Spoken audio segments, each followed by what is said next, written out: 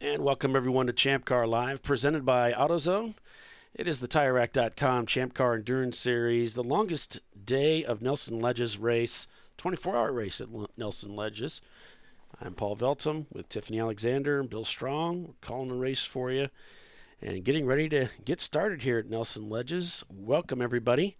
We've got some of the wet stuff falling, so the track's a little bit wet today. But actually, looks like the rain has stopped for now, and I don't think it's supposed to return until about 1 o'clock this afternoon. Of course, the race is going for 24 hours out here at Nelson Ledges. I think it's been a couple years since we did a 24 out here, but it's nice to be back. We've got, I think, about 16, 17 teams that have come out to join us for the race this weekend. Welcome, everybody. Thanks for joining us. Champ Car Live, presented by AutoZone. It's the TireRack.com Champ Car Endurance Series. Got cameras in the Banana Splits car. It's a team car that I used to wrench and drive. And actually, they invited me to come out and race with them this weekend, but I'm not that crazy. I'm crazy, but I'm not that crazy. Got the Volkswagen Rabbit team out here, 2 idiots in a garage. So they're getting their driver in, ready to go. Wittenauer Motorsports in their Mini Cooper. Of course, if you follow along with Champ Car, Champ Car podcast, which of course everybody does. I mean, who wouldn't? Bill interviewed them for last week's show earlier this week. So that was cool. Money Shift Racing, the event sponsor, got a camera in their car. Their 894 Honda Civic. I think it was last year that they wrecked, had an unfortunate visit with one of the tire walls, and I think it was Chris that got a nice little bath because of all the water that was sitting in the tires when he went into them. All that water came pouring in the window on top of him. Turned out it was a broken steering shaft, the sector shaft that goes back and forth broke. It was really kind of a bizarre situation there, but that broke. RVA Graphics and Wraps out here this weekend, and Visceral Racing Group out here this weekend with a couple of cameras, a couple of cars, camera in each car. We got a rear view here in the number 918. The championship winning car is here this weekend, as well as Troy Trulio. He'll be driving, but it'll be much later in the day. So, Tiffany, Bill, how we doing? Yep, we're doing good. Be kind of cool to watch that camera later as they load in plywood into the back of that car. Yeah, it does look like a pickup truck. Maybe they can carry lunches out to the corner workers. Oh yes, we could do that. Just throw them out the back. Like old mailman style or something, like the paper boy. Oh yeah, that's right. Or paper boy. Paper boy is what I was trying to think of. Yeah. Got a camera. So the weather here at the track is a little bit moist, as Dana put earlier today. We had a bit of a shower early this morning, and when I was setting up the cameras this morning, it was kind of that misty drizzle, mostly mist, and that has now dissipated, and we still do have a wet track, but it's not falling out of the sky anymore, which is good. So it's still a little soggy off the track, huh? Yep. The RVA Graphics and Wraps guys were doing some work on the car this morning, electrical work. Looks like they were working on their lighting system. Last night we did have a night test here at the track, so guys could test out their lights. So the sheet metal looked a little wrinkled on it, so I don't know if maybe they had an incident and they were just fixing all that. But it does look like they've got it fixed because they are on pit lane right now. They do have their core group of drivers. They just don't have a couple of them, though. No, they're faster guys, I would say. And even Justin's not here. But since Justin is not here, the 248 will be our lead car out of pit lane.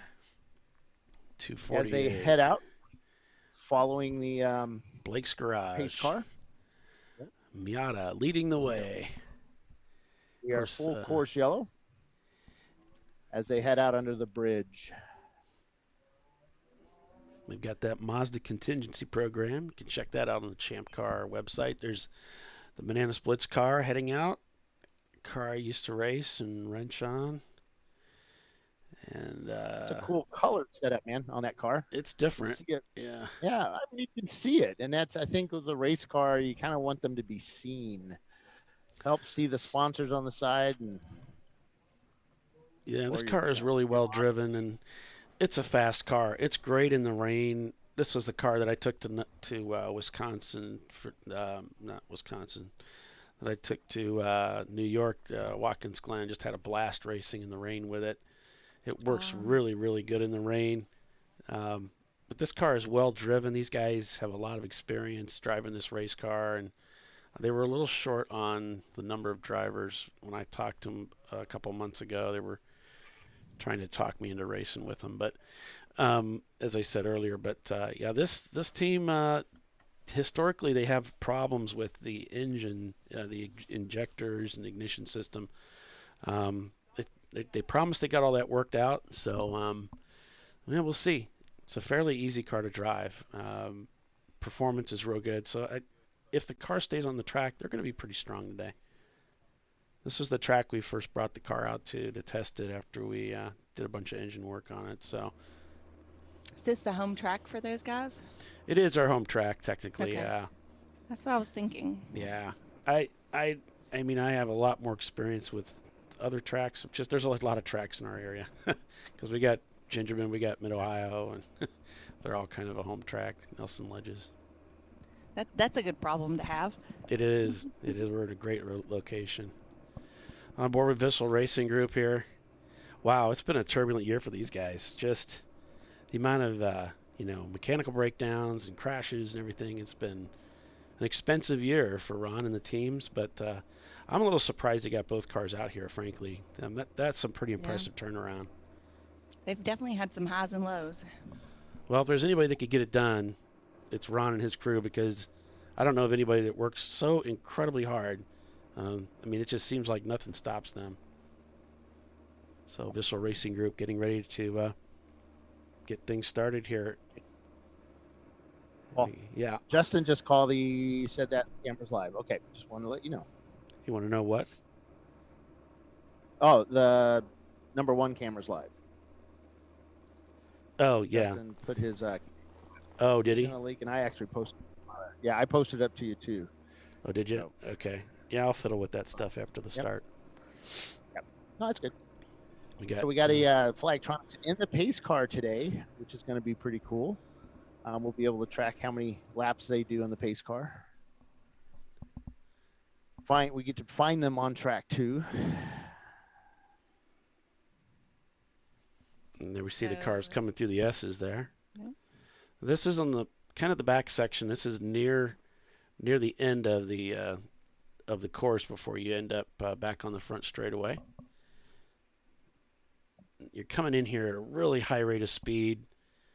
Nobody wants to tap the brakes. You want to go through there flat out, but I'll tell you what, it's tricky. You're not quite sure you're going to make it. It's like, I don't know. Definitely got to use all the track. Good morning to Mikey D and Dylan and Timothy over on YouTube. Good morning. And Timothy says it's a great day for a motor race. So good morning to y'all, you guys. Thanks for joining us. I can't do it, like Doc used to do. It's a great day for a motor race. Thank you. Almost. That was awesome. Yep. Was that Doc? Yeah. All right. It's a great day for a motor They just came race. around for their. Just came around for the test lap, checking all the transponders. Yeah. Lights are off on the pace car. Get that turn 13 cameras offline. Of course it is. This is just black flag, so. Actually, black flag is up. It's just turn 13 is down. On board with the RVA graphics and wraps. You know, it was they've won 2 championships in Champ Car, and Visceral's run 1-1. We've got R-Bank. They've won a championship recently. So who's going to be this year's champion? Tom's going to head Not out to the Bill Paul. racetrack. No, we're not. It's not going to be you and me.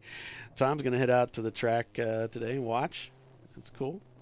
Dodge some raindrops there. Should be might be getting some weather around 1 o'clock, but you got 24 hours of racing. So there's Jimmy. Good morning, Jimmy. Thanks for joining us on the channel. I think so. Letchworth. He's supposed to be at a wedding. Yeah. His daughter's getting married. That's the thing where Long time, you've got the phone in your lap and you're watching it, and Oh yeah. we've all done it.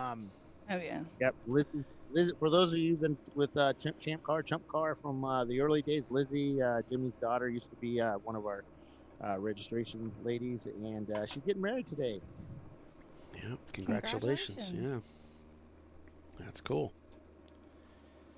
Jimmy got a shotgun out, and he's ready to perform that. The dad duties. Oh yeah. Break your heart, not kill you. He said,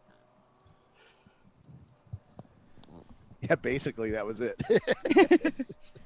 He did. He said that. The kid looked at him and said, "Really?" And he goes, "Yes, really." And the kid had a little scared look on his face. The whole point of that All right, they're comment. coming down the back straight. Yep, they just made it through the kink. Coming up turn 12. No, they're coming These through car the lights kink. are out. They're coming through the kink right now, Bill. Remember? Yep. There we go. I see. Yep. Okay. I will not look out the window. You can look out the window, just don't call the race from out there. All right, so they'll be coming Safety car around in. the final corner there, which the entrance to pit end's kind of awkward there. But here they come down the front straightaway, taking that green flag. And thus we begin 24 hours of racing again at Nelson Ledges Road Course. It has begun. All right, I'm done. I will see you guys tomorrow. Okay, Nelson Ledges. We are. Yep. A little over Nelson 2 Ledges miles Road of Course. racing. Yeah. Legendary place. This place has been around for quite some time. Yep. I was trying to figure out how long. Looks like they're making it through the corners pretty easily. We have a car out there, one of our EC cars. It's a Pontiac GTO. They blew the engine testing on Thursday here at the track. Took it back to their shop. They're a local dealership. Went and picked up a brand new engine from Summit Racing. Spent Friday putting the LS. It's like a 6-liter LS engine. Put that baby in it, and they got here late yesterday. They got it back here late yesterday afternoon. Did a couple of laps with it. I'll tell you what, it went down pit lane extremely fast. Not our track day, so I don't think there was a speed limit on pit lane, but it was pretty darn quick. But I think what they're doing is they're kind of taking it easy as they break that engine in. And they started out in last place, and now they're just getting up. They're not in last anymore, but they're third to last. As we have a bunch of cars going through 13 as they stack up around there, 2 and 3 wide. Now they're back down to 2 wide. Because what happens on that bridge there, Paul? It chokes down, doesn't it? The track. Yeah, and it's like my favorite part of the racetrack. I love going through under the bridge, but that turn 1 is pretty exciting in the dry, and you get a little bit of bumps right there, and it's fun. Bridge is so low when you're coming at it at speed. You're like, you kind of duck down a little bit more than you should. And I know that we did a Lemons race here years ago, and one of the teams had one of those big whip antennas on their car, and every time they hit the bridge, it would go whap. Mm-hmm. I don't remember if how long that lasted, but yeah, it hit. Good morning, Timothy. He's on the feed with us, and Antonio's in the car right now. And Timothy's going to be in next. I think he spent the night sleeping in the back of a truck, so kind of old school in it there, So sleeping at the track. So I went and talked to a lot of the teams. Said, hey, so how are you going to attack this race? Are you going to just hold back? Are you going to you gonna really push it hard, or what are you gonna do? And everybody was like, we're just gonna hold back, see what the field does, and kind of take it a lap at a time. And I go to Visceral, and he's like, yeah, we're gonna just go all out. Yeah. And then of course I think he was joking, Of course.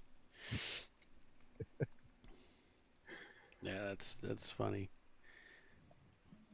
It's just how some guys race that way. It's just they only know one speed, man. Ricky Bobby. They only know one speed. This is a 24-hour race. We don't do too many 24-hour races anymore. I think we have 2 this year. And when you're racing 7-hour sprints and 8-hour sprints, and then 10 and 12 and 14 hours, you attack. I think you have to get out of that sprint race mentality. The 7-hour sprint race mentality, and kind of hold back, because 24 hours is a long time. And 24 hours, a lot of stuff can go wrong on your car. Oh, absolutely. Everything works great for the first 7 hours, 8 hours, and that's and then then things don't start working or quit working properly. Well, I mean, you in a 7-hour, 8-hour race, you're not going to be considering changing brake pads or tires or things like that. But in these 24, you just might have to do that. Oh, somebody's off track there.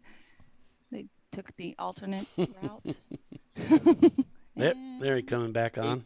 0, turn 11. Yep, turn 11 was yellow for a bit. That was car 830 that went off driver's right. That's MDR and Motorsports. Got back on slowly. Let's see, I'm trying to get that one of the So car the corner cameras workers up are saying there. that he has an absolute ton of grass in his air dam. The 830. Okay. Looking to see if he comes in. May have to clear that out of there. Probably some mud in there too. Oh, we'll find out. It might. Yeah. Oh, yeah. No, I think it's mostly because the grass is immaculately cut here. The problem is that they don't pick it up where they cut it.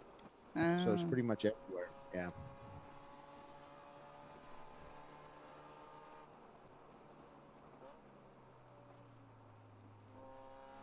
You usually start seeing things like that when your temperatures start going up.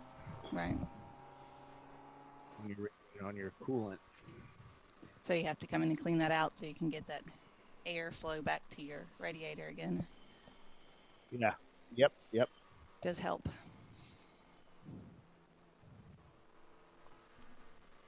You don't have to have airflow to your radiator, but it helps.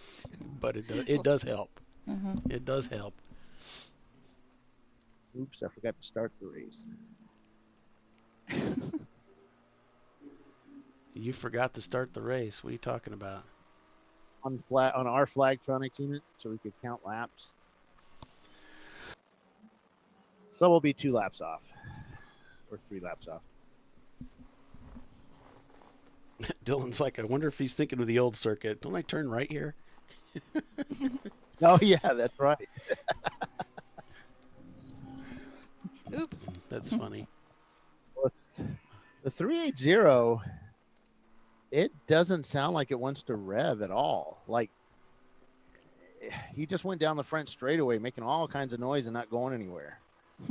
That's the North by Northeast Racing BMW.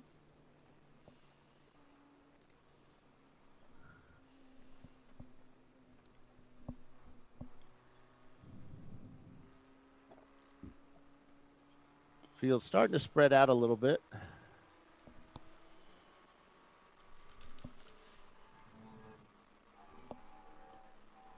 Trying to get the Flagtronics, or not the Flagtronics. I'll get the timing and scoring running here in just a minute here, folks.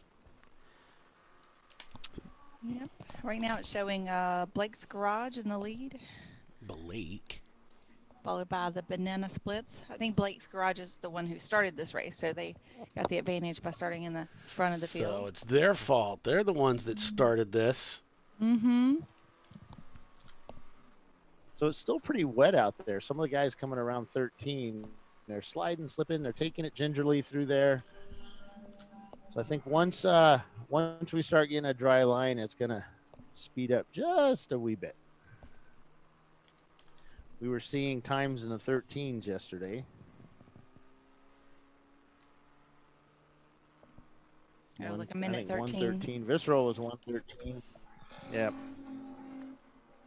I mean, this is a Did you very get Blake's fast garage course. camera? It's 2 miles long. No. So if you got Yeah, let that, me send go that ahead and to you. send that to me. Yeah.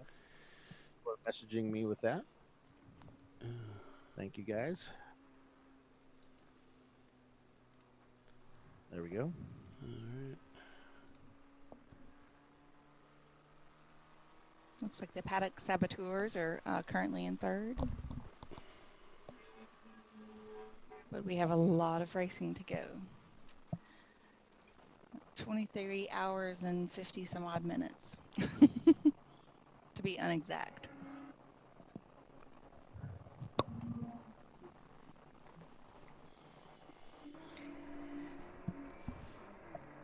This track was constructed in 1958 on what was an existing rural potato farm. They made like a dirt track out of it in the 50s and then paved it later. It's just two guys having an idea, no engineers or fancy stuff involved, and they were going to make a racetrack and have fun with it. And it's still here. We're still having fun with it. Whoa, whoa, whoa, whoa, whoa. Trying to find a place to go. Close racing with the GTO.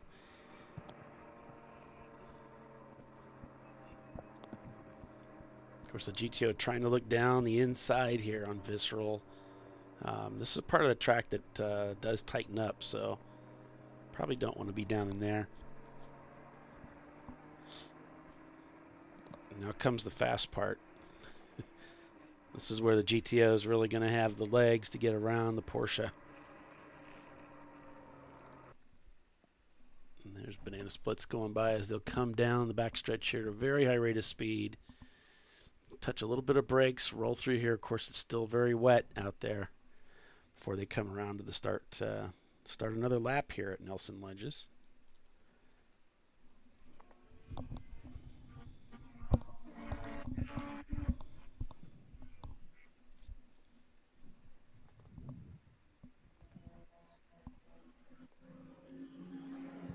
So welcome, everybody. Thanks for tuning in. Champ Car Live, presented by AutoZone.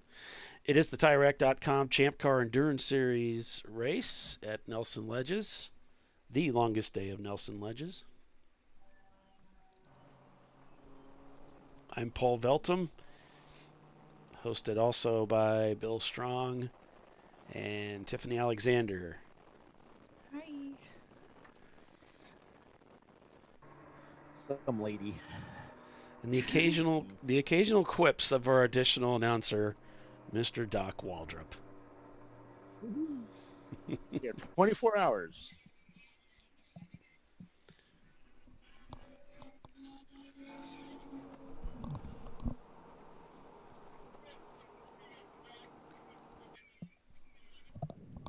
And 11, there's some debris on track. Yeah. They're going to hold the surface flag out for 2 laps.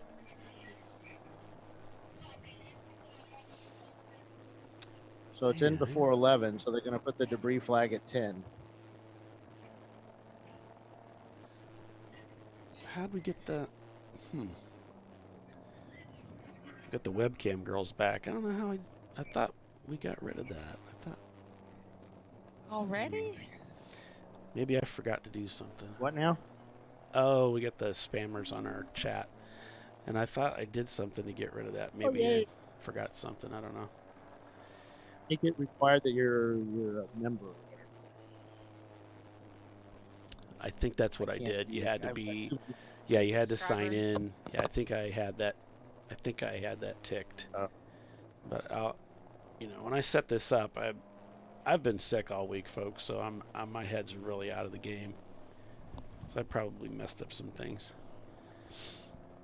I think it's set. I think it's in our static settings, though. I don't think that's something I have to adjust on every event, race. But yeah. I'll have to go back and look. I don't know.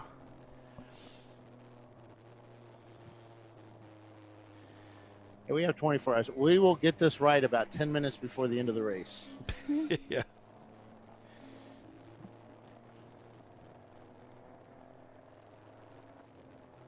So, yep, we got still debris flag out at turn 10.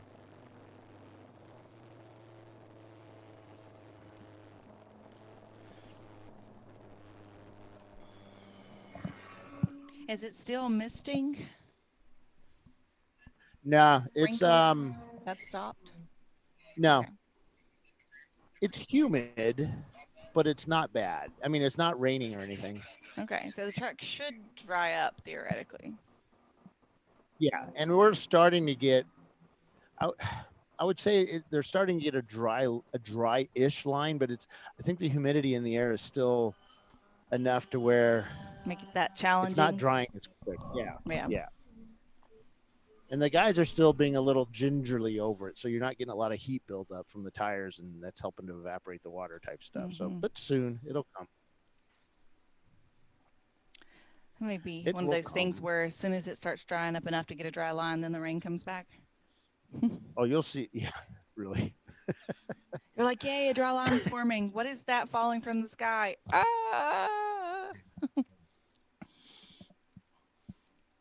For those of us who would prefer a dry track.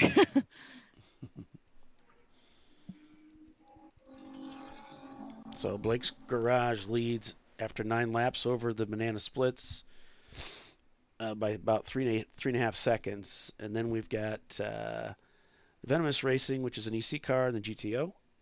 So third place is actually, there's no Z in Mazda.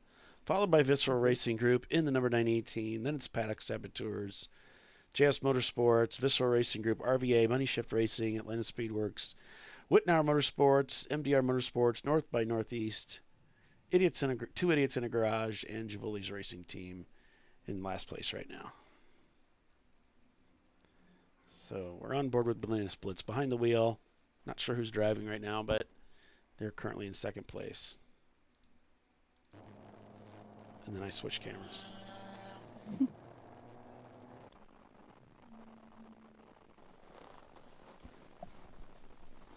And Timothy's been talking to us quite a bit about their team and about their car, and one of our regulars on the channel whenever a race is going on. Been looking forward to this race for quite a while. And they've got the car all put together, and they're out here having a good time, turning laps. Teams' lap times are continuing to drop as they find more and more speed out there, getting to work that groove around the racetrack. Still looks like it's relatively wet out there, but I don't see any puddles. I don't see anybody rooster tailing. There's Visceral Racing Group in the number 1. The reigning Champ Car champion team.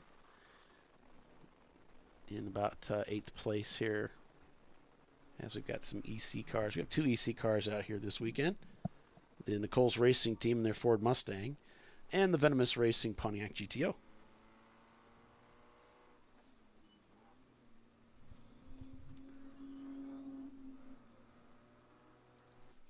We'll look at that front straightaway. So this track has a pretty interesting history, and it goes way back into the 50s, as Tiffany pointed out. And it slid into a time of disrepair. It got really, really bad where people didn't even want to drive out here anymore. And then I think it came under new ownership, and that turned everything around. They began investing in this track, and they paved the track. They put in new curbs. They've changed the pits. The pits used to be, they had that gigantic blue bar that was the pit lane road separator between the hot pit and the cold pit. They got rid of that, put in a proper pit wall. They've done a lot of tree clearing as well to make the track safer. Oh, that's good. So they've done a lot of work out here to make it much more enjoyable to race. And so hats off to them. And now it's a fun track to race on again. This is a fun track. It still has just a few areas where there's some of the old bumps to keep that character, but it's not at all, unsafe or unpleasant to race at. It's a lot of fun. So everybody's enjoying themselves when they come out here to Nelson Ledges. Yeah, I've always heard a lot of good things about this track. I've not driven this one, but everybody always has, talks about how fun it is. Like Yeah. for a driver. There's the racetrack there.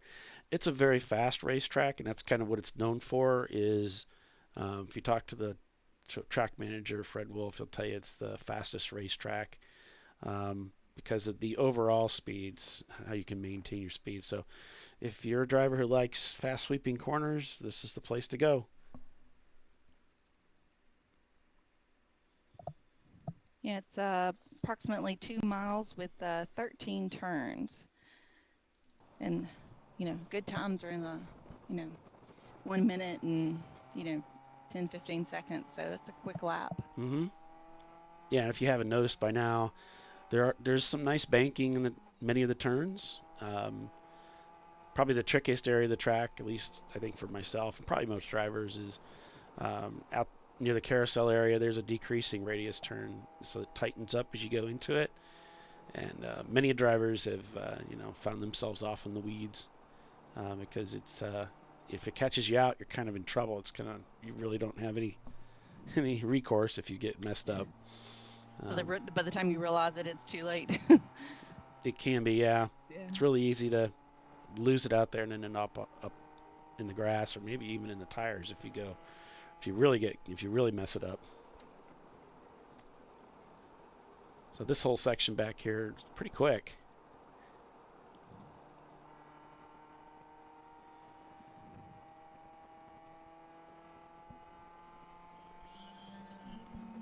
So if my orientation is right, I think he comes up here. I'm not sure where he's at. Looks like he's the back part of the track. There's a GTO coming by.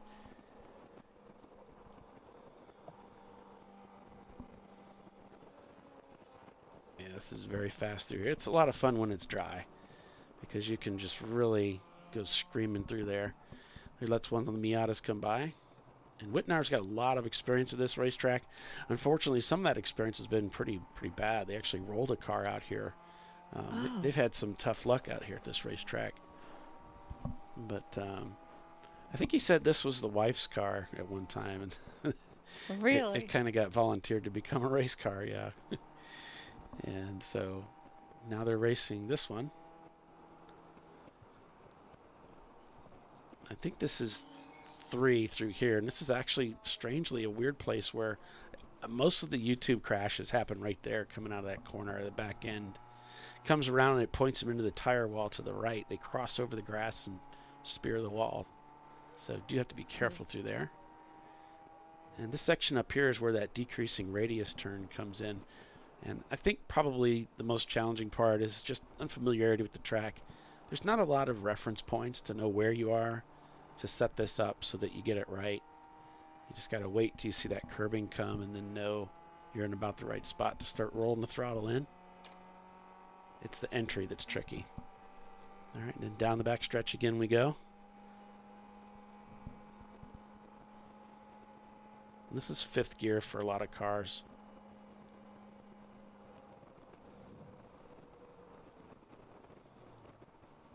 But they just left it in 4th and wound it out. Still, the grip's still not really great out here. Banana Splits has taken over the lead of the race over Blake's Garage by about 3.5 seconds. So Blake's Garage slipping a spot. They led the race for a short time. Now I'm showing it's flip back. I think it depends on the standings that I'm watching. I'm looking at, let's see. I've got a discrepancy between Race Monitor and Race Heroes, so just refresh. Yeah, I've got Race Monitor showing that Banana Splits is leading. Huh. And Race Hero shows that it's Blake's Garage. So, which do you need to reset? It looks like Race Hero is showing only 9 laps turned. We're actually on lap 15. All right, let me tell them just turn that off because I don't think we have the bandwidth for that. All right, cool. Well, yeah, I'd rather it run. Don't just tell them to turn it off.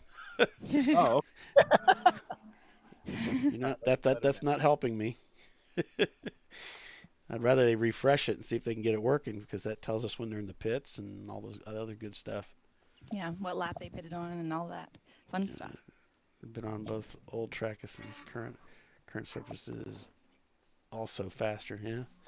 Yeah. I mean, technology has improved so much, and they really, they can use much better compounds now, so that you can carry a lot more speed. Oh, with the tires. Oh, we just lost race monitor. Did you? Well, they're resetting everything because I think. Oh, okay. Yeah, limited bandwidth out here. We were good with what we had. Okay, it's back up. So we're showing Banana Splits leading over Blake's Garage.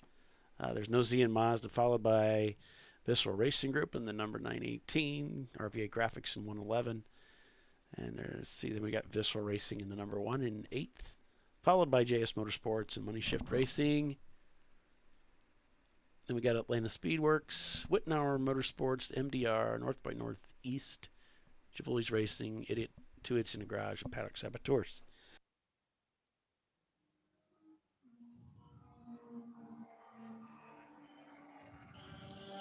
Dylan's saying that seeing this track evolve over the years has been one of the best things growing up in this area. He says he's run the old track surface and the new one, and the current surface is a lot faster. So that sounds like fun. So talking to Ron from Visceral yesterday, they were having a hard time getting some drivers for this race. So he said, hey, if anybody out there, ran Champ Car before and you want to get a couple of stints, he's got 2 seats open for the weekend. So it's not too late because we just started.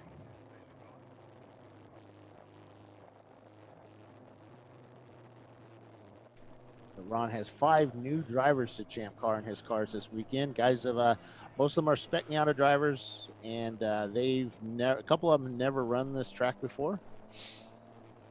Well, so they gotta try to figure it out. We've got plenty of time to figure it out. New drivers to Champ Car, which we always love. Got a couple of teams doing that this year.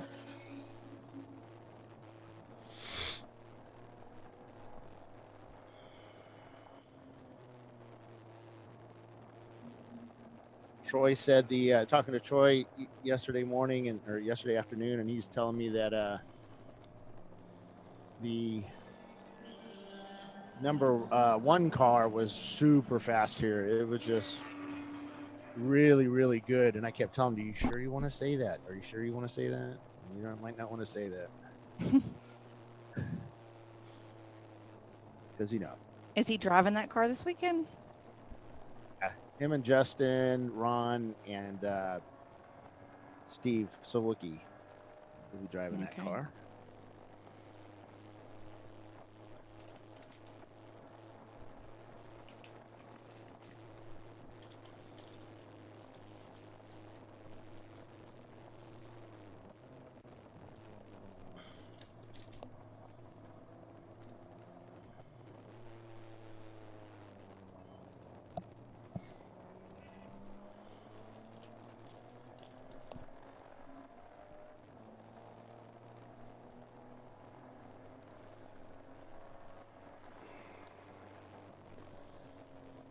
I'm getting really choppy up here. I can't follow the show, so I have to listen. Can't hear us? Dylan says this was supposed to be my first Champ Car race. Can't visually. Okay. I just visually can't watch watch you guys. Yeah, maybe next season. I'll end up just going on. Okay, Bill. On board with Blake's Garage in their 01 Miata. Blake's Garage in second place. Got passed by the Banana Splits team, and it looks like there's a 9-second difference between them, so that gap is opening up as the BMW is pulling away.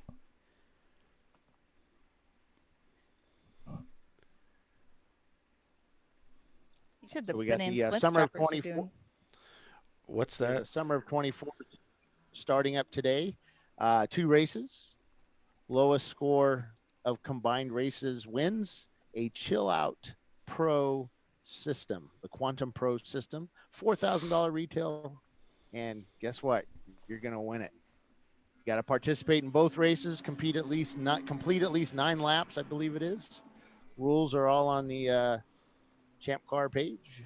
So like at least 9 laps at Nelson Ledges, so this race right now, and then also at VIR for the 24 next month. And there'll be a prize awarded for those combined race results for those 2 races. Yep, we got some cool little trophies we'll give away for the first, second, and third place in the summer 24s. And then also the grand prize winner gets the Quantum Pro Chill Out system, or Chill Out Quantum Pro system. And that's a cool shirt type setup, right? It's like a refrigerator, pumps, it's waterless, Like air. iceless. Yeah. Yeah. Well, that's air. It pumps a liquid through. Yeah, it pumps a liquid. Oh, okay.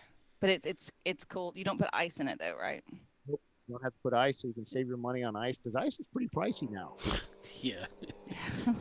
It's more of the pain in the butt part of it, Yeah. I think, that Yeah. people look forward to. And it doesn't tip off. The temperature stays, comfortable. Yeah. You don't get brain freeze when you first turn it on. Yeah, I used it with Visceral Racing, and when I first did it, you're always waiting for that shock of the ice water going through your system. That didn't happen with the Chill Out. But at the end of the stint, I was like, I feel good. You didn't have that overly cool feel, the heat never bothered me, which is what you want. I didn't notice it. Let's just say that. I didn't notice the system, and it worked really well. I liked it. And the Quantum Pro is supposed to be even better. Aren't they like much lighter than the water ice systems? Okay. Yeah, for us to do 2-hour stints with us fat boys in the car, our well-rounded team, we tend to have to have a really big ice chest in there, and it can be 60 some odd pounds of weight in that car.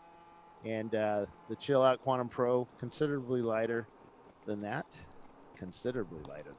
And weight is speed and gas. We'll just put you all on a diet. Are we ready to go? It's much easier just to buy lighter parts.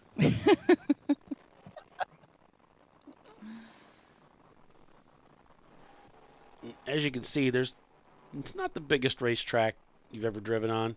And I think that's one of the big challenges of a 24-hour race out here, is that it's a narrow racetrack. It's a good old-fashioned club racing track, And so it's challenging. The Pontiac GTOs moved into second place overall in their EC car.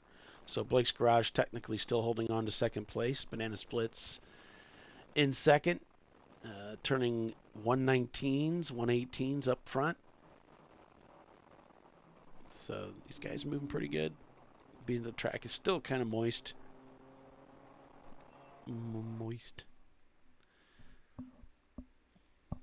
Looks like maybe a dry line is starting in some places. Yep. It does look kind of patchy out there, doesn't it? Mm-hmm. So the grip will be ever changing every lap. That's really the challenge of this condition, is every lap is a little different, maybe a little better, maybe not. Just trying to get everything out of it. Right.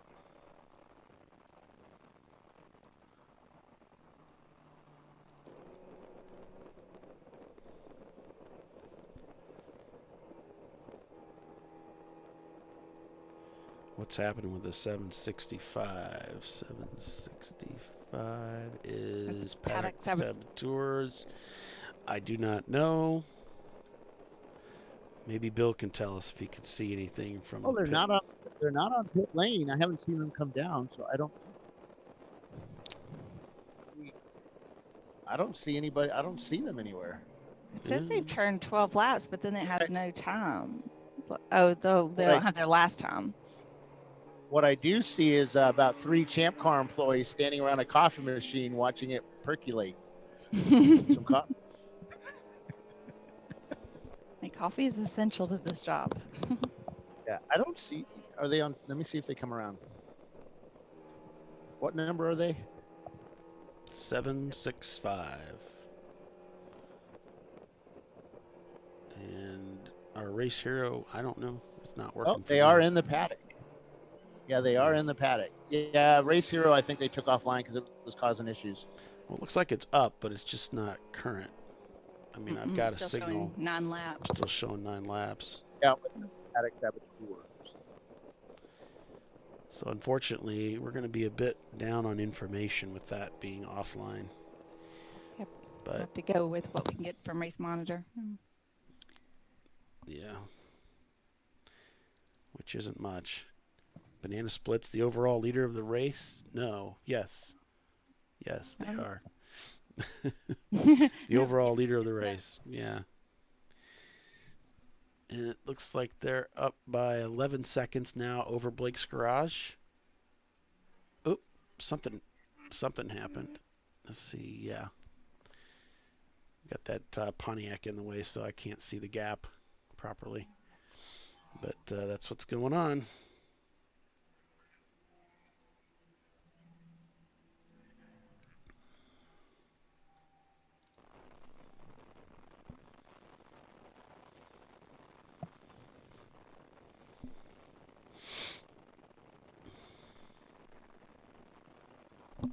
Yep. We need to take a quick commercial break, so stay with us. You're watching Champ Car Live, presented by AutoZone. It's the longest day of Nelson Ledges. We're underway for 24 hours of racing. Stay with us. We'll be right back.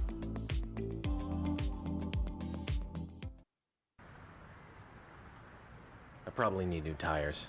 You do.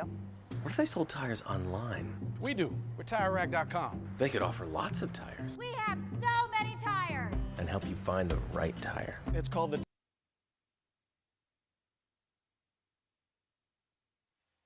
Tire Installers. This is an amazing idea. Sorry. TireRack.com, the way tire buying should be.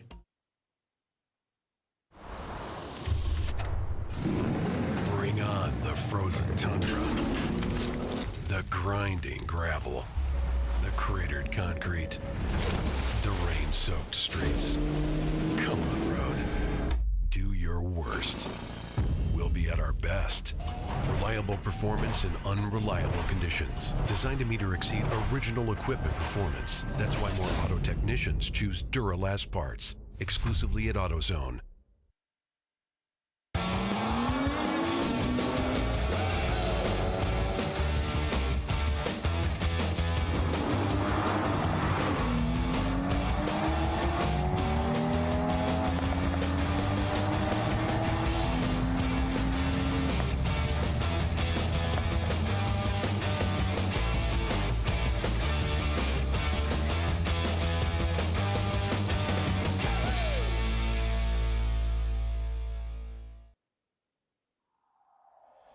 Discovery Parts is a veteran-owned racing and safety equipment company.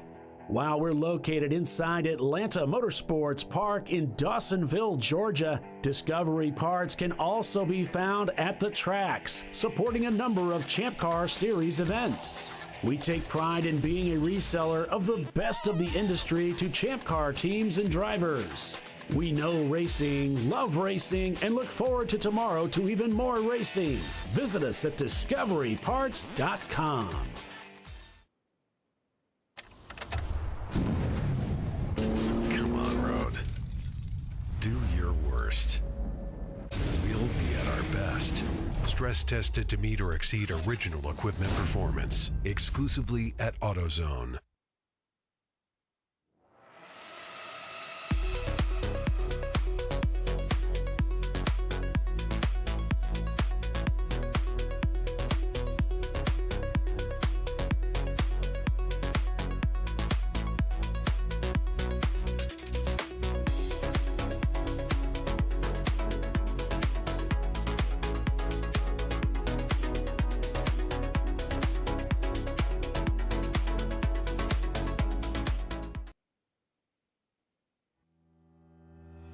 Lifeline USA is a leading manufacturer of onboard fire suppression systems.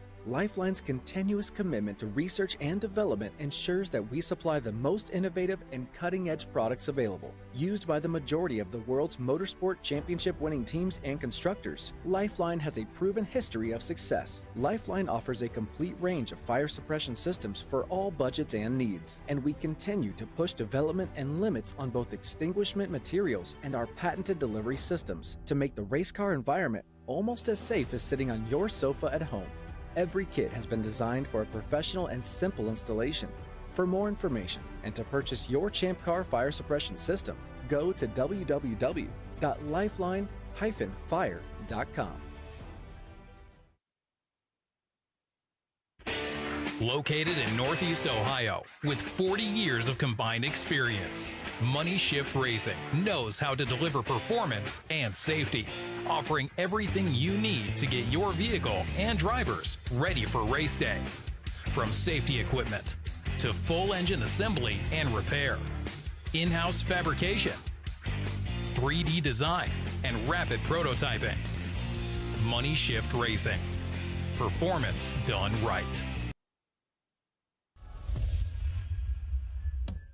Frozen rotors from Diversified Cryogenics deliver increased performance and a higher level of safety, while significantly reducing braking system costs. So to tell you a little bit about the durability of this product. So we have seen an incredible extension of the life of our brake rotors using frozen rotors. We've gone from brake rotors every other weekend to 6 weekends on one set of brake rotors, and I think they can go farther. The durability has been amazing.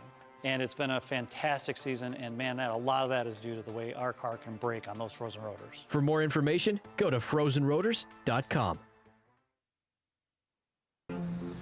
I did it. You see how it's... That's it. We did it. You did it. You can do it. The path to I did it starts at AutoZone. Get in the zone.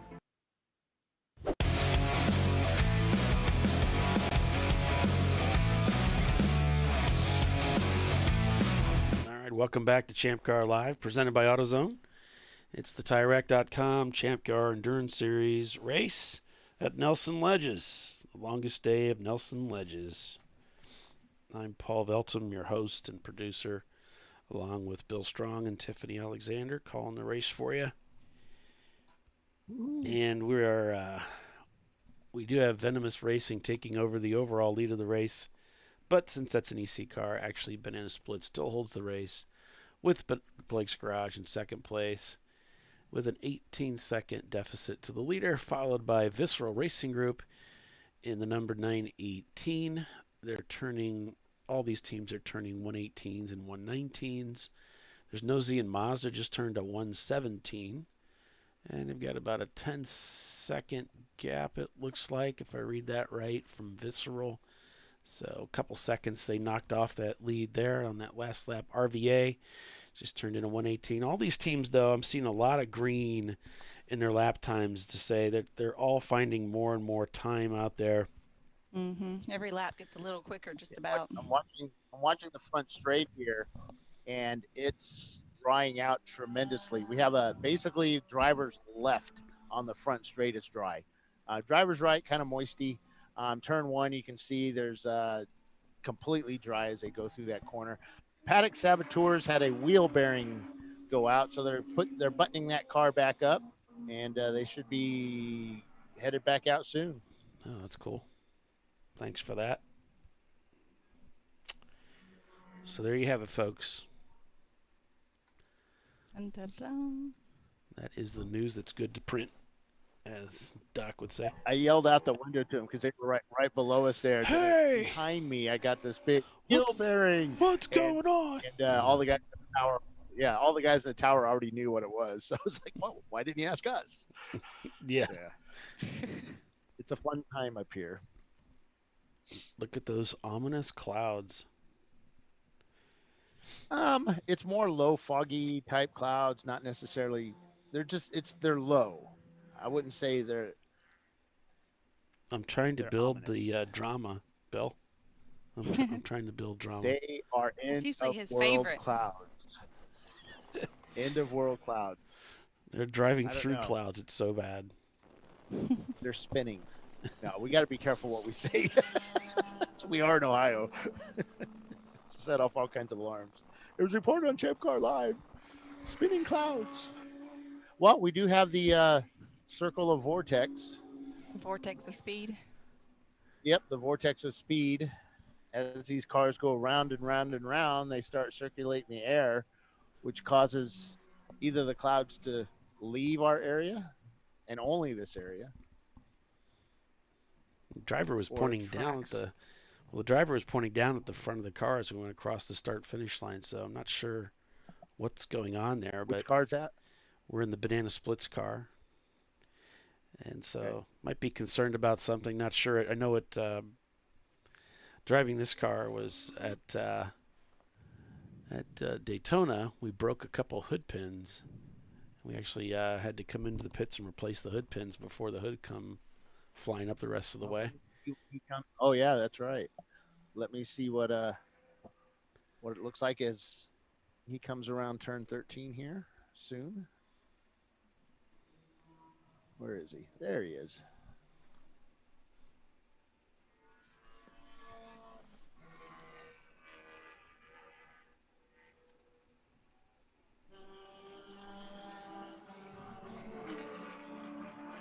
I don't see anything wrong. No hoods are floating. They do have a lot of hood pins on that car, so maybe they learned something from that. Just add more hood pins. Yeah. Yeah, that was something that John always wanted me to do, is add a hood pin in the middle. Because Daytona was crazy. Yeah, you don't want the hood coming up there. Ooh. So in the RVA graphics and wraps car, they're currently running in 5th place. We've got Travis behind the wheel. Go Travis. Go Travis. You got this. You got this. Down. Buff your bumper. They're down below. Right here, the RVA Graphics and Wraps team is located right below our Nelson Ledges studio, which is really nice now. Seriously, when I say nice, they Nelson Ledges has spent a lot of money at getting this place sorted out, the tower. And timing and scoring is still in their normal location, but they have expanded our studio. Remember, were you up here, Paul, for 1 year for the studio? I can't remember. But we had this little itty-bitty tiny room on the corner of the building. I've been up there because I've been there. I was there before anybody. I would say I was there before any of us were there. I took a bunch of video and interviewed Fred, and yeah. 20 foot by 10 foot room now that's nice windows, and I can see pretty much all around the track with the exception of something's wrong. Vissel Racing Group has they've gotten into the tire wall. Looks like they're backing it up, going the wrong way. I'll bet it was around that turn 3 area, because that's very common for that back end to come around. You end up in that wall. I wouldn't be surprised at all. Yep. As he heads through the carousel section, that's exactly what happened. We'll see if he needs to come in.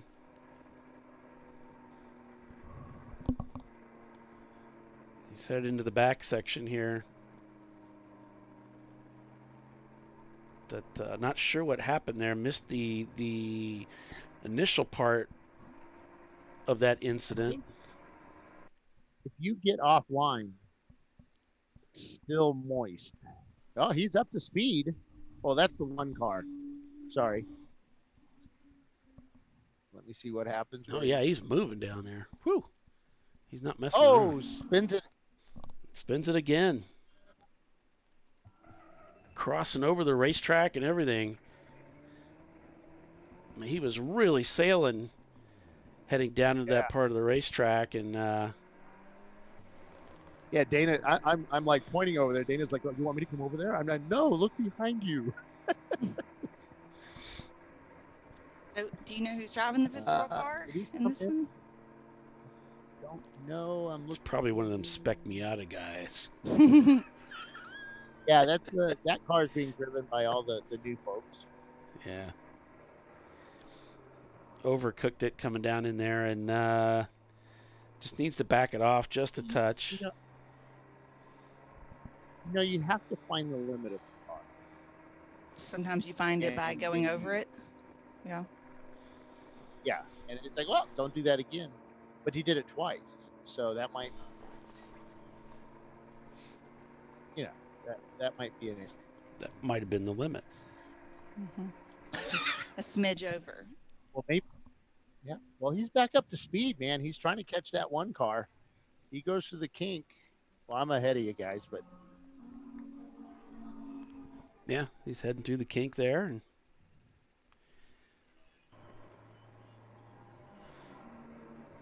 it's pretty wild because, we saw a practice yesterday and, you're kind of looking at the speeds of the cars, but it's hard to tell how fast these guys are going unless they have somebody out there with them, that they're racing against, and maybe a little slower car. But now you're just, when they're in groups, you're like, holy cow, these guys are just flying down that back straight.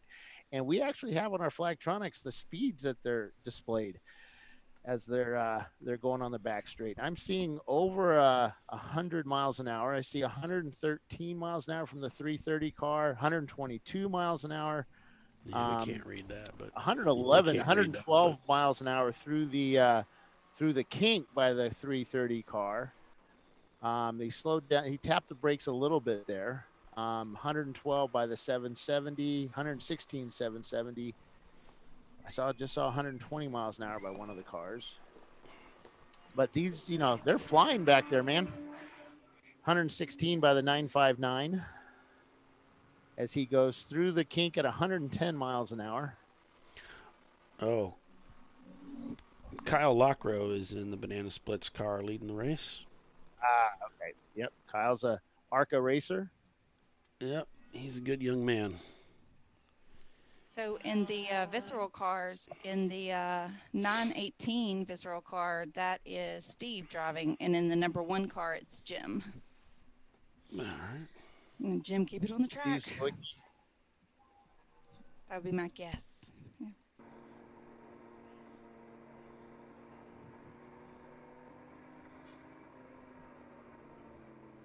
You guys have your pick for this race yet? Oh, I'm Banana Splits all the way. I'll take That's visceral. my team. They're hard to I'm beat unless tossed. they break. I'm Don't forget debating RVA, guys. visceral RVA. Yeah, between the two. visceral Yeah. RVA and the 732 Wittenauer Mini. That car has potential, but it's like, how are they going to do overnight? They've done well over the years, but they're prone to little mistakes, and those little mistakes, like rolling, like rolling down the backstretch. It was a little mistake. that probably 6 or Turned 7 into seconds they didn't have wheels on the track. Yeah. Turned into a much bigger mistake. Keeping your wheels on the track. Yeah. Keeping your wheels on the track is really important. It's just really important. It's the little things that add up. And we're waiting for that 380 BMW. It just sounds really rough. And I'm wondering if that's a swap, that it's not a BMW engine, because it does not sound like a BMW engine. It doesn't rev. It's got massive amounts of grass and mud stuck up in the radiator hole, the cooling hole ducting. And it sounds super flat coming down the front straightaway. Good morning, Bernie.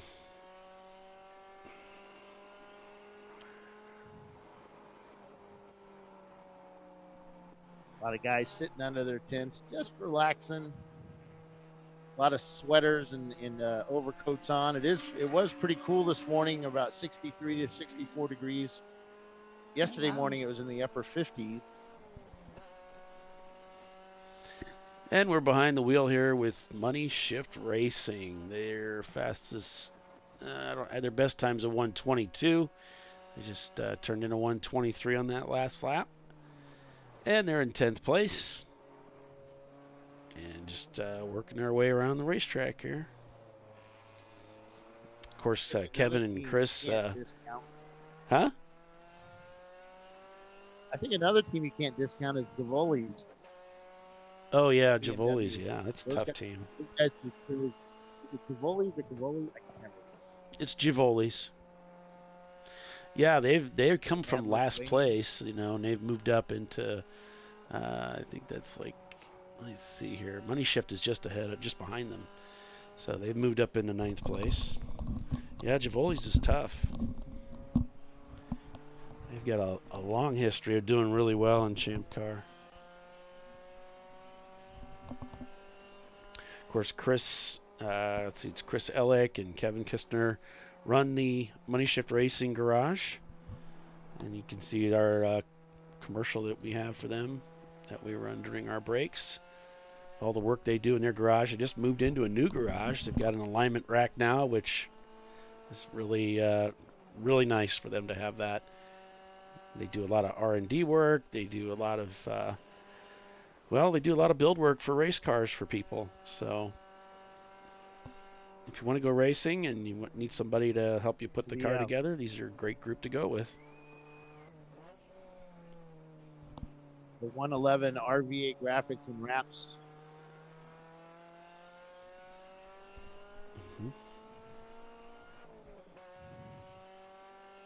What about it? Finish your thought. Nope. Just gonna leave. It's gone. It's gone. Had it. Now it's gone. I had this thought, and then I lost it. So Banana Splits still leads the race over Blake's Garage, followed by RVA Graphics and Wraps in 3rd. Then it's Visceral Racing Group in the number 1. I think things get a little tight there for Blake's Garage. Looking for a way by here. And there's just not a lot of room. You got to be, this is one of those tracks you got to really cooperate. This is not a good place for him to be trying to move in. The track tightens up right there. It's very risky. Pushing somebody wide there is not a good idea. That's asking for trouble. Visceral Racing Group. Yeah, it's just plain rude. Visceral Racing Group.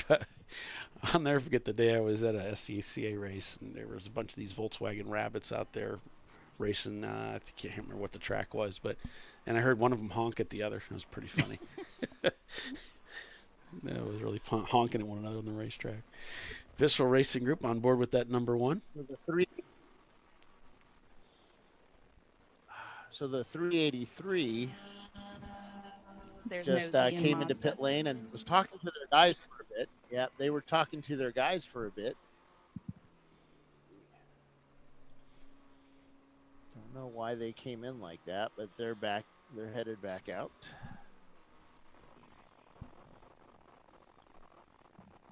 Two idiots in a garage working their way around the racetrack. Steve looks like he's got a handle on that visceral portion now as the track continues to dry. So still turning laps in the number 1 car.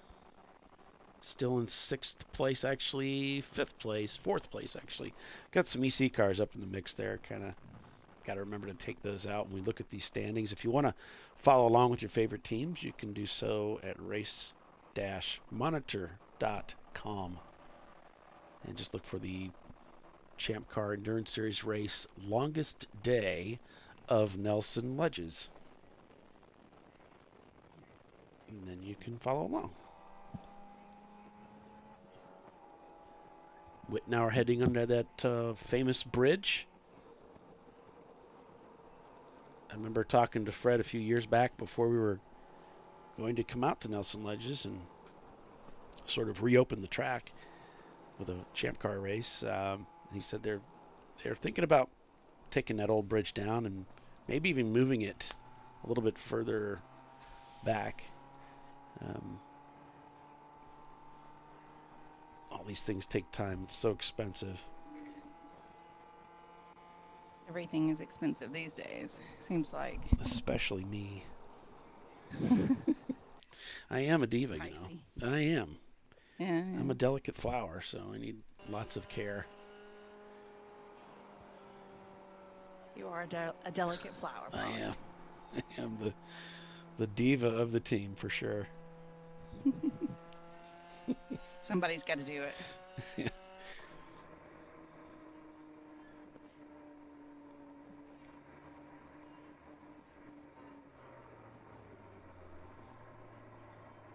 So fastest lap, huh?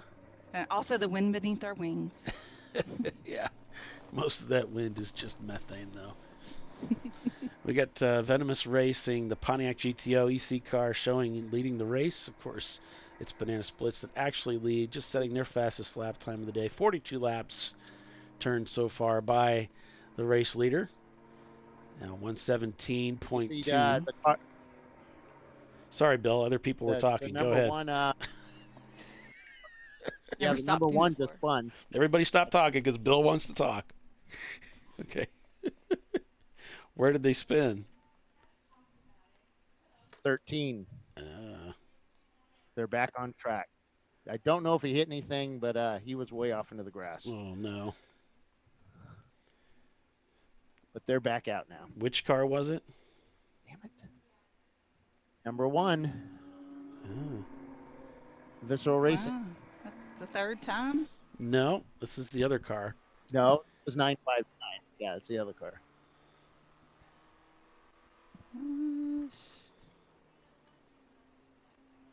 So the Porsche's having a little trouble hanging onto the track. Yeah, I got a camera on that.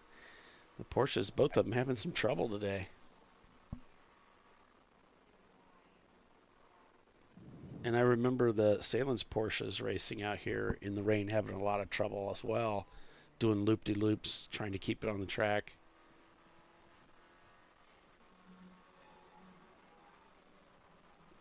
What did you think, Bill, when you raced the MR2, the mid-engine car? Do you think were you having trouble with this track? No. We'd always put in a little bit more toe in the back than we normally would. With our 4-cylinder second gen cars, they were 4 cylinders, and we didn't run the LSDs in the back. And the only time we had issues with spinning tires would be the turn 13 area. Yeah. Be spinning the inside tire. But once we put the LSD in the V6 car, we had never had an issue there. Now it did get a little sketchy over in the carousel, mainly about the apex part of the carousel, the center part, because when it rained, before the repave, you'd get some water build up there. So you had to be careful not to hit the puddles. But other than that, the kink you had to be a little wary of in the wet back then. I haven't driven the track at speed on the new pavement. So, Oh, did I? No, I did not. But there's still that bump there. It kind of unsettles the car as you hit the apex of the kink. It might be, I think it might be at the apex. Yeah. It kind of unsettles the car a bit. So you have to be prepared for that. I got to fix something. Yeah, I got some footage of my dad racing out here, and you could see it coming through the S's here, headed through this. You could see the car get unsettled. There's Banana Splits coming through the back part of the track, and it's around to start another lap here at Nelson Ledges. And if you're just joining us, it's ChampCar.Live, presented by AutoZone. The TireRack.com Champ Car Endurance Series race at Nelson Ledges. The longest day of Nelson Ledges. Yeah, that's right. I said it right. Mm-hmm.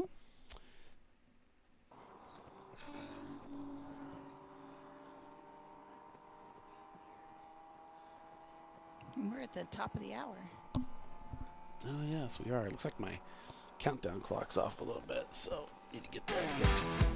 All right, so stay with us. You're watching Champ Car Live, presented by AutoZone, and it's the Banana Splits leading the way. We'll be right back. An important decision is afoot. This man is about to buy tires on TireRack.com. Tire Rack is the leading online retailer of tires in North America and a repository of advice and expert reviews. And it's done! All that's left is to arrange for safe, easy installation at one of our independent recommended installers.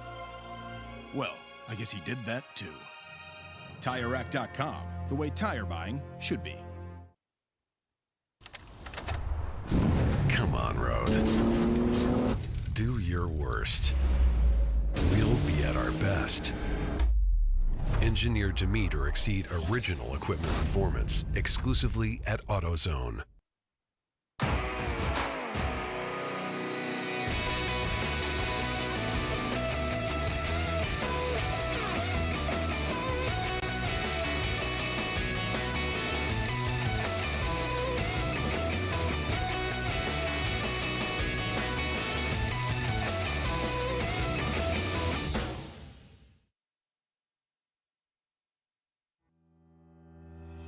Lifeline USA is a leading manufacturer of onboard fire suppression systems. Lifeline's continuous commitment to research and development ensures that we supply the most innovative and cutting-edge products available. Used by the majority of the world's motorsport championship-winning teams and constructors, Lifeline has a proven history of success. Lifeline offers a complete range of fire suppression systems for all budgets and needs, and we continue to push development and limits on both extinguishment materials and our patented delivery systems to make the race car environment almost as safe as sitting on your sofa at home. Every kit has been designed for a professional and simple installation. For more information and to purchase your Champ Car fire suppression system, go to www.lifeline-fire.com. RVA Graphics and Wraps is a full-service design, signage, digital graphics, and wraps company located in Richmond, Virginia. With over 20 years of experience, RVA Graphics and Wraps offers premium signage options for your business. We are dedicated to offering our clients best-in-class service in all aspects of graphic design and application. For more information, visit us on the web at rvagfx.com.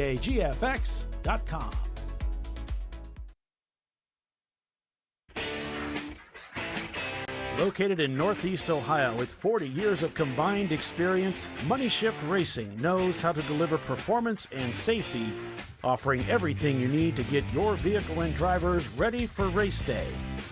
From safety equipment to full engine assembly and repair, in-house fabrication, 3D design, and rapid prototyping. Money Shift Racing. Performance done right.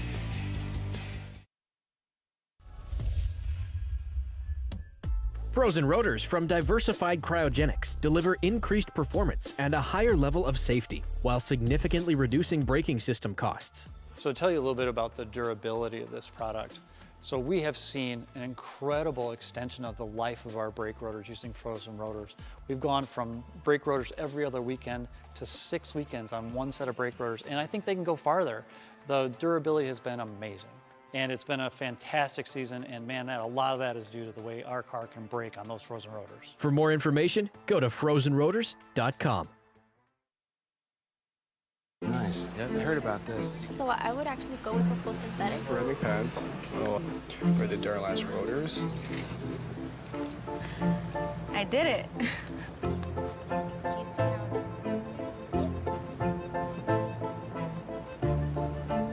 Did it. That's it. We did it. You did it. You can do it. The path to I did it starts at AutoZone.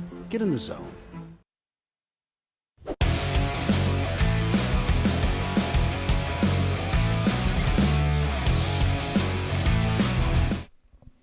All right, welcome back to ChampCar.Live. Back here at Banana Splits. And the Banana Splits car driver is not happy. I don't know what's going on. There's a lot of arm throwing and waving and very animated is the Banana Splits driver. And it looks like he's talking to somebody and not happy right now. Not at all. Wonder what we missed. Can't hear him speaking at all. You can hear a little bit of the engine with that breaking up there, but obviously Banana Split's car not happy about what's going on in front of him.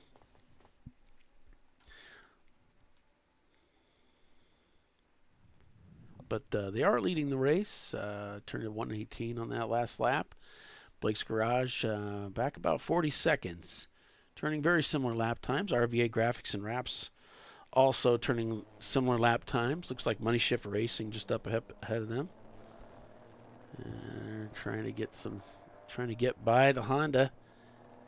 Shifting very hard down into fourth gear.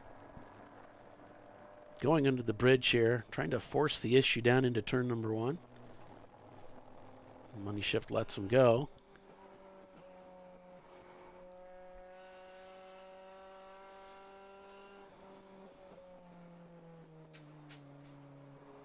And we said that was Kyle Lockrow in the car there in the Banana Splits. Yep. Very experienced Champ Car driver. Well, he's not terribly experienced in Champ Car, but he does some ARCA racing, and he's been racing in Champ Car for a little while. Yeah. Seems like I see him at every race. Well, he's a different team. He's heavily involved now. I think he was pretty new, starting up last year with us at Mid Ohio. So he's a busy driver, that's for sure. Got all that going on. I thought he's driven for Brew Crew several times. Yeah. Yeah. If I'm remembering correctly. I think you're right. I'm going to go with that. If not, that's what it is now. That's what it is now, because we said it and we're on the internet. So.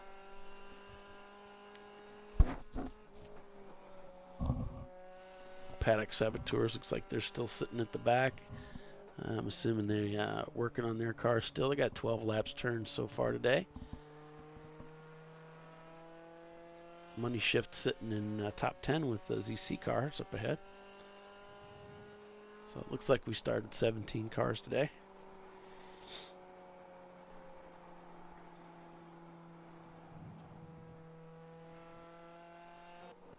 There's Whitney. I haven't looked at the VIR who's all registered yet, but whoever does the best between the two races, wins our 24-hour, the Summer of 24 championship. So you have to be in this race and the 24 hours of VIR. Right. To be competing for that. Yeah, probably won't be a lot of teams crossing over, but maybe. That's a lot. That's a lot of 24-hour racing. 2 24 hours like within a month of each other. That's hard to do. Yeah. Not only the car prep, but you got to find enough drivers that want to do that. And of course, VIR, another iconic racetrack. Here comes the GTO. Trying to get down the inside here. Looks like Blake's Garage is here today and also signed up for the VIR 24. And who else I saw? Oh. Might have overcooked it a little bit there. Looks like the Visceral sister car just behind. Trying to get by. The MDR Motorsports box. Oh, no, that's the... They've got a different car signed up. They've got a Boxer signed up for that one and a Miata signed up for this one. So that's not the same car.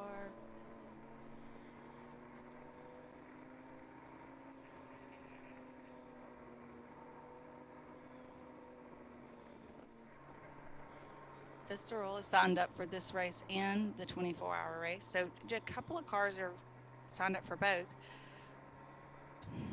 Some teams may make the decision after this race is over, kind of how they've done and can they get that prep, can they get that quick turnaround to be ready for another 24 hours.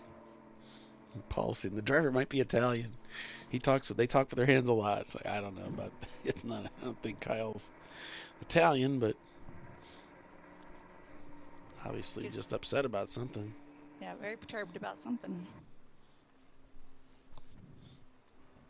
Yeah. View not so good out of the other camera. That's not one of our cameras. It's, the resolution's not working out too well today. Not a lot of bandwidth at Nelson Ledges, so this is actually the best I think it's ever been. Usually it's really choppy. Yeah, this is better than we've had in the past, so I'll take it.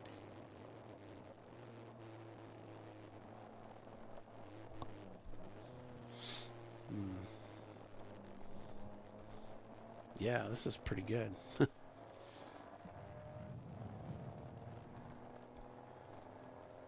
Hey, Charles. Good to see you here back again with us. Welcome, everybody. ChampCar.Live, presented by AutoZone. It's the TireRack.com Champ Car Endurance Series 24-hour race at Nelson Ledges. As we're on board with that leader of the race, the Banana Splits. What was the team name before on this car when you were? I called it. Let's see, what was he called? So I don't think because I called it Dragon? It was the Green Dragon, but I don't know that we ever called it that for the team name. I think it was. Well, no, I think we did. Yeah. Okay. My head's really out of it. Poor Polly. Just getting over Recovering being from- sick, and I'm yeah. kind of a mess. So. Yeah, I nicknamed it the Green Dragon. I came up with logos, and I think we did eventually change the team name to that. Okay. So I think you're right. Brought it out here after an engine build, took it out, drove it, spewed oil all over the racetrack, all over the inside of the car. Oh. The engine builder didn't put, there's a oil sealing ring that goes around the timing tensioner. And so that bolts on from the outside. There's supposed to be a gasket there. He probably didn't know and didn't put it on. So it was fine when we drove it around John's neighborhood. Everything was cool. Out there in the country, we were whomping on it and everything. We got out here, of course, it always changes when you put it on a racetrack. All the leaks actually happen. And it's like, oh my gosh, it's leaking everywhere. And then Jim Inger, who now drives for the team, found he lives out in this area. Mm-hmm. And so Jimmy found a salvage yard that had one, and one of the guys that worked at the salvage yard brought it out to the track. So we were just out here on a track day. Yeah. He gave it to me and I put it in. It's crazy. So that was nice. That's super nice, yeah. Very impressive. I mean, it's hard to create, it's hard to recreate track conditions in any other way to test a car and see if it's track worthy besides getting it to a track. Yeah. Oh, so black flag number 7 ran into the back of the 170. So Javouli's hit the leader of the race, and that's probably why the driver of Banana Splits was so animated. It's like, hey, these guys just slammed into the back of the car. Use me for brakes. Yeah. So Javouli's is going to be brought in to serve a penalty for contact on track. Of course, that's a no-no. So yeah, that kind of explains things. Mm-hmm. So they did apologize. They said that they didn't expect to see the leader braking quite as soon as they did. But you do have to check up a little bit. You know, you never know when someone needs to use the brakes, and so you got to be kind of careful. Leave yourself a way out.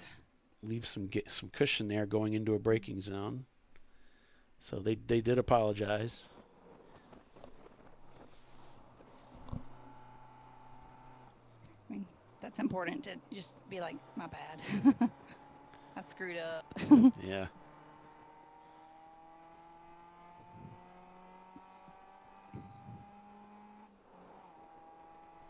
And thank goodness it didn't cost them any time. It doesn't look like they've had to come in and do anything to the car because of that. So yeah, they are running a fuel cell, so they're not running the stock tank anymore, which is much better protected.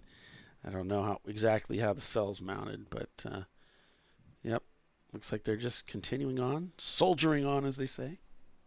They did inspect the hood pins on the number 7 car, and everything seemed to be in place. No, the number. Not the 170. Okay, I thought you were going to say 17. Okay. 70 or 7. Uh-huh. They hit pretty hard, and they were concerned that maybe the hood pins might have busted. They didn't want the guy losing his window or causing a yellow flag or whatever. Yikes! Yeah, that would be terrifying. Money shift driver trying to loosen up that wrist a little bit. And these Hondas, everything's very direct, and so it can be a little bit hard on the wrists. That's probably my biggest problem in racing is my wrists with that. Really? Uh-huh. Okay. Yeah, I've got some arthritis in them. I don't ever notice it until I'm racing. Gotcha. I feel like I have arthritis everywhere, like every single joint. had COVID and had like 102 fever, I really knew every joint existed. Oh my gosh. That's insane. Yeah, it wasn't a fun time, really. No, it sounds awful. I wouldn't want to be a part of that. I wouldn't want to go to that party. Uh-uh.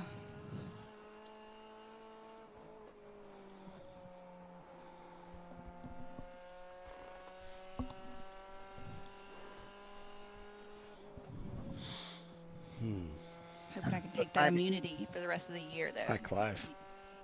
Timing and scoring has said they did turn off Race Hero because just it wasn't connecting right. So we're just running Race Monitor right now. Oh, yeah. Looks like it's down. That's too bad. Morning, Clive.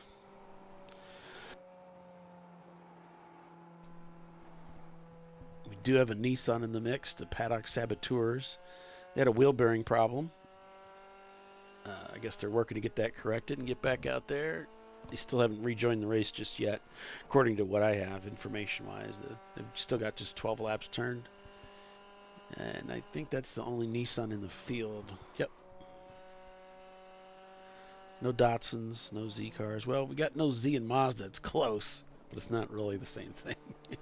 765 is still sitting in the paddock. 277 is also in the pit lane as well right now.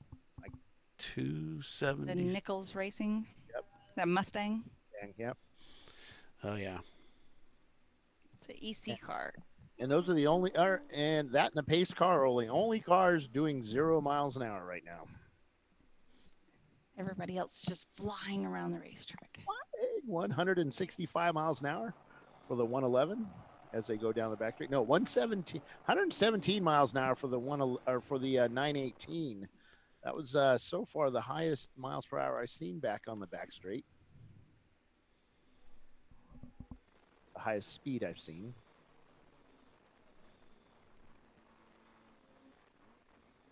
Ludicrous speed. If you've seen any of the airplane movies, I was watching them again this last week, as I was trying to get over being pathetic. And love watching that stuff.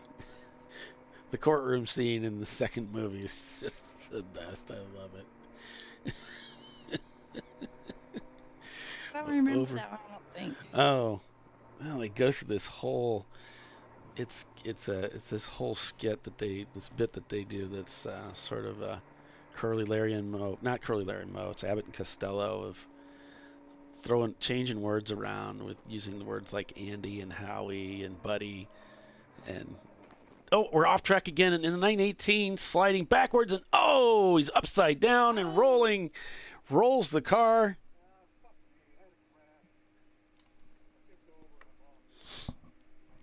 Rolled it over one time. You know, those tires do have a tendency to push up a little bit. And we just happened to be on camera when it took place. I think I can get you a replay here. That's Steve, and he's talking to the crew. He's saying, everything looks okay. Do you want me to try and drive it out? And I say, yeah, try. He's backing up, and there's a tire right there. Yeah. He's caught on a tire. I don't think he could see that. I'm sure he couldn't. From our vantage point, we could see there was a tire there.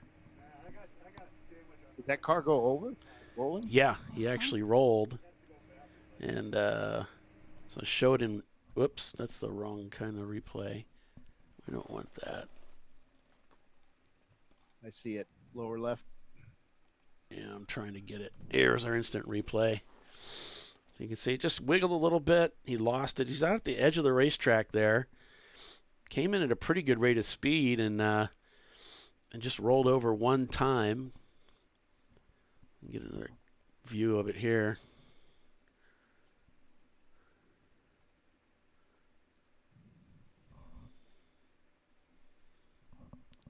See there, it fishtailed. He tried to catch it, and this is so typical when you hear it. Nelson Ledges, it's just kind of forgiving. You get down in there, and that's the way it goes sometimes. So Steve's still stuck down there. I think he called back and he said, "No, I've got some damage." I'm not sure how bad it is. I think he tried to back out of the situation he was in. There's actually he can't see anything, of course, as a driver, but he actually backed up over a tire, which could get him stuck, you know, and you think he's stuck. He's got wet grass, and it's just a difficult way to get started here at Nelson Ledges. The sister car moving along just fine as Steve works to try and get that car back out of there.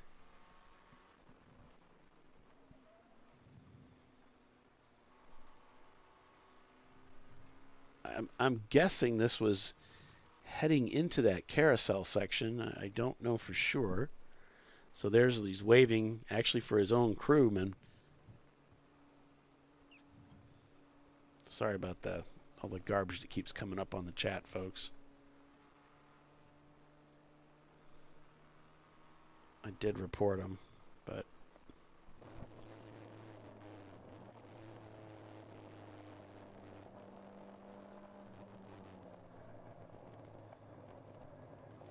so Banana Splits is in the pits. Not sure what's going on here, but Banana Splits, leader of the race, is pitted. And Blake's Garage is now taking over the lead of the race. That's the team captain and owner. His name is Scott, and he is the greatest guy in the world to race for, I tell you. He's so cool. Man, I say that about all the guys I race for, but he's definitely a really, really cool guy to go racing with. Could see probably didn't want to race a lot with someone who's very uncool to race with. Yeah, you could see he gave Kyle, you know, a pat on the arm, said send him back out there. Checking the steering there. He might have had an off as well.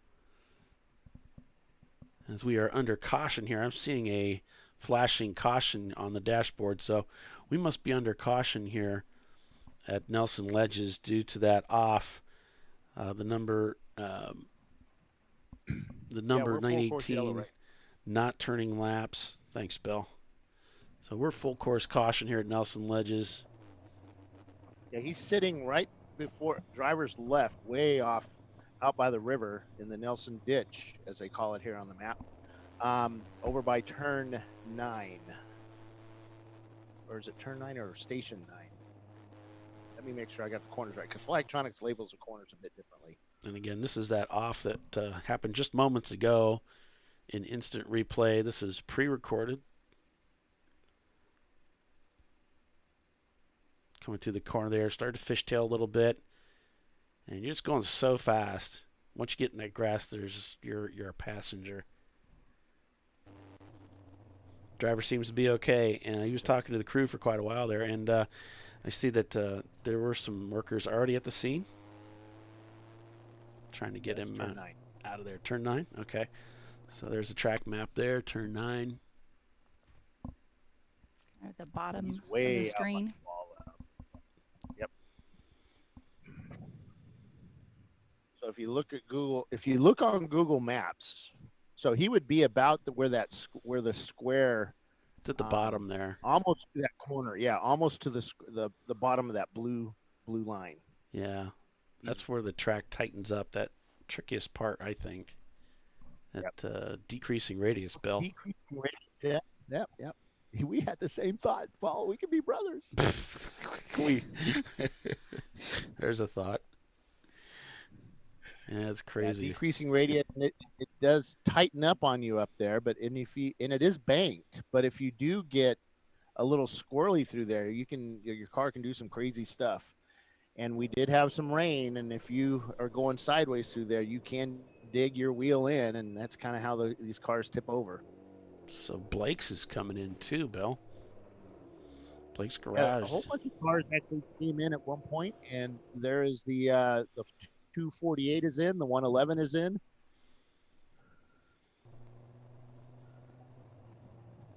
I'm not sure why these guys are coming in so soon, but maybe It looks like some of them are actually putting other drivers in.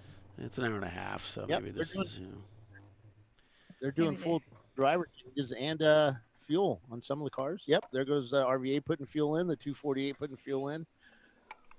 There's another car here. I can't see who they are. It's a brown Mazda. That might be the Blake's. Yeah, they've got the hood up on that car. And the The 380 or is it 380 or 390? The 380 There's 380. just didn't sound very good. They just pulled out buckets of grass out of the front of that car. North by Northeast Racing. Yeah, it's a I can't pronounce that. Catch a Marriage beige metallic. I don't know what that is. It's a funny. It's a weird color, but it's not beige. Say it's more of a brown. It's KASCHMIRBEIGE metallic. So I don't know what it is. I'm not familiar with that term. But anyway, we've got fire crews there, and it's great that they've got all this, equipment there. It looks like they're going to try and tug it from the back. Whether they realize it's over a tire or not, I don't know. But they're going to pull the back end around here. The 380 actually sounds like it's missing a cylinder. That's when it accelerates away, that's what it sounds like. It looks like you actually got over the tire wall, so you must have rolled over it. And they're trying to pull them out. And it's kind of a common problem here. Once you get up onto those tires, they can kind of push you up and over the top. Wow, now he's got to get back over them. Yeah. The roof that came off the car, I saw something land in the field out there behind it. There were some tires flying. Oh, okay. All right. I thought at first it was one of the wheels from this car, but it was just the tires that he hit. That sucks. They got to pull you over the tires. That explains why he was trying to back up. He was trying to find the access road to the highway. Yeah. Come back in from Indiana.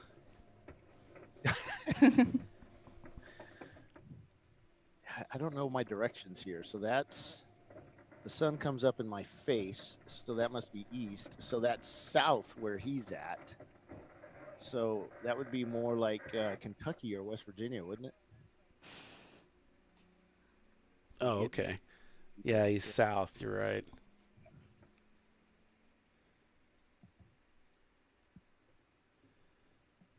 Gonna pull the truck forward and maybe do some more winching.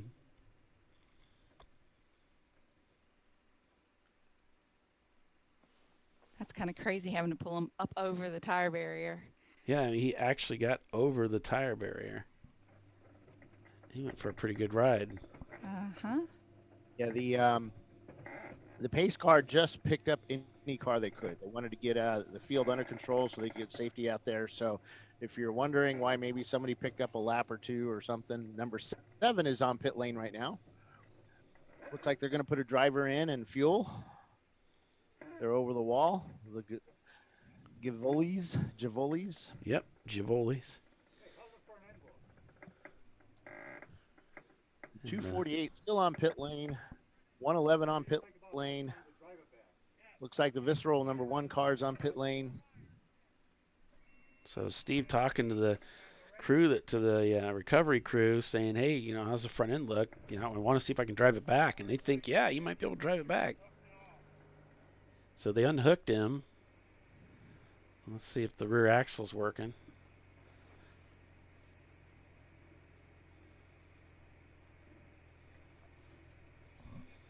Might be able to get this thing going. I don't know.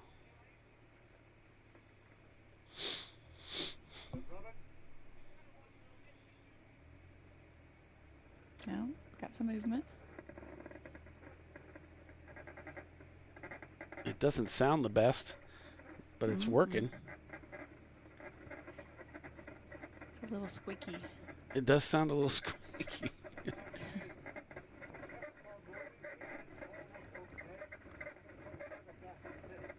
I mean, look how far out there he was. Wow. That stinks about that. I mean, that's so tricky. And as you start heading, you can see how it's banked.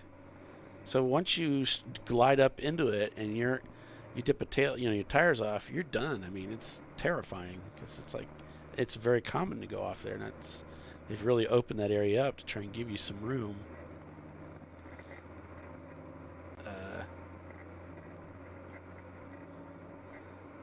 So This car's had a rough year. You know, they crashed at the Ozarks with it on the first opening laps of the race on Saturday, and I think that did it for the weekend.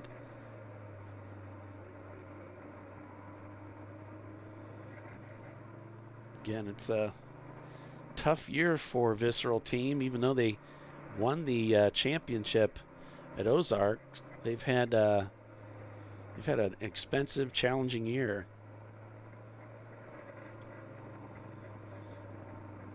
So a driver's probably going to bring the car in. They'll check it out, and looks like it's roadworthy. Maybe they'll be able to stay out and keep racing. It does not look that bad. I mean, it might have a stain or two somewhere on the car.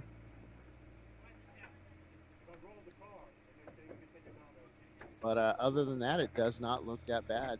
The headlights are still on it. Amazing. Yeah, I guess he stuck the landing. He stuck the landing. The antenna's still on top. They're looking over. They're looking over the car, and they're putting fuel in it. All right, back to you. We're going to take a break. Stay with us. You're watching Champ Car Live, presented by AutoZone. We're at Nelson Ledges. We'll be right back.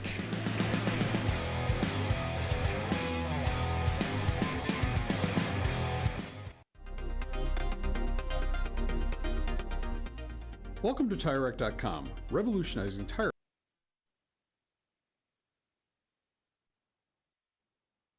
That fits your vehicle and is right for you, and how and where you drive has never been easier. Through helpful online shopping tools that include our professional hands-on reviews done at the introduction of a tire and consumer reviews that give real-world feedback over the life of the tire, you can make the right tire choice and find exactly what you need. And if you prefer to talk to someone, our tire testers, our sales team, are available on the phone. And that's how we get you the right tire for you and your vehicle for where and how you drive.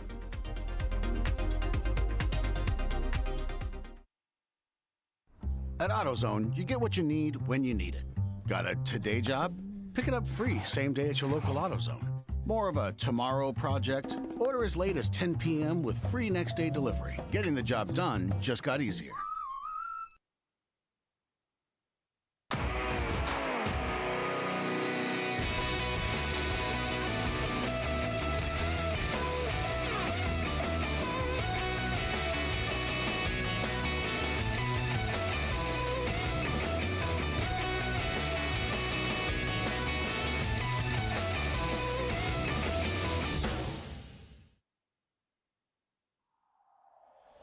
Discovery Parts is a veteran-owned racing and safety equipment company.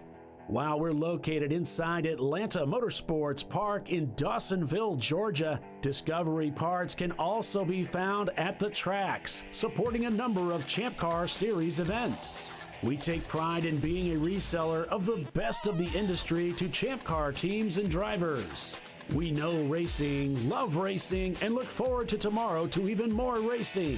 Visit us at discoveryparts.com.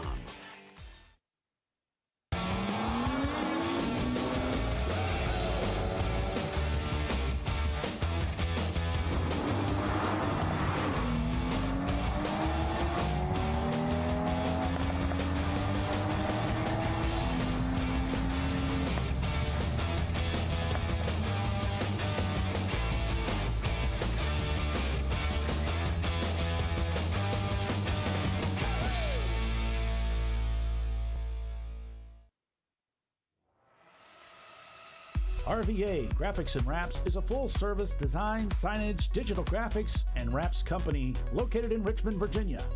With over 20 years of experience, RVA Graphics and Wraps offers premium signage options for your business. We are dedicated to offering our clients best-in-class service in all aspects of graphic design and application. For more information, visit us on the web at rvagfx.com. Lifeline USA is a leading manufacturer of onboard fire suppression systems. Lifeline's continuous commitment to research and development ensures that we supply the most innovative and cutting-edge products available. Used by the majority of the world's motorsport championship-winning teams and constructors, Lifeline has a proven history of success. Lifeline offers a complete range of fire suppression systems for all budgets and needs, and we continue to push development and limits on both extinguishment materials and our patented delivery systems to make the race car environment almost as safe as sitting on your sofa at home. Every kit has been designed for a professional and simple installation. For more information and to purchase your Champ Car fire suppression system, go to www.lifeline-fire.com. Located in Northeast Ohio with 40 years of combined experience, Money Shift Racing knows how to deliver performance and safety, offering everything you need to get your vehicle and drivers ready for race day. From safety equipment to full engine assembly and repair, in-house fabrication, 3D design, and rapid prototyping. Money Shift Racing. Performance done right. Frozen rotors from Diversified Cryogenics deliver increased performance and a higher level of safety while significantly reducing braking system costs. So to tell you a little bit about the durability of this product. So we have seen an incredible extension of the life of our brake rotors using frozen rotors. We've gone from brake rotors every other weekend to 6 weekends on one set of brake rotors, and I think they can go farther. The durability has been amazing. And it's been a fantastic season, and man, a lot of that is due to the way our car can brake on those frozen rotors. For more information, go to frozenrotors.com. Come on, road. Do your worst. We'll be at our best. Engineered to meet or exceed original equipment performance, exclusively at AutoZone.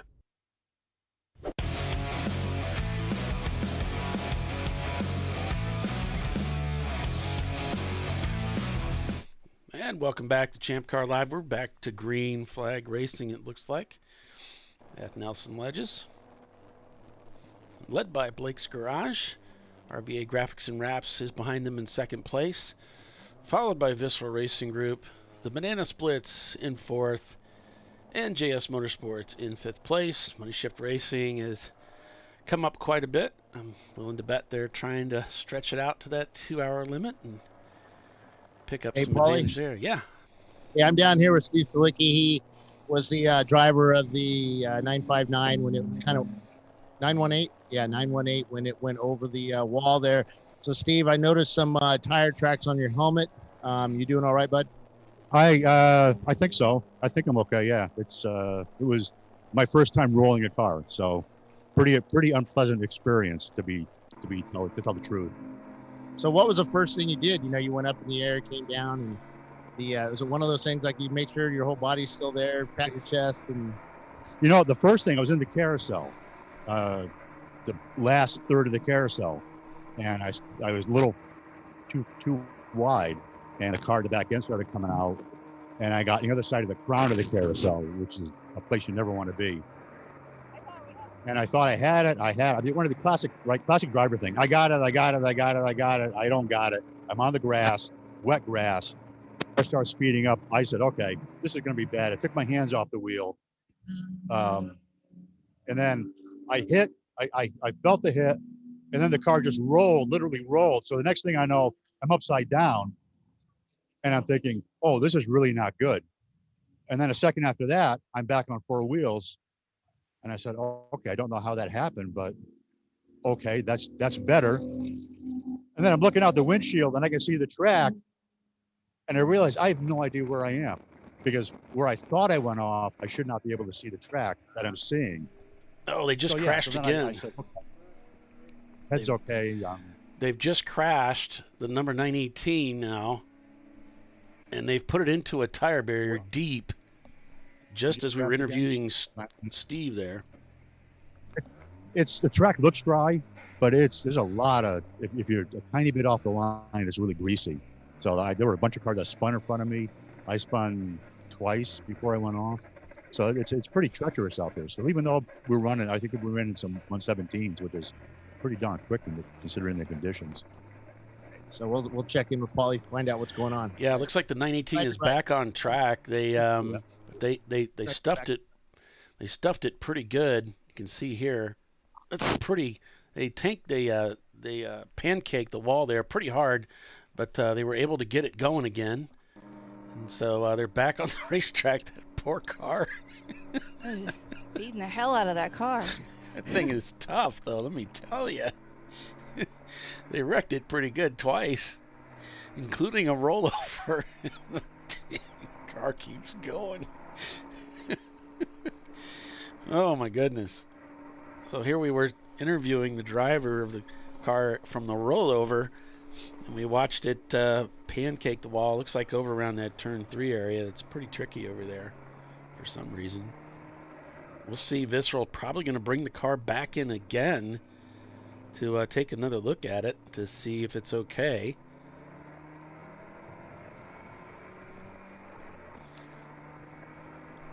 Goodness, they're just really struggling with this car today.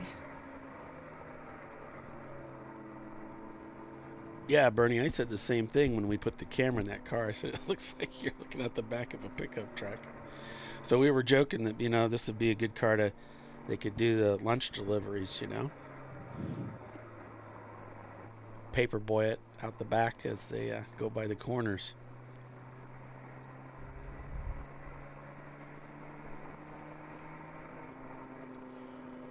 We'll go back to that replay.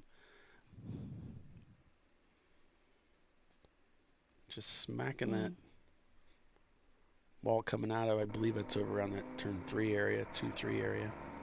But what were you gonna say, Tiffany? I just think that with that impact from earlier, like the car may be drivable, but it may not be. It's less than ideal now. Probably how it's handling. Like driving a rubber band. Yeah. Kind of wobbly and not really driving the way it should. Yeah, like extra, Compliance, I think they use the word, which that's what Drew Knabb uses that word. He stayed out. He didn't even come in.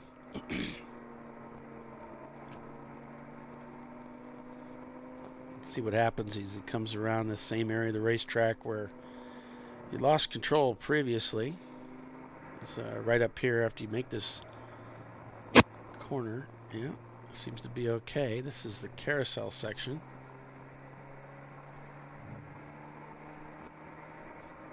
I'm down here with Kyle Lockgrove. So you just got out of the car?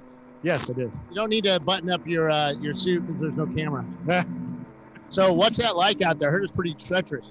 It's pretty slick the first about 45 minutes of the race. The track has just got a lot of damp spots. It's hard under braking, especially over the crossover gate here at the track. It's a little bit slick. The car tends to slide a little bit. Guys are throwing stuff on and off, pushing. As it dried out, it got better. The grip got progressively better. It's just with the ambient and a little bit of moisture in the air, just got to monitor it over the day. So you found the limits of the guy's bumper in front of you at one point. What was that like? Yeah, that's what happens when you block 4 or 5 times. I gave him a nice little love tap, and then he decided to, down here in 12, he decided to try to make me pay for it. And congratulations. I hope they're happy. It cost them 2.5 laps or whatever it was. So, yeah. So, how do you think you guys are going to do now? I know it's still early in the 24-hour race, but are you going to win this?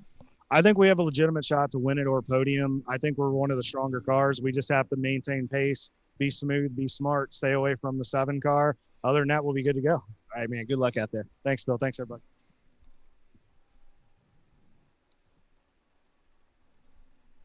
So there you have it from Kyle from the Banana Splits team. It's a little bit of smoke there going through the S's there. We'll see if we see anything as they come down the front straightaway. I realize we're not getting all the frames on the straightaway here, but might see something here. So after that driver change, we've got Scott now in the 918 and Justin's in the number 1 Visceral car. Oh, okay.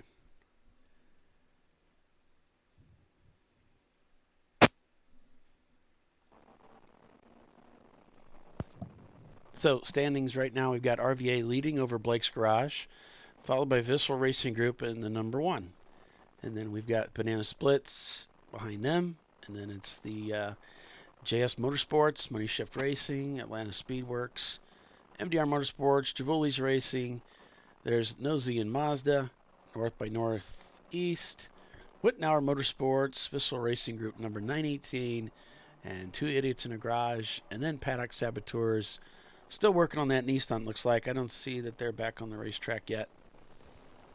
The 383 is being pushed down pit lane as the Champ Car staff was pushing it. Their team runs over here and grabs the car as they push it down pit lane. Looks like they may be headed to behind the wall. I think they dropped their phone. Let me get that before it gets run over. Yeah. That's the There's No Z and Mazda team, that Mazda Miata. No, it's not a phone. It's a duck call. A duck call. Well, it might not be a duck call. It may be something else.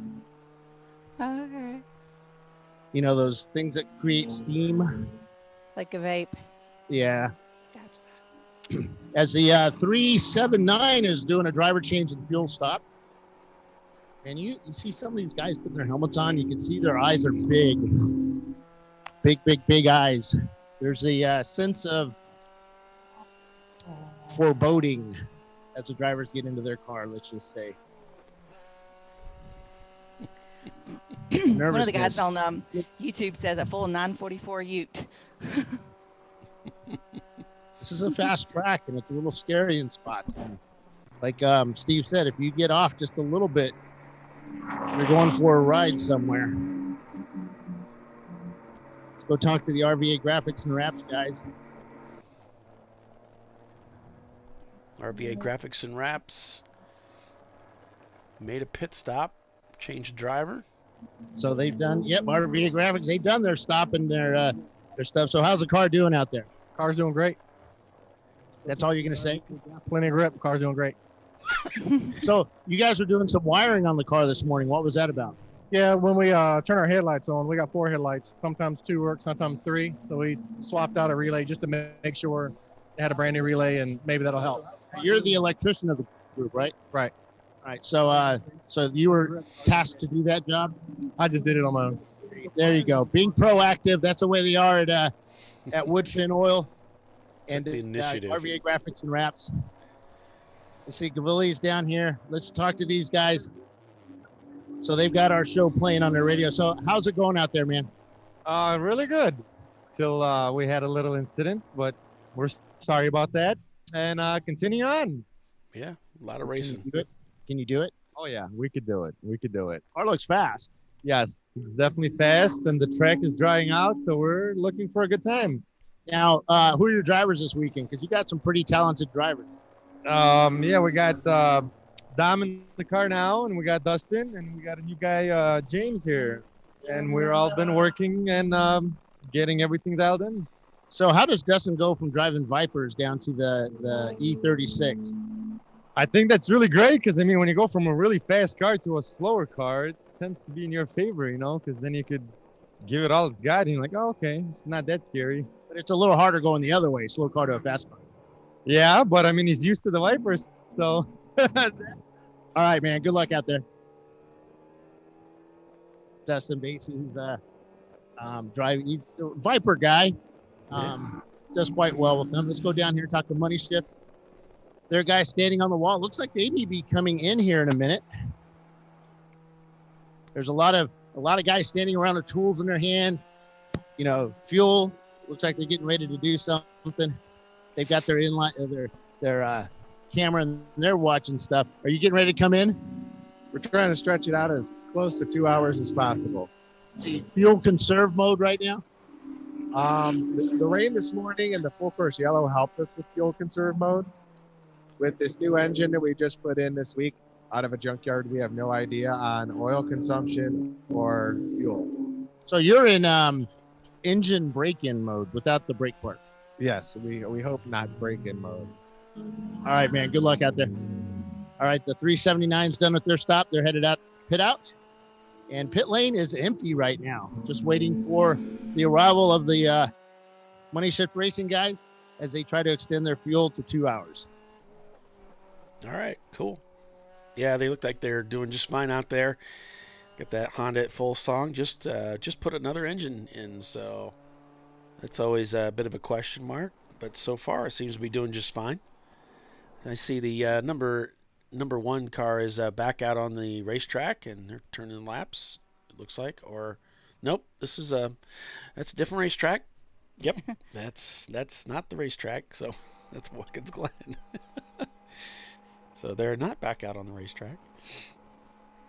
So after that last pit stop, the RVA Graphics and Wraps car, they put Charles Reed in. So he's in for the second stint. All right. So RVA does lead the race over Blake's Garage. And it looks like there's about a 33-second gap there. And we've got Visceral Racing Group in third in the number 1. And then we have the Banana Splits in 4th, Money Shift Racing in 5th. Then it's Atlanta Speedworks in 6th, MDR Motorsports in 7th, Javoli's is 8th. Looks like the Atlanta Speedworks guys are getting ready to come down, getting ready. They've got their helmets on. So the ingoing driver is still just standing around, but all the fueling guys are ready to do their job.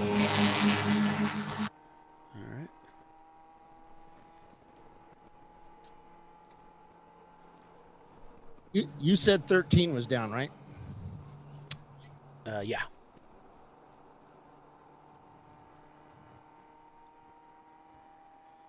But have a lot of fans out there watching the show. So let me head out there, fix that camera for you. Now talk to some of our Champ Car race fans or just racing fans. And I'll be back to you guys in a few. Yeah, that'd be cool. Okay. I'm going to have to turn this off, or I'm going to go back to it again and again. Let me get this switched. There we go. Okay. That Wittenhauer car that's a good looking little Mini. Yeah. Yeah, it's a good looking car. I don't know why. I just really love them. I think they're really cool out on a racetrack. Yeah. It just looks like a fun car to drive.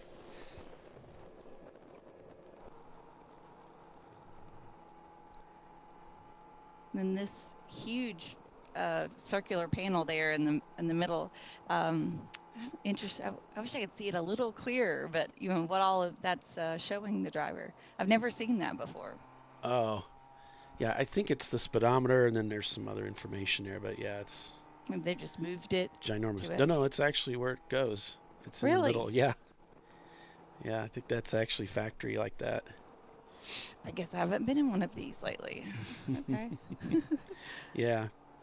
In fact, the opener for the Champ Car show, when I play that, I've got a shot of, I think it's probably them as they come across the start-finish line. You can see the big dial in the middle from that car they ran back then.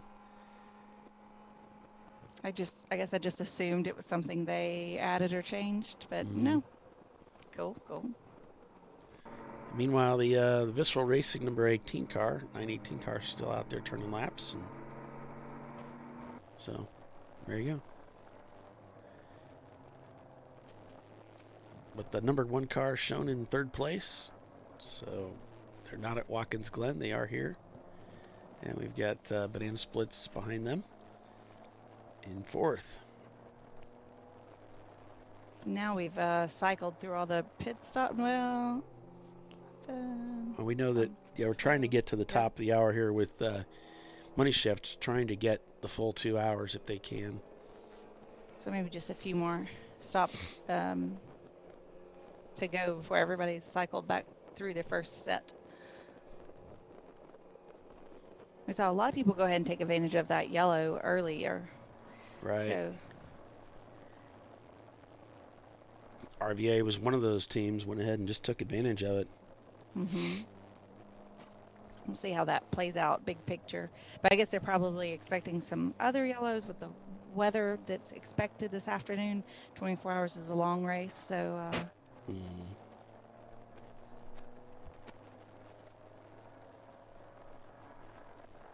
our rule here at ChampCar is the driver's stint is no more than 2 hours. So after a 2-hour period of racing in the car, the driver has to come out of the car and put a fresh driver in, and they have to be out of the car for at least an hour.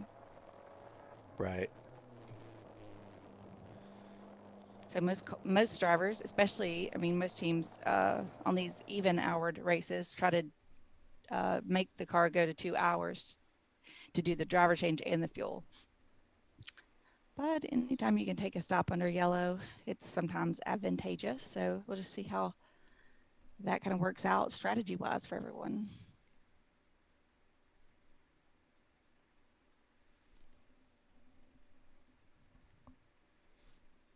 Heading down into turn number 1, and you can see pit out to the right there.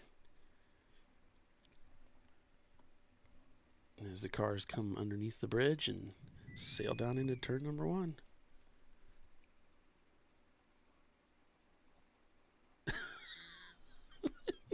Okay. My boss, Dana, just sent me a text message. And I'm not kidding you guys. This is what it says. He says, Bill has left his station unattended. What can I screw around with? It's killing me, man. Move things into different locations. That's great. Change the password on his computer. No.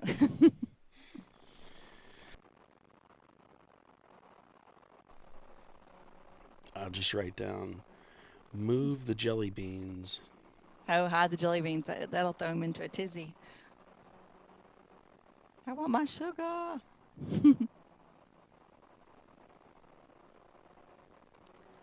He was going through his list of snacks he brought for the 24, and it's like carbs, carbs, carbs, carbs, carbs.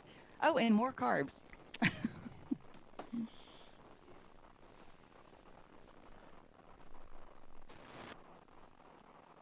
All right, we'll go ahead and looks like Money Shift went ahead and ducked into the pits to stay on their schedule.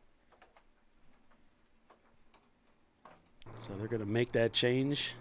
Well, that was an interesting hour. Who knows what's going to happen next?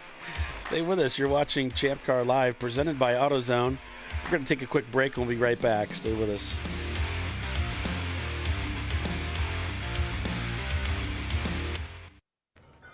You know, I'd buy tires online, but then what? We've thought about it. We're TireRack.com. They should let you ship directly to a mechanic. Actually, we call them independent recommended installers. They should have like 1,000 mechanics. Try over 7,000 installers. Then you just make an appointment. At a time that's convenient for you. This could change tire buying forever. TireRack.com, the way tire buying should be. Come on, road. Do your worst. We'll be at our best. Engineered to meet or exceed original equipment performance, exclusively at AutoZone.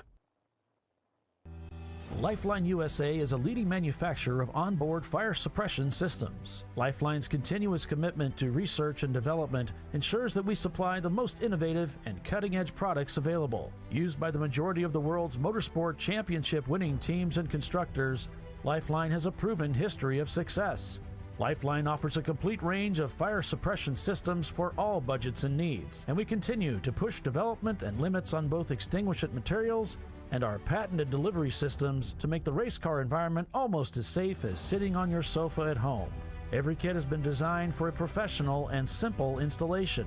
For more information and to purchase your Champ Car fire suppression system, go to www.lifeline-fire.com.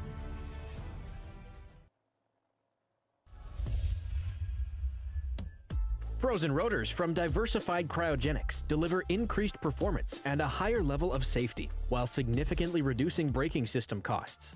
So to tell you a little bit about the durability of this product. So we have seen an incredible extension of the life of our brake rotors using frozen rotors. We've gone from brake rotors every other weekend to 6 weekends on one set of brake rotors, and I think they can go farther. The durability has been amazing. And it's been a fantastic season, and man, a lot of that is due to the way our car can brake on those frozen rotors. For more information, go to frozenrotors.com. Located in Northeast Ohio with 40 years of combined experience, Money Shift Racing knows how to deliver performance and safety, offering everything you need to get your vehicle and drivers ready for race day. From safety equipment to full engine assembly and repair, in-house fabrication, 3D design, and rapid prototyping. Money Shift Racing. Performance done right. Discovery Parts is a veteran-owned racing and safety equipment company. While we're located inside Atlanta Motorsports Park in Dawsonville, Georgia, Discovery Parts can also be found at the tracks, supporting a number of Champ Car Series events. We take pride in being a reseller of the best of the industry to Champ Car teams and drivers. We know racing, love racing, and look forward to tomorrow to even more racing. Visit us at discoveryparts.com.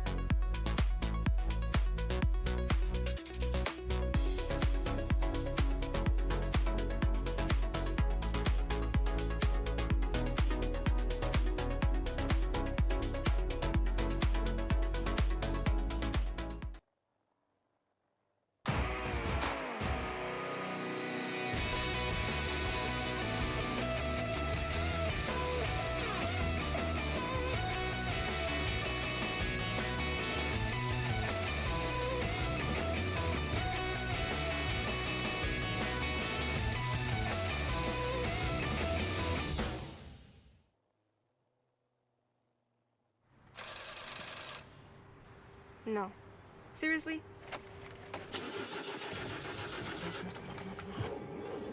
Come on. No. You for real? Dale. Really? Wow. So maybe just a cable? We can help you. Welcome to America's #1 battery destination, AutoZone, your battery solution.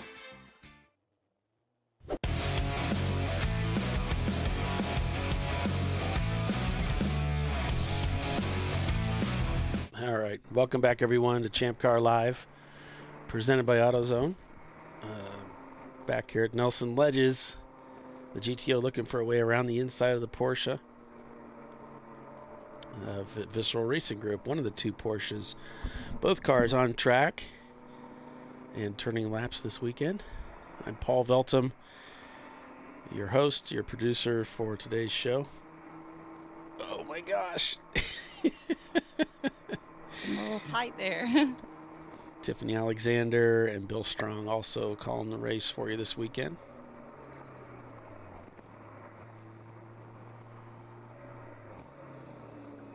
Coming up into that last corner here. Down the front straightaway we go.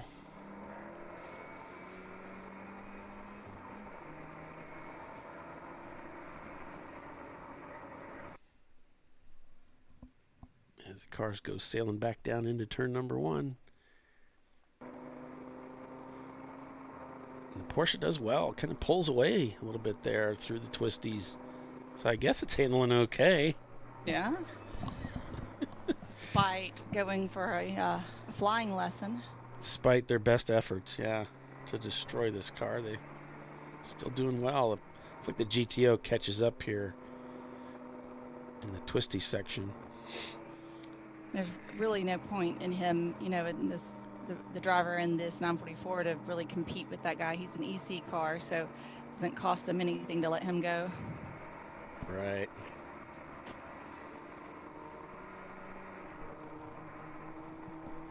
So right now we're showing RVA Graphics and Wraps is the overall leader of the race, followed by Blake's Garage in second. And then it's the Visceral Racing Group Porsche number 1 in third.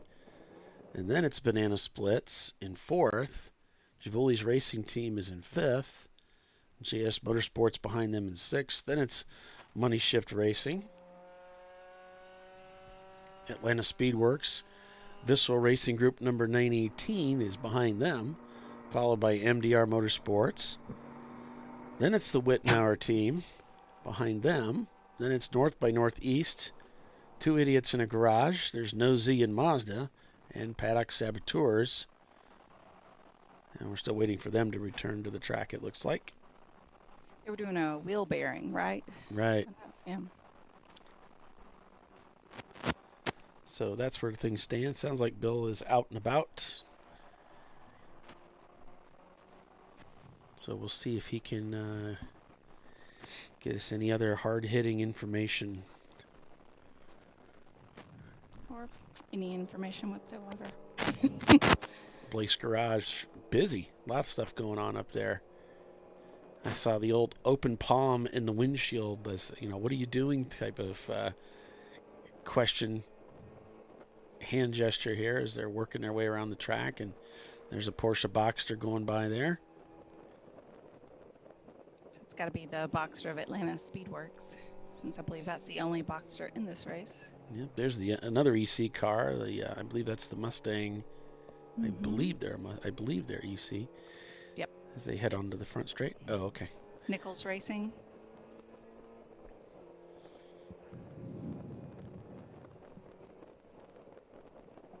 Looks like that must be their radio antenna that's sticking out like that. Yeah. Kind of looks like an antenna. It's sideways, but it's still an antenna. I don't know. Must be one of those like flexible antennas. Yeah.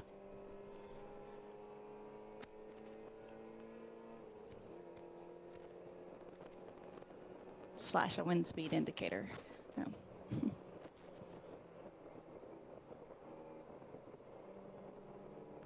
This is that rather tricky turn number 9 section we're going through here as we head into this backstretch, which is very fast. Just 21 hours and 50 minutes unofficially remain.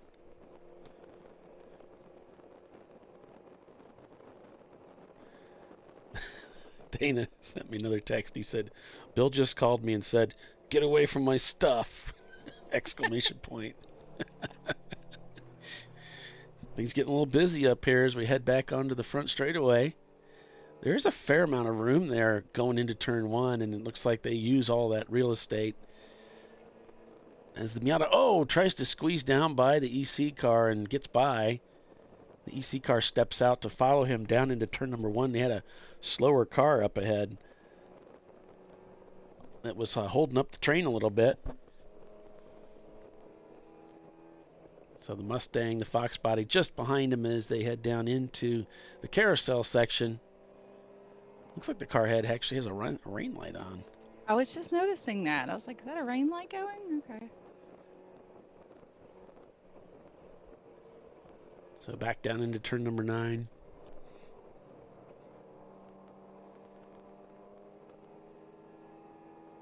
This is the area where the Viscera Porsche went off and tumbled. Give him the point by to the EC car. Let him back through.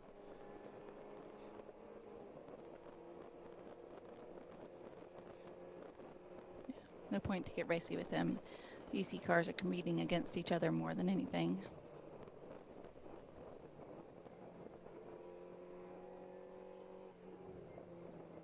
And to the final corner again. You see that just a train of cars ahead of Blake's Garage, who, of course, Blake's is in second place as they cross the start-finish line and head back down underneath the bridge. Here they go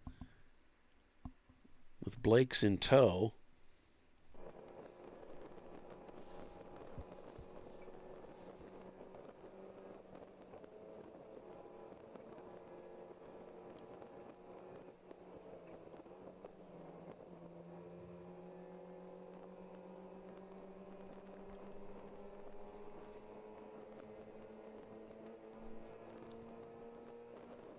Guess he just expects everybody to move over.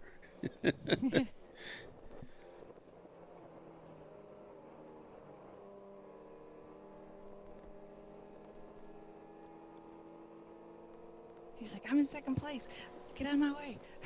Right. It's not quite how it works, but Yeah.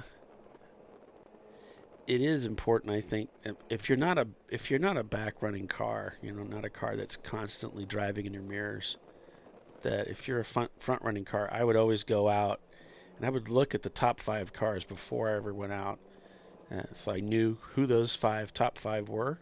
So I would be ready. This is Javouli's up ahead, actually. So I would know who they are, so that if I did see somebody on the approach, I was like, okay, I know, this is somebody that's in the top 5, and I'm not there or whatever. right. Like if you're in 20th place, like there's no point in being Right. combative with the 5th place or 4th place car. Yeah, that actually happened to me at Watkins Glen. I saw Simon Says coming. It's a little different for me. I guess I recognized the cars, but I knew positionally, I knew where they were before I got in the car. So when I saw them coming from the back, I just let them. I gave them a clean pass, not to slow them down. Hey, Paul, got an update on the 383. Okay. Their car decided to spit out the alternator. Oh. They do have a spare, but they said they preferred one that worked, which I assume means their spare doesn't work either. So they sent a guy out to AutoZone to collect a new one, and they should be back up. They are now back there eating lunch. They figured it was a good time to eat lunch while they wait for the guy to go get the part. So Gotcha. they said they can still win this. They were pretty positive. There's No Z and Mazda is the name of the team, and Yeah. so they're Miata. Positive. I like the attitude. I like the attitude. Yes. Me too. And we still got a lot of racing to do, so anything's possible. So I got that turn 13 working. It may not be now, but it was when I looked. No, it's working. Yeah, I just noticed that. I've been watching the in-car battle here between Blake's Garage and Javouli's racing, and yeah, I do see that camera is up. So thanks for doing that. It's a pretty cool shot. This is looking at turn 13, the final corner before the cars head onto the front straight. There's a bunch of fans sitting out there. Not fans as in, cool air fans, but they're cool people fans. Folks watching the race. Yeah. And the track lets them come in and hang out over on that side of the track by turn 13. And they're sitting on their pickup beds and, picnic, what do you call that? Picnic chairs and sitting there watching the race. Cool. Still humid outside.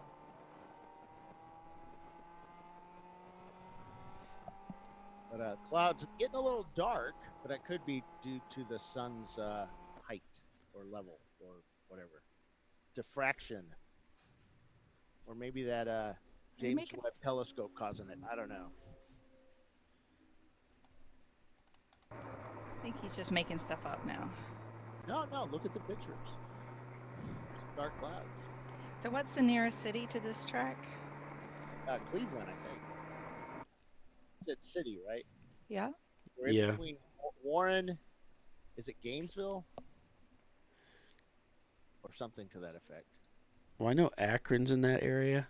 I was looking at my little lightning blurb thing. So we're not far from the Lordstown factory where they used to make the Chevy Cruze. Now they're making an electric pickup truck or something to that effect. Yeah. We're not far from there. So the track is somewhere between Cleveland and Akron? Yeah, it's kind of up in the northern part there. Yeah, Okay. Yeah, it's pretty close to that area. Yeah, we're below Cleveland, but yeah. Yeah. Okay. It's, just take a line from Pittsburgh and then Cleveland straight down, and we're kind of in that intersection right there. You can see where Akron is and Cleveland. Now the Mansfield area, that's over where Mid-Ohio is. Right. So we're north of that quite a bit. Why is it north? Yeah, that's right. Near Strongsville? You're northeast. Yeah. course, we see Bowling Green on that map. That's not the same Bowling Green that we go to. Right. That's Kentucky. This is up in Ohio. Closest to AutoZone is there up to 422 in Warren. There should also be an Advance and an O'Reilly's up there. Yeah, this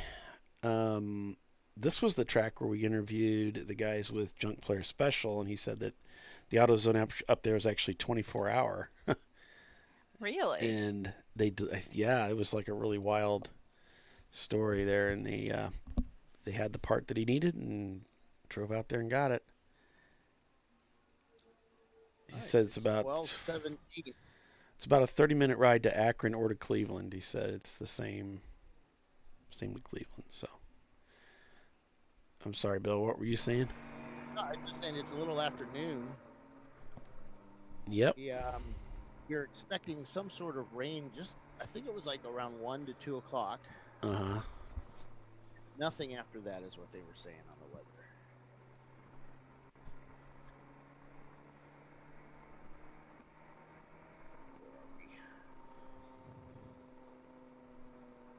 Say Brian Belinsky from Inside Champ Car might join us a little later.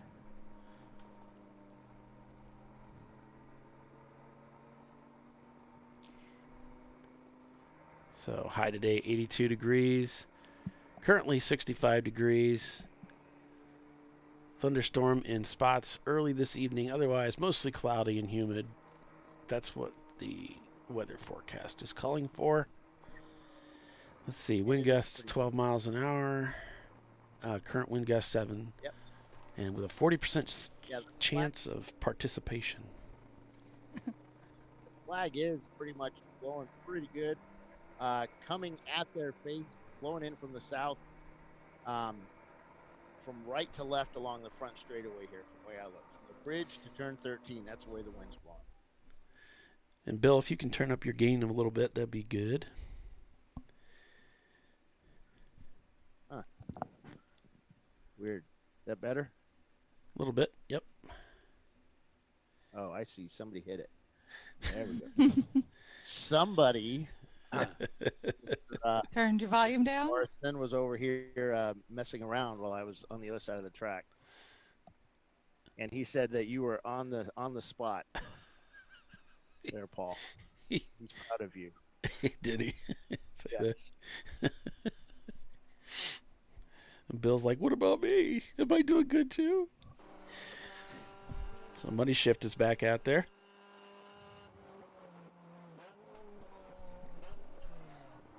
Uh-oh.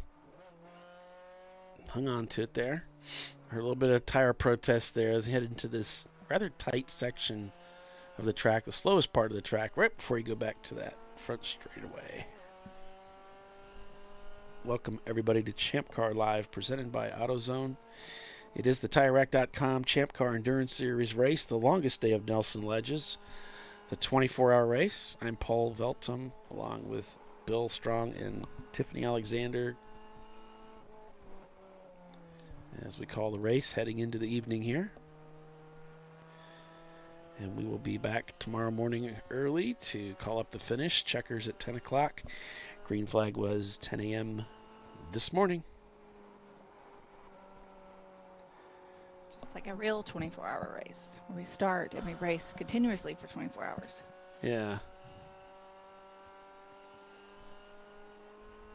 Appreciate everybody signing on and watching with us today. If you can hit that like button for me at the same time while you're watching this, that would be superb.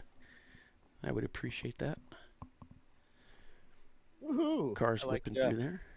I'd like to thank my neighbor for clearing away a very big flower bed in the front yard, thus making my wife really happy, because, you know, a happy wife is a happy life.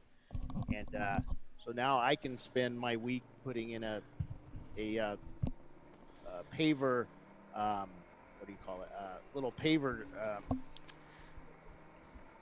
What do you call that darn thing? Where you can put chairs out and everything. Patio. Oh, patio. Patio for my wife that she can sit in once a year for 2 hours. So out goes the flower bed and goes the patio. yeah, yeah. Oh man, pay. my turn 4 camera just went down. How dare you? Of course it did. See, I start talking. Is that Paul? Oh, it came back up. Never mind. All right, good. Everything's fine now. We can go on. All right, it is my union nap time.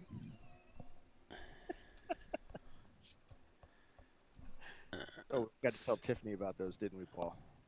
Yeah, I missed out on those. So I will give you the obligatory 10 minutes to commercial rundown, and that is RVA Graphics and Wraps leading over Visceral Racing Group. Blake's Garage is in 3rd. Banana Splits in 4th. Javoli's Racing is in 5th.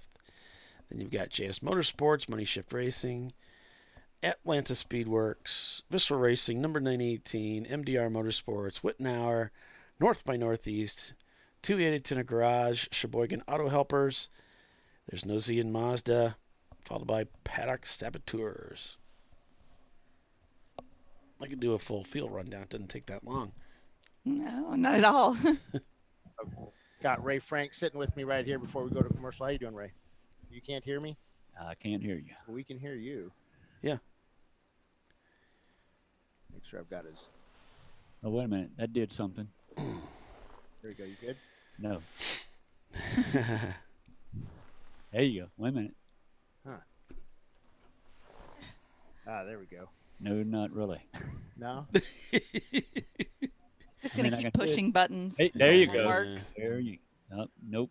Yeah, something has.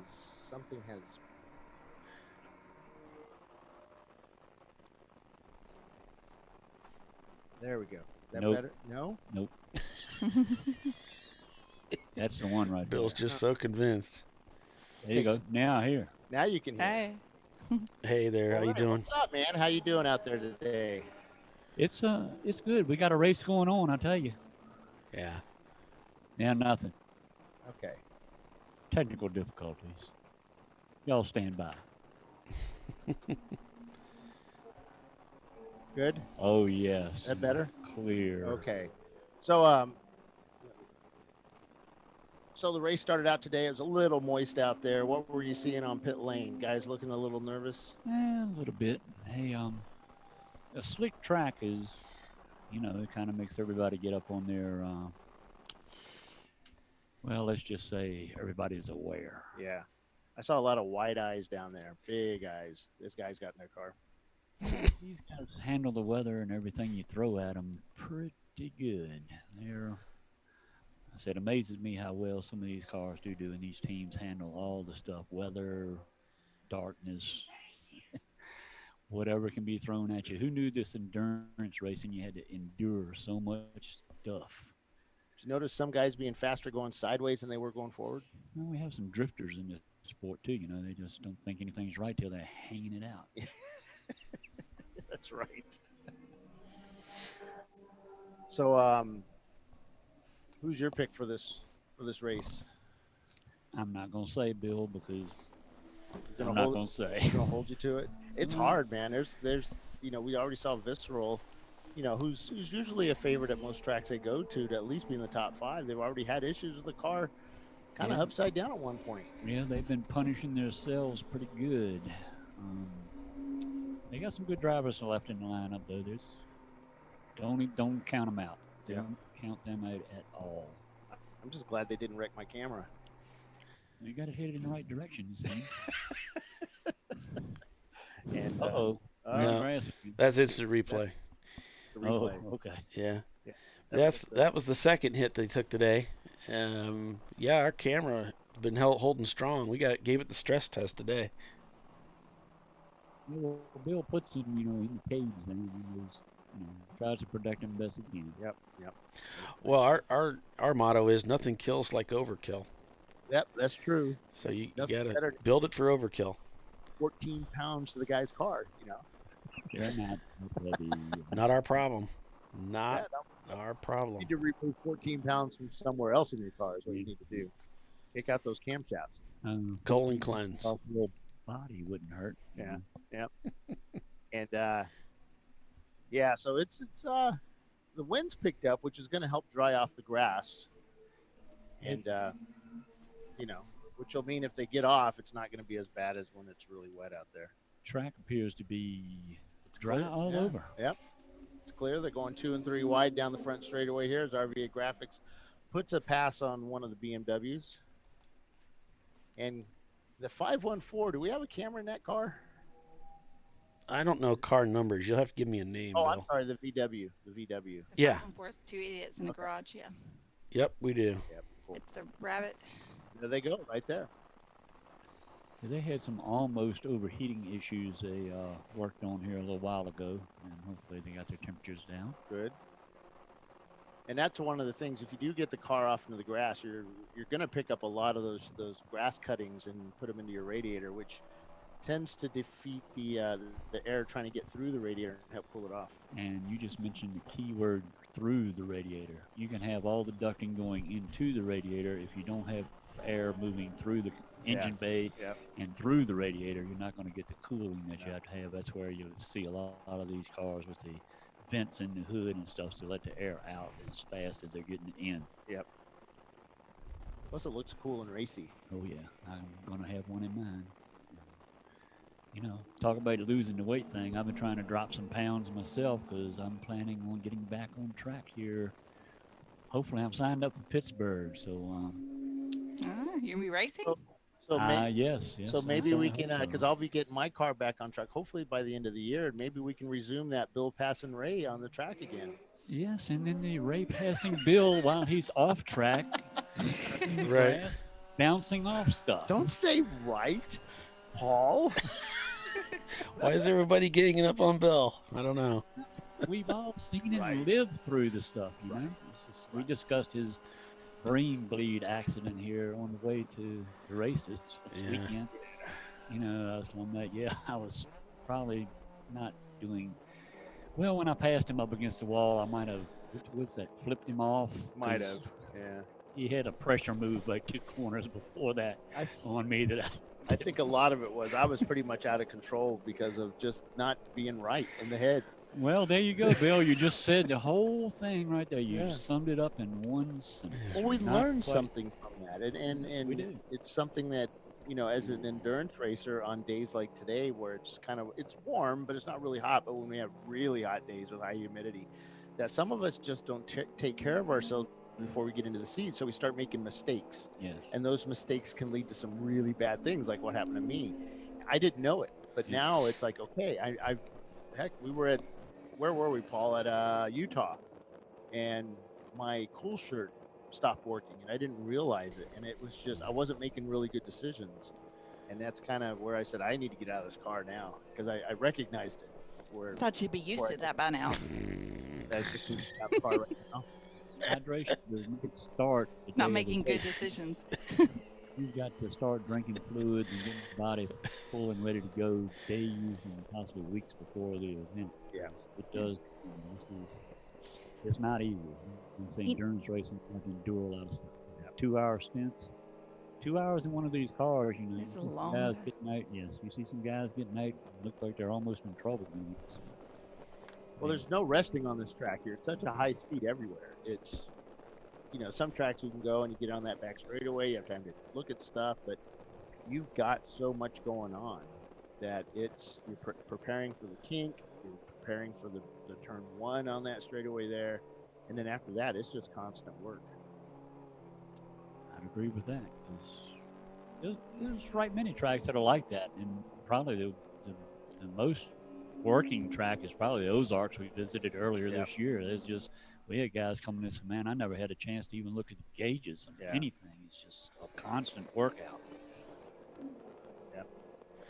Well, we need to break for commercial, Mr. Ray, so I want to say thanks for spending some time talking to us, and hope we get a chance to talk to you some more. Maybe if you want to stick around, we could talk to you after the break. I suppose that's up to you.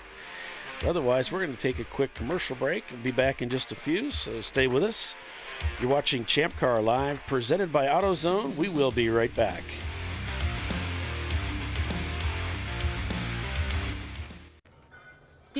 I'd buy tires online, but then what?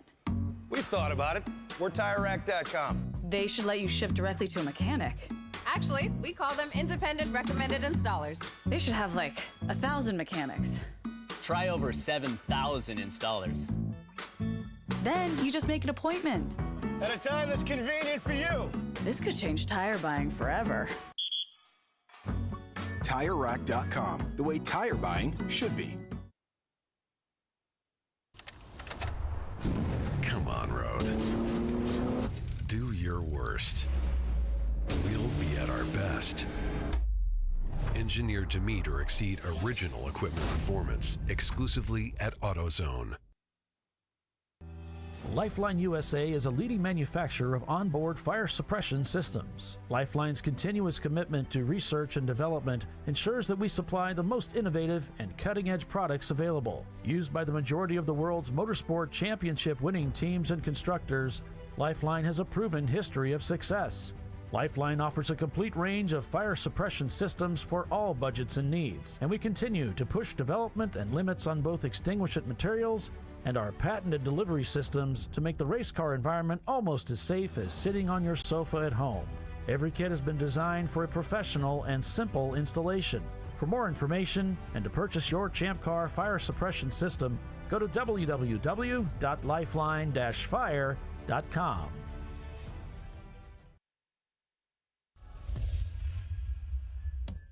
Frozen rotors from Diversified Cryogenics deliver increased performance and a higher level of safety, while significantly reducing braking system costs. So to tell you a little bit about the durability of this product.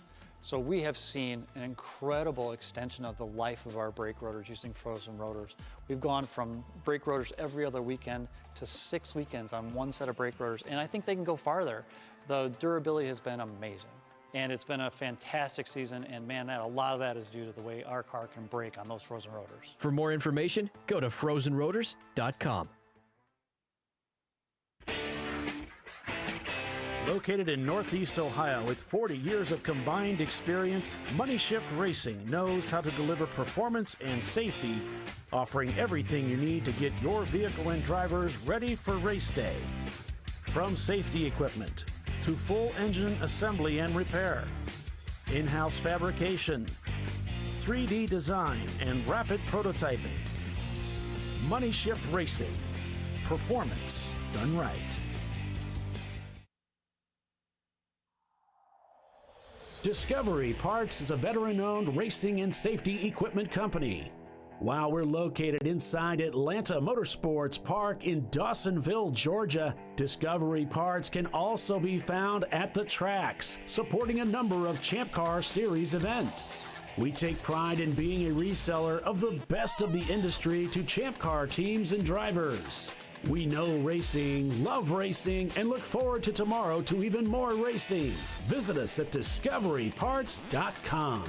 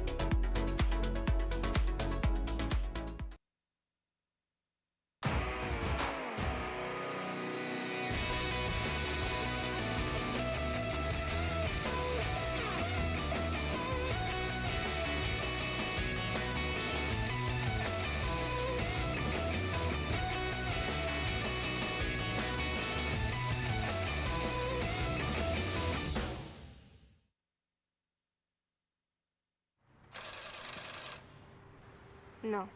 Seriously?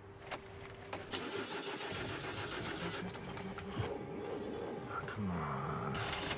No. You for real? Dale. Really? Wow. So maybe just a cable? We can help you. Welcome to America's #1 battery destination, AutoZone, your battery solution.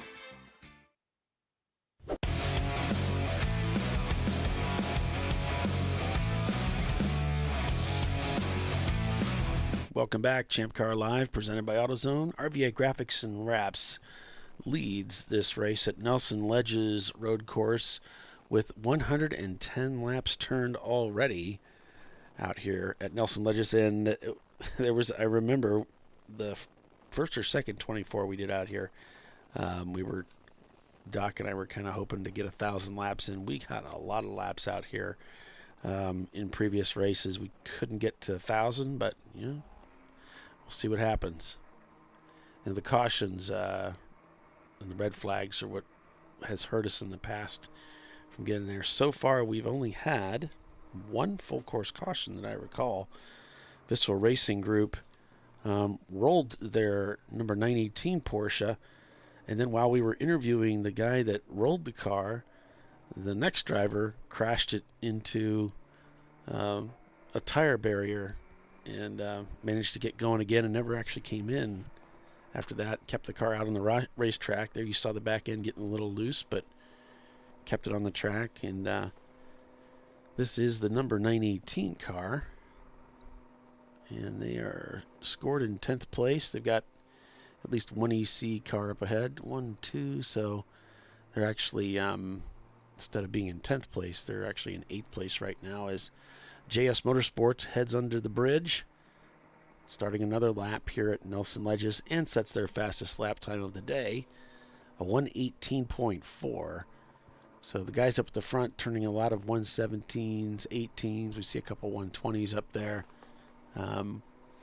That seems to be about that average lap time for these faster teams out here this weekend.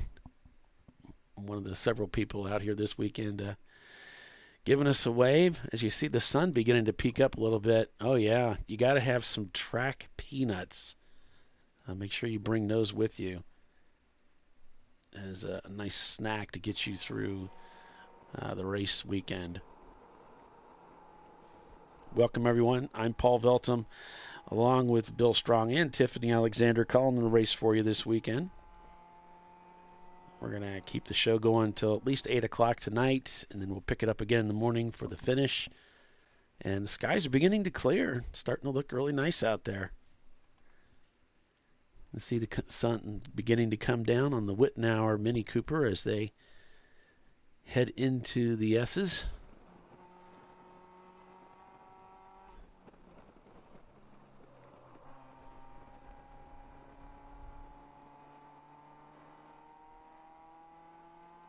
Past pit in there to the right. You can see everything off the pits to the right as they head down the front straightaway under the bridge and back into turn number 1 here.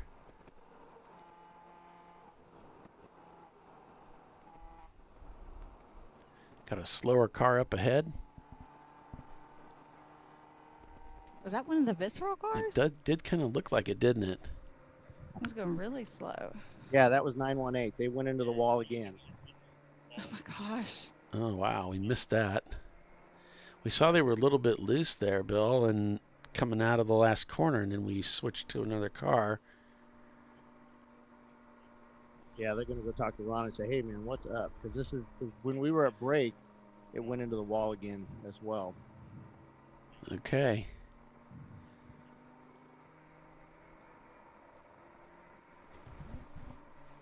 Well, we were talking to one of the drivers, Kyle Lockrow, with the Banana Splits team, and just said it was really slick out there while it was wet. But now the track is dried, so they really shouldn't be having those problems. So not sure what the whole story is here. He said it was greasy, so, I mean, it could still be greasy. I mean, we haven't had a race here in a while. And a lot of guys do lapping days here, and who knows what happens, during lapping days. Engines let go. Maybe the track's, I don't know. Yeah, Money Shift Racing going by the Porsche.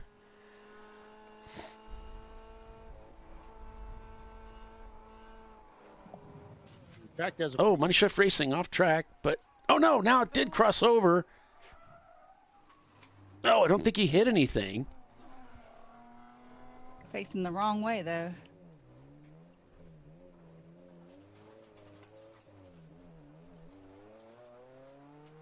So,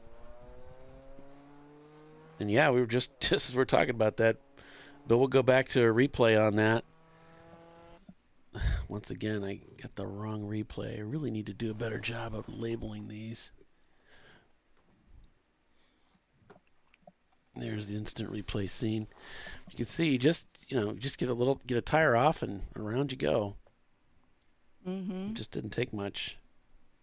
Tyler is asking, are there other teams saying it's greasy? And I believe that's what Bill said, that several were saying that. There, he got crossed up. He corrected for it, put him in the grass, and looked like he had it, and then he didn't have it, which is what Steve was saying. It's like, I got it, I don't got it. And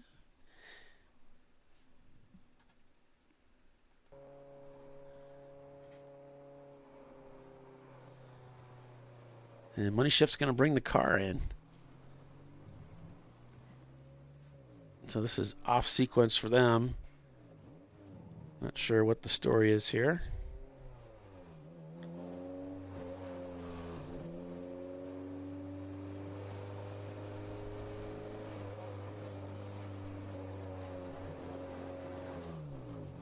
I don't think he got into anything, so I'm not sure.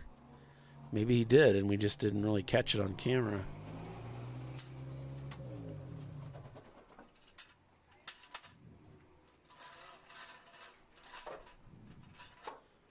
Where are you feeling it? What do you mean? Steering wheel vibration? Steering wheel. Okay, so he's got a vibration in the front end.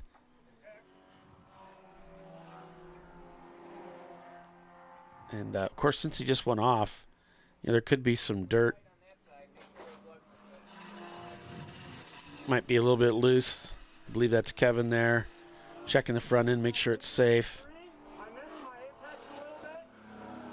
And it was either, okay, try to overcorrect and possibly go off and spin hard, or let the car track out a little bit and manage the grass. And I chose to manage the grass rather than let the car do what it wanted to do. Gotcha. Everything feels good?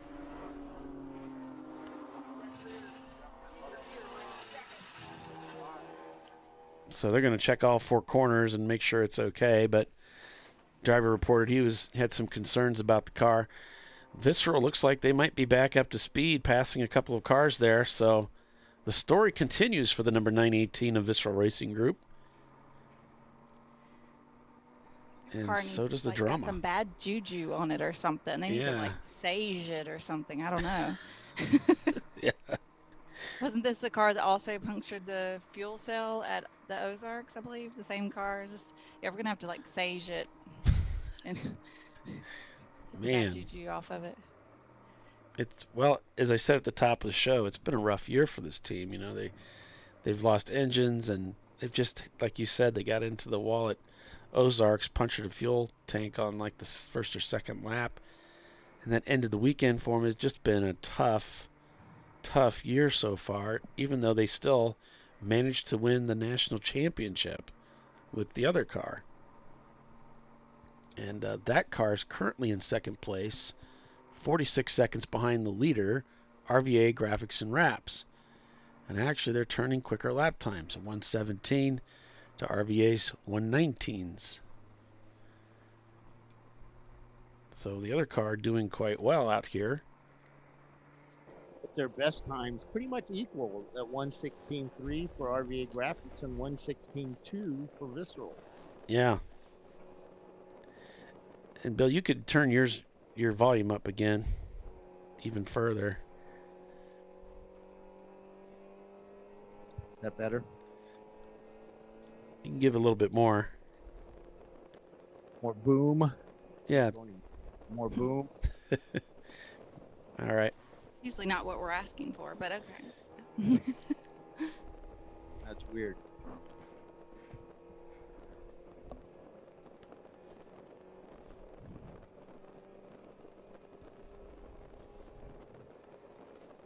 So the 918, I'm being told that car has been off course about 3 times so far this stint, and kind of tagging the tires a bit here and there. So I know they were supposed to bring the driver. They were looking at talking to Ron and checking to make sure the driver's okay.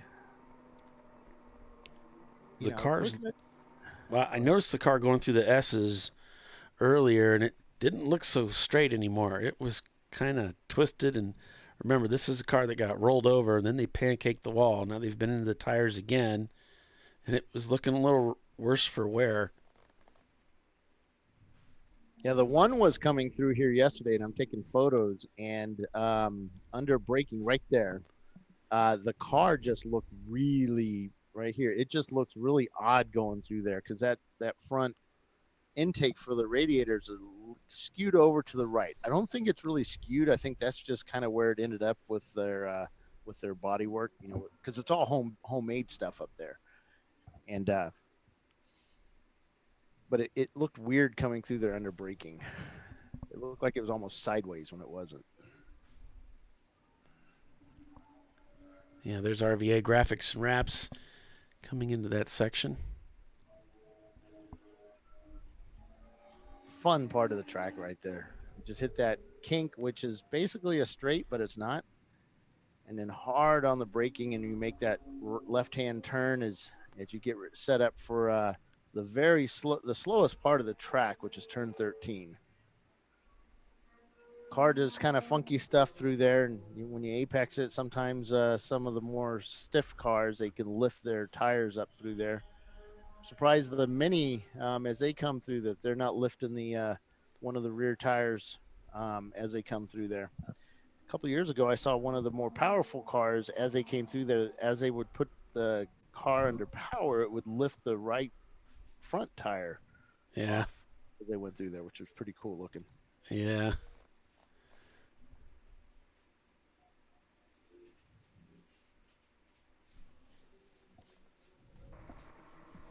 So see some of the speed differentials going down that back straight. We've got some cars doing just barely under 100 miles an hour, while others are doing about 105 to 110, 108.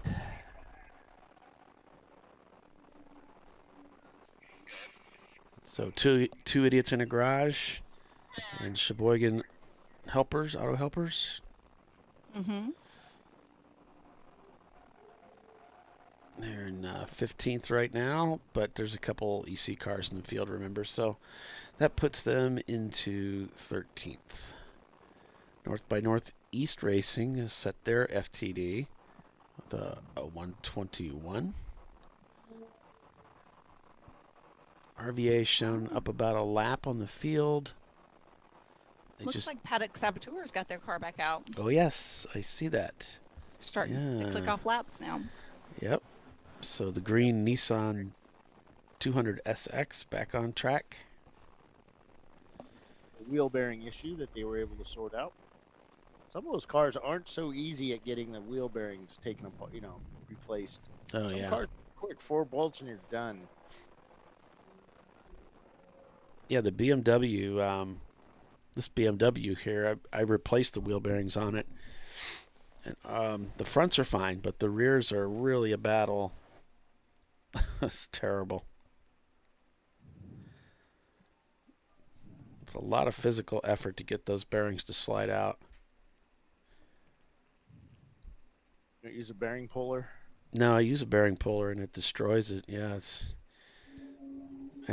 we ended up having to make our own. The threads just get destroyed, even the hardened shaft. And that's how you have to do it. Done it in my old Air Force days. We'd replace wheel bearings with a chisel and a hammer, a block of wood. There's been many times where I've had to do remove races off of bearings doing that. Mm-hmm. Always fun.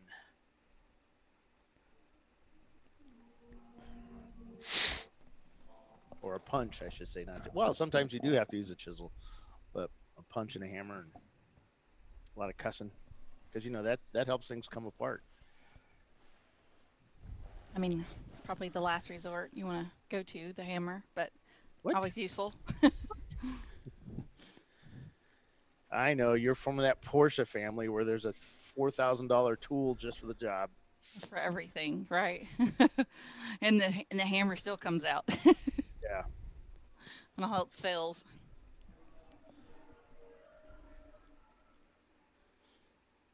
I think that's a difference in this type of racing, the budget endurance racing. I think that's the difference between some of the better prepared teams and not, is they don't need those special tools to get the job done.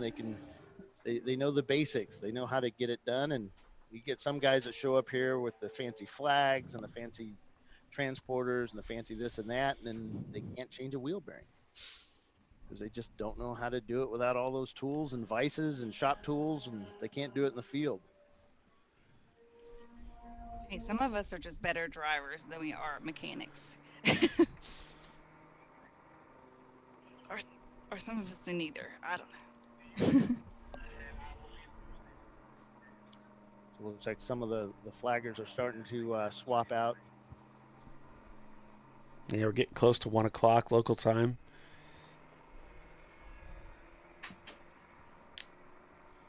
Visceral goes by one of our Miatas out here this weekend.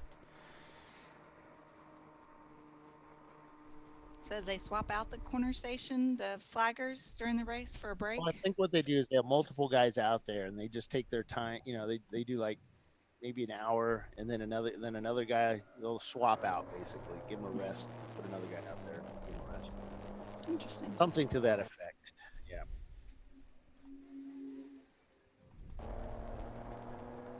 I know some tracks we go to, they have one corner worker and he's out there for 12 hours or 14 hours. And yeah. Down into turn number 1 for RVA.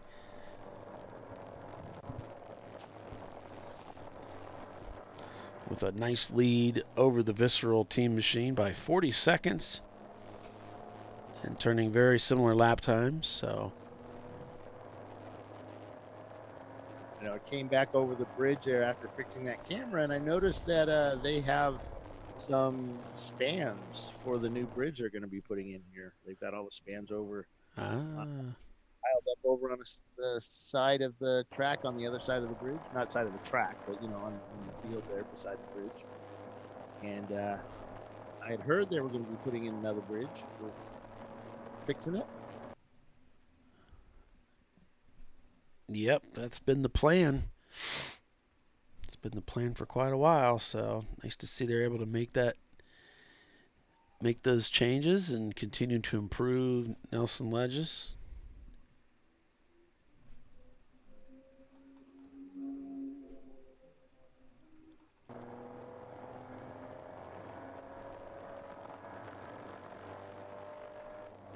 As the leader heads under the bridge, beginning another lap out here in Garrettsville, Ohio.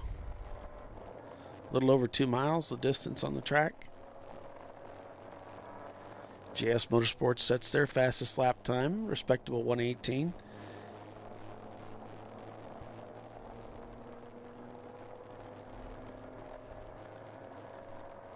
Oh, Dylan saying the first Champ Car race that he was working as a corner marshal, and there was just like 10 of them out there, and they worked the full 24 hours.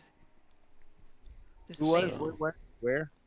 It Nelson Ledges. Oh, Yeah, okay. so we don't want to hear any complaints. Right. Who was that said that? Dylan, over okay. on YouTube. Okay. Dylan's a local. That was when men were men back then. Yeah. He said they switch corner stations every so Why often. is the rabbit guy getting out that side? Because that's the way they get out. It's easier because remember we talked to him about it. The bar trying to get out that side is hard. High bar, right? So you get out on the other side. Yeah, because you can see that bar is pretty high up there. Mm-hmm.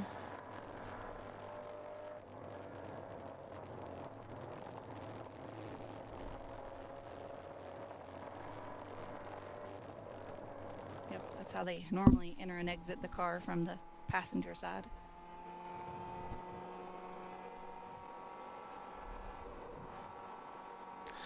So yeah, Tiffany, everything started with when I got your car back here. I started with a cylinder leak down test, and then when I saw we had about 20% leak down from cylinder number 3, and I could tell it was coming out of the crankcase, then that told us that we had some compromise there that we needed to look at. And so after taking the cylinder head off and moving the piston down, we could see we had some pitting there. So when we proceeded to take out, of course, the car may have been overheated, so we took the cylinder head over to the local machine shop, and they're looking at the cylinder head. I pull the pistons out, and you can see, the pistons aren't looking that great, and that cylinder wall needs to be worked on. So also noticed some pitting and burning on one of the journals where the connecting rod was. These engines, 1999 Acura engine, they got miles on them, and they may have some abuse. You just never know. So you take these things apart and you find out what's going on. Those cylinder head leak down tests, cranking compression tests, those are all good tests to get an idea of how healthy the engine might be. And of course, if you got a lot of imbalance, that's not good. If you got a cylinder that's down quite a bit, that's not good. You want to, find out what's going on. So took it apart, and you can see we need to get some work done. So that stuff's all at the machine shop right now, and they'll do some work on that and hopefully get us back up and running here without too much delay. Oh, cool. So physically on the track, we're looking at 111 right now. It's currently going down the back straightaway, and the number 1 car is just coming up on turn 4, and that's in real time. So there's about a half a lap difference between those two guys. And it kind of looks to me like the 111 might be catching the one slowly. To lap him, because 111 is in the lead. Correct. Under the bridge. A little bit of a bump there. Oh, we got a smoker up ahead. Oh. Lots of smoke up ahead of the leader. He's kind of following in line here. As a matter of fact, he might have thrown a yellow there. Rear tire. 117. That's 117. Wait. I don't have that. It might be 170. Yeah. That's the Banana Splits car. Yeah, I said right rear tire. You can hear he's radioing his people right now as he's inside that car, and it does look a little squirrely. Mm-hmm. As he's trying to get that car back to the pits, and maybe they can make a tire change as cars are going by in the Banana Splits car. The car that led the race earlier here. Flat rear tire. So he slowed down a lot. He's got a flat rear. There he is there. He has gone driver's left as they go through the kink.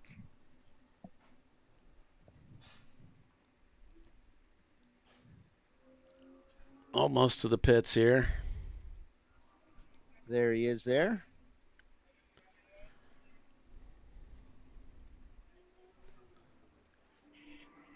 And I think this is Johnny at the wheel, and Johnny's an old stock car racer, so he'll have no trouble at all bringing that back into the pits so they can make that tire change and get back out there. They won't lose very much. You can get his clock there and head on down. He's got a lot of experience with dealing with that kind of stuff. So hopefully they'll be ready to go. And they've got a pretty good-sized crew there. There's the floor jack ready to go. Left rear. It's the left rear tire they're attacking. They're checking out all the other tires as well. So their pit crew this weekend is the ARCA Menard Series crew. It's the University of Northern Ohio Automotive Program students. Oh, cool. Yep. They're pit crewing for them this weekend. It's kind of cool. And these guys are loving that. Get to do it. Tire change. Yeah. Yeah, it's right in their wheelhouse there. The 514 VW leaves pit lane. All right. It is 1 o'clock officially at the track. We're going to take a quick commercial break and be back in just a few minutes. RVA Graphics and Wraps leads the race after 129 laps. Stay with us. We'll be right back.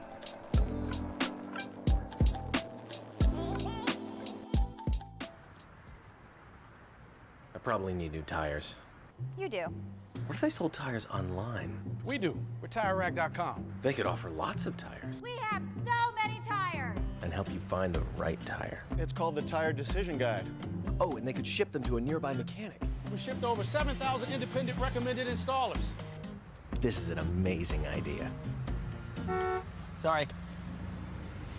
TireRack.com, the way tire buying should be.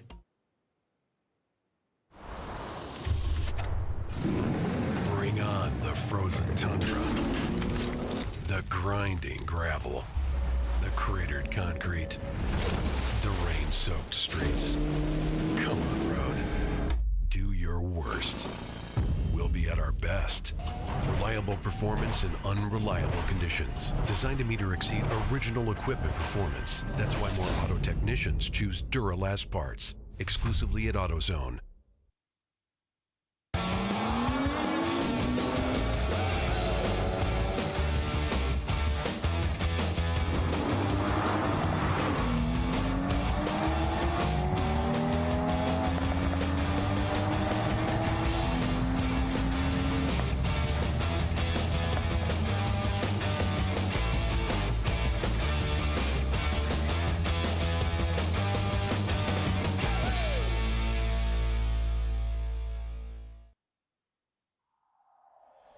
Discovery Parts is a veteran-owned racing and safety equipment company.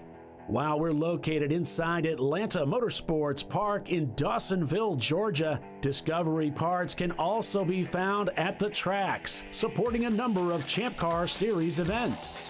We take pride in being a reseller of the best of the industry to Champ Car teams and drivers. We know racing, love racing, and look forward to tomorrow to even more racing. Visit us at discoveryparts.com.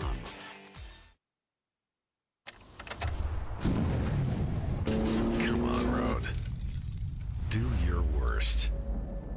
We'll be at our best. Stress tested to meet or exceed original equipment performance. Exclusively at AutoZone.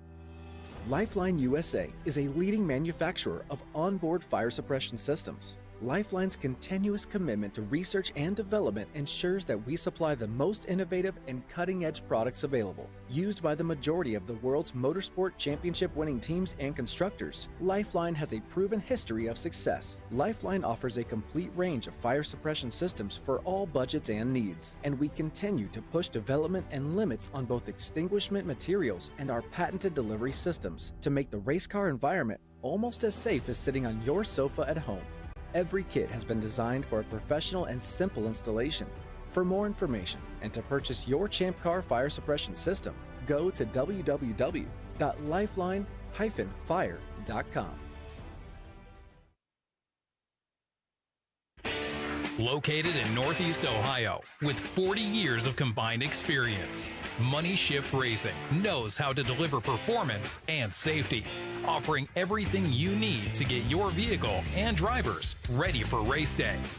From safety equipment to full engine assembly and repair, in-house fabrication, 3D design, and rapid prototyping.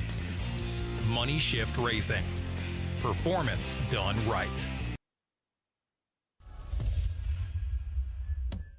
Frozen rotors from Diversified Cryogenics deliver increased performance and a higher level of safety, while significantly reducing braking system costs. So to tell you a little bit about the durability of this product. So we have seen an incredible extension of the life of our brake rotors using frozen rotors. We've gone from brake rotors every other weekend to 6 weekends on one set of brake rotors, and I think they can go farther. The durability has been amazing. And it's been a fantastic season, and man, a lot of that is due to the way our car can brake on those frozen rotors. For more information, go to frozenrotors.com. I did it. You see how it's... That's it. We did it. You did it. You can do it. The path to I did it starts at AutoZone. Get in the zone.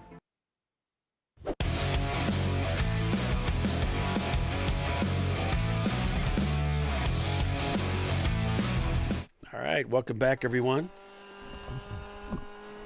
We are live at Nelson Ledges Road Course for the Champ Car Endurance Series, the longest day of Nelson Ledges, 24-hour race here on Champ Car Live, presented by AutoZone. I'm Paul Veltum with Bill Strong and Tiffany Alexander. On board with Money Shift Racing right now. Money Shift scored in 8th place. Let's see,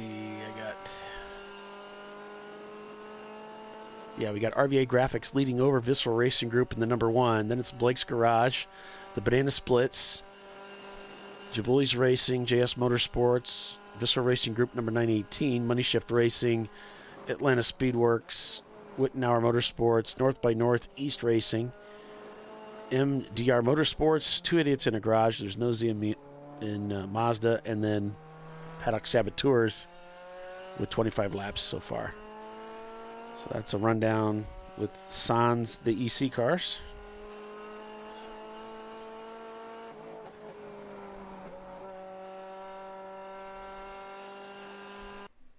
So did you hear what my little buddy Troy did to me this morning there, Paul? No. So we're setting up the cameras, Paul and I, and I'm on pit lane, kind of on pit lane, over setting up the that camera right there. And all of a sudden I hear something, and I don't know what it is, but I have this issue of getting out of my truck and sometimes forgetting to put it into park. Yeah, of course I realize it once I take my foot off the brake sometimes, but right. Wait. Something going on. Tire smoke from somebody. Tire rub from 970. Maybe it's 917 or no. 917. It's hard to understand. We have a 170. Yeah, we'll have to look to see when the cars come around. Yeah, we have a 918 and a 996. But that, if it's Banana Splits 170, they were the ones that had to come in and make that tire change anyway. So I wonder if they have some kind of a rubbing issue. A suspension issue or something. Oh, yeah. We've heard, shock or maybe the springs aren't operating right, and that tire's dipping down in there on certain turns and starts major rubs, and that might have caused the issue they had before. Right, or the body of the car is dipping down into the tire, yeah. Well, the E36, they have an inherent problem of the shock will punch through the body mount. And so they actually have a reinforcement plate you can buy and put that in there. I think it's actually points for that, if I remember right. Yeah. It's about reinforcement. Yeah, it's actually points for that little piece. Is there a way to just reinforce it with using something homemade like we allow in Champ Car, you think? No, I mean, not without really taking points. It's because it's still, you're reinforcing the shock tower basically where it supports it. I don't know. I mean, this was, Bill sounded like that's still in force. At the time I knew, I think I was going to take points to do it. I can't remember for sure, but gotcha. It's just a little butterfly type washer thing. On my E36 318 Ti, when I upgraded the suspension, they told me to buy those little. It's like a big washer that fit up there. Just basically reinforced it. Mm-hmm. So Troy, I'm setting up the camera. I hear my truck do something, and I turn around and it's rolling forward. And I'm like, what the? So I run over there, and the only thing I can think of was my truck's gonna hit the tower, the starter's tower there on the pit lane side, and because it's a diesel, it's just gonna keep going harder until it pushes it over and the flagpole, and then it's gonna hit the bridge. And I'm thinking about this the whole time as I'm jumping over stuff to get to my truck, and then I realized Troy's ducked down in the driver's seat, kind of. Just letting it idle forward. I was so mad. Payback is going to be fun, let me tell you. He gets me. Friendship. Mm-hmm. Oh my God. Yeah. With friends like that, who needs enemies, right? No, what was it when I think he's still paying me back for all the times I interviewed him and only showed his forehead. I mean, he probably should pay you back for that. Over and over again. Oh my God, it was funny. Well, I'm sure he thought that was funny too. Looks like Pat is driving the Two Idiots in the Garage Sheboygan Auto Helpers GTI.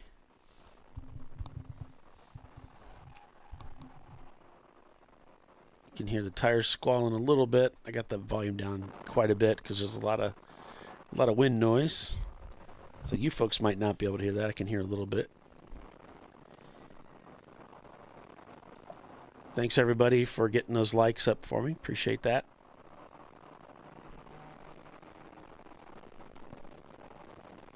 So far, so good. We've got 138 laps turned by the leader of the race. That's RVA Graphics and Wraps.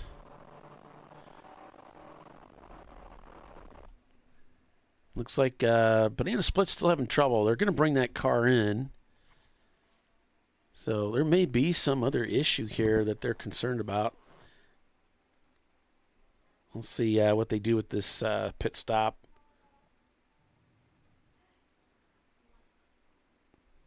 Oh, this looks like this might be a standard stop. Driver's going to hop out. Yeah, they're over the wall to fuel. They did look at that left rear real quick, but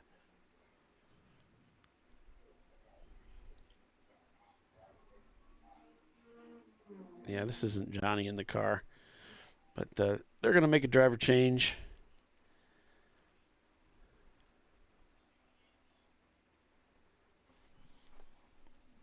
So that team pitting out of fourth place.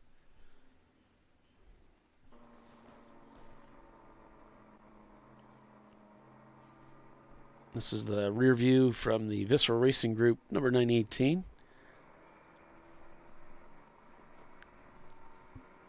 Still under green here. We've had one full course caution today, to my knowledge.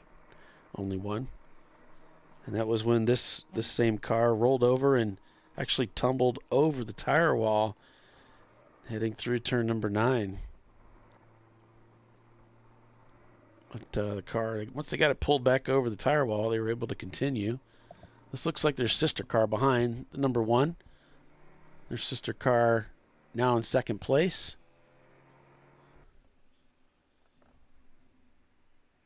As they head down into turn number 1 again.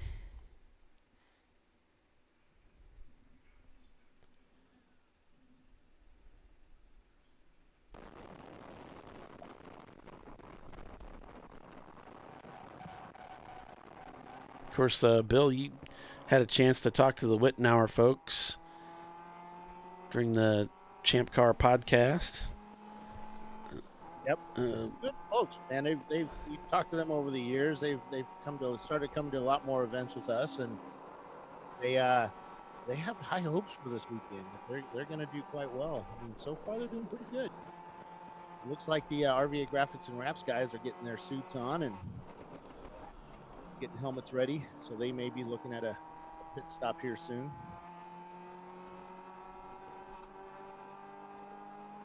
Just looking at the 111,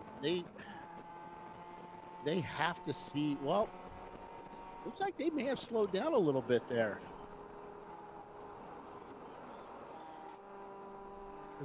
On track, there was a point where they were whenever they would come into out of 3 into 4, they could visually see the one going down the straightaway.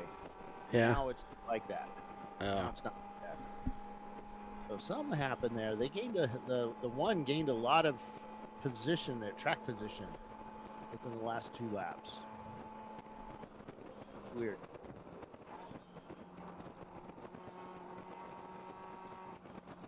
Yeah, Wittenauer guys running in 11th place with their Mini. We follow on board. I forget his first name. The father. He had an incident yesterday. He was riding a little scooter here and kind of did an endo with it and Oh. hitting his head pretty good. But he turned out to be, other than a little blood everywhere, not everywhere, but a little blood. He was fixed up, bandaged up, and went back to work on the Mini. That was a little scare from our folks here.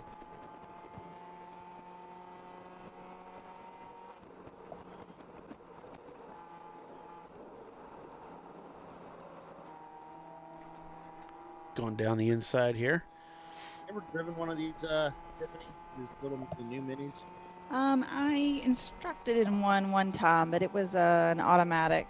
I think I don't remember what year it was compared to this one. Now that I'm thinking about it, but it was interesting. They look fun. The short wheelbase. I've driven the original Minis. I had a 1000. The much cc older Mini that ones. I had in England. Yeah, I think it was a 72. I think that one was.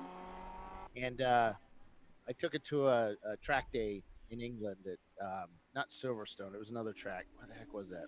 Well, and I had an absolute blast in it. It was slow, but it was fun. Mm-hmm. And went where you wanted it to, except fast.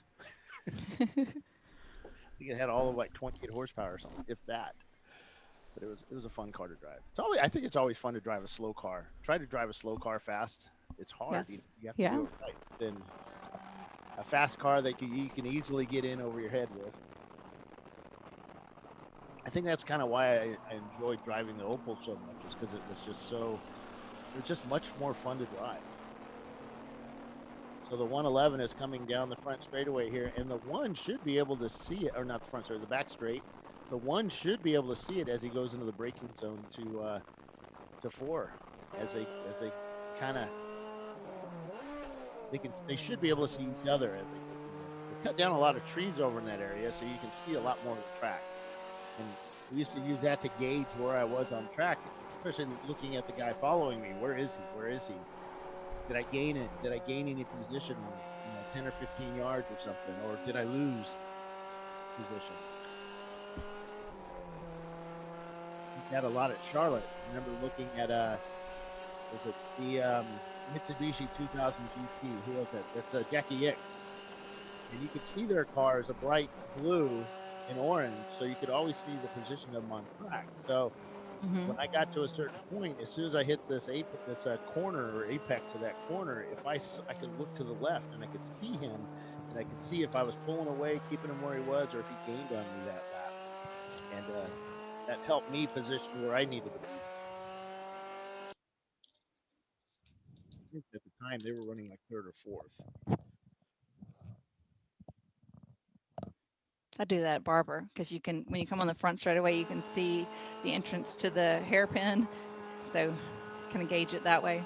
And vice versa, when you're coming towards the hairpin, you can see the cars coming onto the front straight away. Am I making up ground on him? Is he making up ground on me? Right. And it's, you can look at your timer, kind of judge where am I on the times each lap. Mm-hmm. It's always kind of nice to see your competitors where they're at. If they're, you don't really want to see them on your tail, on your bumper. but it does make it more interesting and fun sometimes. Yeah, Lee's saying money shift just money shifted. They did. Yeah, I've got it in replay, but it wouldn't do you any good because you can't hear it in the replay. But I don't know if it just popped out of gear or what happened there, but it didn't sound like the zing was too high, so I think he probably didn't hurt anything. Or got the clutch in quickly enough. Honda, those things can zing to like 1,000,000, right? Once or twice. They're very zingy. They are very zingy.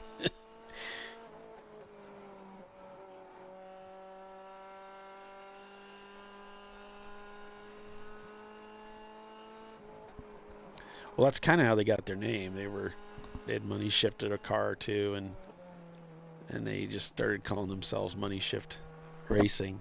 Oh, really? They were looking for a team name at the time, and that's what they ended up sticking with that. So it's kind of a joke. I mean, it's kind of a joke until you do it again, and then. Yeah.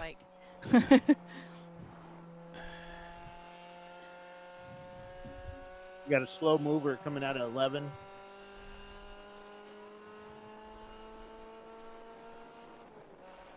Can't see who it is. It's a Oh, Miata. yeah.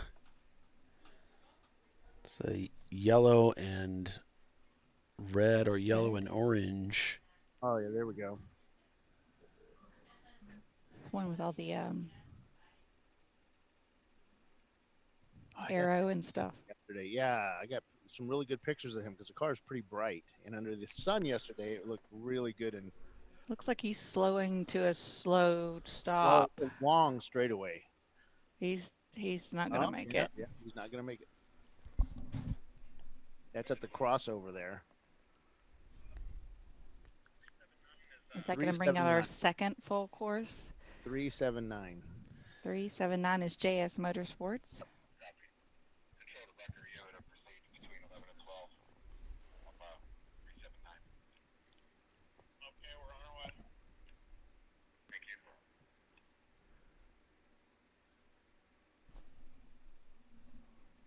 I mean, some of those cars who took that first full course and pitted under that, if this brings out another full course yellow, I could see them. That's the crossover right there. So they could actually pull a truck out to that point and pull them to the inside. The paddock is on the left, and that's the road to the paddock.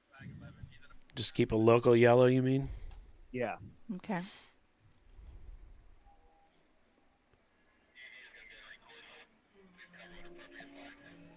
You just come up and give him a big push.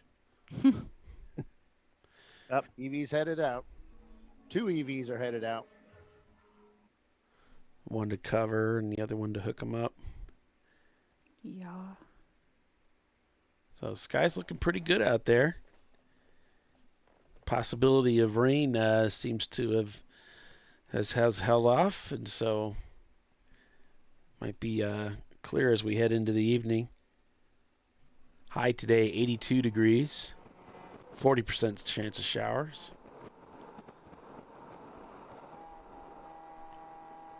Money shift on pit lane.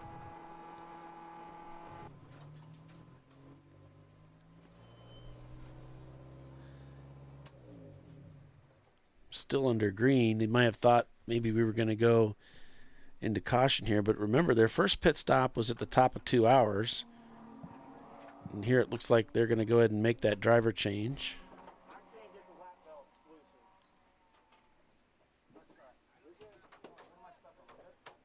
Yeah, they're doing fuel and a driver change.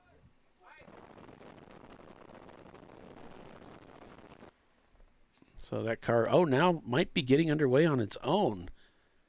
That car got underway. Suddenly it started and left. So not sure what the major malfunction was there.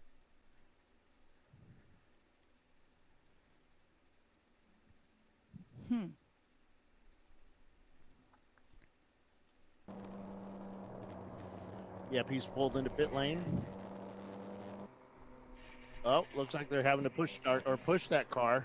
Came to a stop and came to a complete stop, and now he can't get it going. Oh, the push start helped.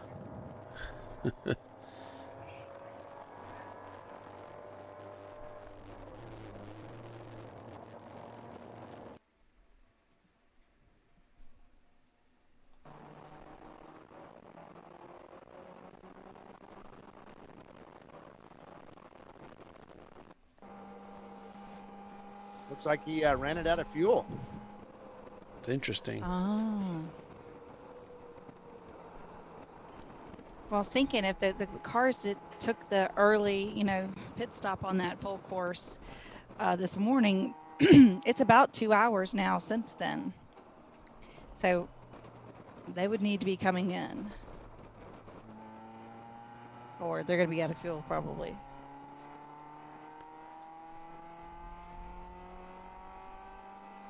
I bet a lot of teams were hoping that would cause a full course.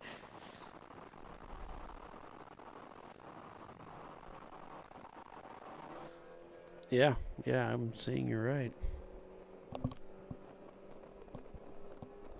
It was about an hour and a half in when we had the first one, after Visceral flipped.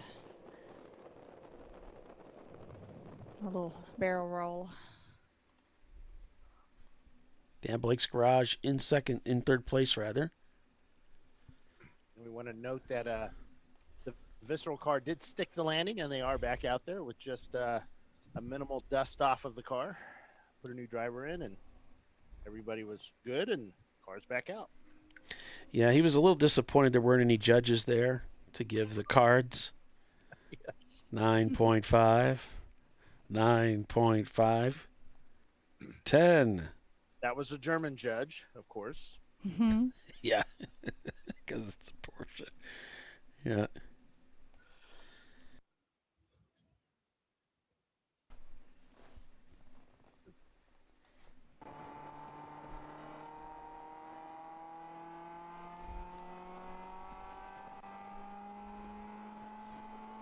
My Slack notifier on my iPad here, Bill, has you typing. Like, you've been typing something for the last hour and a half, and it won't stop saying that you're cooking up a good one for me. I can tell. You're just waiting, right? Just like the anticipation is killing me. Electronics. There we go. Wait. What is A little nameplate change, maybe? Maybe they'll tell us who's in the car. Oh, yeah. There we go. Fancy. Does that say JP Price? It does look like that. Yeah, I'm going to go with that. Somebody Google him. Go JP. Go. Sounds like a good racing name. Yeah. JD or JP, John Paul. Wait, there was a John Paul, wasn't there? Yeah, so JP Price that's kind of cool. Yeah. Mm-hmm.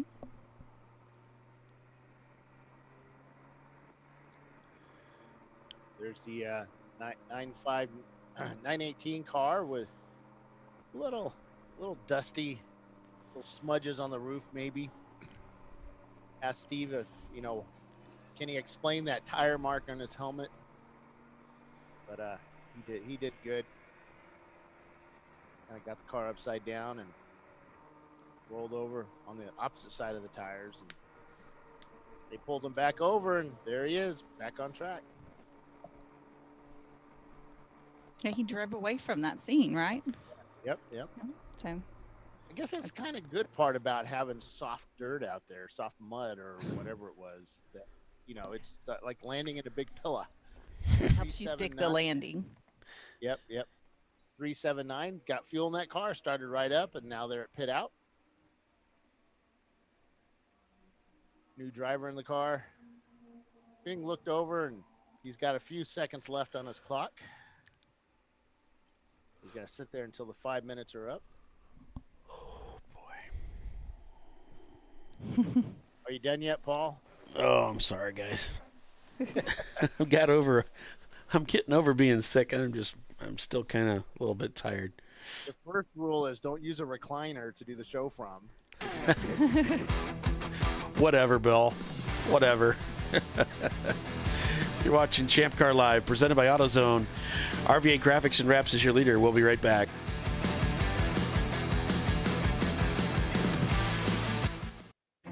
An important decision is afoot. This man is about to buy tires on TireRack.com. Tire Rack is the leading online retailer of tires in North America and a repository of advice and expert reviews. And it's done! All that's left is to arrange for safe, easy installation at one of our independent recommended installers. Well, I guess he did that too. TireRack.com, the way tire buying should be. Come on, Road. Do your worst. We'll be at our best. Engineered to meet or exceed original equipment performance exclusively at AutoZone.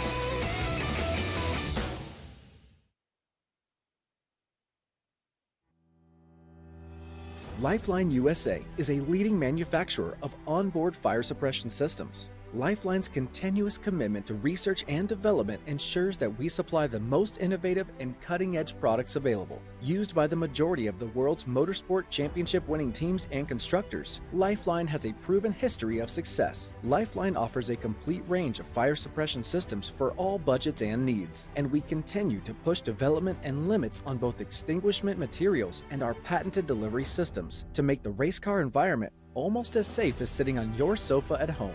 Every kit has been designed for a professional and simple installation.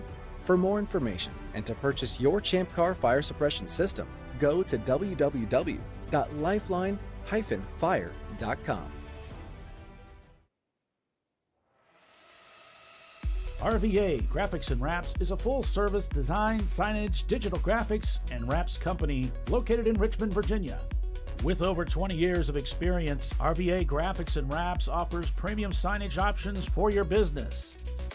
We are dedicated to offering our clients best-in-class service in all aspects of graphic design and application.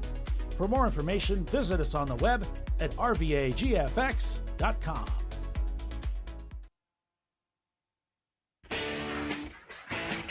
Located in Northeast Ohio with 40 years of combined experience, Money Shift Racing knows how to deliver performance and safety, offering everything you need to get your vehicle and drivers ready for race day. From safety equipment to full engine assembly and repair, in-house fabrication, 3D design, and rapid prototyping. Money Shift Racing. Performance done right.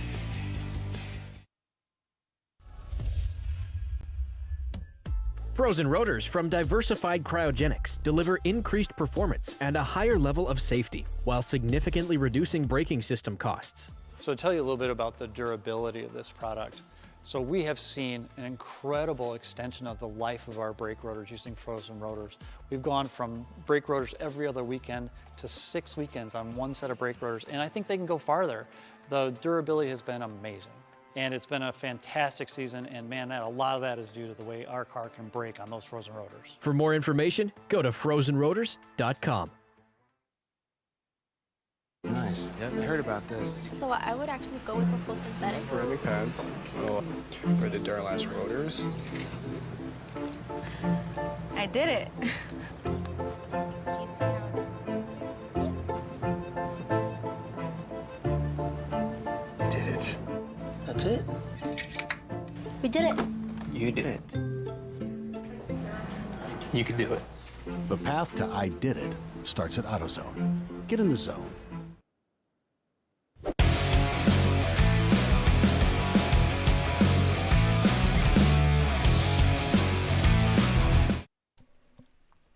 Hey, welcome back, everybody, to ChampCar.Live.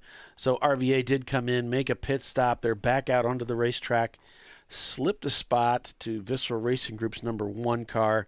So Visceral now holds the lead of the race in that machine. Banana Splits has slipped down into 8th place. Make that 7th with the EC car ahead of them, as they just got done with a pit stop. So not all these cars are on the same sequence, and that's probably going to cause the standings to shake up a little bit as we come through the final 25 minutes of this hour. Welcome everybody back to Champ Car Live, presented by AutoZone. It is the TireRack.com Champ Car Endurance Series race at Nelson Ledges Road Course.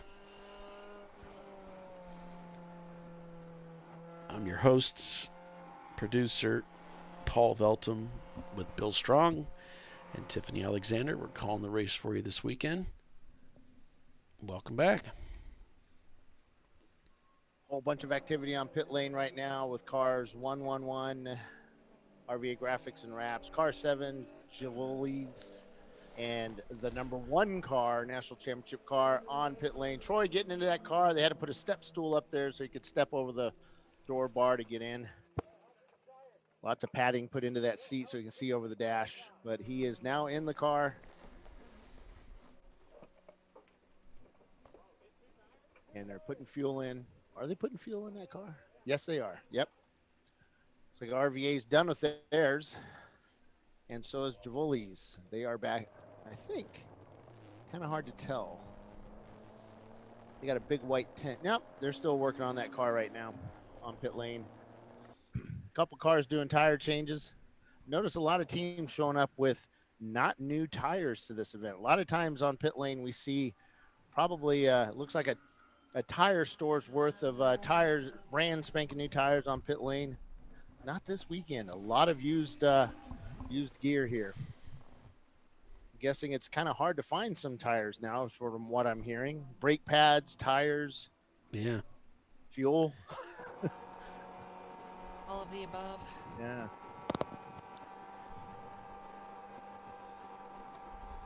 And sometimes once you build the race car, you other than the spare parts and stuff, that's the money's over. Now it's all the money spent on fuel, brake pads, and tires.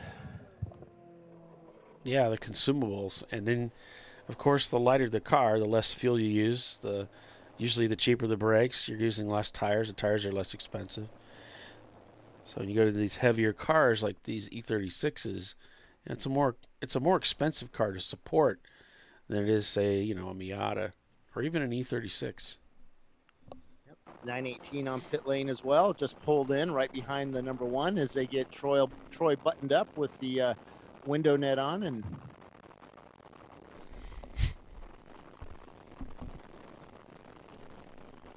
Ron's having to do. Oh, he's kind of aligning the mirrors for Troy.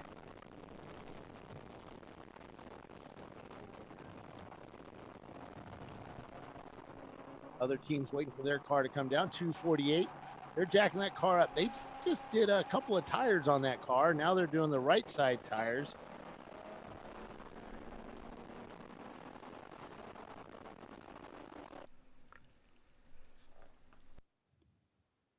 It looks like the paddock saboteurs are staying out. They missed the most of the morning and got that wheel bearing fixed, so they're turning steady laps since then. So it looks like that was the fix. And that puts them off cycle too from everybody else. Yep. There's nowhere to go but up.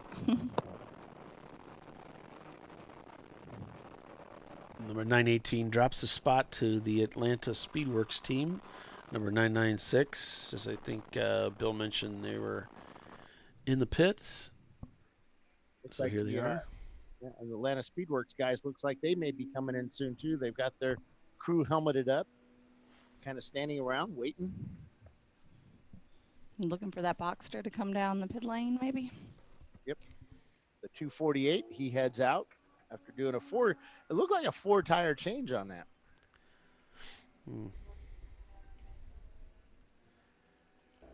It's Blake's garage. Yep. And Blake's still working on that machine. They're looking so strong here. I'm glad they worked with their camera yesterday. I'm glad they got it working. Oh, wow. The tire on the Blake's garage, the whole inside of the tire is just ripped to shreds, like way too much camber. I mean, that could have been the outside right tire. So when they come around this turn here, it could just be spinning in the air. Or it's did I say outside right? It's the inside of the tire itself. Yeah, it is ripped pretty good. You can see cords. See some of the rubber stringing off of it.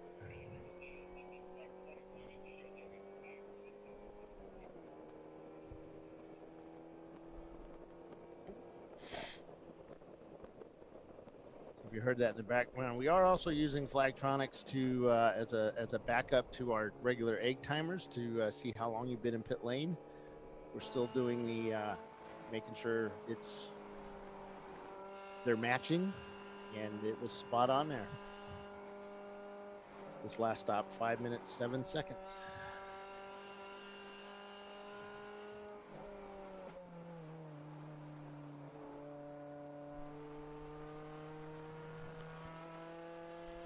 Funny, once the fuel stop is done, you're not done in the pits. You've got to go fill up those fuel cans again, get everything filled up. You change tires. Let's go get new tires to replace the ones we put on, just so in case something happens, we have the needed stuff there. Clean the tools, get everything back to where they need to go.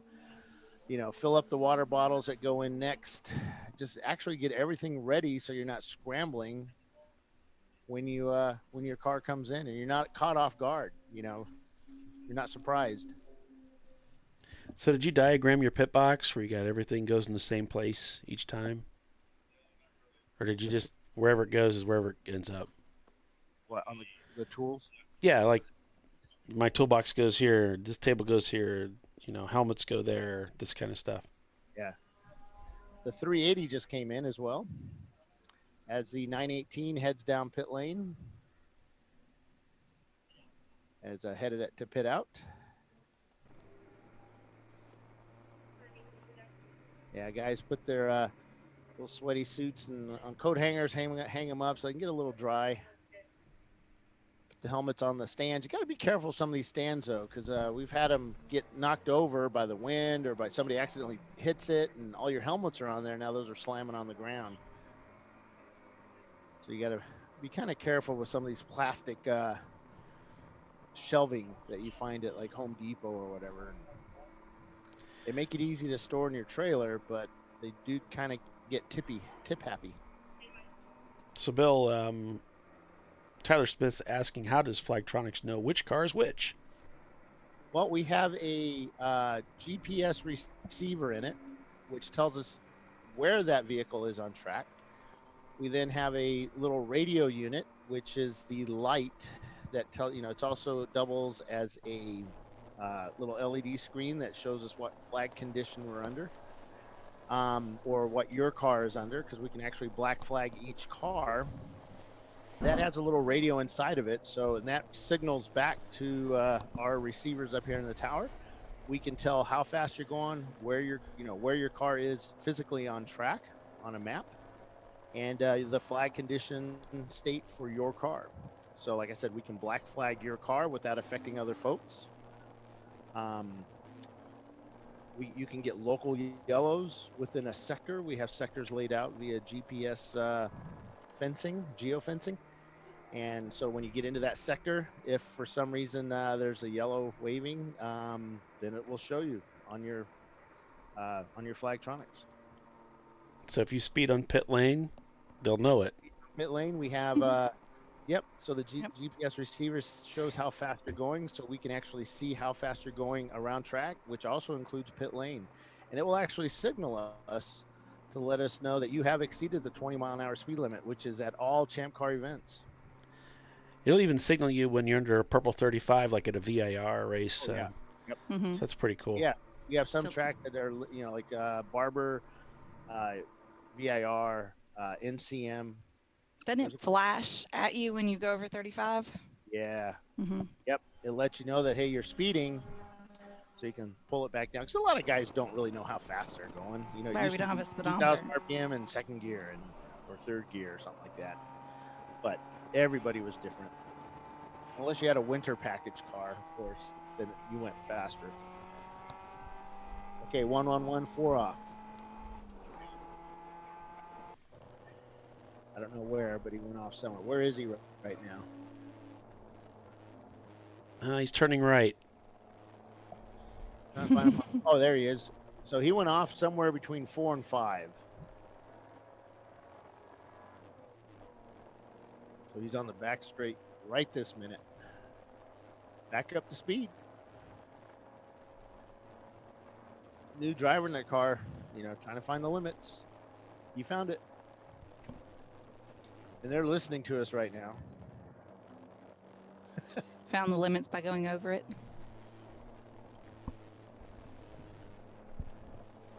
Well, the car looks okay. Yeah, he didn't come in, he stayed out. Yeah. Doesn't look like there's any grass up in the splitter.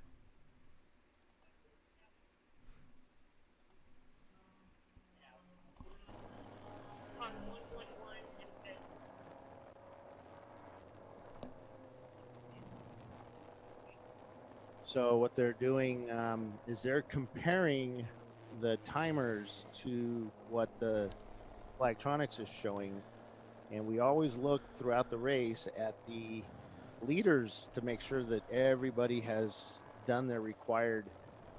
Nobody's gone over the 2-hour stint limit. Everybody's done their pit stops. Which means you didn't go over your 2-hour limit, and that nobody was quicker than 5 minutes for their fuel stop. Right. But you can, like Visceral does this, where they come in, they will put a driver in and just go out without fueling. So when you do that, and as long as the fuel cap doesn't get popped off, you can do a stop as quick as you can, and get that guy out. So some teams will double stint if they have the fuel to go that far. Some others can't. Okay. So in the Visceral cars, Randy just went into the 918, and Sunil is in the number 1 car. Sure, I thought Troy was in the 1 car. That's not what Ron's wife said. Okay. Now somebody's saying that there's a vague recollection that in the rule book that you have to report the serial number to ChampCar for your Flagtronics unit. Is that the case, or do they already know who's assigned to what? Well, when you sign up for the race, like when you sign up for the race, you have to put your transponder number in. Yeah, transponder. Already have a Flagtronics unit. You have to put your Flagtronics unit serial number in, and then we correlate it that way. Now we rent them for free at the track right now, and so when you get here and you don't have one, we give you one, and then we assign. We write down that number into the system. So when you buy it, you need to start putting your number in there. But when you don't buy it and you have a rental, we'll actually put it in here at the tower. Now, it's a real pain for us to do because it's not easy, but they do it. Gotcha.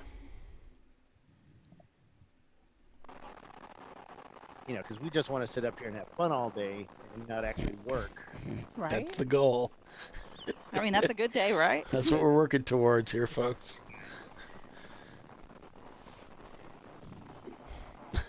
Just keeping our funny baloney jobs. That's right.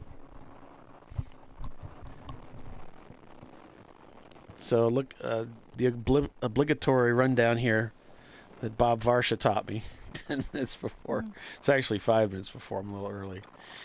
RVA Graphics and Wraps leads the race over Visceral Racing Group in the number 1 car, followed by Blake's Garage in 3rd, Javilli's Racing in 4th, Banana Splits in 5th after that extended pit stop it was some tire issues that they were having, apparently. Then it's Money Shift Racing, followed by JS Motorsports.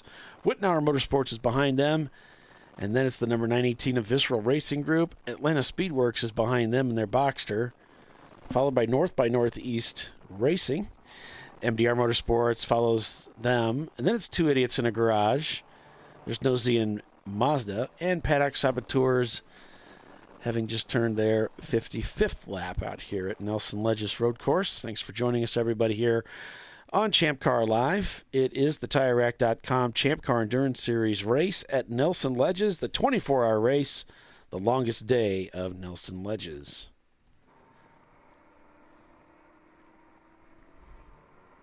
And so far, so good. We have had some action. Man, it's been an interesting start of the race with only one full course caution that I'm aware of.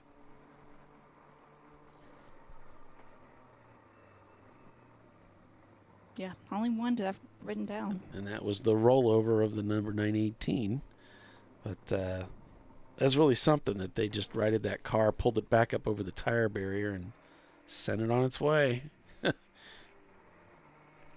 Really fortunate it didn't break something else on the car, like suspension. And that's something that I think you have to be aware, as a car owner, you have to be aware of. Like, okay, so this happened. How is that going to affect us later in the race? Maybe that part that, okay, it's holding together now. Did that bushing get cracked maybe? And Right. you know, yeah. Spit that bushing out later. Yeah. Yep.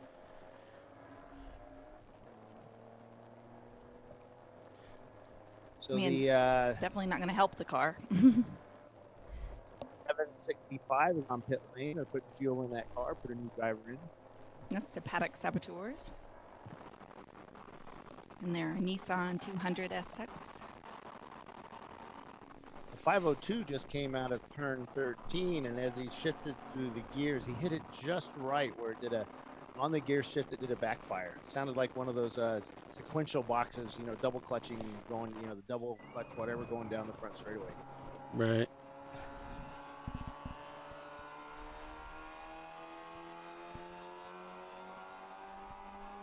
RVA Graphics and Wraps guys right below us here in the media center, and they're just sitting there reading books, relaxing, feet up, and just watching the cars go by as a 277 goes down pit lane.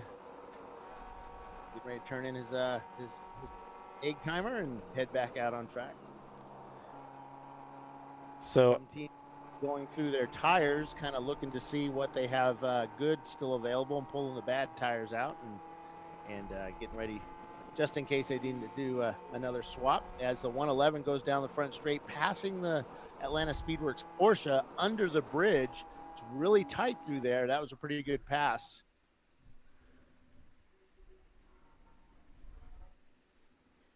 And I just got a message from Johnny with the Banana Splits team. So you remember they had that blown tire.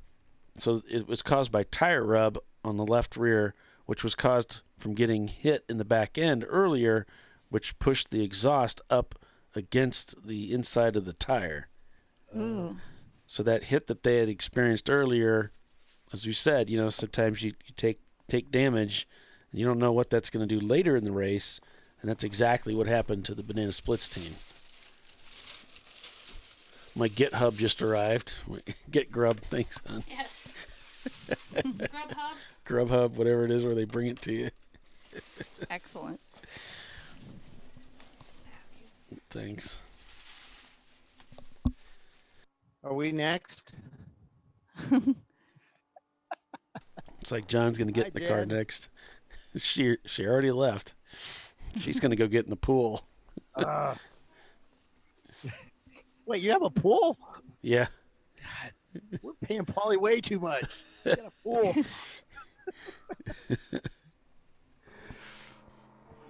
That is her thing, is that swimming pool. That is her thing. Love to get in the pool, huh? Oh, Got yeah. one of those 5-meter diving boards on it. No, there's no diving board. No. It's just it's this 18-foot wide above ground thing. Yeah, I used to design pools, and my kids all wanted one, and I just knew the cost of those things, and it's like, nah, don't want one. We have a pond out back, a big a couple acre pond. We call it our lake, but told the kids, you want to go swimming, go swim down there, but there's biting turtles down there. The snapping turtles or whatever. Yeah, they're afraid of those things. Well, yeah. I Yeah, don't want it to bite me either. They were pretty big. Wittenauer's come into the pits. Yeah, we got looks like they might be doing lunch delivery to the Flagstaff here using the Tim Lawley Chevrolet Nelson Ledges pickup truck. Tim Lawley Chevrolet. Tim is also one of the Lalleys is actually driving the GTO this weekend. Oh, the 380. The one went to go past the 380, and the 380 slowly moved over and gave the driver of the number one no room. Come on, guys. Gotta leave a little racing room.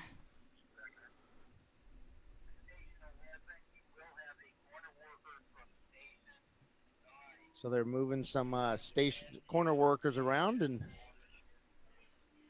giving them breaks and giving them a different view.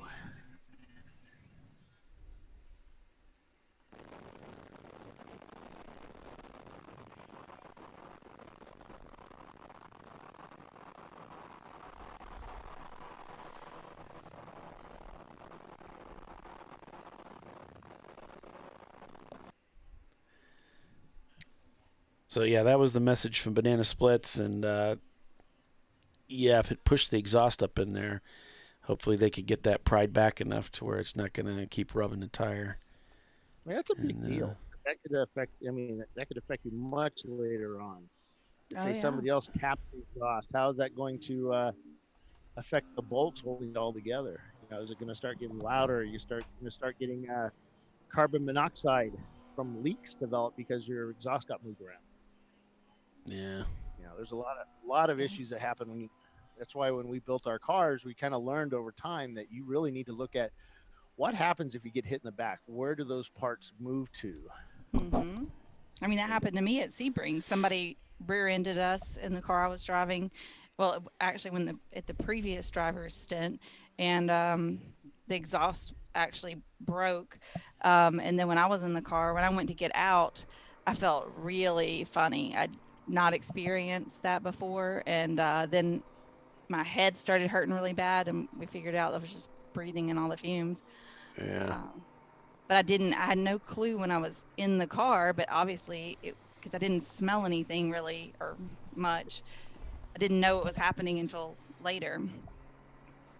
It can be, kind of dangerous. You gotta watch out for that stuff. Well, that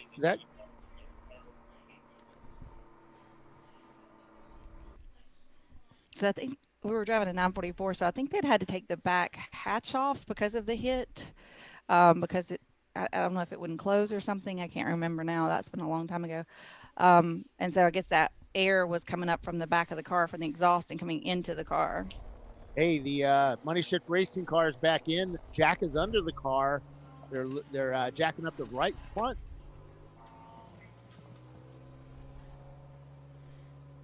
Yeah, they had that off here a little bit earlier in the race.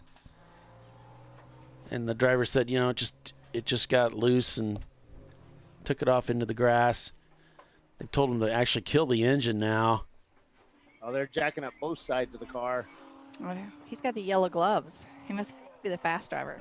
Fast driver. Oh, that's right. I forgot about that. So he was talking to the crew a little bit. It sounded like he was talking about power issues, but I know before the previous driver was concerned about front end vibration.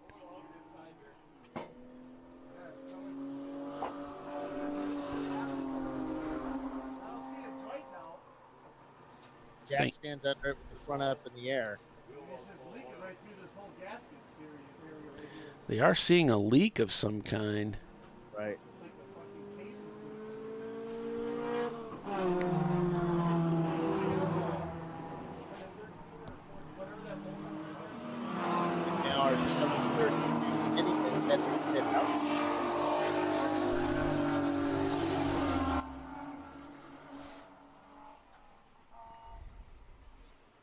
Some kind of a case leak, so that could be transmission. It's hard to say, from limited information that we have. Remember when they had that little money shift? I mean, that's, that maybe the oil leaking out of it might have caused that misshift.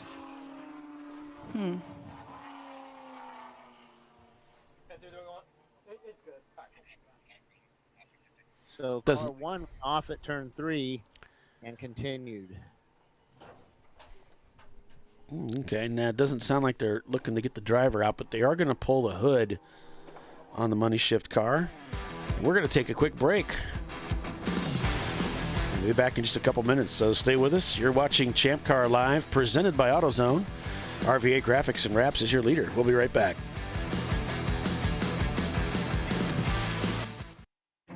An important decision is afoot. This man is about to buy tires on TireRack.com. Tire Rack is the leading online retailer of tires in North America and a repository of advice and expert reviews. And it's done! All that's left is to arrange for safe, easy installation at one of our independent recommended installers. Well, I guess he did that too. TireRack.com, the way tire buying should be. Come on, Road.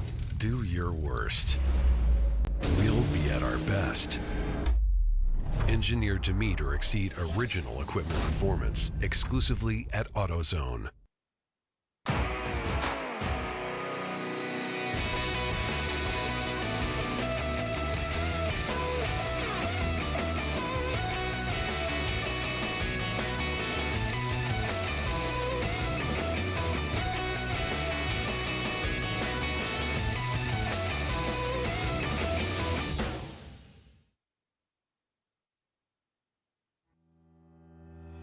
Lifeline USA is a leading manufacturer of onboard fire suppression systems. Lifeline's continuous commitment to research and development ensures that we supply the most innovative and cutting-edge products available. Used by the majority of the world's motorsport championship-winning teams and constructors, Lifeline has a proven history of success. Lifeline offers a complete range of fire suppression systems for all budgets and needs, and we continue to push development and limits on both extinguishment materials and our patented delivery systems to make the race car environment almost as safe as sitting on your sofa at home.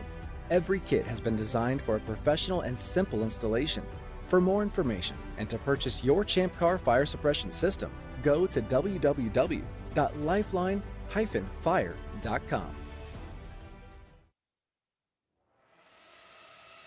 RVA Graphics and Wraps is a full-service design, signage, digital graphics, and wraps company located in Richmond, Virginia. With over 20 years of experience, RVA Graphics and Wraps offers premium signage options for your business. We are dedicated to offering our clients best-in-class service in all aspects of graphic design and application. For more information, visit us on the web at rvagfx.com.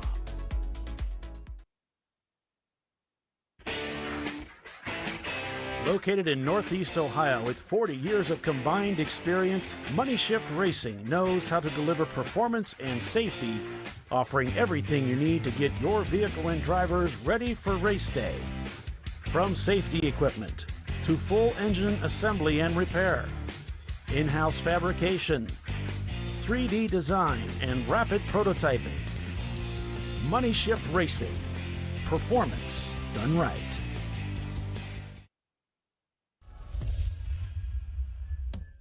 Frozen rotors from Diversified Cryogenics deliver increased performance and a higher level of safety, while significantly reducing braking system costs. So to tell you a little bit about the durability of this product. So we have seen an incredible extension of the life of our brake rotors using frozen rotors. We've gone from brake rotors every other weekend to 6 weekends on one set of brake rotors, and I think they can go farther. The durability has been amazing.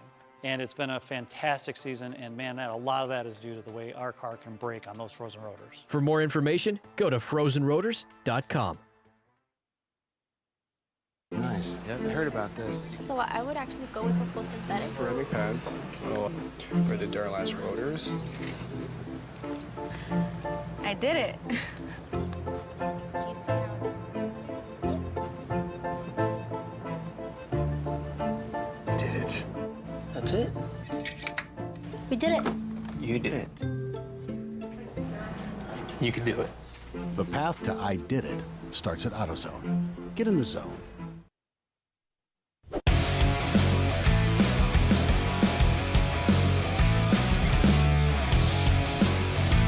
And we are under caution here because they're giving out lunches. So not much to report there, but we have come under caution. And I wonder if they closed the pit lane during this. I don't think so. I don't know that Champ Car... I mean, they do close pit lane depending on some situations, but... Yeah, like if they have an incident going on in the pits that they're dealing with, if that's where, or if the incident is at the pit entrance or pit exit, so it could block one or the other. They've also closed pit out sometimes when they're going to red flag the field. They just haven't done it yet. Mm-hmm. They did that to us at Brainerd. Oh. That was not good. Just the 'cause y'all luck were of the in. draw. We were leading the race. Oh. So these cars are going by. They won't let us back on the track. And that went on for like a lap and a half. Oh, no. Yeah. He gave us a lap back. We ended up having to pass the whole field again to win the race. I got so you still... We still won. What's up? Yeah. That's awesome. Money Shift Racing. Yes. Money shifted. Yep. Their transmission has like two halves to it, and the bolts all backed out. They lost one bolt out of it, and they lost about a bunch of fluid. So they're putting it all back together, and they've got about a gallon of oil they're going to pour in it. Don't know if they're going to pour a whole gallon of it in it, but they're going to pour oil in it. And they're working. All right.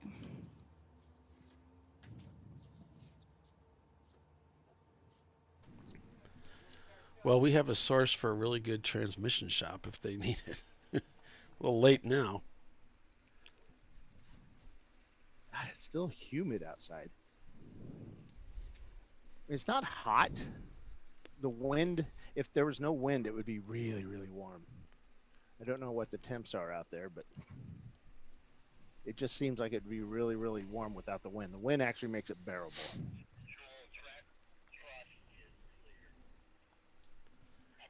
Yeah, right now it shows, that's probably not right. Let me refresh this and see. Currently 74 degrees Fahrenheit. Yeah, it's warm, but the humidity just makes it worse. We need to do more racing in Phoenix, where it's 115 but no humidity. It's a dry heat, yeah. Dry heat. What's nice is everybody has their home AC set to like 87. You walk inside the freezer. The lights are out on the pace car.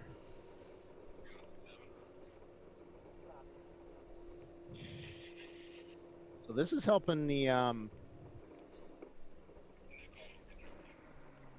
money shift guys. Right. Being up yellow and being able to work like this. They do have a sense of urgency when they're going about it, except for those 8 guys all standing around watching the one guy work.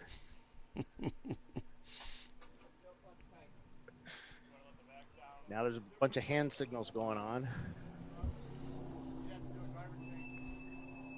So what was it the money shift car that caused the full course or a different car? No, they're delivering lunches. It may have been delivering. They're delivering lunches, and this may have been one of those. They noticed something is wrong. Yeah, we got fuel to get out. If you already got your 5 minutes burned up, it takes an extra 10 seconds. Well, we didn't burn the fuel. That's what he's saying. We didn't burn fuel because we're sitting here. Now they're. There goes the hood. Don't know what your delay is here. Not much. That's one of our tech inspectors there on the left. He is that's O'Rourke. He is working this weekend with Money Shift Racing.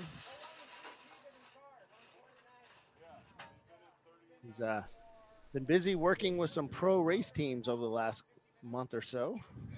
Living the dream. Yeah, he's real excited about that.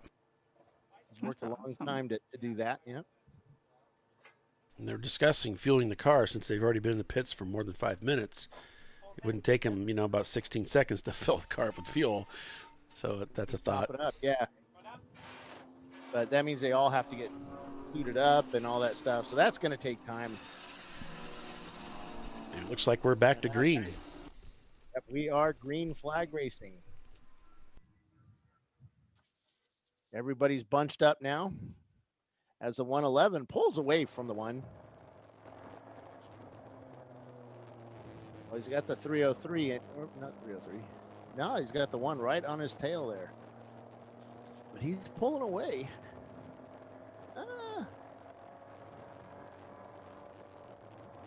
Hard to tell.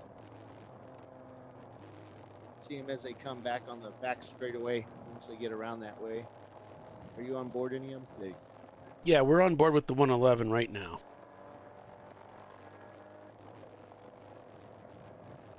There's a good 200 yards between the two cars right now. Maybe 150 yards. 111 really got a good jump there.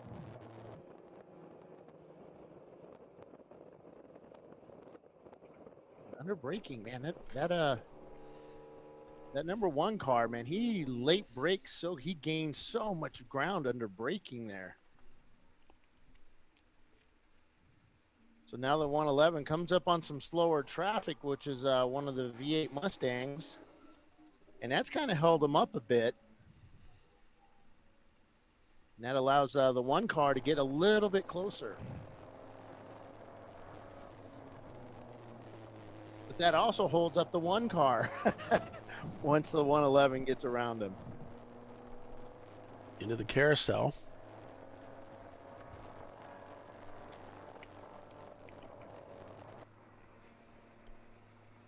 Looks like Javoli's there hounding on the 918 car.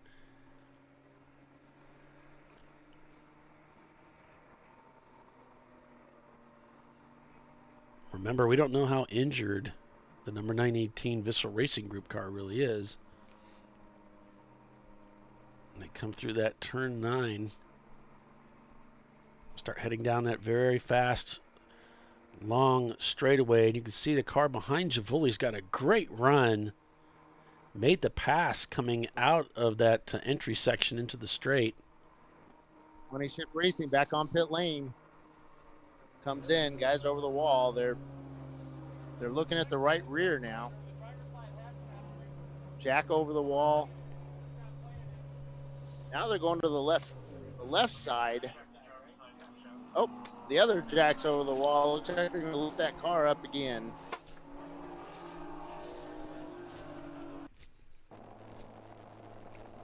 Looking at the left front tire on that car. They only have the left side of the car jacked up.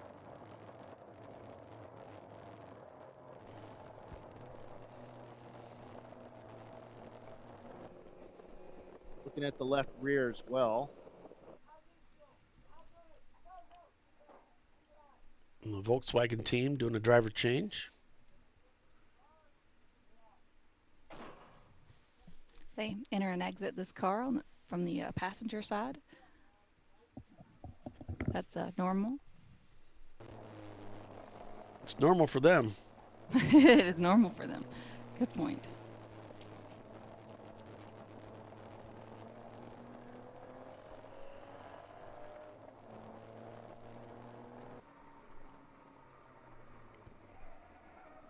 Oh no, he's off track. Broke, and I think the back end just came out under braking on him. Seemed to be everything was fine there. Yeah, gets it going again. Yep. That's at turn 12.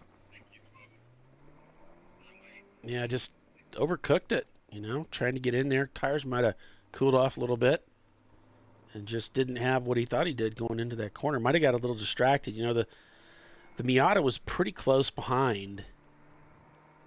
Go back to instant replay and get an idea of what was happening. The Miata was pretty close. I think he might have got a little bit, looking in the rearview mirror a little too much and missed his braking point, because you do have to brake pretty severely for that left-hander there. You're coming in there pretty quick. And just some of these guys on that team are supposed to be spec Miata racers. You think they'd be used to that? Miata's on their tail. So maybe it's the maybe it's just unfamiliarity with the car. That too. He's got it going again.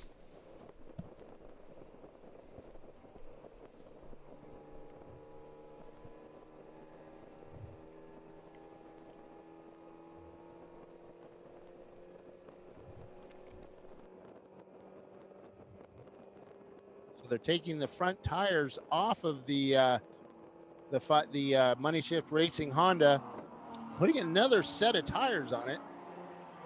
They do look a little bald. Not bad though. They're sticking another set of tires on the car.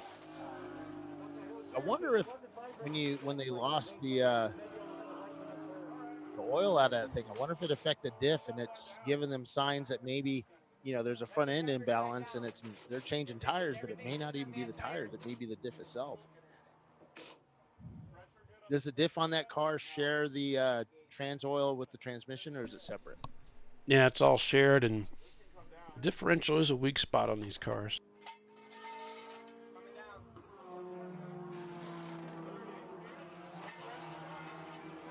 So you go to it, limited. They have a really nice, strong limited slip differential you can buy for them, which is what we put in Tiffany's car.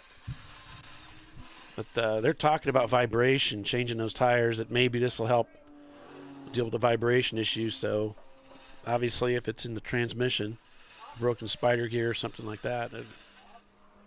Yeah, they're looking at the right rear as well, spinning the tire, getting a full look at all the tire itself.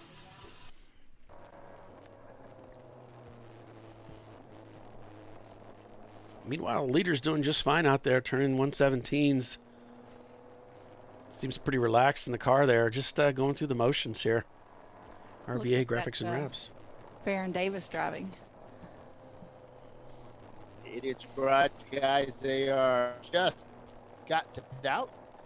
They've been inspected and released. He's trying to find a gear. There he goes. He got the right gear. Or maybe just got, he might have been stuck in second or third instead of first. Had a slow takeaway there, but I think he's got it sorted.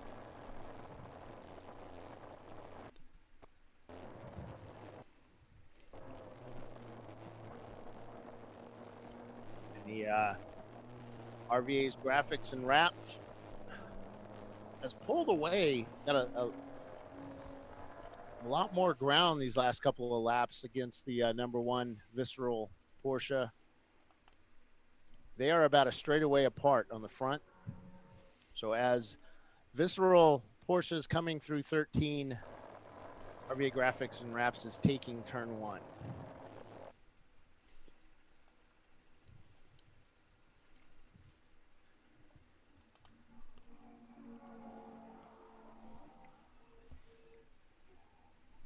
A little bit of high clouds over us. We see a lot of blue to the east, some to the south, and some to the north. No blue behind us.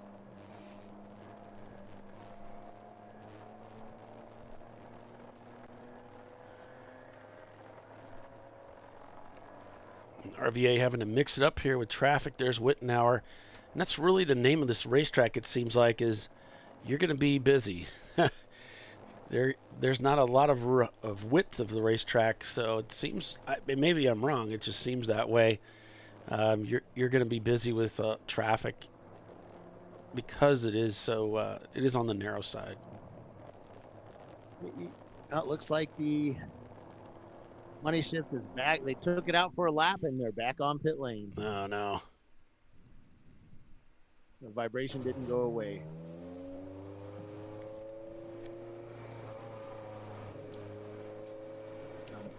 Crossing right in front of me. Car comes to a stop. Go here in a minute.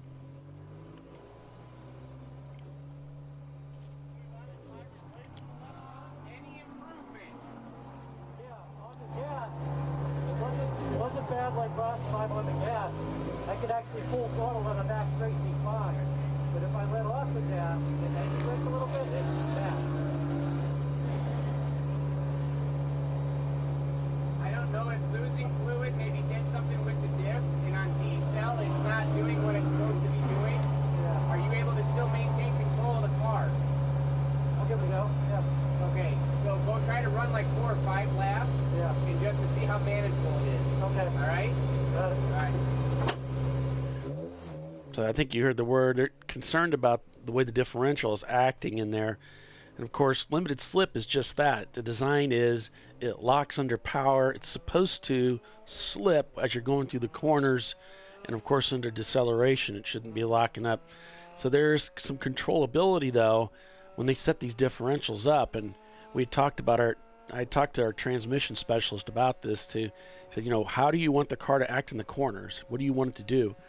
And so that's all controllable. And of course, if it's damaged now, that could make it a bit tricky to drive and get used to. So the order is, well, go out and drive it, see if you can put 4 laps together and see if it's something you feel you can drive, and we'll see how it goes. So if it's not working correctly, does it make it inconsistent on how it works or consistently bad? It could be either. Either, okay. I think if it's consistent and it happens in the same place, you can drive around it. Right. It's the inconsistency that becomes so difficult to predict. Yes. And if it's not predictable, Yeah, that's when it's an issue. I think a good driver, if it's predictable, they can work around that. You can adjust how even you if go it's crap, you just Much like our show. It may be crap, but it's predictably crappy. And so you can work with it. I mean, consistency is everything, right? I haven't heard of anybody throwing their radio across the room or their TV across the room yet, but time will tell. They've got 19 hours and 30 minutes to make it happen. I mean, everybody needs goals. Well, we're not. So just to let folks know, we're not going to be doing overnight. We just don't have the bandwidth here. And I believe 8 o'clock, Paul? Yeah, that's what we're looking at, 8 o'clock tonight. So 8 o'clock, we'll be going online. If for some reason I get a sudden burst of bandwidth, then I'll be able to possibly start something. But we'll see. We'll see. It hasn't been good the last year or so. But enjoy us while we're here. And then we'll see you back in the morning at what time? 7 a.m. We'll be live by 7 a.m., if not earlier. Yeah, no, I think, Tiffany, you guys gave me 2 or 3 transmissions. And then we had the one that was in the car. I took them all apart, and all of the differentials were broken. Really? Every single one. Destroyed in different ways. Because I know that your husband said he was concerned about the transmission felt kind of wonky. Yep. It's a soft spot. And if you're slamming curbs, that sends a lot of shock into the drive line, and see, the transmission has to be able to handle that. So your advice would be, like, if that's the car's weak point, maybe you stay off the curves in that particular, the curbing on that particular car would probably be best as far as strategy for an endurance race. Yeah, or just get the proper, if you know that's a weakness, is there some equipment that you can have installed to help prevent that from happening? Because the guys are going to hit the curbs. There's really no way, but you can tell them, hey, don't break my car. If you do find yourself heading up onto a curb, just come off the gas. It's the sudden release and grab and the impact that tears them up. There's some LSVs that you don't want to hit the curbs. I mean, they do. They're just not designed to do that, especially with heavier cars.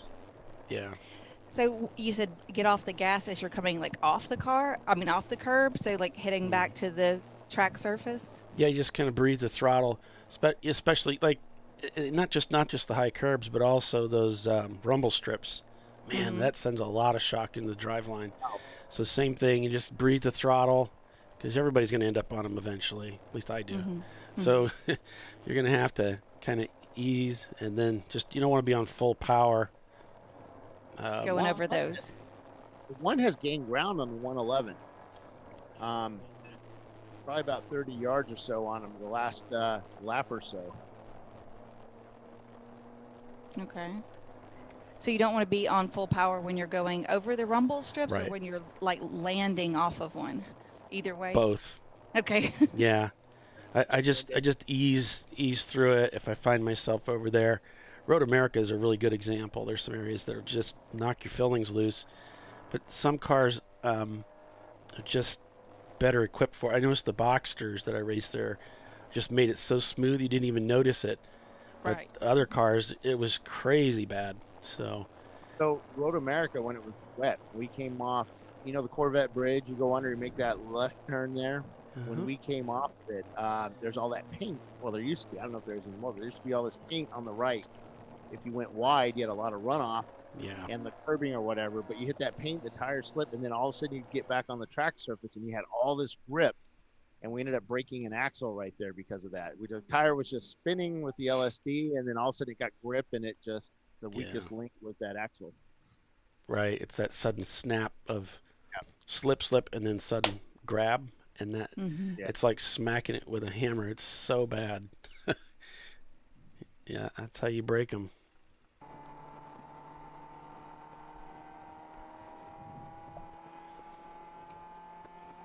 So here it looks like Kelly is in the car. They got some different tapes they got laid out on the dash. Yeah. In the Wittenauer car.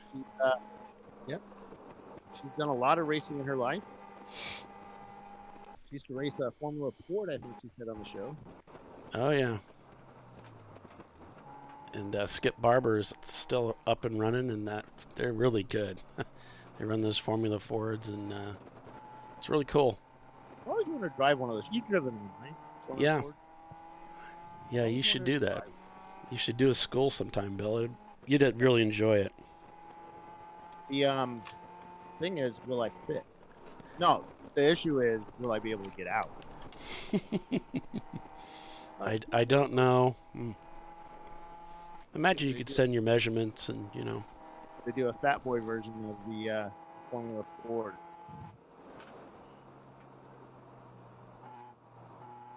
Do they do the Formula rentals at Barber there, Tiff? Because I know they have the Porsche experience, or the Porsches there. Yeah, they have the Porsche school, and then they also have the Mercedes school that runs on the proving grounds. What's a proving grounds?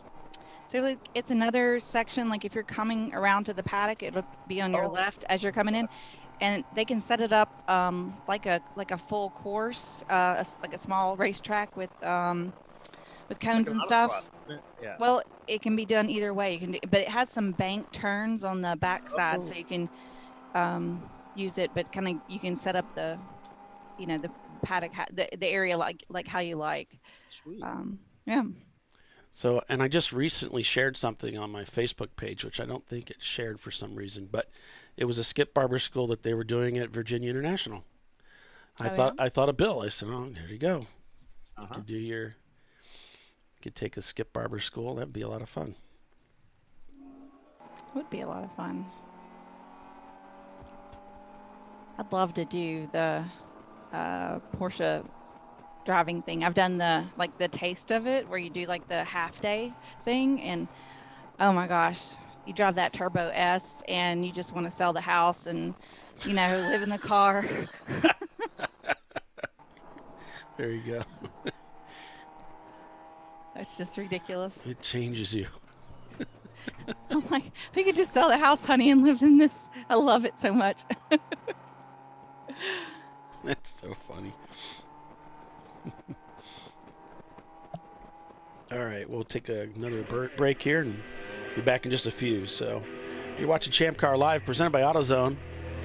RVA Graphics and Wraps is your leader. Stay with us. We'll be right back.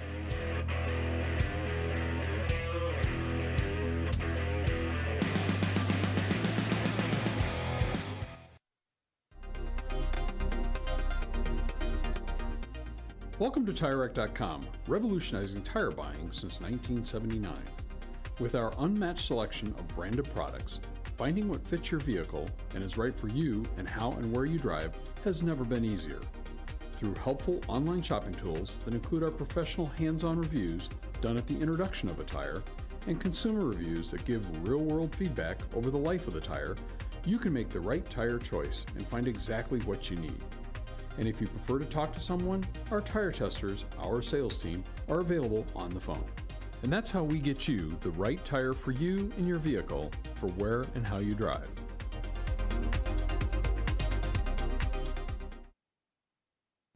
At AutoZone, you get what you need when you need it. Got a today job? Pick it up free same day at your local AutoZone. More of a tomorrow project? Order as late as 10 p.m. with free next day delivery. Getting the job done just got easier.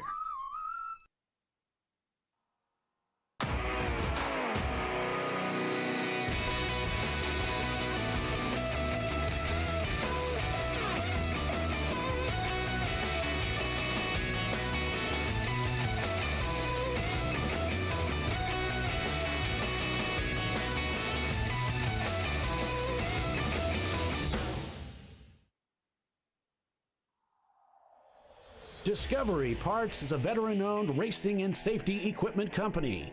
While we're located inside Atlanta Motorsports Park in Dawsonville, Georgia, Discovery Parts can also be found at the tracks, supporting a number of Champ Car Series events. We take pride in being a reseller of the best of the industry to Champ Car teams and drivers. We know racing, love racing, and look forward to tomorrow to even more racing. Visit us at discoveryparts.com.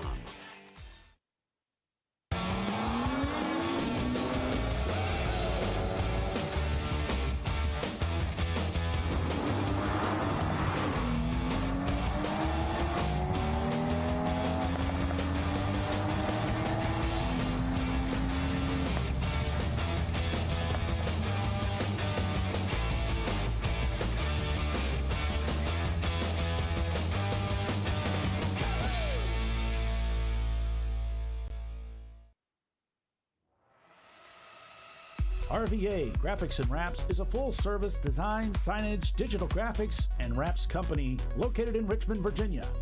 With over 20 years of experience, RVA Graphics and Wraps offers premium signage options for your business. We are dedicated to offering our clients best-in-class service in all aspects of graphic design and application. For more information, visit us on the web at rvagfx.com. Lifeline USA is a leading manufacturer of onboard fire suppression systems. Lifeline's continuous commitment to research and development ensures that we supply the most innovative and cutting-edge products available. Used by the majority of the world's motorsport championship-winning teams and constructors, Lifeline has a proven history of success. Lifeline offers a complete range of fire suppression systems for all budgets and needs, and we continue to push development and limits on both extinguishment materials and our patented delivery systems to make the race car environment almost as safe as sitting on your sofa at home. Every kit has been designed for a professional and simple installation. For more information and to purchase your ChampCar fire suppression system, go to www.lifeline-fire.com. Located in Northeast Ohio, with 40 years of combined experience, Money Shift Racing knows how to deliver performance and safety, offering everything you need to get your vehicle and drivers ready for race day. From safety equipment to full engine assembly and repair, in-house fabrication, 3D design, and rapid prototyping. Money Shift Racing. Performance done right. Frozen rotors from Diversified Cryogenics deliver increased performance and a higher level of safety, while significantly reducing braking system costs. So to tell you a little bit about the durability of this product. So we have seen an incredible extension of the life of our brake rotors using frozen rotors. We've gone from brake rotors every other weekend to 6 weekends on one set of brake rotors, and I think they can go farther. The durability has been amazing. And it's been a fantastic season, and man, a lot of that is due to the way our car can brake on those frozen rotors. For more information, go to frozenrotors.com. Come on, road. Do your worst. We'll be at our best. Engineered to meet or exceed original equipment performance, exclusively at AutoZone.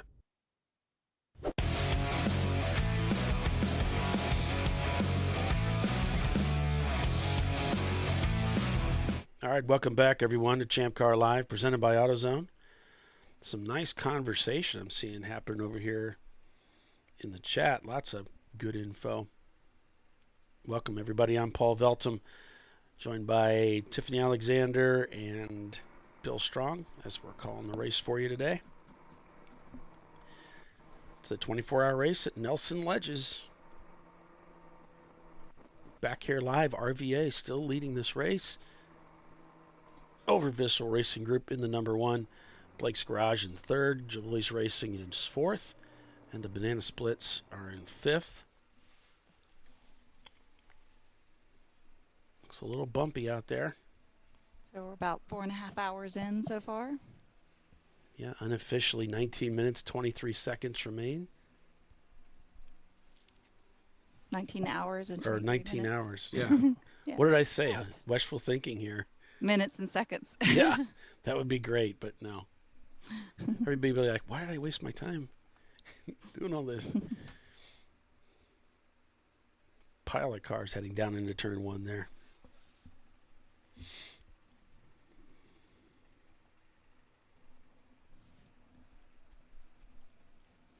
Banana Splits led the race earlier, got in some contact and did some damage to the back of the car, and that caused some tire rub, which set them back a little bit. But now that they've got that fixed, they're back on the chase here, back on the hunt, and there is so much racing to be done. Who knows how this thing's going to develop? Right. It seems like Wittenauer's been having a pretty good race of it. Two Idiots in a Garage also having a pretty good race of it. You know, not really making mistakes, just out there turning laps, and that's really what you got to do to be successful in this kind of a sport. They named this car Turtle. Yeah. Rabbit. Yeah. It's a rabbit named Turtle. Mm-hmm.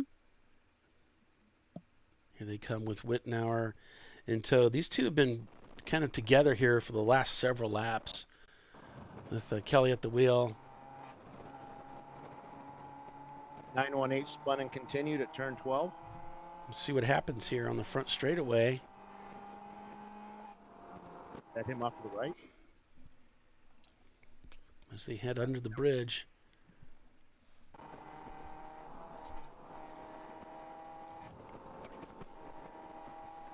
.918, boy, just having lots of problems keeping that car on the racetrack today. Yeah, they've struggled with that car all day. Here comes the leader. Like at least 2 impacts, 1 spin. No, more than that. At least 3 More, spins. 3 in. Yeah. 3 impacts. Maybe 5 spins. They've been off the track at least 5 times. It's quite a few.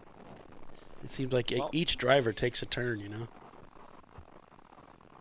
People complain about the body work on that car. They may put it all back together just from hitting the walls enough, moving all that metal around. Everybody's trying to outdo the other, but I don't think anybody can outdo Steve. With a roll and continue, that was pretty cool. That was crazy. Stuck it. Stuck. You ever rolled a car?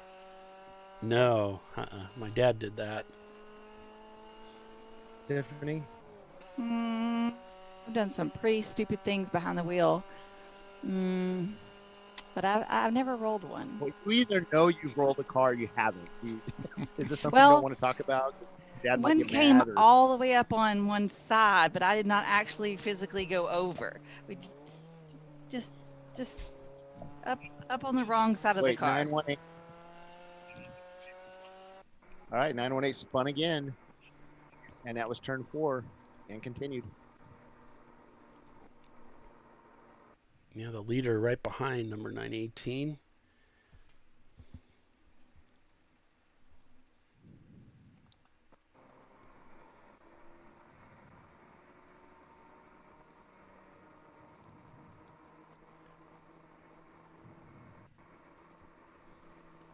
I think sometimes when people come to this track, they may underestimate it just a little bit. It's not just speed. There are a couple turns out here that bite people pretty frequently, and that's going into 3 and that's 9. So if you're and I think 3, I think they look particularly docile. They don't look like they're going to get you, but they certainly will.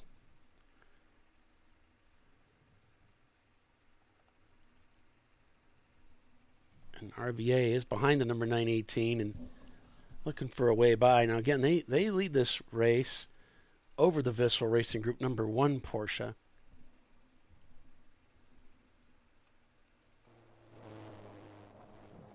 Got some traffic up ahead here, so we'll see if they can work their way by here. Coming down the inside goes Visceral. Excuse me, goes RVA around Visceral here. It's a nice clean pass coming through turn 9 here. Now looking for a way around. Looks like he's going to follow the Mustang. Might be Blake's garage there to the right. It's a little tricky through here because of the kink.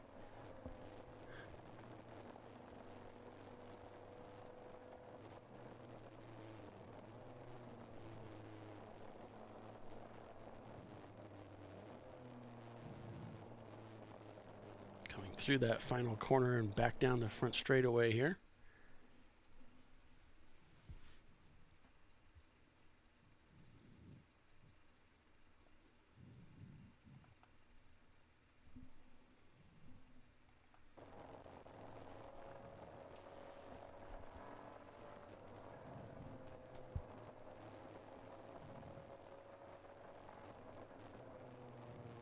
RVA being led by the EC car.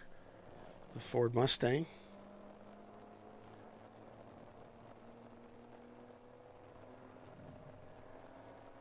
That's the Nichols Racing team. it's one of the two EC cars here today. We have the one Mustang and then the GTO are both EC competitors.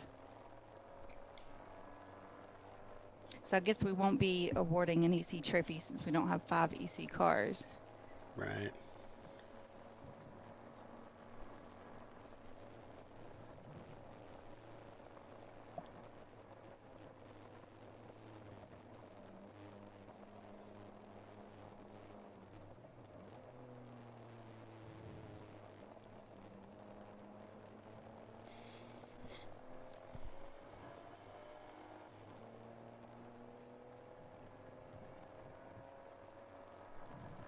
Trying to get around that Mustang. Yeah, it makes a nice pass there on the front straightaway, nice and safe. Goes down into turn 1 and gets that pass done. So he doesn't really want to push the issue. There's no benefit because that's an easy car and they're not eligible for the overall win. So he wants to get by him safe and, but keep his lap times, up, but also not take any chances of having any contact with them. Right.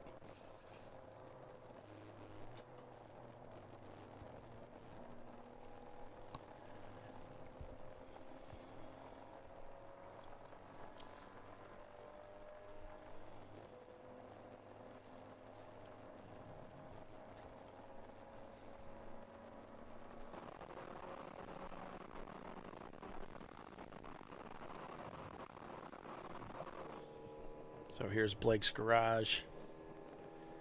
Let's see if I can find where they're currently running. They've been up front throughout the day here. Really, they're in 3rd place right now. And back about almost a lap back behind Visceral, who's in 2nd, of course.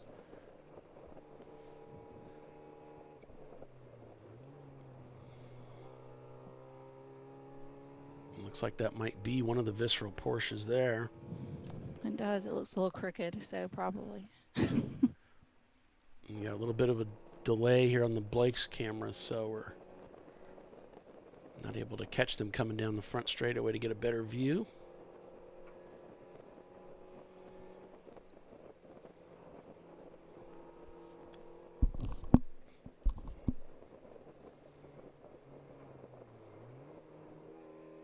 Those gloves remind me of the skull gloves, like Karate Kid, the Cobra Kai skull gloves.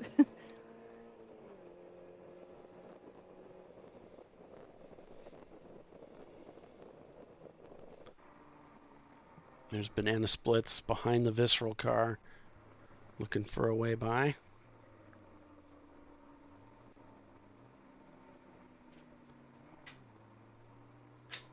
Taking the wide line coming out there.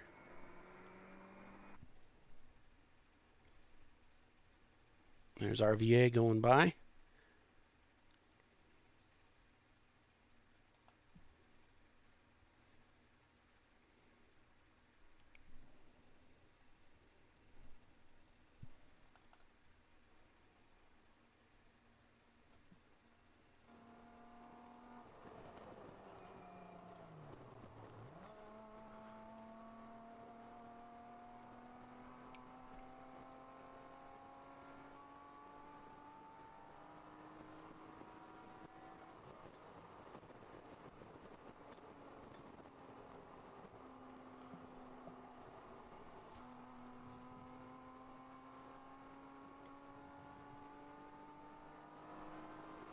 Just make the upshift, dude. A lot of these engines, you get up to around 5,500 in these, and there's really nothing above it. You might as well just make the upshift. You can actually feel the nose dive from the loss of power up there. There's really nothing to be gained by winding it out. Yeah, just go ahead and shift and keep it in the power band.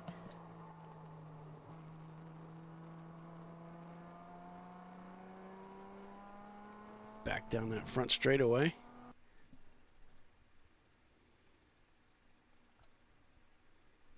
Back down into turn number 1 here. Got some cars around him, got some cars ahead. Trying to do the best they can here, and really not bad. 5th place after having some damage and getting it fixed well enough to get him back out there.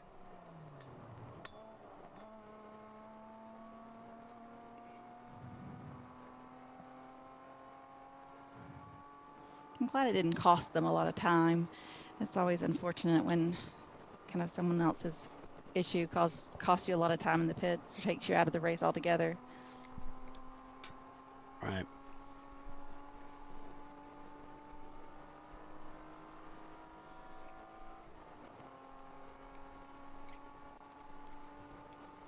Evil Scientist is saying, I'm recalling one of the times when Michael Waldrop was on his roof, and on this particular occasion, one of the track safety workers thought it'd be a great idea to start cutting through a cage bar. Oh, yeah. I mean, that hanging upside down doesn't sound pleasant whatsoever. At least the visceral driver landed, back right side up, so he didn't find himself hanging upside down.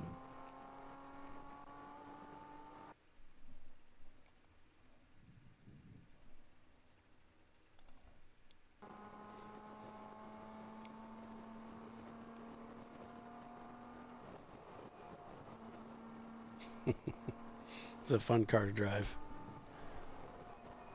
This Banana Splits car? Yeah, those E30, they're fun to drive.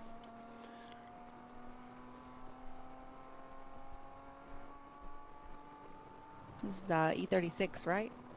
Right. Okay. Probably very similar to the Trophy Wife car that I drive. Mm-hmm.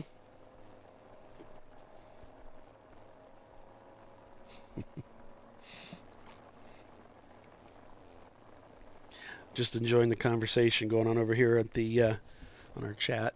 Mm-hmm.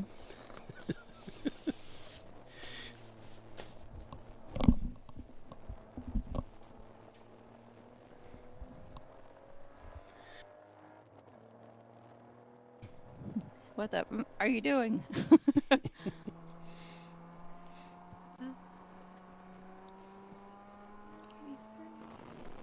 Someone's asking about the 383 car. There's no Z in Mazda Miata. I remember something with them, but I don't recall exactly what happened. They have some sort of issue, maybe. I think they're out there now, aren't they? Yeah, he this said is what the happened to him about an hour ago. Oh, they ran out of fuel. Fuel, that's what it was. On the racetrack, yeah. And they managed to limp it back in, but it really, they were stuck out on the track for several minutes. I'd say at least 2 minutes, waiting for crews to get around to him, and they actually got it going again. And he wasn't that far away from pit in. Managed to hobble back into pits, and then, so that hurt him a little bit.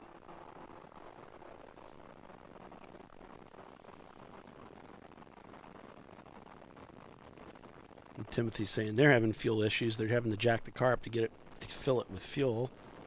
Oh, wow. But he thinks he can fix that.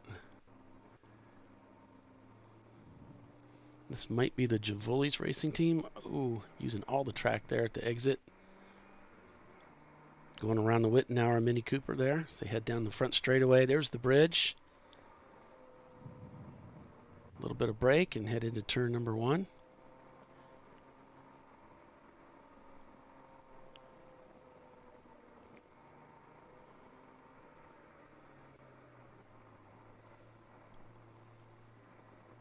Set up for the carousel.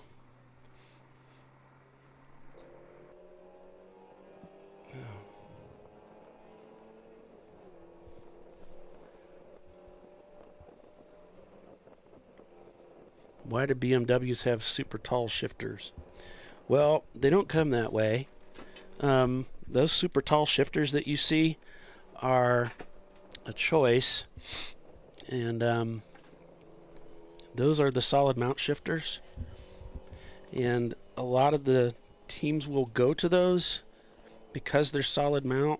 The factory E36 shifter is like really sloppy, wobbly. It's very it's very difficult to kind of get a feel for really where it is in the gate, and it's kind of one of the problems with the car is people tend to money shift it, So the thought is, if I go to a solid shifter, you'll get a more positive feel in the gate, and you're less likely to money shift it. I don't know if it's really less likely or not, but it does have a different feel that some drivers like, and that's the shifter. Actually, I ended up putting that one in that car because the owner wanted that solid mount shifter, but it is weirdly tall. Yeah, but it's nice to be able to kind of see in the corner of your eye with the helmet on, be able to kind of see the shifter, especially if you're in a car you're not super familiar with. I think I haven't driven it a lot. Yeah, it's all right. You get to it quicker and then get your hand back on the steering wheel quicker. Just different little things that some people like. Yeah.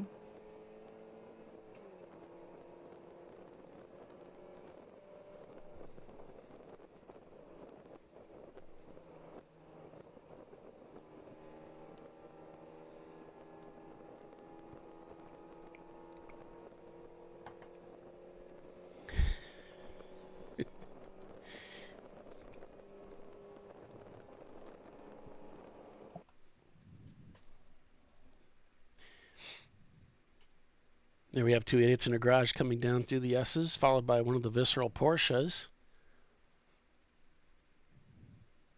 And looks like one of our BMWs then coming through there.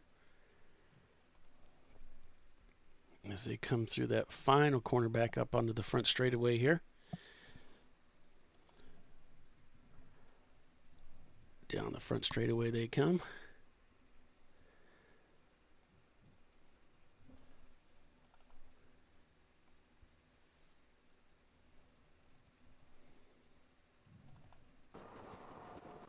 A lot of our track cameras have been around long enough now. The microphones are all shot, so I don't have too many with any more trackside noise anymore. They've gotten rained on probably too many times. I don't know. Yeah, it does sit on a bearing. It's a totally different setup from the factory.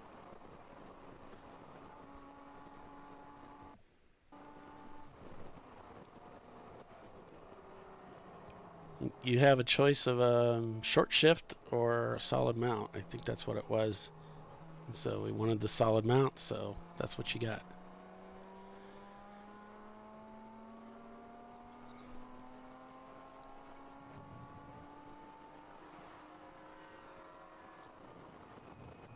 Wants to leave it in third gear as he heads under the bridge into turn one. And just wind it out. That's quick through there. I mean, that's one of those spots where people lose it. It's quick. And it does kind of draw you in. You're like, man, this is awesome. It's banked. It's like, I really want to go through here. So you just naturally want to keep pushing it a little more, a little more.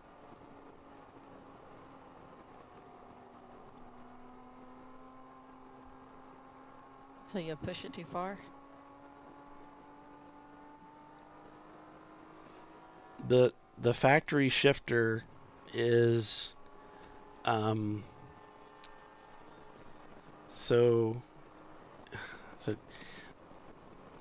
it, I'm trying to remember exactly how it's designed. It floats in rubber bushings, and the mounting is underneath the tower. So it's sitting, it's like a pin. There's like a pin that goes backwards into a rubber bushing. That stabilizes the back of it. And the front, I can't remember how that's set up at the front, but then there's a shaft that goes forward and then couples into the top of the transmission. And because of the physics of it, it's just kind of sloppy.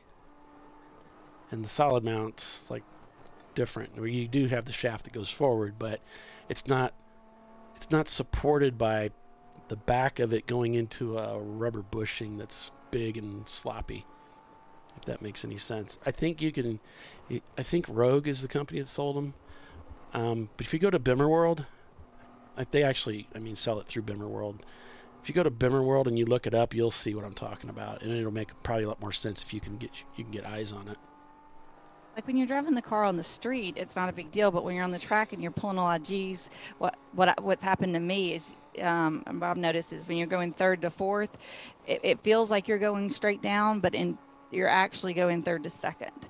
And that's what I've seen several BMW drivers do. And so you're accelerating out of third, needing fourth gear, and you put it in second, and that's no good. Yeah, so the term solid mount, I'm trying to answer S.J. Smith. The term solid mount is that you're mounting that plate right to the tower, and it has a bearing in it.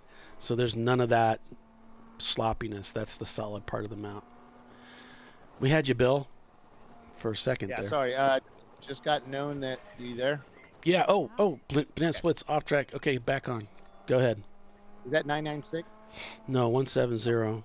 Yeah, 996 went off as well about in that area. I'm wondering if we're getting a little wet or maybe oil down out there. Don't know. The 996 went off as well.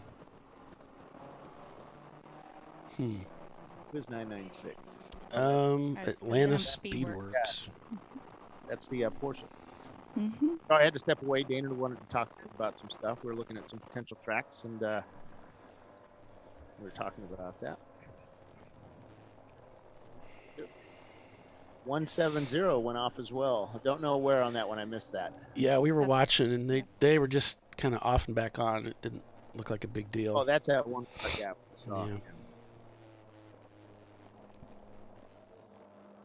The wind has died down, so we don't have any wind right now. So maybe that's why. It's like, it's so warm out there now. The humidity is pretty high up here in Ohio. It seems like Money Shift is able to keep the car out there, so whatever is going on with the transmission. Dana and I were talking about that. As they come out of 13, coming on the front straightaway, he goes to shift that gear, and it's like pop, pop when he shifts it. It's like he's shifting and giving it gas at the same time as he releases the clutch, and you just get that shock through the system. And that's kind of what it sounds like. Like he's not letting off the throttle as he's shifting? I don't know. I don't know, but it's the pop. I hear the pop there. It happens as soon as he lifts off the throttle. We just heard it there. Oh, so it's off throttle. Okay, that makes sense. When he's lifting off the gas. Yeah. There's some fuel that's getting through and getting ignited in the exhaust system. Yeah. It's more common on turbos, really, but it's as he's coming off throttle, there's some fuel getting by, and then it's igniting in the exhaust system, and so you get that little pop. And we think it's cool. We like it. Keep doing that. Wait until your pipe blows up or your muffler decides to let loose. All that fuel builds up in the muffler.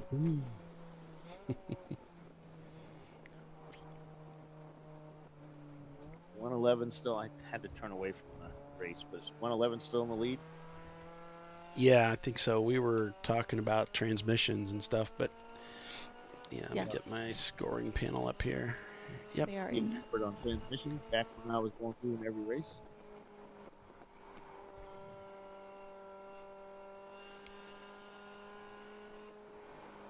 That sunshine shining in on the car as they go around that turn, reflecting off the window, and I guess we'll take another commercial break here, so we will do that. RVA Graphics and Wraps still leads this race, turning very consistent lap times. We'll be back in a couple minutes, so stay with us. You're watching Champ Car Live, presented by AutoZone. We'll be right back.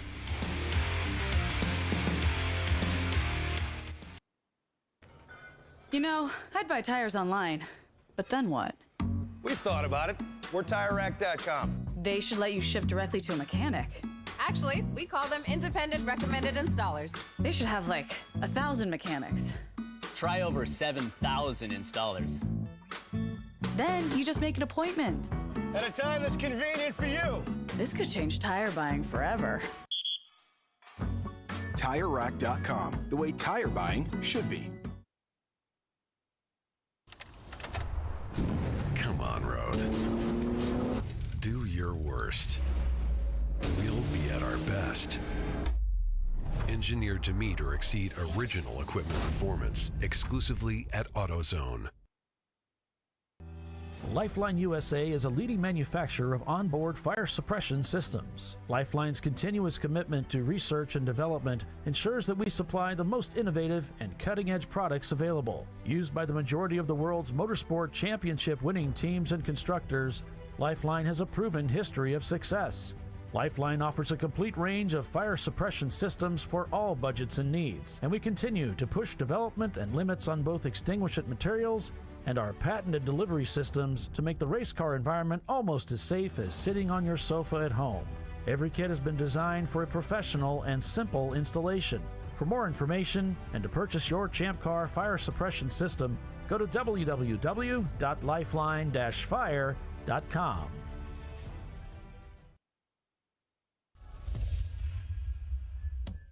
Frozen rotors from Diversified Cryogenics deliver increased performance and a higher level of safety, while significantly reducing braking system costs. So to tell you a little bit about the durability of this product. So we have seen an incredible extension of the life of our brake rotors using frozen rotors.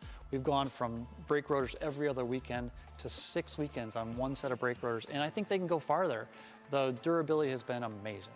And it's been a fantastic season, and man, a lot of that is due to the way our car can brake on those frozen rotors. For more information, go to frozenrotors.com.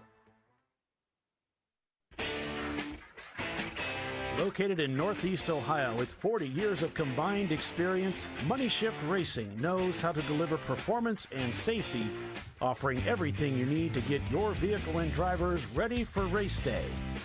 From safety equipment to full engine assembly and repair, in-house fabrication, 3D design, and rapid prototyping. Money Shift Racing.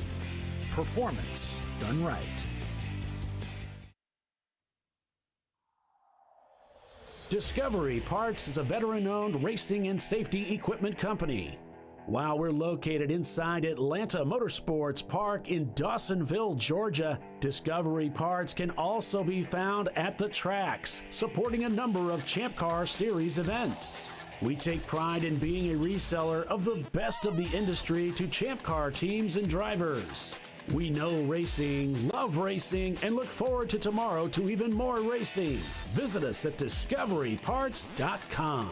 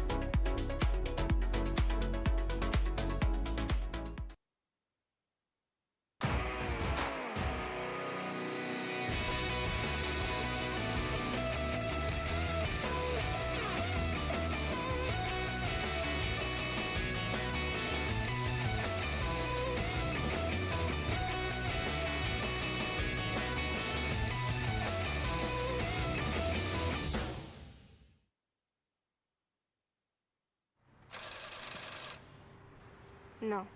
Seriously?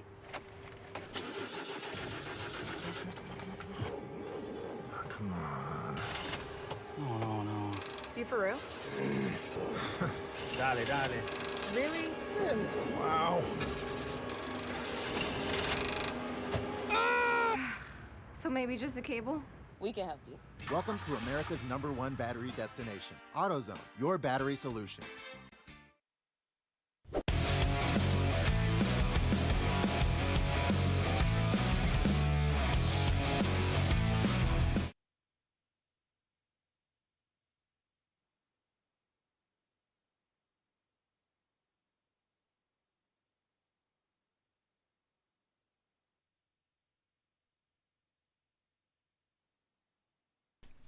Welcome back to ChampCar.Live, presented by AutoZone. We are back live. RVA Graphics and Wrap still leading the race over Visceral Racing Group. Blake's Garage is in third. In fourth, it's Giavulli's racing team. They just crossed the start-finish line to start another lap here, clicking off a 120 with Banana Splits behind them. In fifth place And then we have Visceral Racing Group in the number 918. And it looks like they are in the pits with that machine right now. GS Motorsports follows them in 7th. Then it's Atlanta Speedworks in 8th. North by Northeast is 9th. And 10th, it is Wittenauer.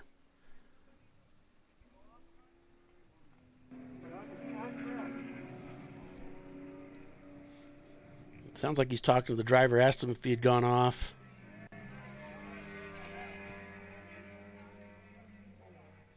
The car's been through the ringer today. Yeah, it's really seen a rough race so far. It's seen all of the track and a lot of the other parts of the track that you normally wouldn't go visit. Yeah, they got different angles of the track, so they probably know the track better than anybody else because they've seen it in so many different ways. Blake's Garage here, making a pass.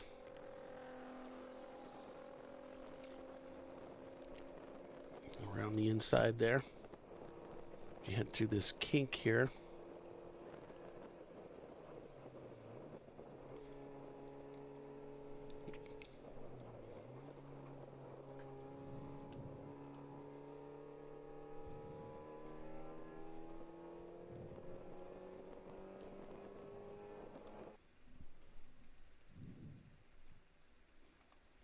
See those the clouds look a little dark off in the corner, but I didn't see any rain on the forecast coming for them. There's Money Shift Racing. This is a lookout of what I think is turn number 4.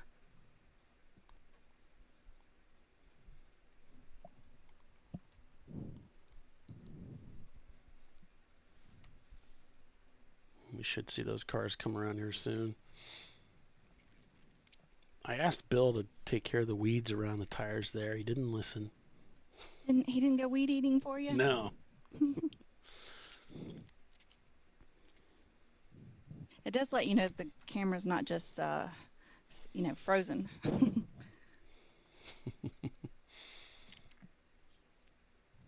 Train of cars following Banana Splits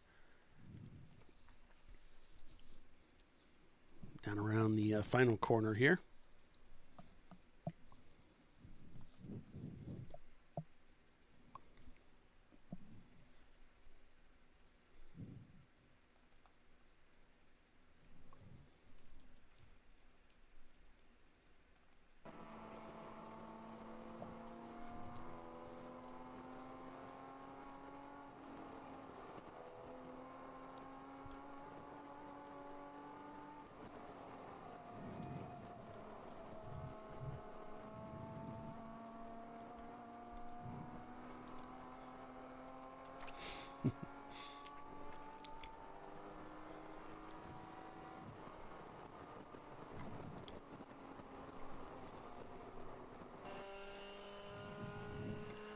Money Shift Racing, despite the transmission trouble, seemed to be able to keep that car back out on the racetrack. And we started today at 10 a.m. It's after 3 p.m. It's a 24-hour race, so over 18 hours remain in the race today. It's a lot of racing to go. Of course, today is almost misspoken because it's into tomorrow.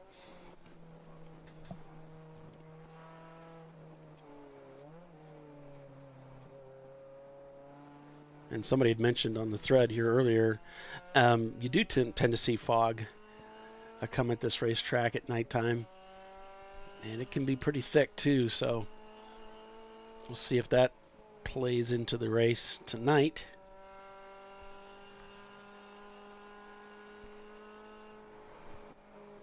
And we'll let you know tomorrow.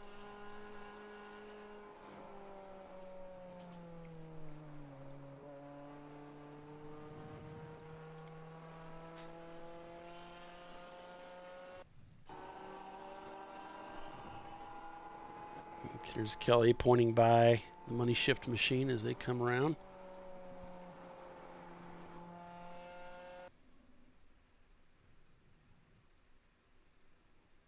It's a cool shot. You can kind of see how the cars are floating across the track as they come into that left-hander there.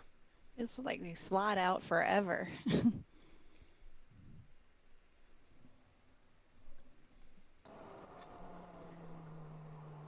Race monitor is showing money shift back in 13, but there's 2 EC cars, I believe, or in front of them, or maybe just one. Maybe just one. Okay, so that'd be 12th.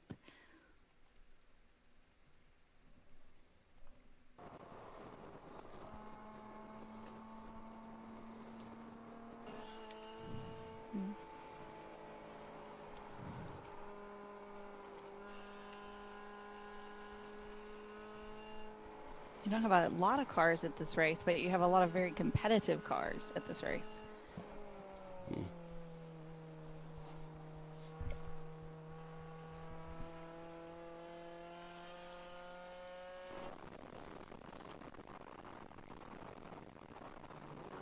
The fast gloves. Oh, yeah. You're right. That rabbit better be prepared.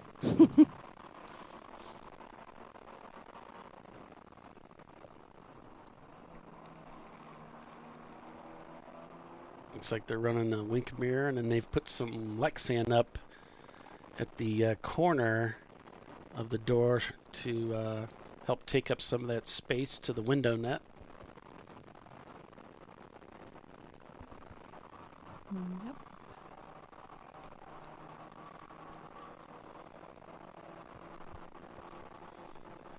Seems like that'd be a perfect place for a little Nakaduck to blow some air in your face. Yeah. The Miatas, they make one for it. Goes right that's- there. Yeah. Yeah. But it creates a really cool little funnel of water when it's raining that dumps into your lap. Oh, right in your lap. Yeah. Nice. So I always carry a little hand towel when I go into a race car. And Really? it's surprising how often I've used it, but I've used it there to just to plug that up. Oh, good idea. Yeah. Probably use it to wipe off the inside of the glass when it fogs up. You ever have to do that? I don't think I could reach it, but Oh. I've carried it in there with me on these rainy conditions for, if it's on the visor or whatever. I don't know. Mhm. I've used it for some different things. Just carry it in there just so you have it.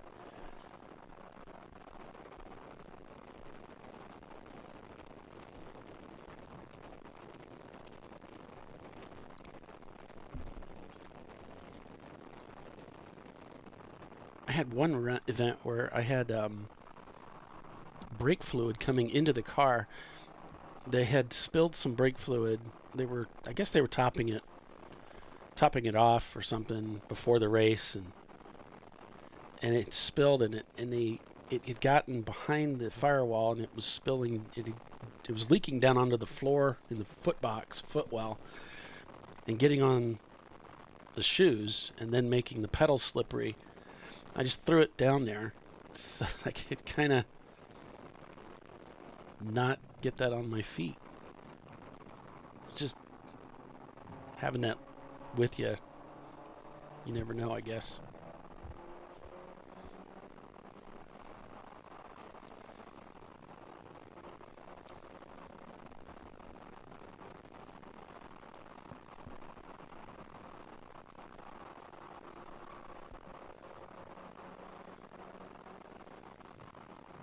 So, let's see here. 76 the temp. Supposed to get up to 82. I'm not sure if they're going to make it. It's already 3:15. And tonight, get down to 65. Thunderstorm in spots early this evening. Otherwise, mostly cloudy and humid. Remember, they got to race through the evening. Wind gusts only 7 miles an hour. 40% chance of precipitation tonight. And about a half an hour of rain is what they're thinking. Cloud cover 88%. Probability of thunderstorms is only 24%. That's all for this evening. But the temperature will be a low of 65 degrees. So not too hot tonight. No.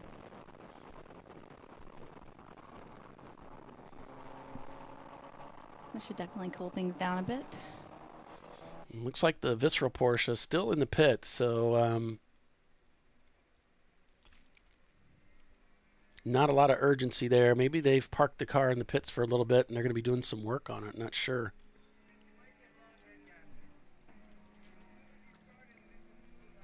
My guy at the track has left his post. So I can't ask him. I don't know what he's doing. I think he's lost interest and left us. Abandoned us.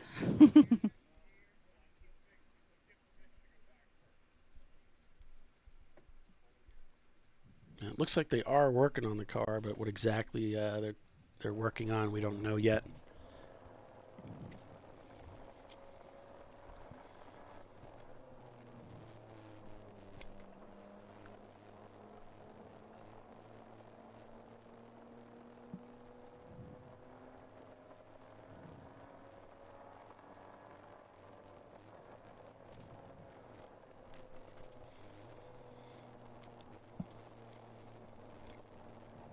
After this race, we're taking a couple of weeks off, and then we're doing another 24-hour race in Virginia at Virginia International Raceway.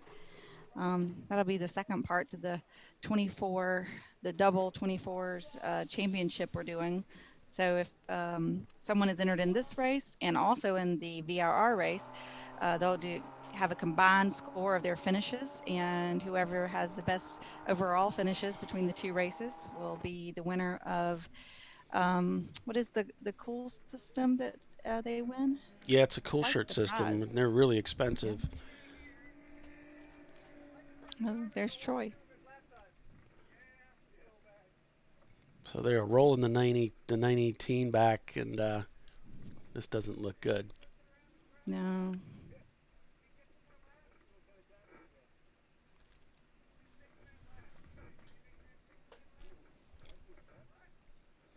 Each of the drivers that drove this car just seemed to have a lot of trouble keeping it on the racetrack today. It didn't seem to matter who was driving it. They all struggled with it. Almost makes you think something was wrong with the car to make it not handle consistently. Right. They're pretty experienced drivers. Some of them. Let's see, that was the 918, so. Yeah.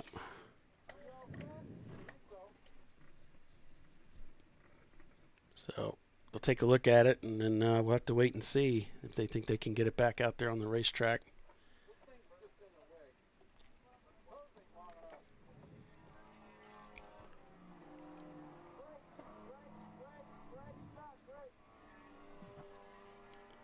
Talking about brakes.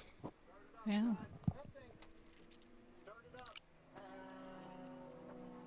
Tell them, let's go ahead and get it going here. And a neat little trick for those is you can put a piece of Velcro around the, somewhere towards the end of the bite valve, somewhere on the tubing, and you can stick it right on the on your harnesses, and then you can kind of get it out of your way, and it's right, exactly where it's going to be when you go to use it. If you don't have the helmet that already has it, all together in it. Right.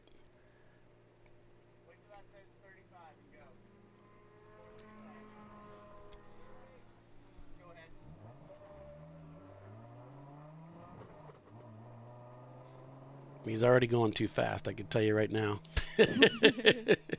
We're so used to just doing, second gear, 2,000 RPM.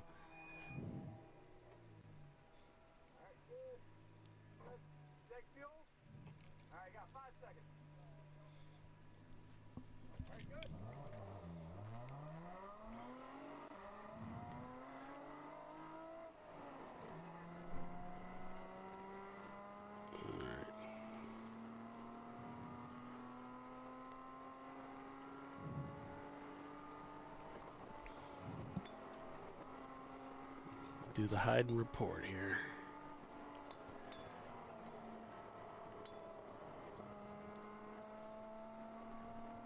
The hide and report, is that what you said? Oh, yeah, on this chat. Oh.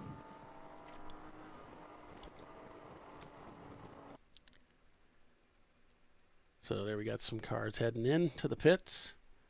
The sun is out. RVA Graphics and Wraps leads.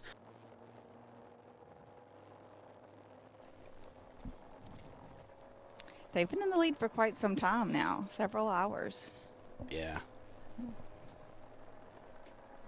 They still got a long way to go to hold on to it, though, so we'll see. Yeah, the Visceral #1 car was leading for a little while, and then the RVA car took over. Blake's Garage and Javoli's has been up there in the hunt the majority of this time, so far things looking pretty good for those teams.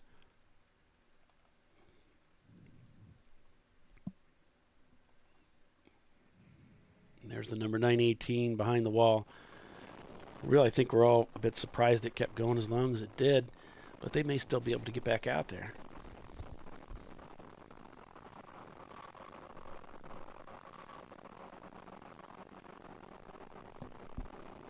Yeah, it seemed like all the drivers were struggling. They had multiple impacts, multiple trips off track, one flip. I mean, they've just really struggled with that car today. The 918 of Visceral. So maybe they're retiring it, maybe they're fixing it, not sure.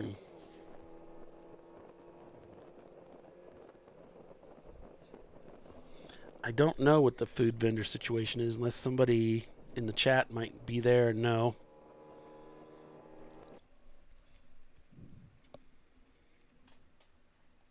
You know, the important stuff. Mm-hmm. Mm-hmm.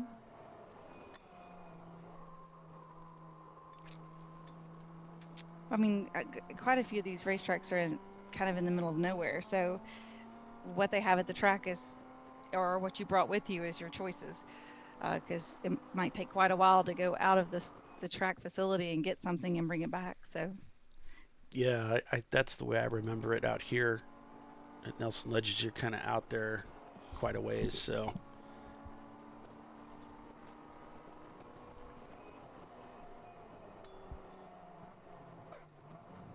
Ooh, a little bit of a grind there. I think a car went off track right there. It might have been Javoli's. He was chasing a car there, and it looked like they just suddenly went off to the right side of the racetrack and might be off track right now.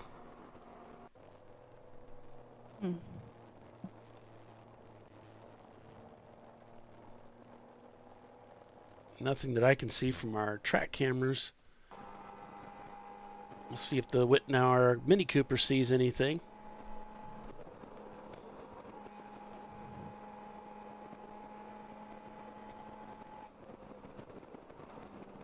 a great view out of this Mini Cooper.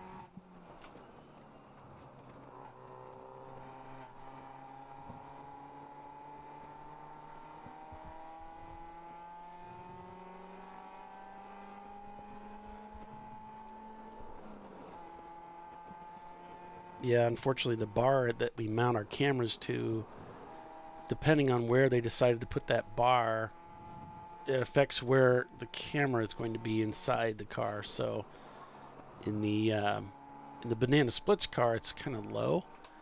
Oh, a contact. Boy, that looked like she got touched. Yeah, I did.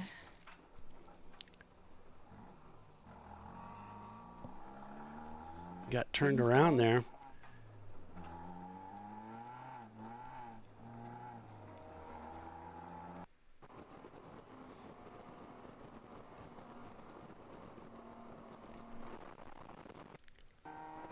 She's got it back up on the racetrack there.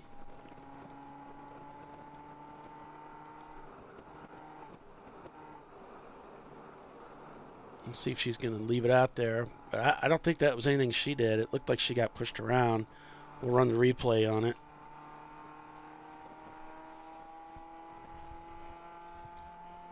And see what Kelly does here. She comes, she's just kind of taking it easy here. And that's understandable. You don't necessarily know what's wrong, and you also kind of got to get your wits back, right, Tiffany? Yeah. because you're not expecting that hit, so all of a sudden you're going in a completely different direction. Sometimes you got to check yourself and make sure the car is okay. All right, so that fist in the air is an indicator. We don't really use it in Champ Car too much, but it's an indication she's coming in. It's kind of more of an SCCA thing. I use it. But that's a signal to the drivers behind. I need to come in. Yep, headed to the pits. There's an orange E30 in that rear corner going into the turn back there. Yeah, I'm going to the pit for them to look at it. So she said she got hit. Yeah. So she got tapped. I think it might have been by the Banana Splits car and got turned around there. We'll take a look at that. Here's the replay of it.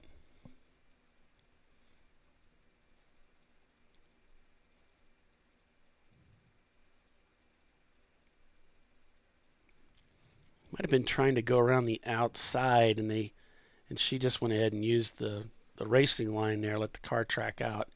And they had their nose down there on the inside, or on the outside, which, the driver's eyes don't look there, do they, Tiffany? No.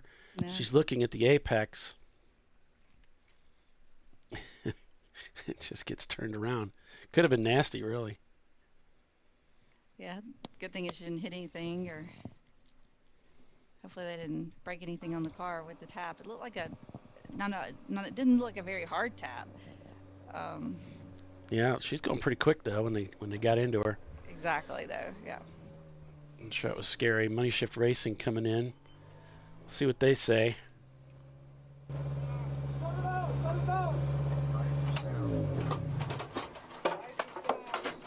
So they're going to take fuel. They're doing a regular driver change here. So that's what's going on here.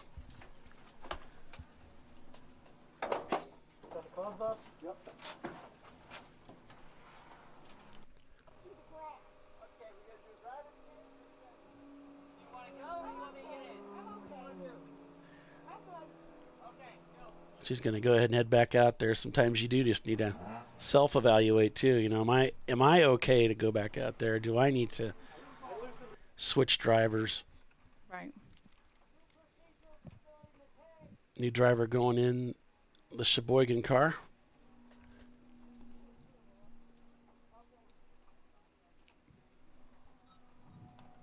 So with that, we'll go ahead and take a quick commercial break and be back in just a few. So stay with us. You're watching Champ Car Live, presented by AutoZone.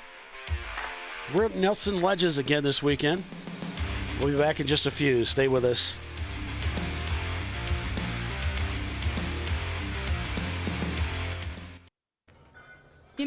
I'd buy tires online, but then what? We've thought about it.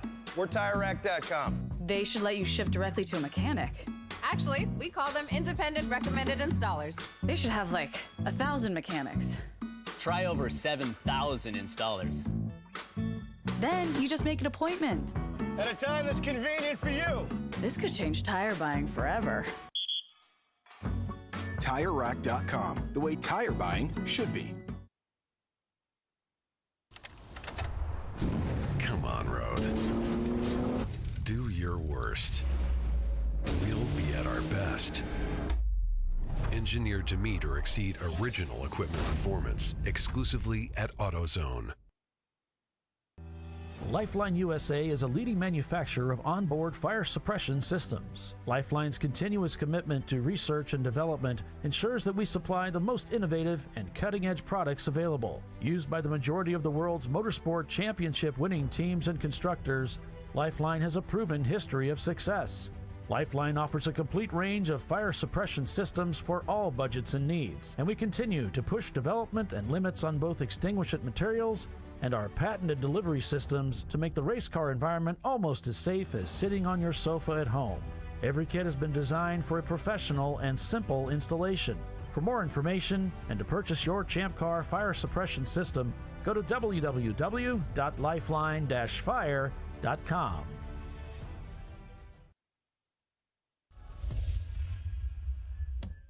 Frozen rotors from Diversified Cryogenics deliver increased performance and a higher level of safety, while significantly reducing braking system costs. So to tell you a little bit about the durability of this product. So we have seen an incredible extension of the life of our brake rotors using frozen rotors. We've gone from brake rotors every other weekend to 6 weekends on one set of brake rotors, and I think they can go farther. The durability has been amazing, and it's been a fantastic season, and man, a lot of that is due to the way our car can brake on those frozen rotors. For more information, go to frozenrotors.com.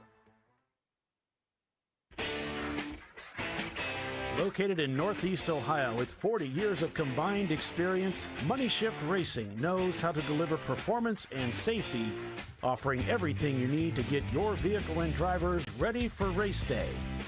From safety equipment to full engine assembly and repair, in-house fabrication, 3D design, and rapid prototyping. Money Shift Racing. Performance done right. Discovery Parts is a veteran-owned racing and safety equipment company.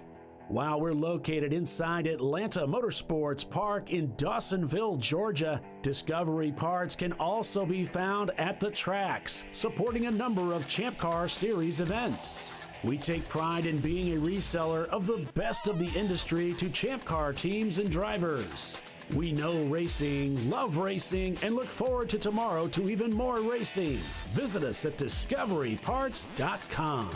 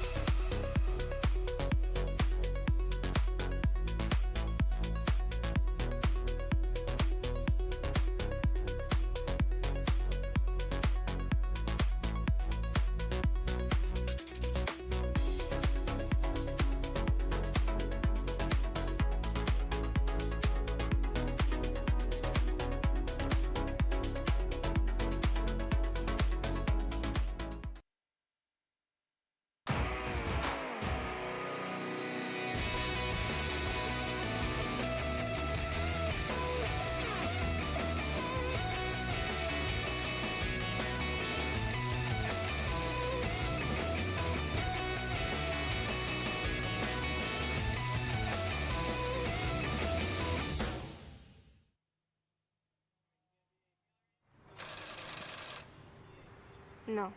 Seriously?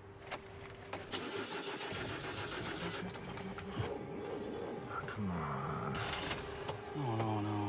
You for real? Dale. Really? Wow. So maybe just a cable? We can help you. Welcome to America's #1 battery destination, AutoZone, your battery solution.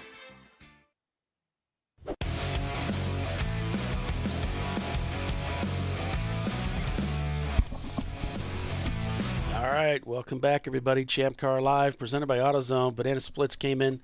Looks like they were in black flag, served their penalty for contact with Wittenauers, and is headed back out onto the track.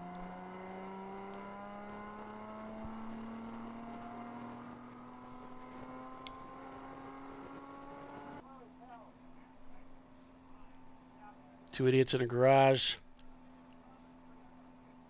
Looks like they might be doing some work on that car, or not sure what's going on. They're looking at something there in the passenger compartment.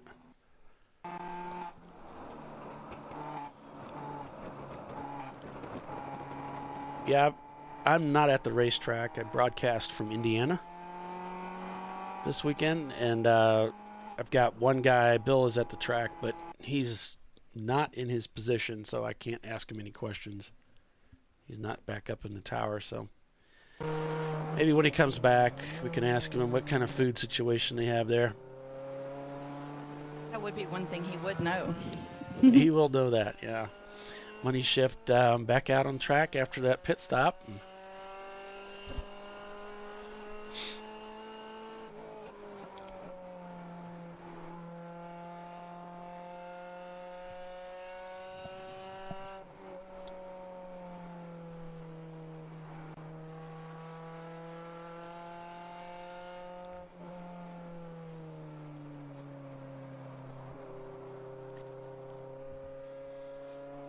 So I've got RVA Graphics and Wraps leading over Visceral Racing Group in the #1 car.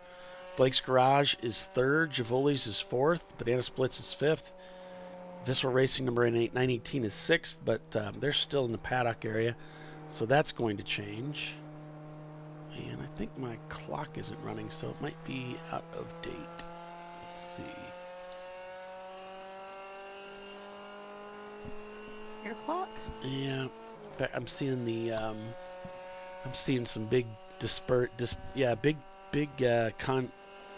contradictions here between the pylon, which is out of date for sure, and what I have on the browser that I read, showing lap 239 by the leader. So it's actually RVA, Visceral, Blake's, Javoli's, the Banana Splits, Atlanta Speedworks, JS Motorsports, MDR Motorsports, Wittenauer, and Money Shift Racing in 10th. So I will fix our pylon here. Mine had frozen up too, so it was matching mine. Just refreshed it.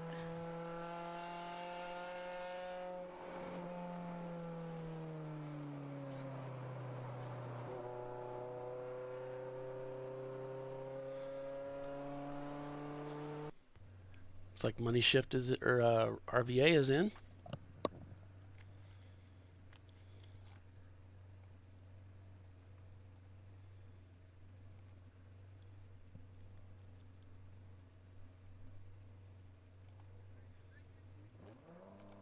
Waiting for his timer to be out of Yeah, time. it looked that way.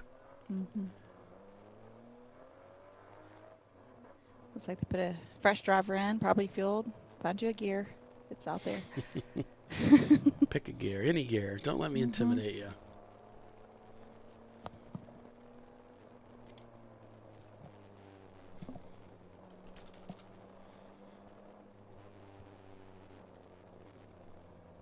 Looks like he's waving people by here. I'm not sure what's going on. It looks like we're under full course caution.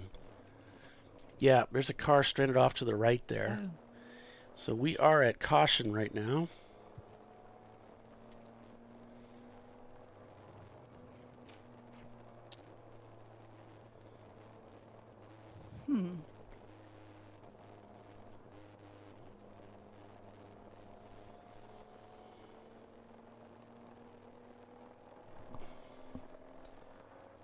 So maybe it's not full course. It looks like it went back to green. So maybe it's just local.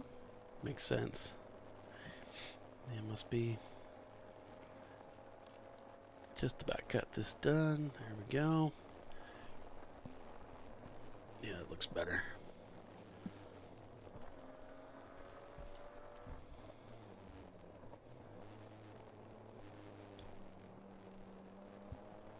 Yeah, that would explain why he put his hand up, just to kind of warn the drivers behind it. Right. You're under caution in that corner, and he's going to be slowing down. Don't pass me. Don't pass me. Yeah. If you know what's good for you. Right. I always thought that was a funny saying. If you know what's good for you, you're not going to pass me here. Got to say it with a New York accent? Probably not. Yeah.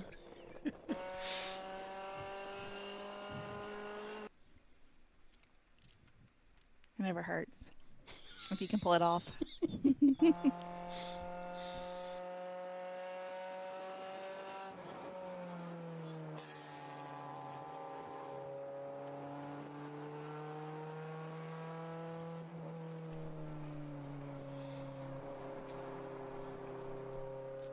Looks like he's having some kind of issue. Maybe his Hans strap? It could be. Sometimes they get a little bit bound up.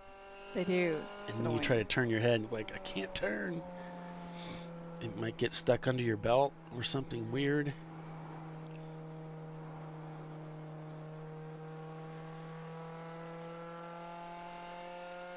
Or if he gets twisted up, it'll Oh, yeah. be annoying. Right, because it has to slide. It won't slide.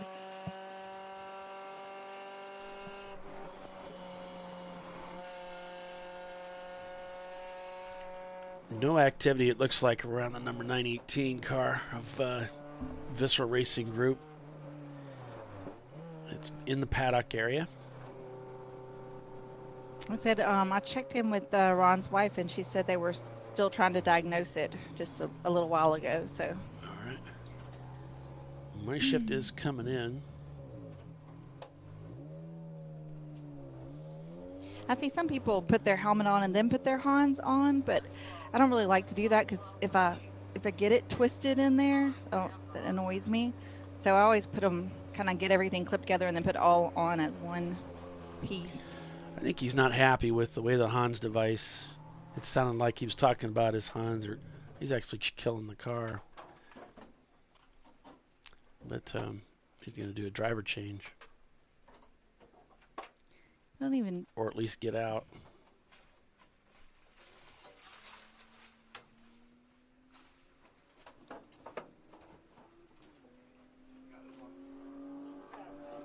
Yeah, they're going to go ahead and do a driver change.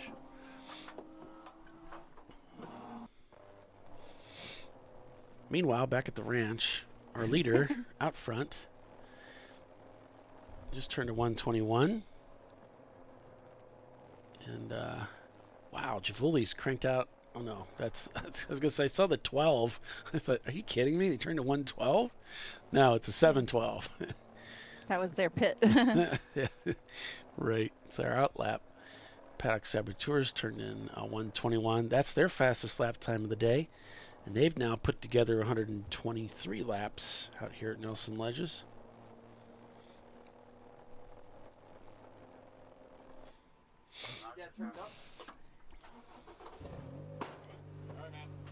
Fresh driver. That didn't take long at all.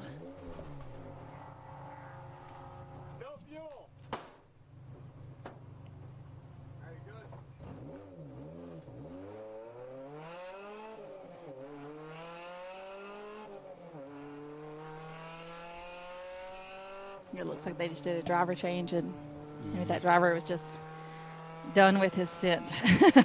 Whether he was done or not, he was done.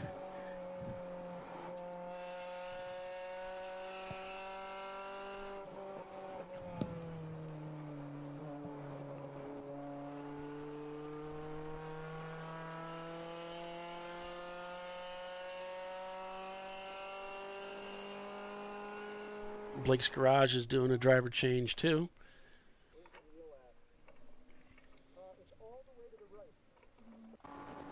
Looks like Banana Splits is back up to full steam here after serving that penalty and black flag for contact.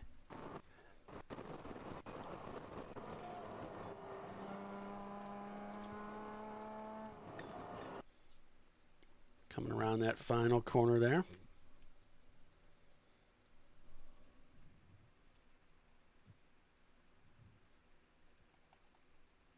Here they come down the front straightaway.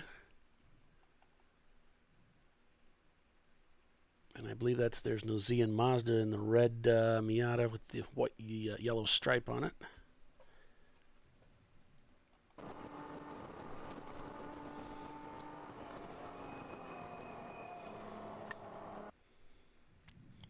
This is supposed to be turned forward. We've had a little trouble with this camera though, so I'm not sure if it's totally up to count on time or if it's a little bit behind. But that's all right. Yeah, it's not really wanting to play nice with us today, huh?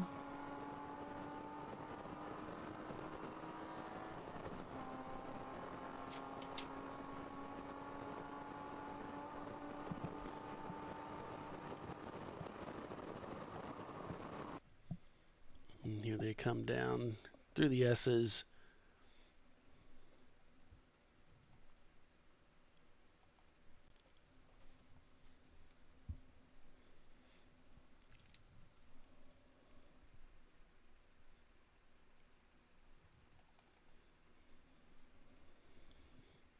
Lining up for the pass here.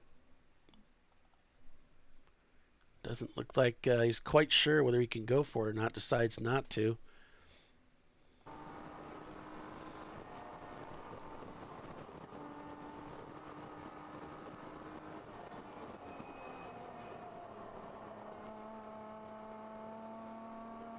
Banana Split still in 5th place, even after the penalty.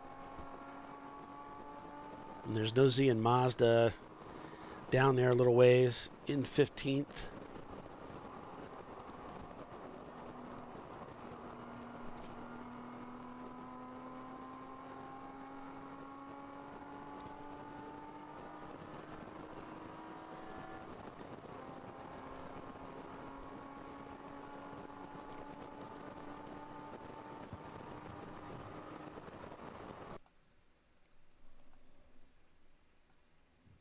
I love this shot. This one's good. Yeah, it's like cool. I'm flying through this back section. Get a good look at how fast this course is.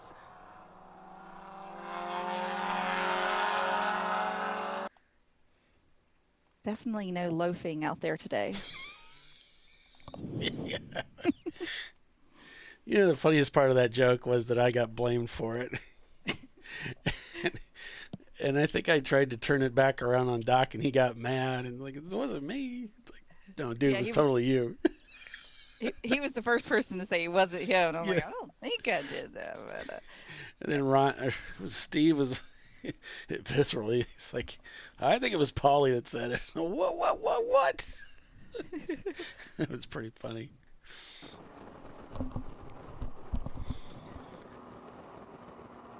It was pretty funny.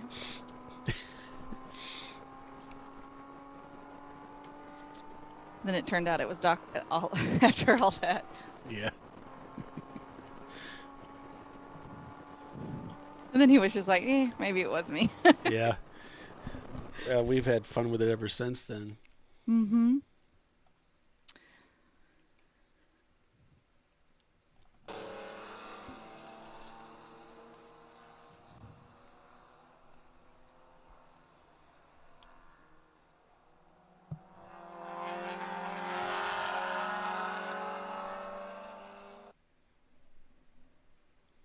It's the only track camera that has audio. Really? Yeah. What's going to happen as they go into one? Miata versus BMW. Germany versus Japan.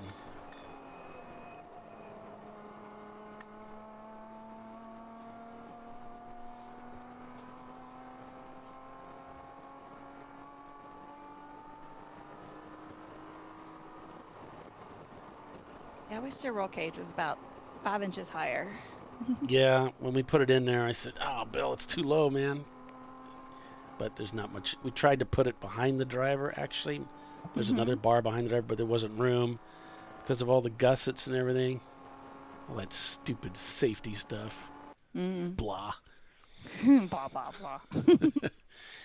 And guess who got by the BMW? Look at that. Oh, look at that. There's no Z and Mazda gets by.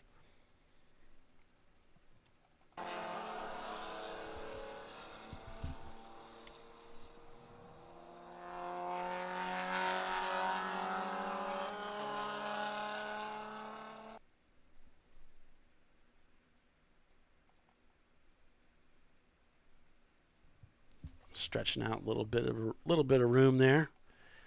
Go back on board with the leader of the race, Paddock Saboteurs, still turning faster and faster laps as they're getting their Nissan around the track. 121.3, not bad. The leader just turned to 120.6. Blake's Garage turned in a 126. That's significantly off pace for them. Visceral in the number 1 turned in a 119. I think that's 11:19. That was the pitted. Oh, yes. Excuse me. 11:19. Oh. That's a long pit stop. Should be more in the 6.5 minute area. Right.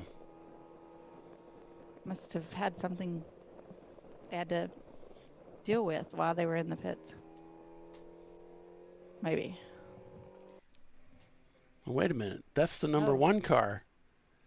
That's the other Visceral car. They're both back there. Both Visceral cars are behind the wall. Because we don't have our race here to say. Because we don't have Race Hero, right? So there you have it. Definite issue. Both visceral cars are behind the wall. That's going to allow Javulis and Banana Splits to move back up.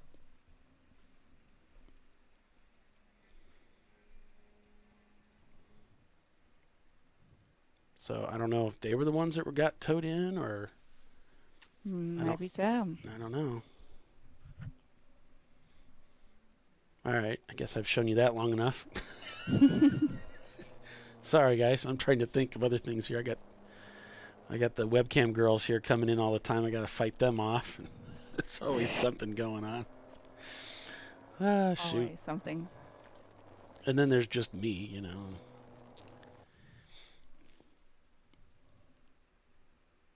Which is awesome. Yeah, no Z. Oh, thank you. No Zia and Mazda worked their way back past Banana Splits and kind of left them in the dust there. They've gapped it nicely, and they're contending with some other back markers that they're working through.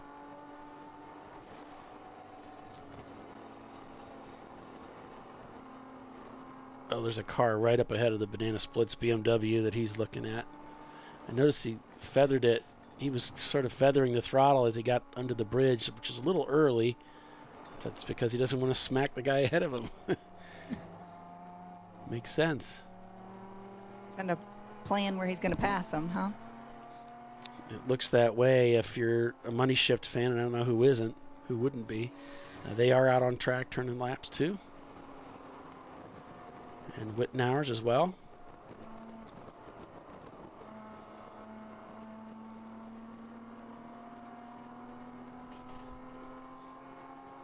Looks like they're going to come by the rabbit there. Nicknamed Turtle.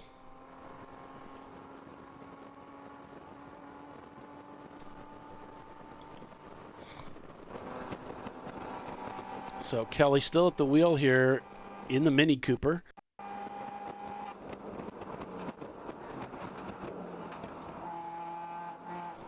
Quick downshift there. She heads through the S's to the slowest part of the racetrack, that final turn.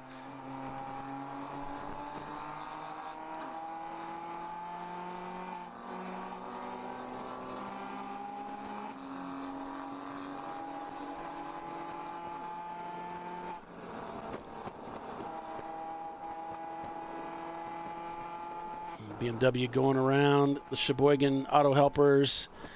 Here comes Wittenauer. They've been up with each other before. They seemed like their pace was similar.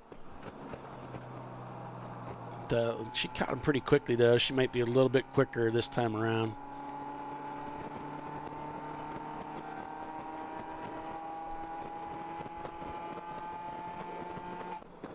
I think the Miata with the red Miata with the yellow stripes, I believe there's no Z in Mazda. I believe that's who that is. I don't have any real confirmation on it, but there was some deduction that was done earlier. This was the car that was stranded on the racetrack, ran out of fuel. And so that's how something happened in the exchange between myself and Bill and Tiffany. We kind of decided that's who it was. So it's kind of difficult. Yeah, we're missing some pieces of our puzzle that we usually enjoy. One of them is having Race Hero to help us kind of pin down some things. We also don't have our eyes at the track that we normally have because Bill is off doing something. He got his eyes closed. I don't know. Which Miata's Blake's garage?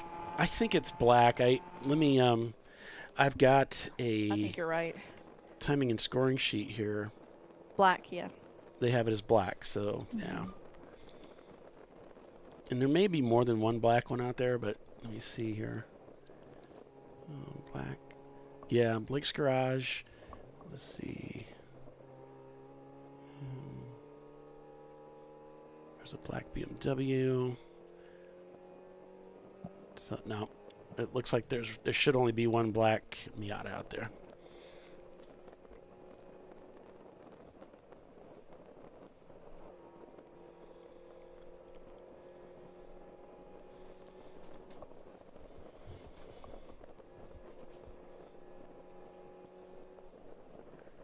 The share froze.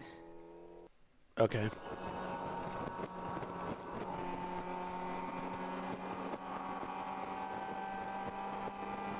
See if I can stop that and get that working again.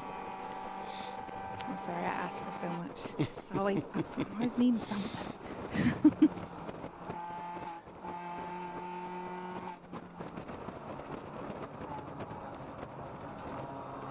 Of course, as soon as you do that, then the spammer girls are back. Yeah.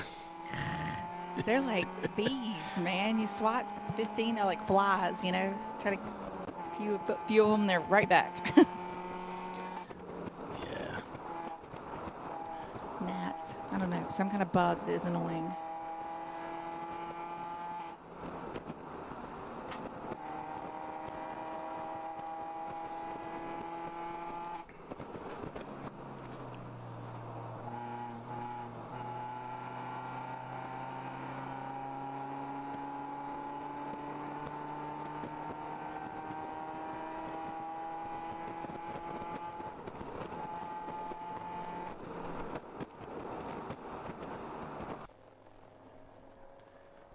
All right.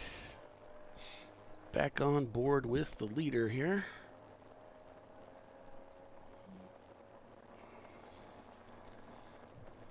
I don't know if that helped or not. I see it's thinking about it. Mm.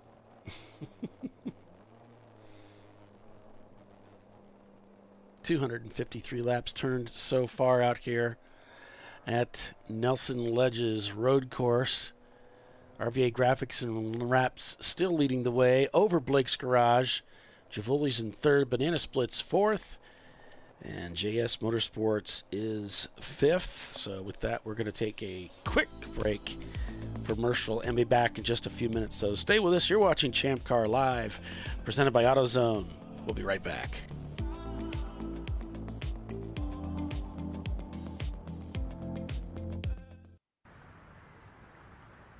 I probably need new tires. You do.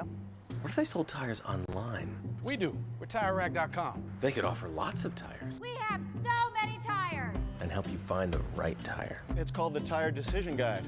Oh, and they could ship them to a nearby mechanic. We shipped over 7,000 independent recommended installers. This is an amazing idea. Sorry. TireRack.com, the way tire buying should be.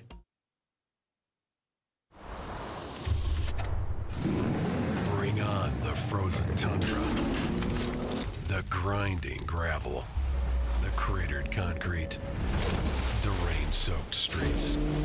Come on, road. Do your worst. We'll be at our best. Reliable performance in unreliable conditions. Designed to meet or exceed original equipment performance. That's why more auto technicians choose Duralast parts. Exclusively at AutoZone.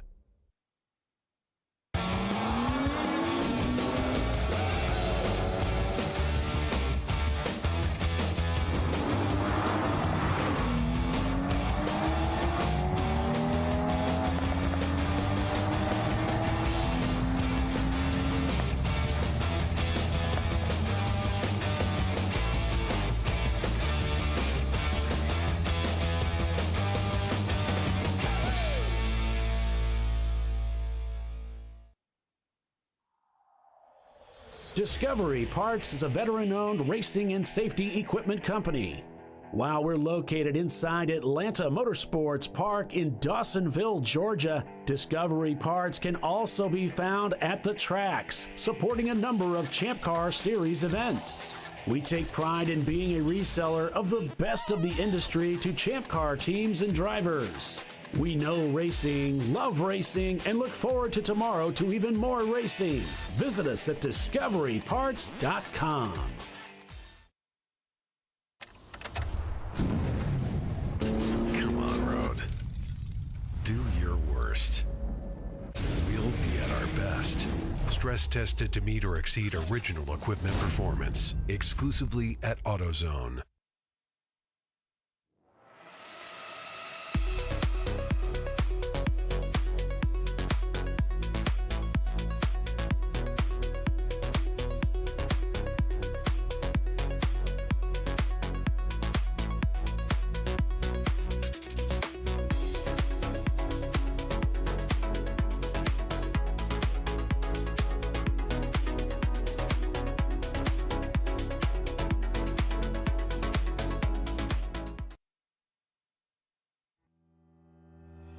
Lifeline USA is a leading manufacturer of onboard fire suppression systems. Lifeline's continuous commitment to research and development ensures that we supply the most innovative and cutting-edge products available. Used by the majority of the world's motorsport championship-winning teams and constructors, Lifeline has a proven history of success. Lifeline offers a complete range of fire suppression systems for all budgets and needs, and we continue to push development and limits on both extinguishment materials and our patented delivery systems to make the race car environment almost as safe as sitting on your sofa at home.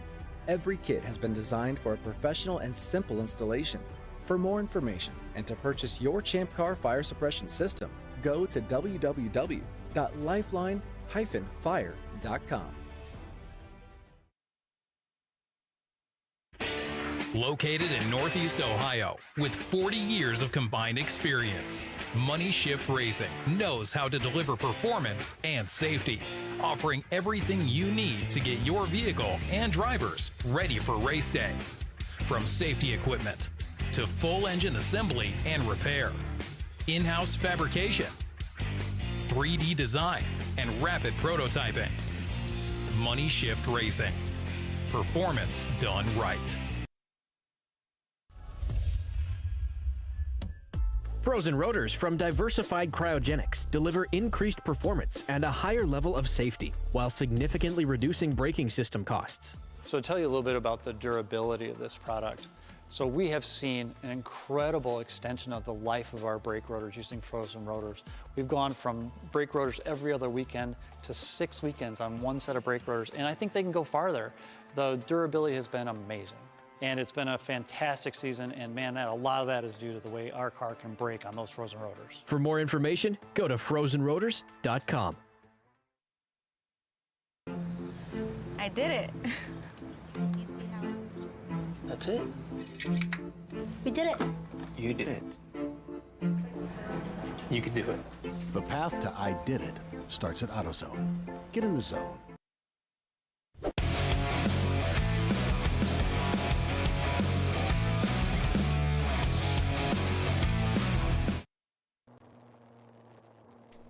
And welcome back to ChampCar.Live, presented by AutoZone.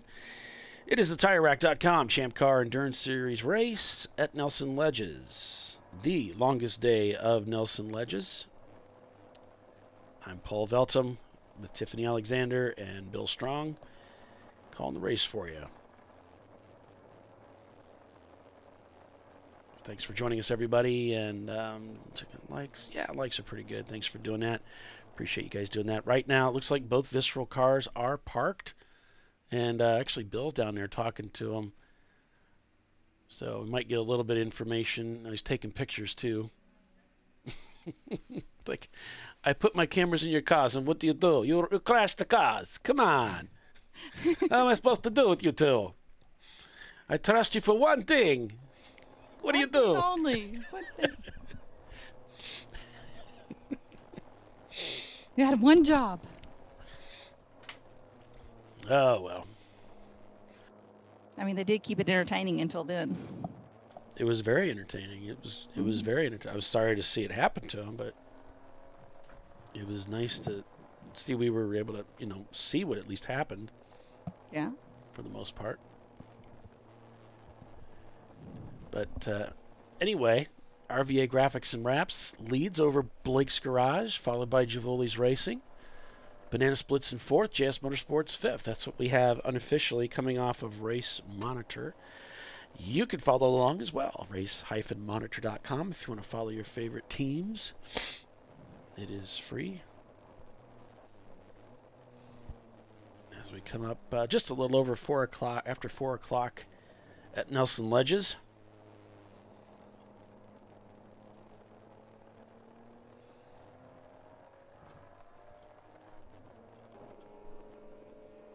Blake's Garage in second place. They show back 8 laps, if you can believe it, from RVA. And they are the closest to the leader right now. Both teams turning very similar lap times. Blake's Garage turned in a 1:19. RVA turned in a 1:20. So don't know how accurate that is as far as the gap, but that's what it's showing. And we have to be reminded that this is a pretty short racetrack. So you can get down a few laps, and what's a few laps here is like one lap at maybe a larger racetrack. Or a slower track, yeah. Yeah. You can make them up if somebody has an issue pretty quickly, too. Yeah, you figure you're in the pits for, you come into the pits, you do your pit stop, you have your in lap, your out lap, especially your out laps are usually a little bit off. So you spend, 7 or 8 minutes? Well, you've lost like 6 laps. Mm-hmm. You may have lost 6 laps just right there in a regular pit stop. So if you're off sequence, that'll make things look a little weird until things get reconciled. Mm-hmm. Yeah, 383 is Nozia Mazda. Burgundy with safety roof. The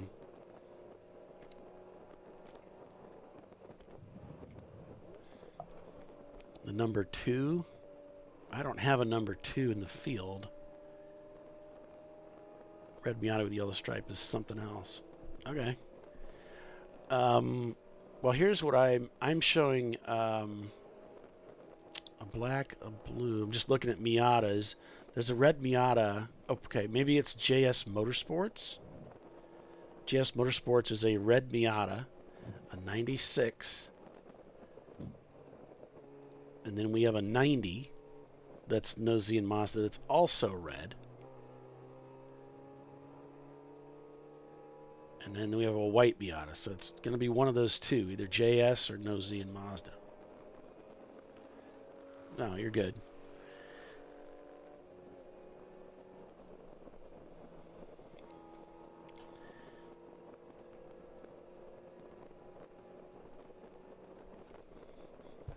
So maybe that's JS. That's the other one there.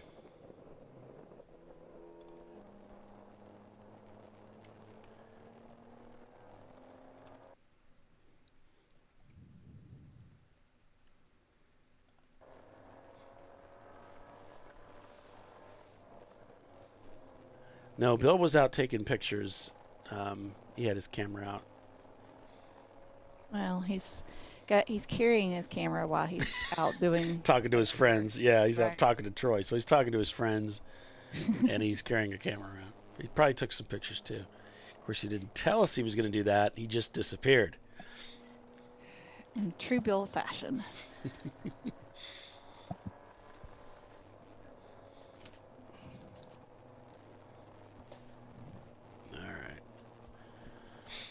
Man, don't get what I got, because I'm going to tell you, I'm dizzy.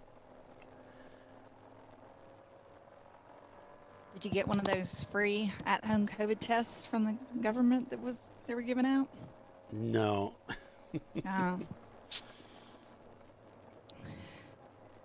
We put those to good use a month or so ago.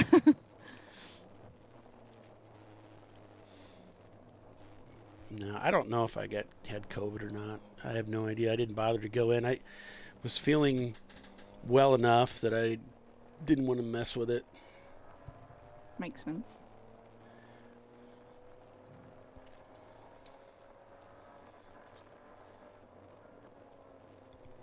How long have you been sick now? A week. Oh. That's been, I was really just sick. Monday, I started feeling a little bit off Sunday morning, and then Sunday evening, I started feeling pretty bad, and I had a raging fever of 99.2. It spiked to 99.2. You make a big deal out of these things. So I said, you better tell our daughter. Tell her I'm in my final days. I always do that when I get sick. I'm in my final days. Get real dramatic. Yes, I am. I am a diva, bit of a diva.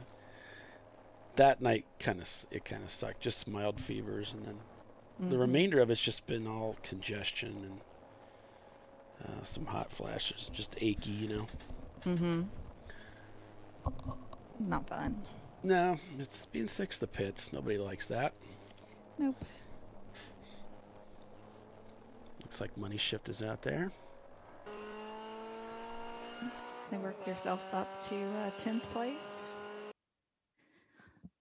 like both of our EC cars have fallen out of the top 10. Yep. I'm guessing the Venomous Racing, the GTO, is not turning laps anymore since it's just steadily fallen. Yeah, they had what? There's something that goes into the transmission, and it went bad. The yoke. That's what they called it, a yoke. So they had somebody going out to Summit to try and get another yoke for it. So they don't know if they're going to continue, but if they can find a yoke that fits, then they'll do it. So I have the camera so Visceral's pulling both cars out. No oil pressure on one, and the 959's just been beat up too much. So it's got some big issues. Okay. So both cars they're done for the weekend. Ron's packing up now. Him and his wife are going to head back home. And Ron came over, talked to the RVA guys, and said, "Hey, good racing out there." And I was down at 4 when the car went off, and that was the guy's last lap, and I think he was trying to get, from what I understand, he was trying to get the fast lap, and just went a bit too fast, and found the tire wall real quick. I got some pictures of it, some good, maybe, some out of focus for sure. And then I just missed. I was probably 50 yards away when the Mini and I think number 7 got together in that corner too, so I didn't get anything from that. But yeah, it was the 170, but then we were actually watching. We got it on camera, and so we watched it in replay, and then we watched Did you overanalyze banana splits. They had to. Well, we have so much to talk about. I know. That's what I mean. So they got black flag penalty. They served their penalty, and everything was cool. Did you get to use your telestrator? No, I didn't use a telestrator. Come on, Paul. You got to draw X's and O's and explain to these folks how these passing zones work. Mm-hmm. So it's going around the paddock. I don't know if you guys heard. Did you hear about my incident this morning? I've not. It's all about you, Bill. Tell us about it. No. So I have this habit of getting out of automatic vehicles and sometimes forgetting to put it into park because, I don't know, I've driven sticks all my life. I've never really driven automatics that much. And I was putting up the camera at, what was that, 13 there, 12? And Paulie and I are talking on the phone or whatever. And all of a sudden, I hear something in the back, and it's my truck. And all of a sudden, my truck is just creeping forward. I'm like, I have that instant, oh my God, I forgot to put it in the park. And then I'm thinking, oh my God, my diesel Ram with so much, 1 million pounds worth of torque is going to take out the start tower, the bridge, and just the whole bit. And so I start running after it. And then I get up to it, and I realize it's little Troy Trulio ducked down in the driver's seat, just letting it idle. Right. But I had jumped over, I don't know, pit walls, tire walls, and a whole bunch of other stuff to get there. Of course, I'm going to hurt tomorrow. But, yeah. He's getting me back slowly for all the stuff I've done to him over the years. As he should. The only thing I'm disappointed is we didn't get it on camera. Yes. That would have been better. You might from the bridge. I'm kidding. Might on the bridge. Have we put up the bridges? No. No, I don't think we'd had done those yet. Yay. I don't think so, no. I would go back and look. I don't think I could see it. It'd be too far away. Yeah, that's true. I don't know. I'm pretty big. But, and then you got a car out there. It's the gold BMW that doesn't sound all that good. What is that? It is MDR Motorsports? No, that's a Miata. It's like an E36. The North by Northeast Racing? Yeah. We were talking about earlier. Or something like that. The Cash Mirage Metallic. Yes. Yeah. Cars like popping like crazy on D-cell. It's like they have an exhaust leak. Yeah. In it. So every time on D-cell, it's like pop, pop, pop. The Cashmere Beige. Okay. I'm still been trying to figure out how to pronounce that. It's Cashmere Beige. It's Cashmere Beige Metallic. Anyway. I'm sorry. We were in the middle of a different story, and No, that's all right. That's still perfect. back here trying to figure this out. Cashmere beige. No, that's not it because it's got this other. Oh, You okay. You are from Indiana, so it's all right. It takes time. It takes time. Paulie's really good with numbers. Spelling. Well. Not your strong suit. Yeah, it is what it is. We have our strengths and weaknesses. My son is really good at spelling. I'm not so much. I never really cared for it too much, so I told my son, I said, you need to be good at spelling only because people are very quickly evaluated for their intelligence based on their ability to spell. If you can't spell well, you put a sentence together, you type it out, you look stupid on paper. Or if you text it or and email. it's like, yeah, it makes you look unintelligent because you can't spell. People believe there's a correlation there when really it's just, did you study or not? Yeah. Or memorize. Yeah, it's a memorization skill. All my daughters could do both math and spelling. My son, math. Just math.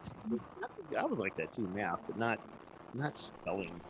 And that reading thing, or reading. Grammar. Grammar.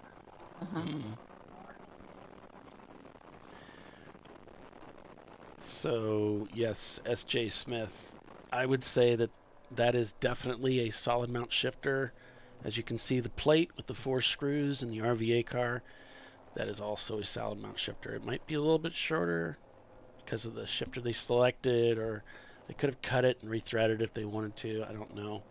But that is a solid mount shifter. The other one goes down into the pocket there. It'll have your little leather pouchy thing that it goes through. And so, yeah, they have a short shifter, they have a solid mount shifter, and then you have your factory shifter. And the short shifter is still a soft mount type shifter. So if you want a solid mount, you end up with this one.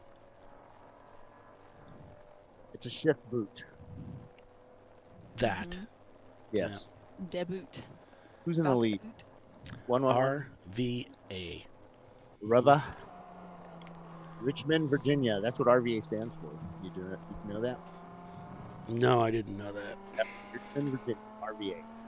Really? Yep. I didn't know that either. You know those little circle stickers that you use, the international stickers you put on your car and say USA leather or pouchy thing. Well, they RVA they did those RVA stickers up for Richmond, Virginia a few years ago. Like they have a Nova one for Northern Virginia. They have none for Piney or Nelson County. So the Mini Cooper camera did go down. Sorry, folks. Don't know why. It was doing just fine, and then it just decided not to do fine.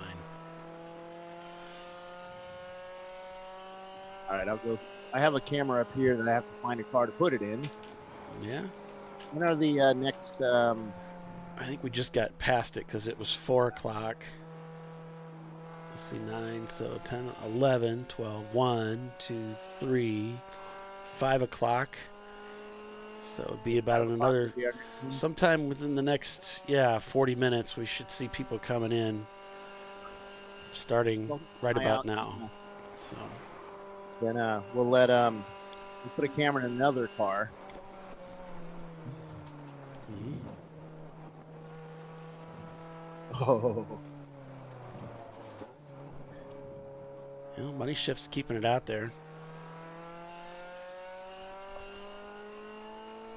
Well, the Flagtronics guys have been playing when I've been gone. We're doing something because now the pace car on the Flagtronics looks like a pace car with the little light bar on top. It's cool. That's cool. That I can't show you, but no, it's okay. You can describe ultimately, teams will have an app, and they'll be able to follow the marching ants as well on the track map. Be able to see where all the cars are. Yep, where all the cars are, and they can, I can actually go through there and say, okay, here's the leader. Where's second place? Okay, there's second place, and highlight them. And and puts little boxes around everything. Though it only puts a box around one of them. I need to work on that.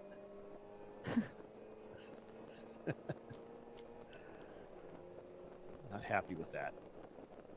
We want more boxes. I want more boxes. No, it'd be kind of cool to put the, your competitor. Where is he?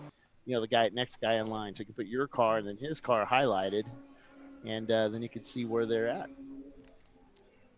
Yeah, and then if you can put that in the race car, then I know when I'm approaching a car for position. Mm-hmm. But of That'd course, be that unfair advantage. If I'm leading, well, it wouldn't be unfair if everybody can have it. Good point. If it's the same for everybody, it's not unfair. All right, so RVA does indeed lead. This stuff sorted out here.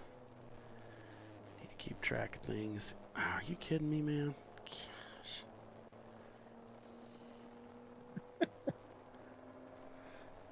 All right.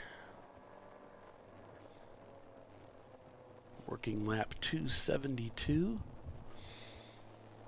Blake's Garage in second place. Javoli's in third. Banana Split's fourth. JS Motorsports in fifth in the red Miata, which we believe is the one with, hey, since you're up there in the tower, yeah, maybe I can petition you. Can you read the car numbers as they come by from your position in the tower? Yeah. All right. So there's a red Miata. Oh, I think they already went by you. Car now, it's 170. No, there's a red Miata with a yellow stripe. Here comes a car right now. Rally stripe. Number 7. 502, 111, 514, 383. That's not a red Miata. That's a purple Miata with a yellow hood or yellow roof. I think it just went by, so it might be another minute before it comes around.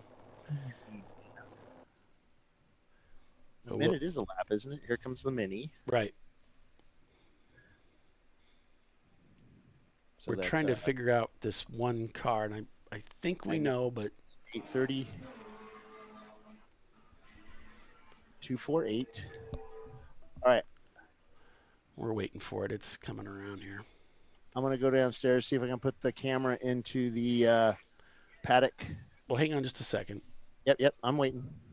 Here it comes. He's coming through the S's now. He's coming around to the front straightaway. So there's a red Miata with a yellow rally stripe. Yeah, that's 179 or 379. Yeah, it should be 379. Yeah. Okay. Thanks, All right. Motorsports. All right. I'm happy. going to go put the camera in. Bye. Sweet. It's hard to get him to sit still, huh? He gets bored, you know.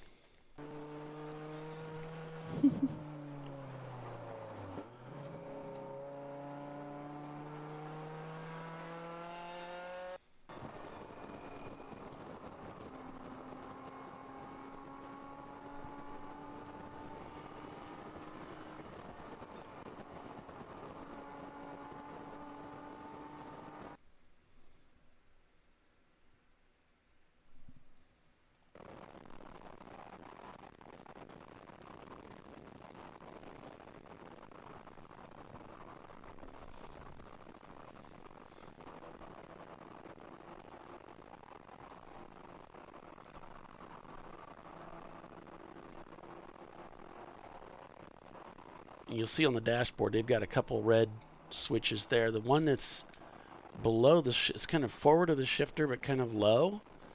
Looks like to be their power kill switch.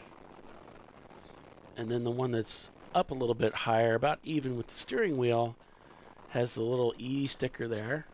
That would be their fire extinguisher pull lever. So we have fire suppression systems in our cars. Every car is required to have it. And it has to be of a certain capacity. I see he's rocking the SCCA sticker there on the helmet. Sports Car Club of America.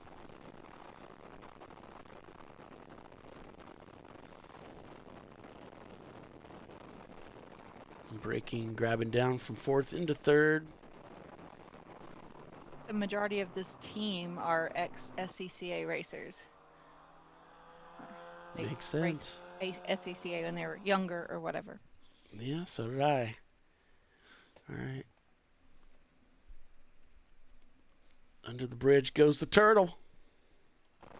Here we go. Antonio behind the wheel. So do you think this is like a tortoise in the hare kind of reference since it's a rabbit and they call it turtle? Yeah, probably. I like it. I like it too.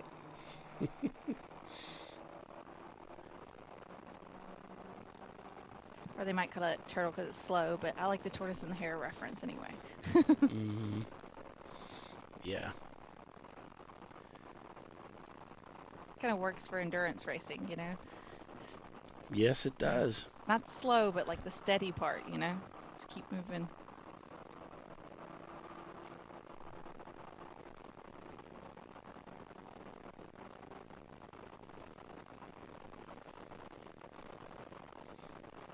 And Bill went ahead and latched up one of those cameras into another team car. They're in the pits right now, getting serviced, putting ice in the ice box. Getting ready. He's got the Marine Stilo helmet on there. Rather bright. Yeah. Hobbs has the same one. Which color did you go with, Polly? It's the silver. Oh, the traditional silver. Yeah. I did the flat black. Oh, okay. Well, the Mini Cooper coming down there close. Of course, there's not that much room to work with. Doesn't look like a very wide track. It's going to be close, so. Mm-hmm.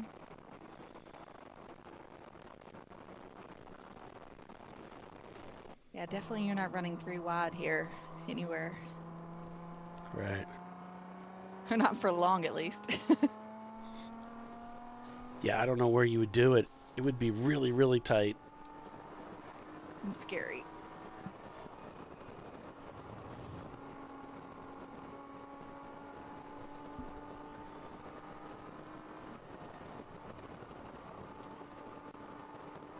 Any idea how they came up with this name, the Medana Splits, this team?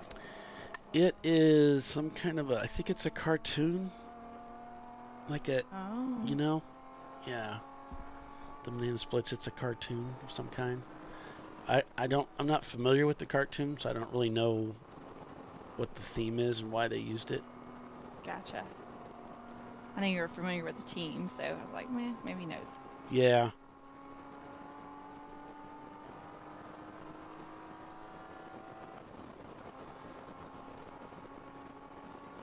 American television show. Timothy says, a rabbit that identifies as a turtle.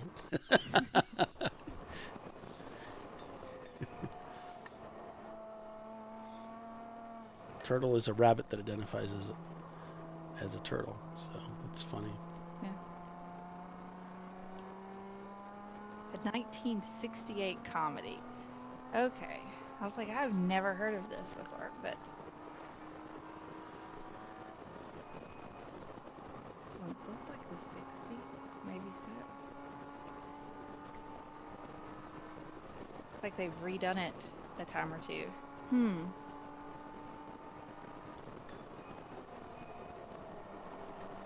Yeah, I'd never heard of it either. I didn't know what it was. So I was ignorant to it.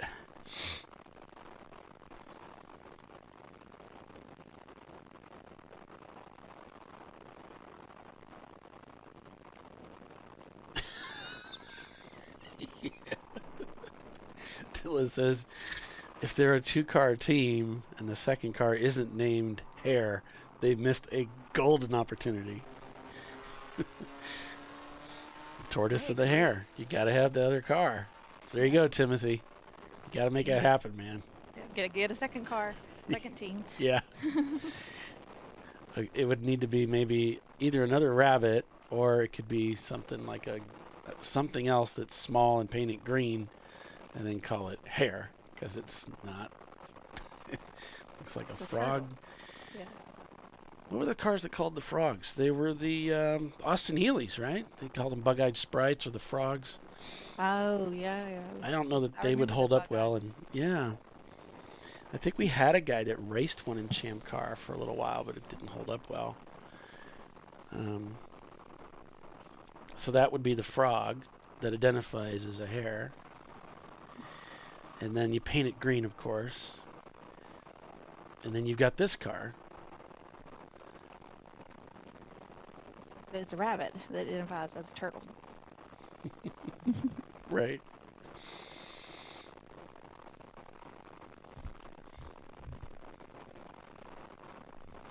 Oh, I got to take another break here, so stay with us. You're watching ChampCar.Live, presented by AutoZone.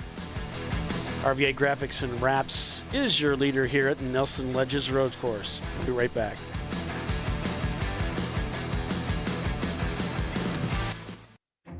An important decision is afoot. This man is about to buy tires on TireRack.com. Tire Rack is the leading online retailer of tires in North America and a repository of advice and expert reviews.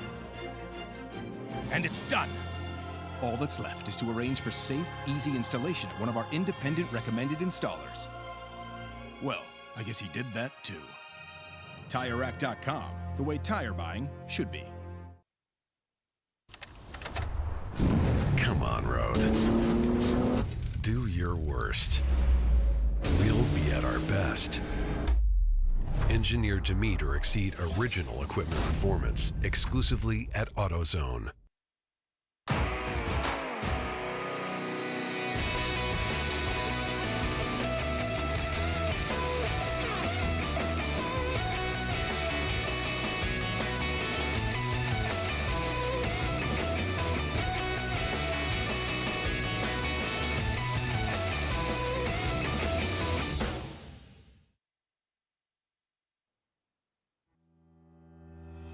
Lifeline USA is a leading manufacturer of onboard fire suppression systems. Lifeline's continuous commitment to research and development ensures that we supply the most innovative and cutting-edge products available. Used by the majority of the world's motorsport championship-winning teams and constructors, Lifeline has a proven history of success. Lifeline offers a complete range of fire suppression systems for all budgets and needs, and we continue to push development and limits on both extinguishment materials and our patented delivery systems to make the race car environment almost as safe as sitting on your sofa at home.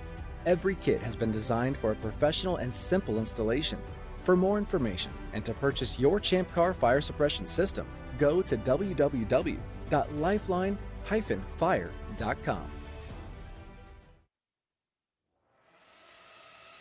RVA Graphics and Wraps is a full-service design, signage, digital graphics, and wraps company located in Richmond, Virginia. With over 20 years of experience, RVA Graphics and Wraps offers premium signage options for your business. We are dedicated to offering our clients best-in-class service in all aspects of graphic design and application. For more information, visit us on the web at rvagfx.com.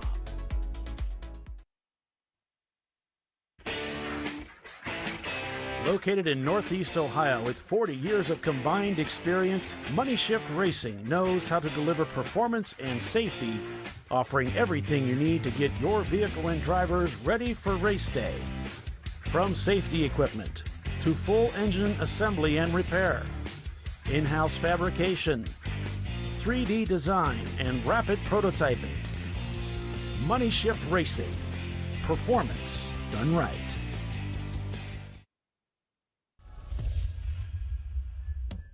Frozen rotors from Diversified Cryogenics deliver increased performance and a higher level of safety, while significantly reducing braking system costs. So to tell you a little bit about the durability of this product.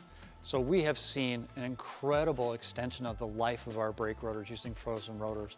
We've gone from brake rotors every other weekend to 6 weekends on one set of brake rotors, and I think they can go farther. The durability has been amazing. And it's been a fantastic season, and man, a lot of that is due to the way our car can brake on those frozen rotors. For more information, go to frozenrotors.com. Nice. Yeah, I heard about this. So I would actually go with the full synthetic. Brake pads. Oh, for the Duralast rotors. I did it. You see how it's...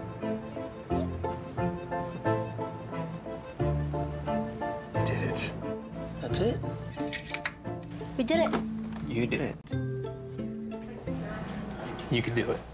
The path to I did it starts at AutoZone. Get in the zone.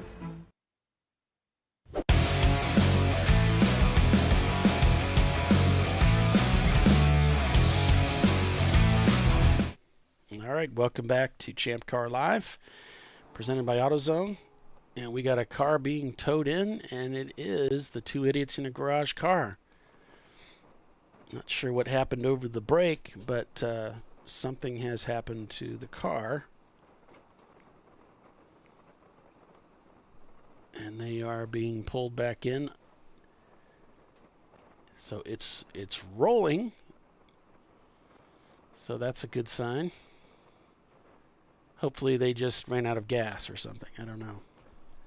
They had some concerns about being able to get enough fuel in it.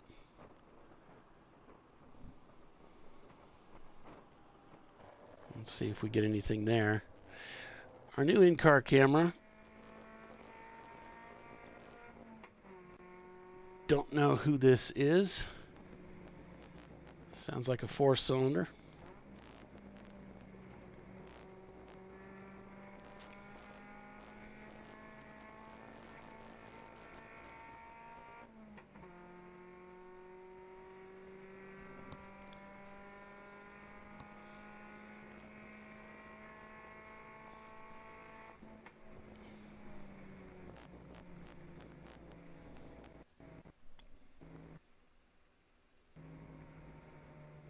Looks like we are under caution here.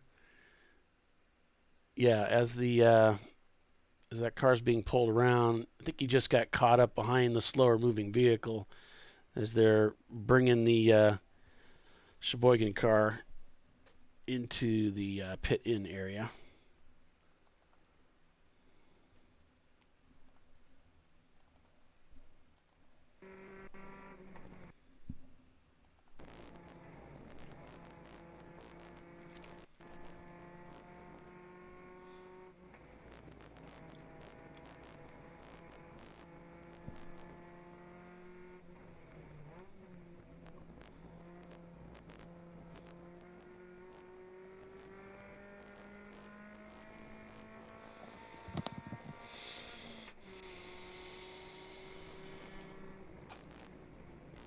Well, Bernie knows all about the Banana Splits cartoon or show.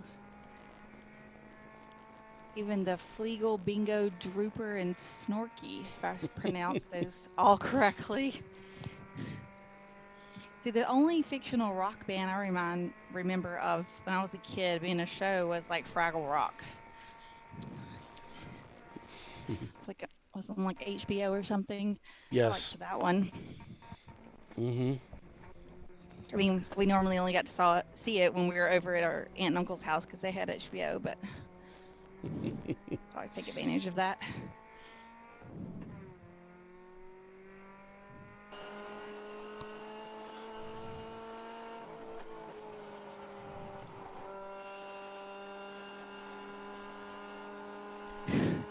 Charles says the Banana Split show is really bad. I mean, it looks terrible, but I wasn't going to say that at first. Who are we to judge, you know? Right. These things that entertain children, you know? I'm given a signal, but I'm not sure how to distinguish what that signal means. Well, what did he do? I don't know. Okay. I hear him talking, and he doesn't sound like he's under full power. Look, he's just taking it easy through here. Maybe they're under caution in this corner. I'm not sure. I was looking for a Flagtronics unit. I don't see it in there. Oh, yeah, good point. I don't see it here either.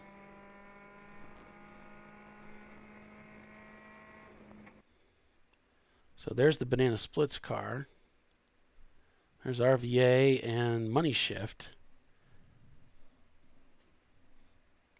So I don't know if this is him coming down here, but that looks like a BMW. And it's definitely not a Boxster. Hey, Boxster. So I'm not sure exactly. He's pointing to his pit. I think maybe he's lost comms with his team. Oh, here is that the pace car rolling out? She just took off pit out. I do see cautions being thrown, Tiffany. There's a waving yellow there.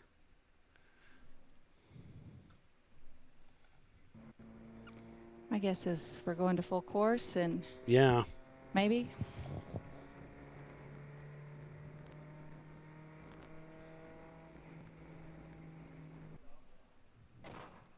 And the two idiots, the driver's out of the car. They've got the hood open. There goes EV rolling. Yep, there they are. Coming out of the pits. And we'll see if we can... we got emergency vehicles moving in the pits, too, from coming off the track. Maybe there's more going out. Yep. Charles says, I was a child then, and it was still bad.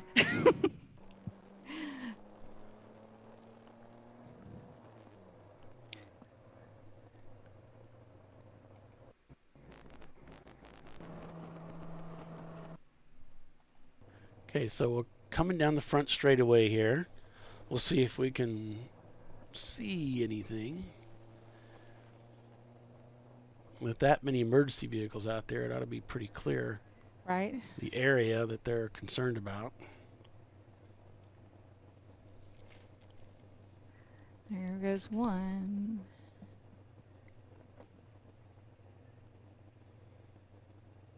Right over there on the right. Oh, we got a car up on its side. And that, I wonder, it looked like a BMW. But yeah, they got a car up on its side, and I wonder if they got together with another car. RVA is calling it in. So this would only be our third full course, and one was just for lunch.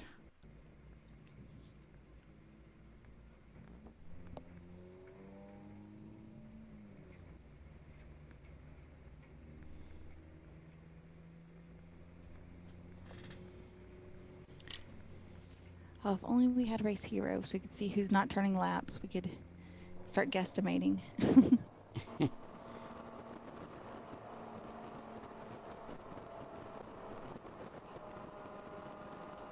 Bernie said, don't forget HR puffin stuff. That is funny, puffin stuff.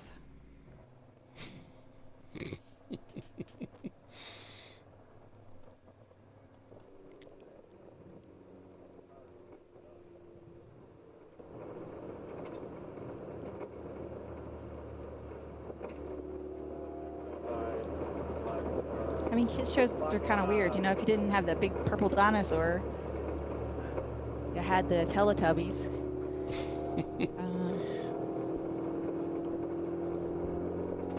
I didn't have any of that stuff. I was The Mickey Mouse Club? an adult by then. No, the Mickey Mouse Club, no, that was probably my parents. I had a Mickey Mouse Club when I was a kid. Oh, yeah, they had it. I redo. just didn't watch it, yeah. You didn't watch it? Yeah.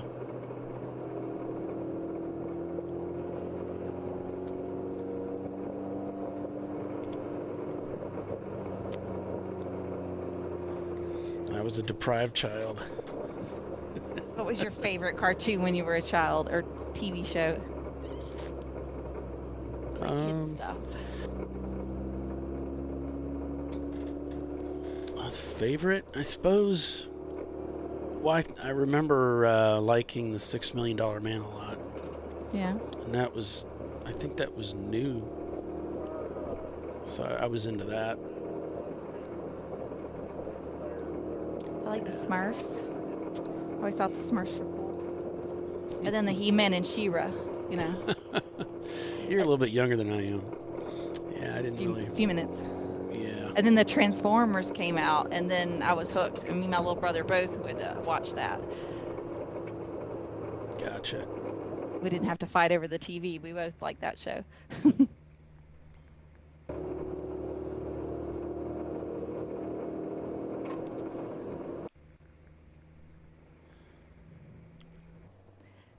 I like the Wuzzles, but I don't think it was very popular, and I don't think it hung around on the TV very long. The Wuzzles were like these two different kinds of animals that were put together. Yeah. You had like a half rabbit, half chicken kind of deal going on. I really thought that was rather amusing, but apparently I was a minority and it didn't last that long. But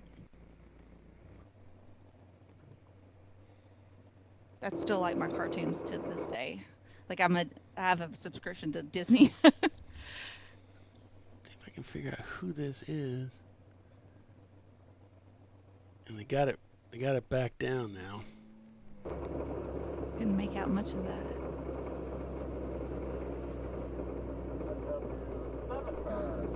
Seven car, he said. Oh, is that Gavola's? Yeah, it's Javoli's. I thought it was, but I didn't want to say anything until we knew more. The Javoli's racing team machine was up on its side. They got it down, but it looks like it's in rough shape.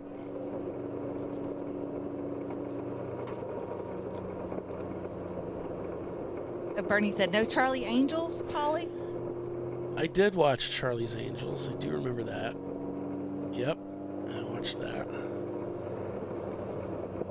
But she was asking, like, what's my favorite, you know, like, I really like that show.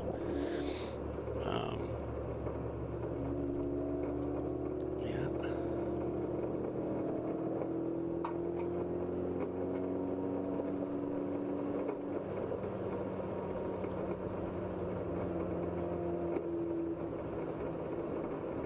My little brother loved the Herbie movies.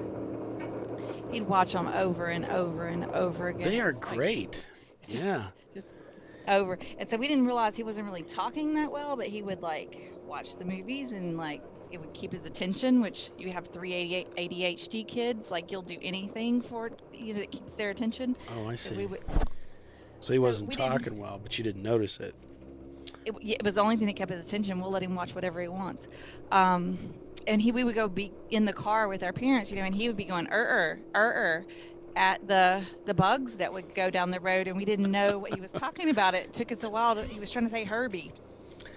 Oh. He thought they were all Herbies. Gotcha. It was quite cute.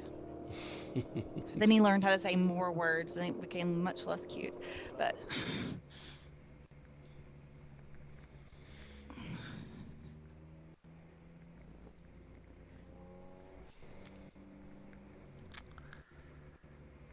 I was previously an only child up until that point when he started speaking.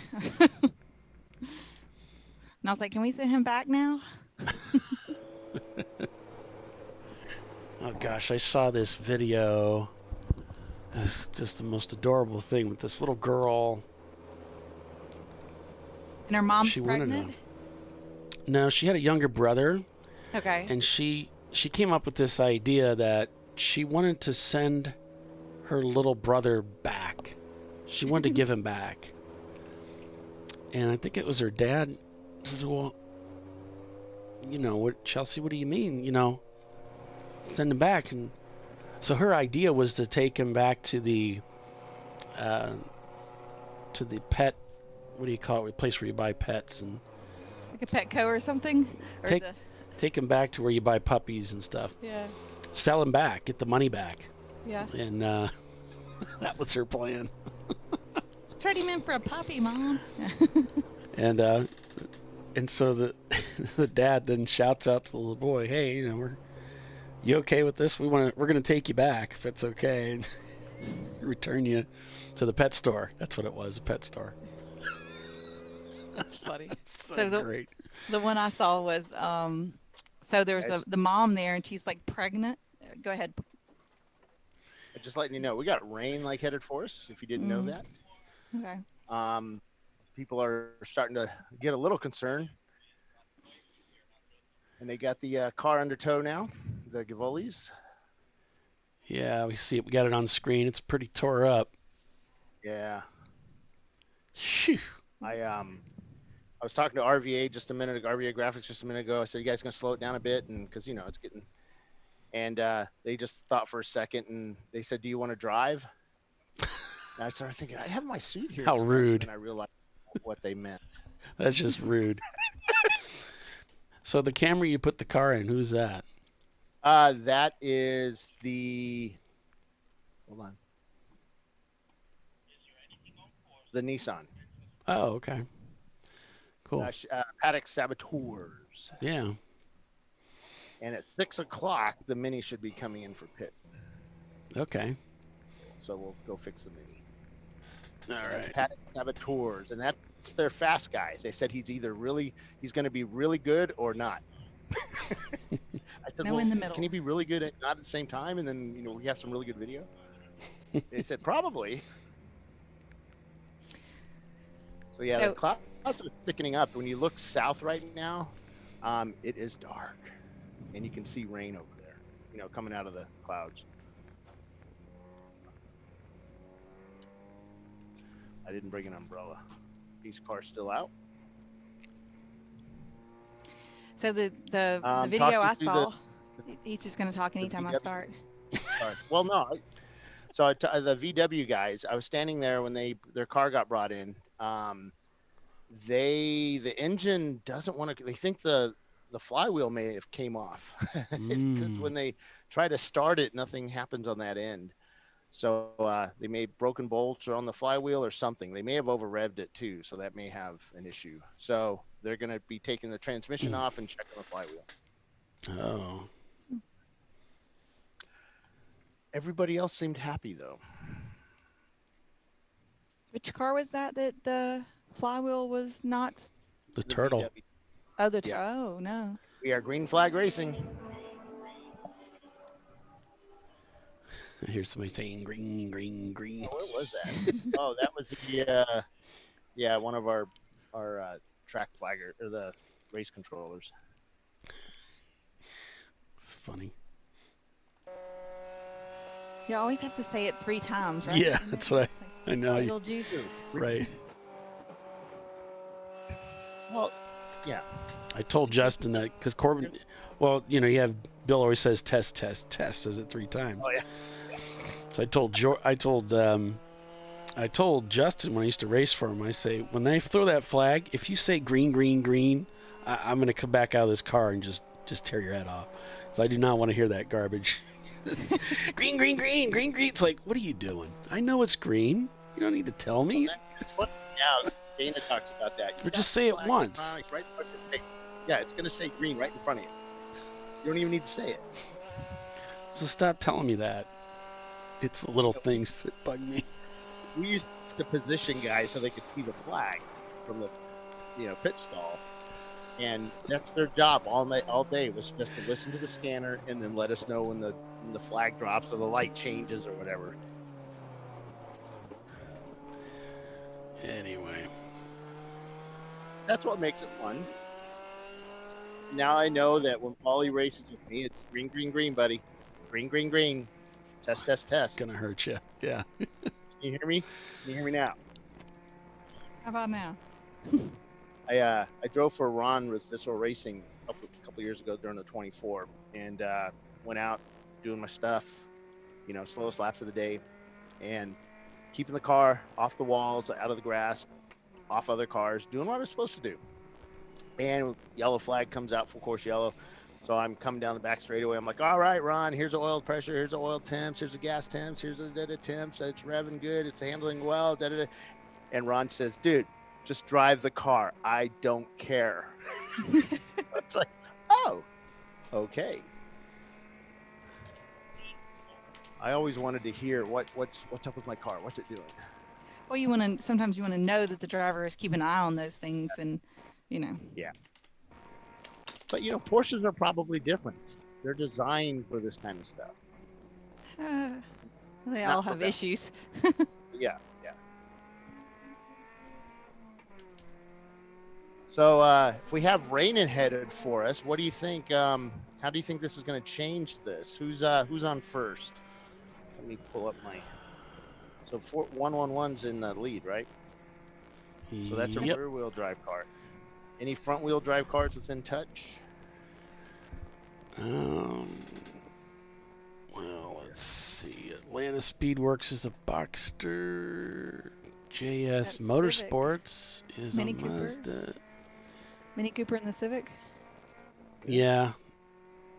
but they're so far back. I don't know. Why is the Mini so far back? I mean, they had some light contact, and the driver came in just to kind of have the car checked, and that they probably lost a few laps there. Well, they're 20 laps back.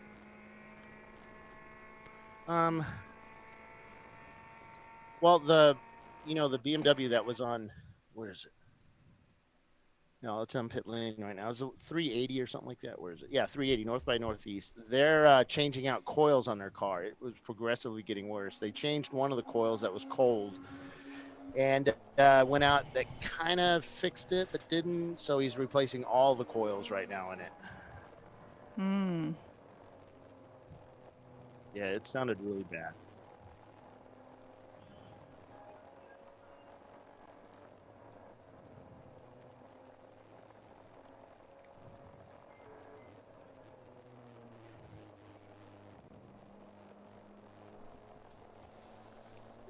Green flag racing here. Yep.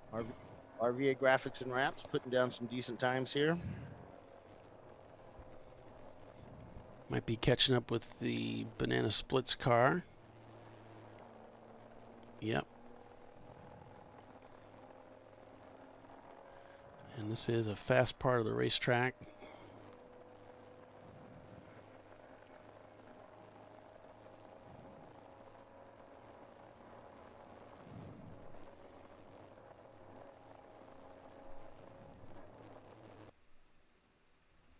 So here they come.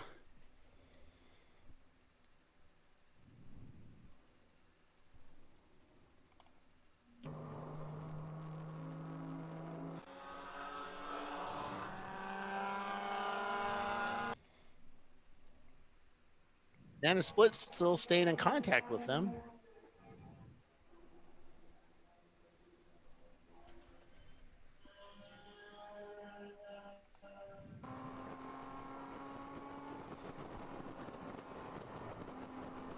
Trying anyway.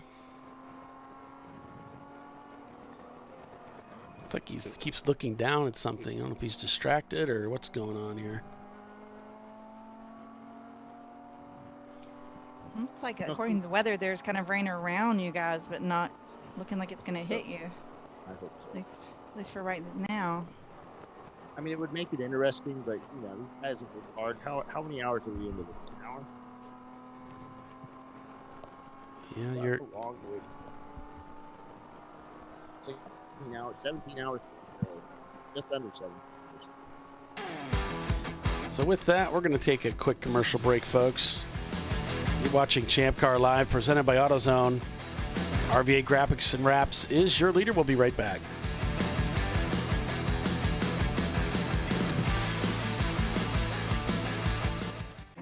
An important decision is afoot. This man is about to buy tires on TireRack.com. Tire Rack is the leading online retailer of tires in North America and a repository of advice and expert reviews. And it's done! All that's left is to arrange for safe, easy installation at one of our independent recommended installers. Well, I guess he did that too. TireRack.com, the way tire buying should be. Come on, road. Do your worst. We'll be at our best. Engineered to meet or exceed original equipment performance exclusively at AutoZone.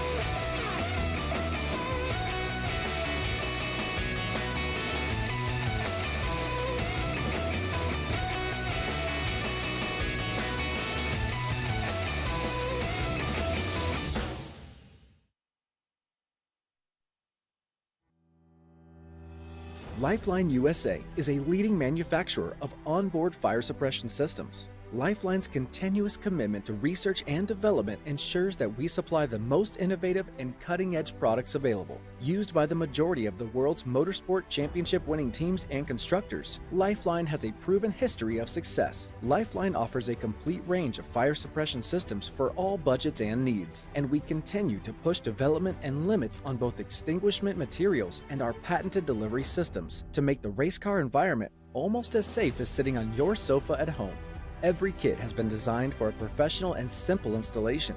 For more information and to purchase your ChampCar fire suppression system, go to www.lifeline-fire.com. RVA Graphics and Wraps is a full-service design, signage, digital graphics, and wraps company located in Richmond, Virginia. With over 20 years of experience, RVA Graphics and Wraps offers premium signage options for your business. We are dedicated to offering our clients best-in-class service in all aspects of graphic design and application.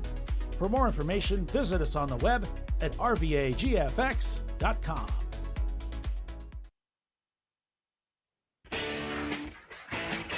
Located in Northeast Ohio with 40 years of combined experience, Money Shift Racing knows how to deliver performance and safety, offering everything you need to get your vehicle and drivers ready for race day. From safety equipment to full engine assembly and repair, in-house fabrication, 3D design, and rapid prototyping. Money Shift Racing. Performance done right.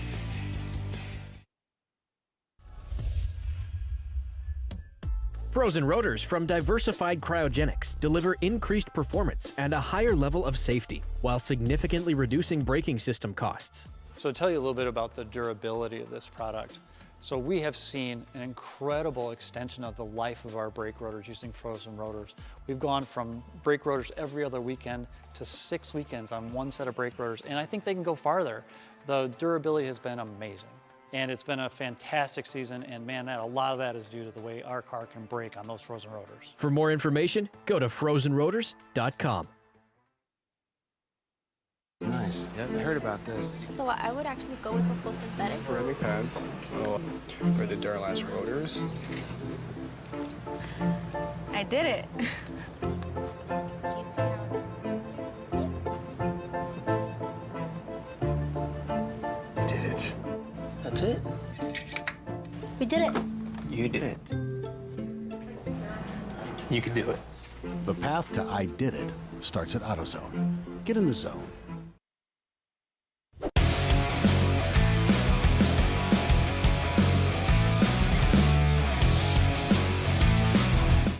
And welcome back to ChampCar.Live, presented by AutoZone.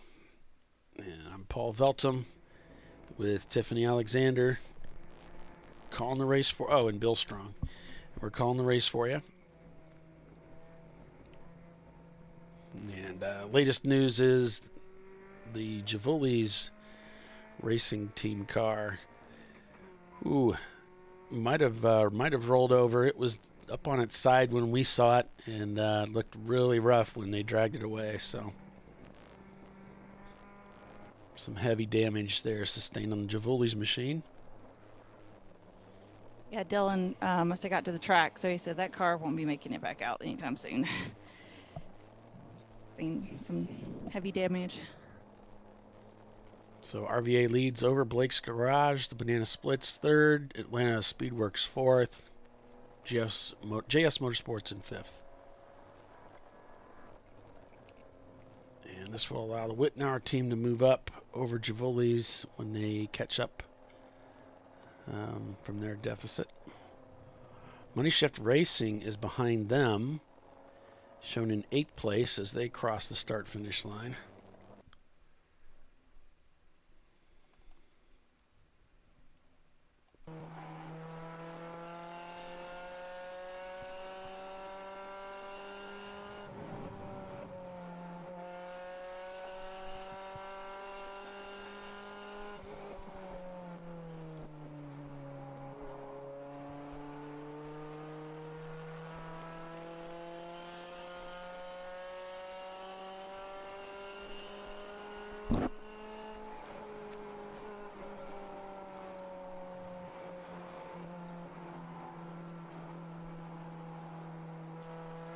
FEA has like 7 laps on second place. They've really kind of got themselves to the front and then managed to, get some space from the rest of the field. Yeah, it looks that way.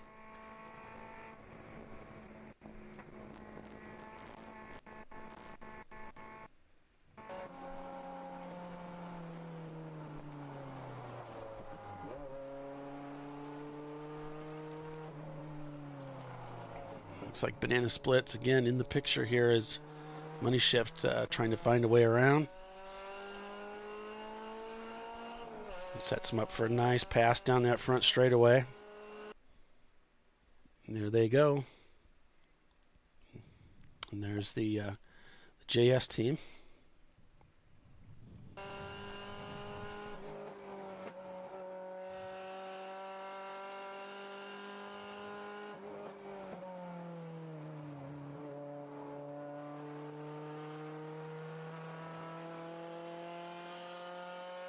I doubt JP has been driving all this time, so I'm guessing they just forgot to change out the nameplate the last couple of driver changes. Yeah, I think they've just been distracted with all their mechanical issues and everything, and Yep. probably just got distracted from the little stuff. The important stuff versus the little details.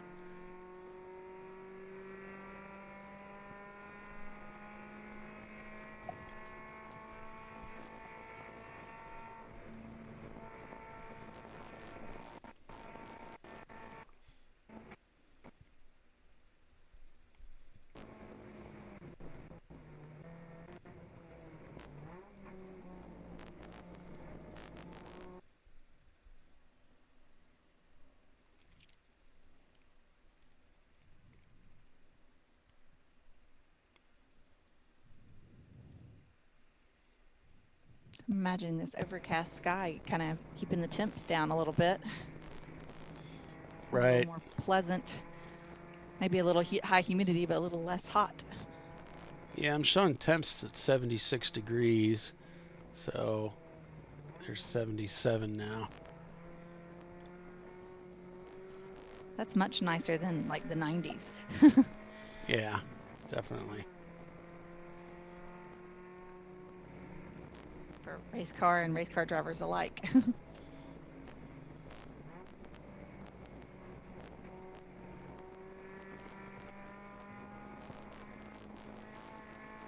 They say it feels like it's 77 and it feels like 77. So maybe the humidity is not really as bad as Bill's making it out to be. It doesn't look like it's really a factor in the temperature. I don't know at what point the humidity, when does it go the other way? Like, no, it shows 66% humidity. So 77 must be kind of like this mean temperature where the humidity doesn't really affect the temperature. That's what the AccuWeather's saying.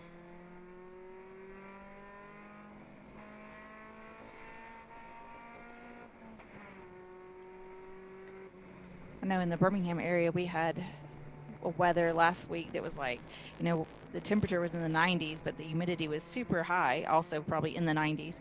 And it felt like, we had several days that felt like they were 100-degree days. It was like pretty miserable outside. Run for the AC.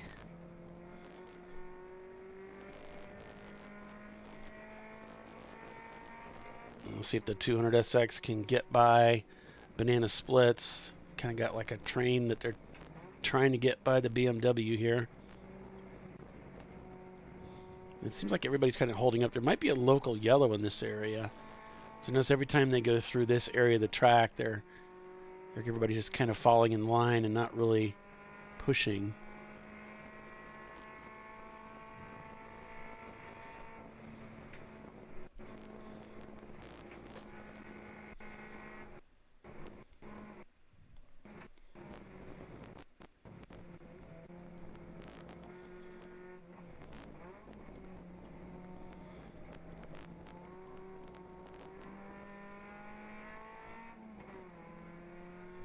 Gonna line them up here. It seems like the Banana Splits car might be having a problem. No one's really having any trouble getting by the BMW. These four-cylinder cars just seem to be just mowing right on by.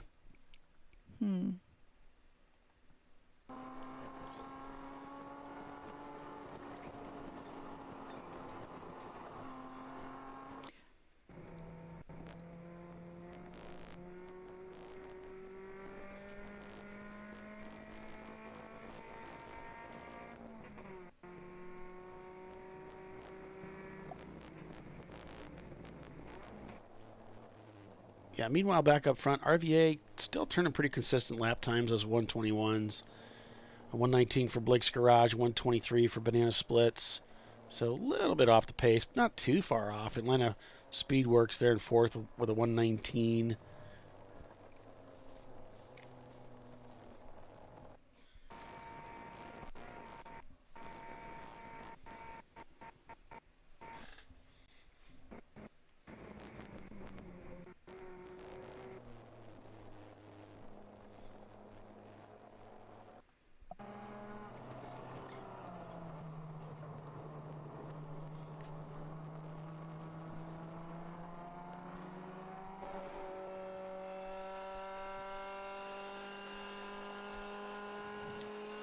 Looks like the chance of rain between now and the end of the show is just like about 10%.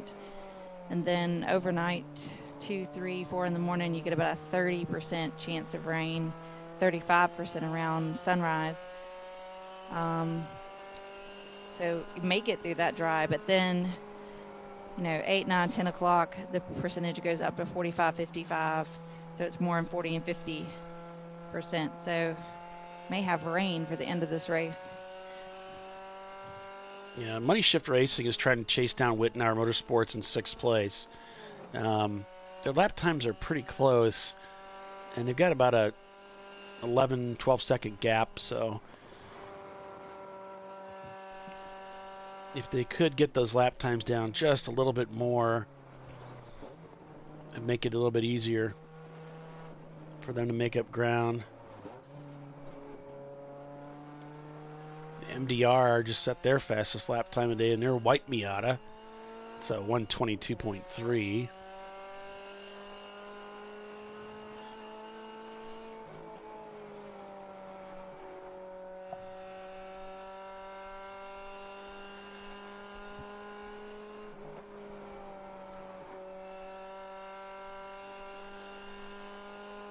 They picked up about a second on that last lap, so maybe in 10, 11 laps or so, they might be in reach of Wittenauer to make a move for that next position. I went over and looked at the Gavoli's BMW. It's pretty banged up, but everything did what it was supposed to do. Protected the driver, and the cage held where it needed to be held, stayed in place, and their fuel cell cage was really good. Not a leak in the system, man. It did exactly, and that car's bent. Unfortunately. Yeah, it looked really bad. That's good that all the safety gear. Yeah, he got a tire off, he said. And then the rear left tire went off. And then I guess he tried to correct it, and that just made it worse. And Ray says it kind of looks like he might have, he went over, and that it might have tried to pogo as well. Nose, tail. The rear, it's like it came around and hit the left rear on the ground in a weird angle. Mm-hmm. But, yeah. That's tough. And the sky is getting dark to the south of us.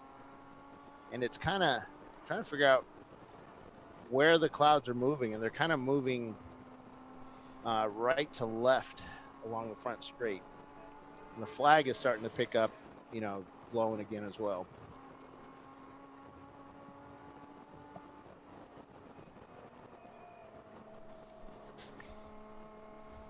So survival of the fittest. Who's gonna hang on to finish this one?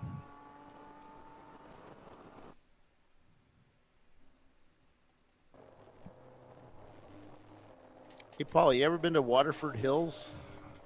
No, I haven't. 1.5 mile road course somewhere in Michigan, Detroit. Just wondering. It's a road course? What? It does sound familiar, but yeah, Metro Detroit, 1.5 miles long, 13 hair-raising turns, roller coaster-like elevation changes, and various spectator areas around the course. New or old? From quick and nimble small bores to ground-pounding V8s and even open-wheel cars, racers. Come feel the excitement and meet the racers. It's been around since '59. Oh. It sounds familiar, but I don't think we ever went there.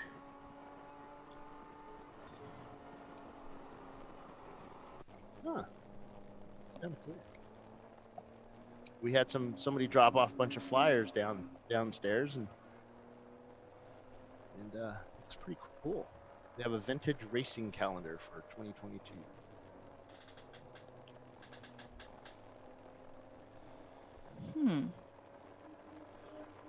What's the website? Waterfordhills.com. Correct. Yeah, kind of cool. Who knows? Looks like they have a driver school. Oh, SCCA. Needs one to teach somewhere. No. You want to move to Detroit? Nope. I heard it's a pretty cool place. I'll do snow. Alabama girl. Look at that. Look at those clouds. Woohoo! Nah, my mom used to live in Cleveland, and that like lake effect snow. Good gosh, no, thank you. I'm pretty certain that is a perfect representation of the clouds that are heading for us, because that darkness was what I'm looking at outside my window here. That's what I see.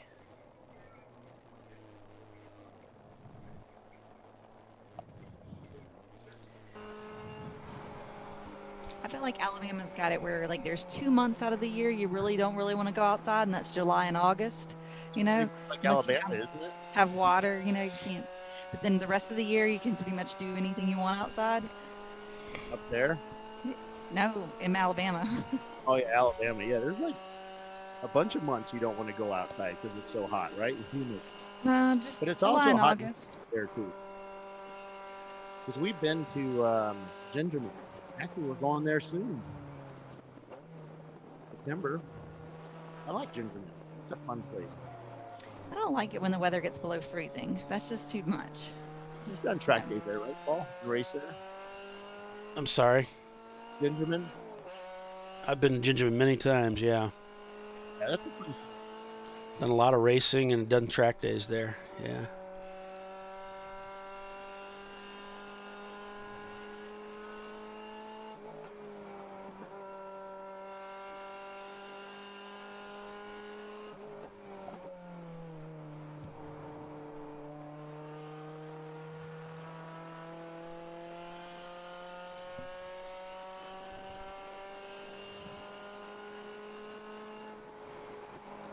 Money Shift has cut that gap to Wittenauer down to 7 seconds now.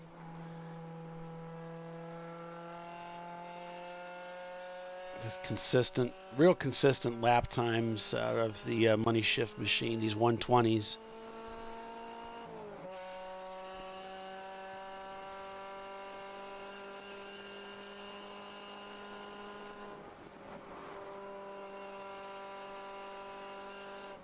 So whatever issue they were having with the transmission with the Money Shift car, seems like they're working around it. Sure does.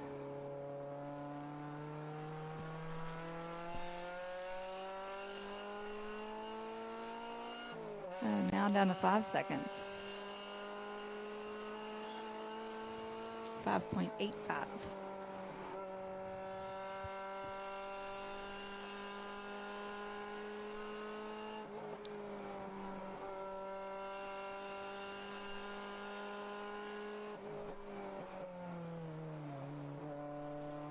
Yeah, it's interesting. You got all these cars and different makes and models, and they're all running pretty much the same lap times. 118, 120, 122, 119, 121, 121, 119, 123, 120, 122. There's a 124, then a 119. There's one car that's running a 127, you know. The rest of these are all within about 3 or 4 seconds of each other. But you could, I mean, you can just change drivers and get 2 or 3 seconds. Yeah.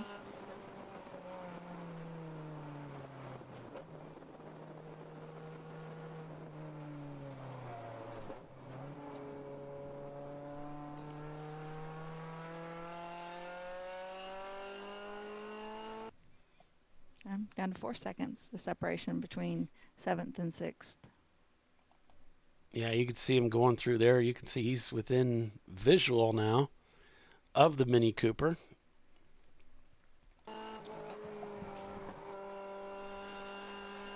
Chasing down the Mini Cooper of Wittenauer Motorsports.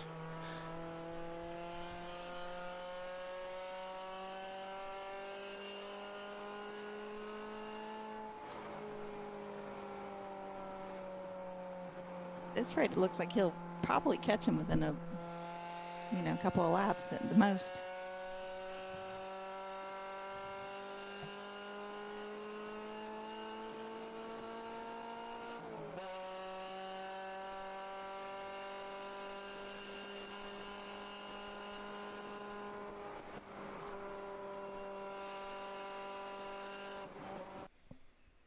And there's the Mini Cooper, followed by the Money Shift Racing machine. He's not on the bumper yet, but he's working his way there.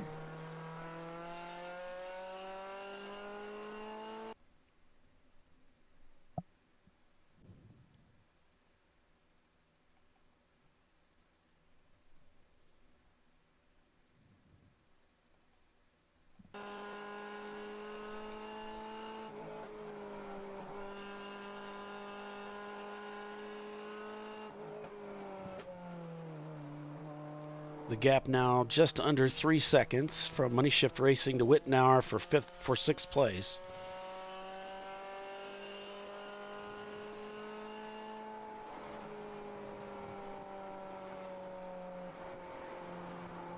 You can actually see them in the in-car camera view now. Yep, there they are right there.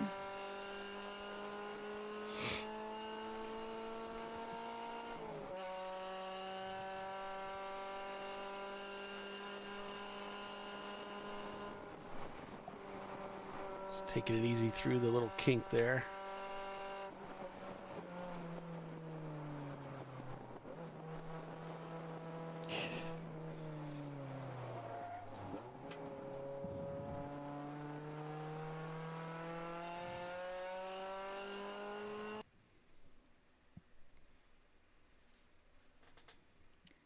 Oh, 0.7 seconds behind.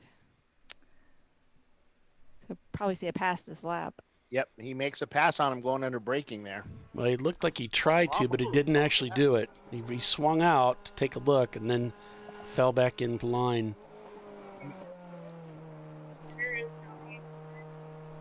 I mean, I think it was like the Mini tended to brake early and the Honda thought he could outbrake him. Late break, and it just didn't work out. I think he saw that, yeah, this isn't going to end right, and held off.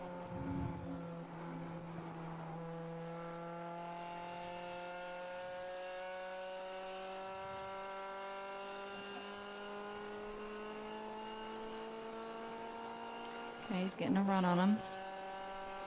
Yeah, the Honda's definitely got the legs. And swings by. And gets her done. And that'll be good for 6th place.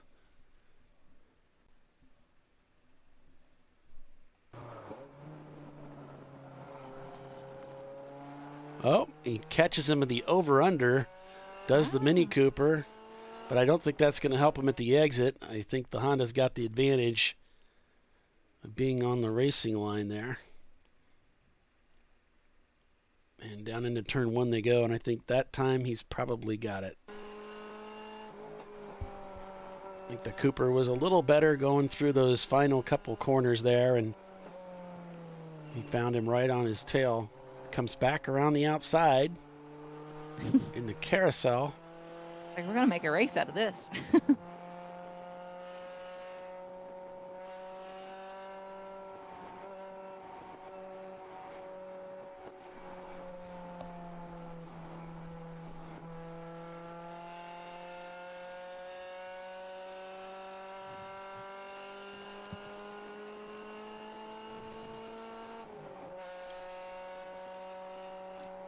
He's going to try another pass on him. Well, he doesn't like this kink through here.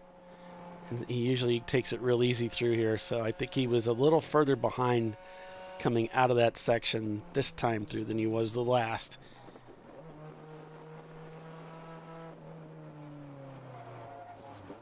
He's got to be careful right there. He gets you feel a little bit of tire protest there.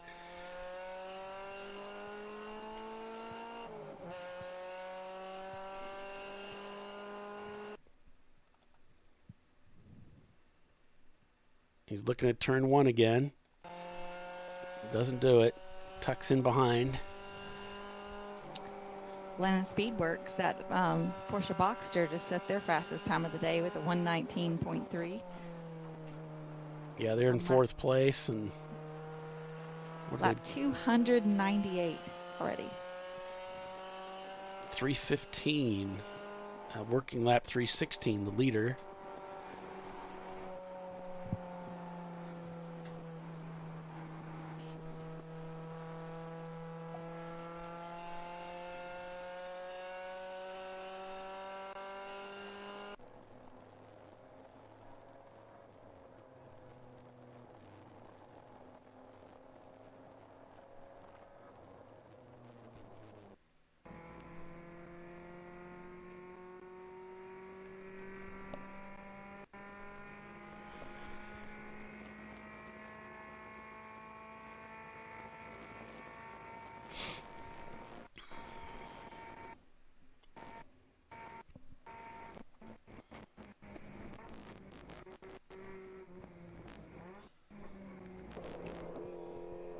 Blake's Garage still looking good there in 2nd place.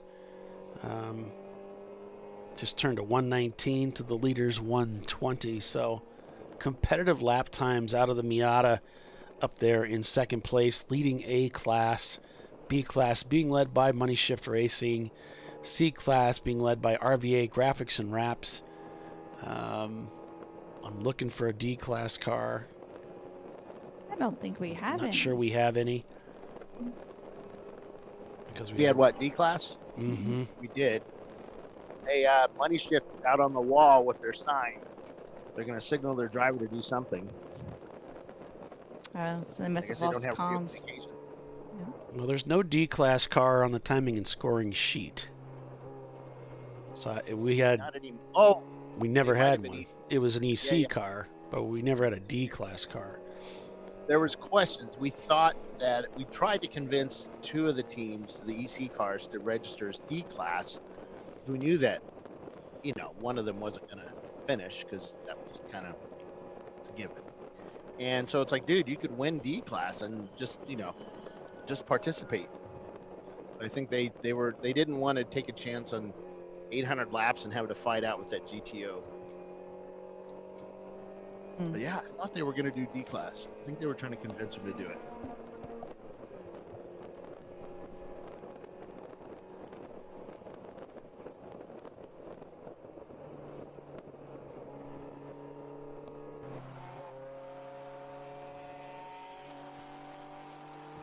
Still fighting the Mini Cooper. It's the Money Shift machine. Caught back up with him, got by him. A nice little duel going on here, yeah.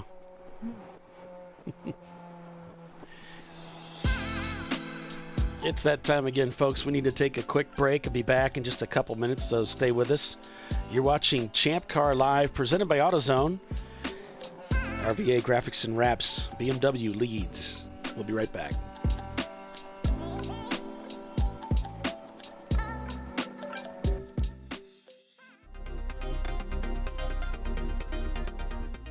Welcome to TireRack.com, revolutionizing tire buying since 1979.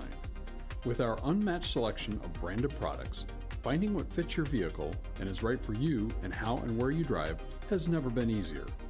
Through helpful online shopping tools that include our professional hands-on reviews done at the introduction of a tire and consumer reviews that give real-world feedback over the life of the tire, you can make the right tire choice and find exactly what you need.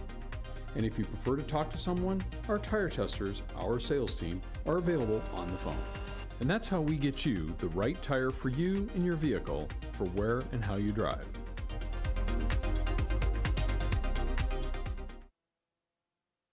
At AutoZone, you get what you need when you need it. Got a today job? Pick it up free same day at your local AutoZone. More of a tomorrow project? Order as late as 10 p.m. with free next day delivery. Getting the job done just got easier.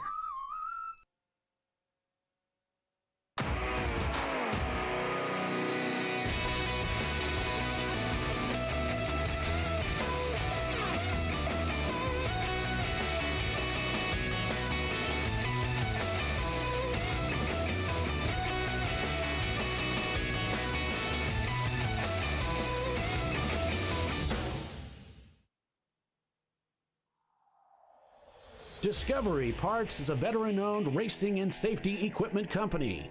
While we're located inside Atlanta Motorsports Park in Dawsonville, Georgia, Discovery Parts can also be found at the tracks, supporting a number of Champ Car Series events. We take pride in being a reseller of the best of the industry to Champ Car teams and drivers. We know racing, love racing, and look forward to tomorrow to even more racing. Visit us at discoveryparts.com.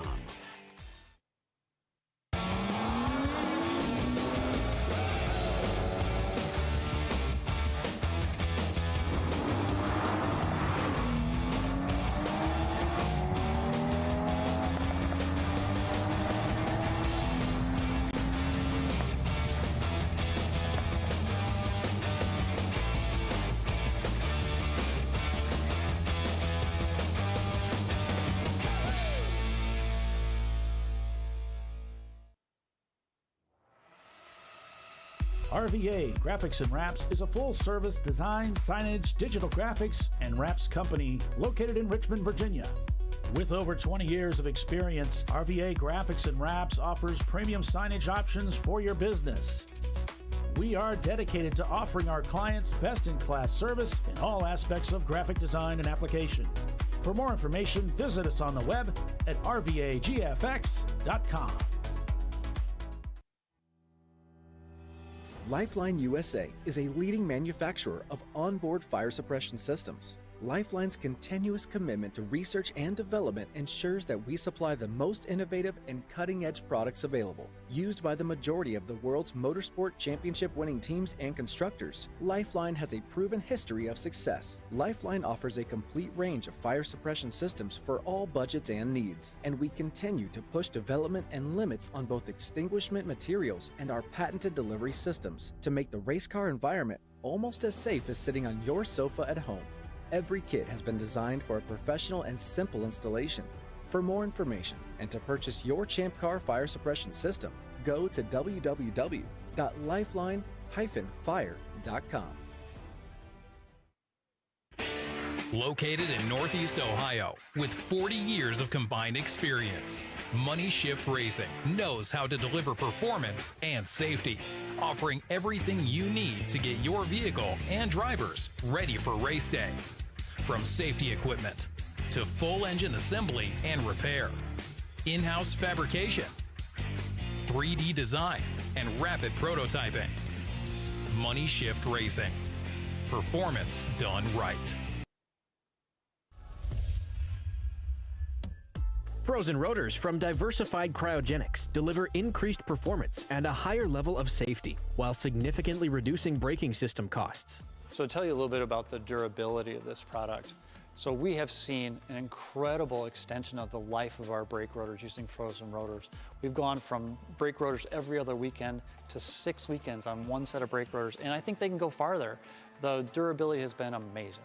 And it's been a fantastic season, and man, a lot of that is due to the way our car can brake on those frozen rotors. For more information, go to frozenrotors.com. Come on, Road. Do your worst. We'll be at our best. Engineered to meet or exceed original equipment performance, exclusively at AutoZone.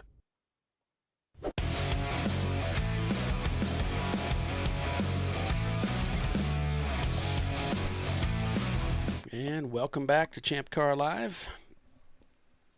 As you can see, Money Shift Racing has pitted, and they are doing the usual stuff. Looks like a driver change, take fuel, and they'll head back out onto the racetrack.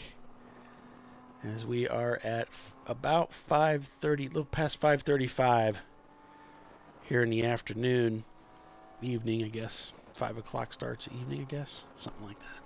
Sure. Welcome back, everyone, to Champ Car Live, presented by AutoZone.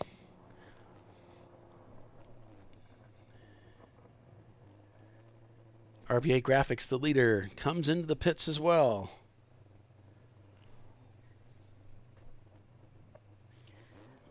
Must be time for their stop.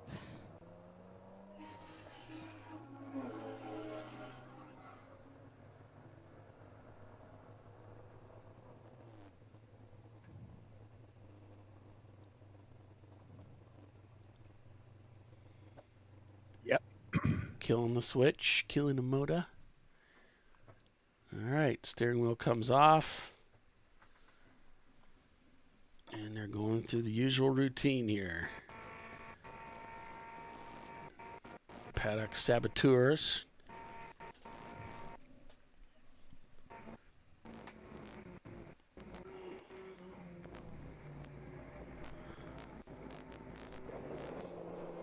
And they got a late start this morning. They had a issue early this morning that took them out of the race for probably, what, close to an hour or more?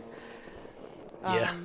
But then they've been, after they got that wheel bearing fixed, they've been out and just laying down some quick laps ever since. So you see that they've started overcoming some of these other cars that have broken. So they'll slowly work their way back up past several of these, I would think.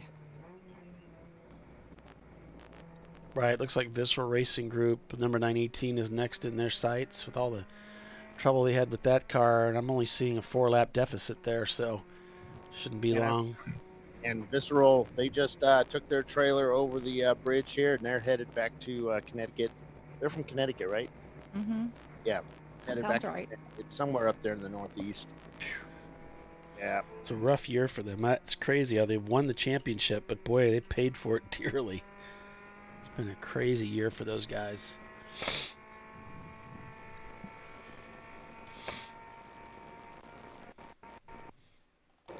Some highs and lows, for sure. The leader in the pits. Fresh driver plugged in. Looks like they're going to go ahead and lift that hood. Man, that car is clean on the inside, isn't it? It is shiny. Yep. I heard Mr. Ian Strong was out at the race shop the other day with RVA Graphics. Oh, yeah? Yeah. Your son? I'm not liking that. Why? To be at my shop. Oh. Yeah, Donnie Gerard, one of their drivers, is my son's boss. So they went out to the race He shop. might have been at work. Car. Yeah, Yeah. yeah. Well, I mean, I think it was after work, actually. Yeah. So, but they, he went out there and looked at the car. No better place to hang out after work other Yeah. than a race shop, Yeah, pretty awesome. especially if they have a refrigerator. Because he kept telling me how awesome it was, how he wishes ours was awesome like that. Dude, come on. Well, he doesn't even live with you anymore, does he? Yeah, he's got his own place down in RVA, Richmond, Virginia. Y'all are empty nesters now, right? Yep. Daughter's at off at college for good. She's doing like PA school or no, not PA school. I don't know what she's doing now. Something.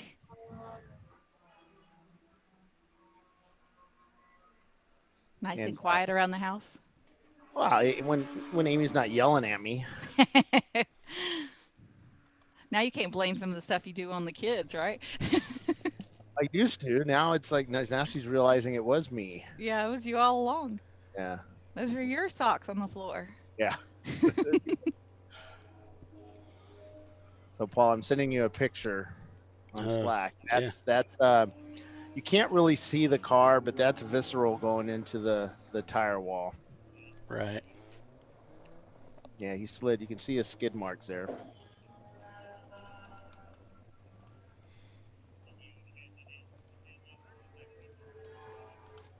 Oh, tires go flying. I like the other one with the Porsche and the horse and buggy in the same picture. The wind's it's cooled down a lot now. The wind has really picked up. I can tell Bill took this picture. It's in focus. Well, it's got your finger in the lens. That's No. Bill. That's the flagger. Sure. So the flagger was between me and that wall. So I can prove it because he's waving the flag, and there's like 3 frames where the flag's completely in the way. So, but yeah. Yeah, the wind has really picked up now. Going from it's in the face of the drivers as they go down the front straightaway. Looks like the GTO just went back out because he just went screaming down the front straightaway. So obviously they got that car fixed up.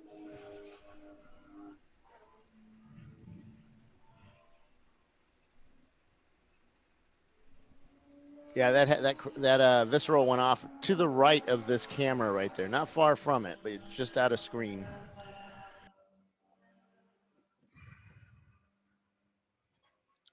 Ron will return stronger than ever. Visceral race. Those guys are good.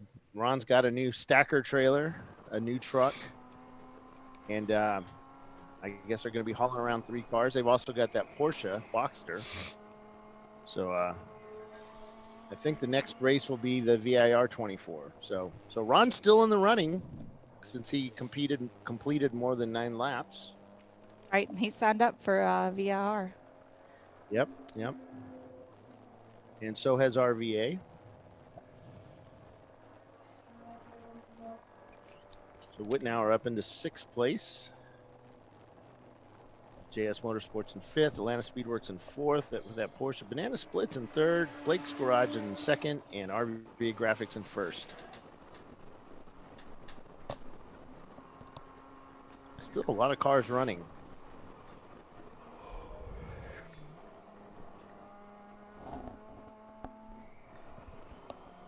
And the Atlanta Speedworks, they have an entry in the VIR. I don't know if it's the same. They have 3 entries. I don't know which one this one is. Yeah, it's they the usually 996. bring multiple cars. Yeah.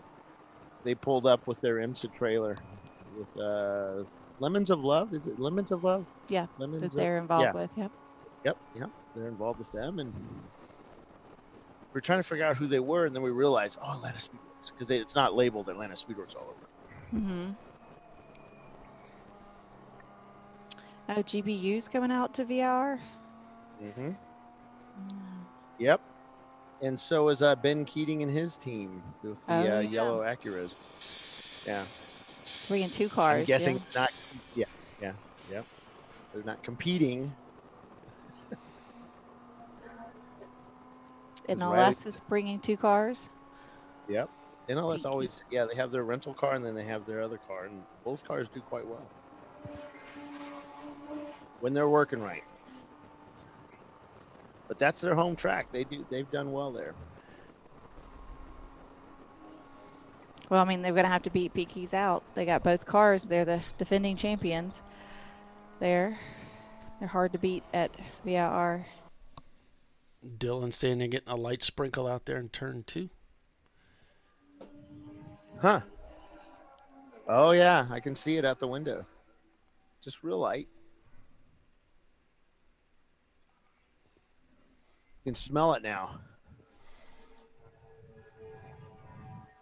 You know, that spring rain, though it's not spring, is it? Yeah, it's deep summer. Yeah. Yeah, we're way past spring.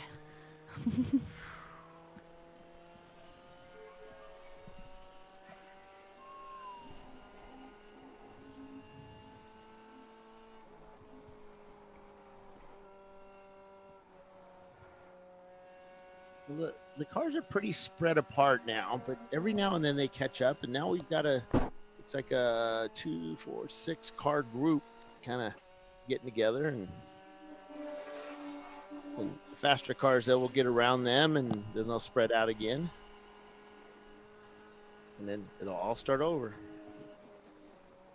Yeah, I don't know when Wittenauer's coming in, but we had a pretty good battle going between Money Shift and Wittenauer, and then Money Shift pitted, so they got that out of the way. Yep, I got to get down there and turn on that camera. I'll be back in a few. Oh, Thanks, Paul. All right. That's right. I think they're going to pit at 6, they were saying, so.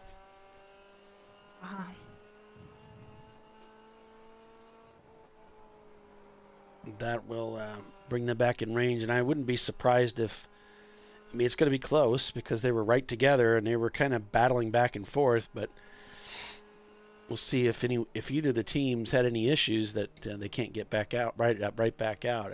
It seems like Money Shift has been having the majority of those niggling problems, whereas Wittenauer's just been banging off laps. And they did get set behind a little bit by getting tapped from behind and turned around there when Kelly was driving, but that set them back a little ways, but not too far.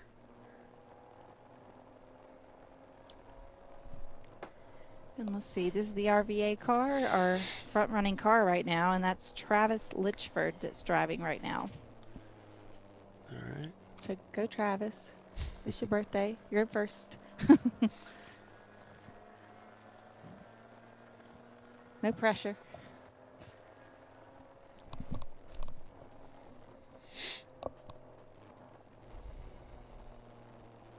Nowhere to go but backwards. No.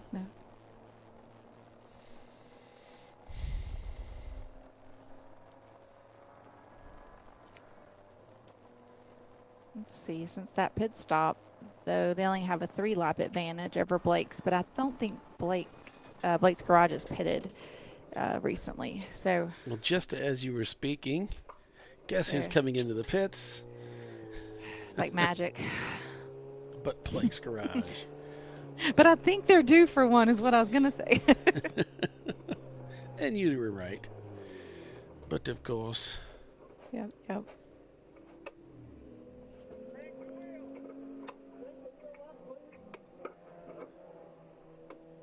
So our second place car is coming into the pits, do their driver change and fuel.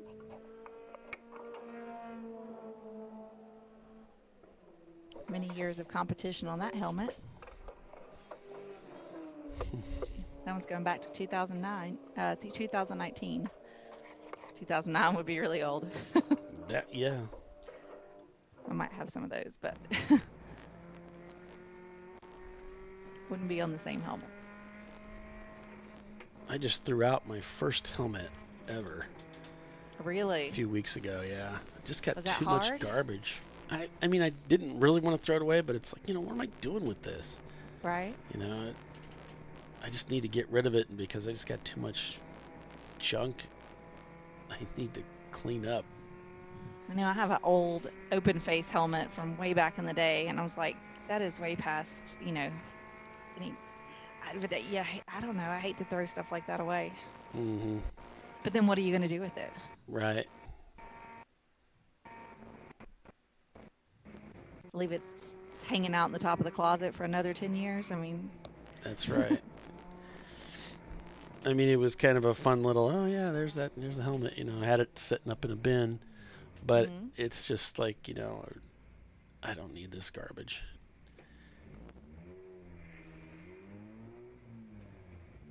I mean, because I don't ever take it to the track anymore. I have my helmet, and then I have my old helmet from a couple of years ago, and I use that if I'm taking someone out and they don't have a helmet or something. Obviously, we don't need it for race day, but no, this helmet was this helmet was from the mid-1980s. I mean, this was not. You don't wear this thing because it was the material on the inside was powder. You couldn't wear it. It was just for the fact that I've got this picture of myself racing a Formula V that my stepdad got a fantastic picture of as I was going by. The background's all blurred out with the trees and everything in the background, but you see the car, and I'm sitting in the car and I'm wearing the helmet. Mm-hmm. And so it was like to be able to say, here's this picture, we have this blown up, here's this picture of me racing this car, and here's the helmet that I was wearing that day. Mm-hmm. And you could see it clear as day because it had like a unique design on it. That's cool, though. And so that's the only reason I kept it. but it was retirement age and beyond. I'm at a point now where it doesn't matter anymore. Yeah. That's a huge pillow. Yeah. I'm guessing their seat isn't on sliders. Somebody's got little T-Rex arms like me.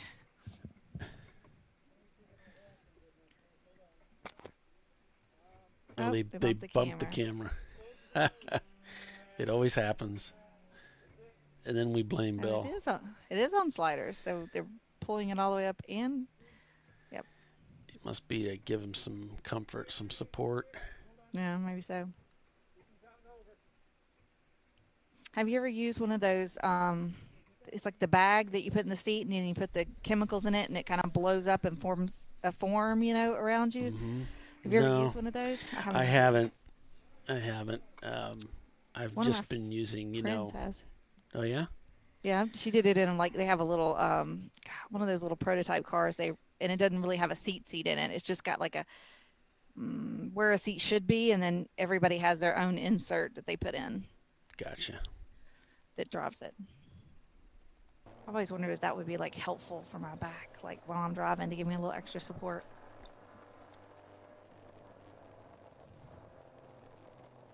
And then I wonder how long they last, for taking it in and out of the car.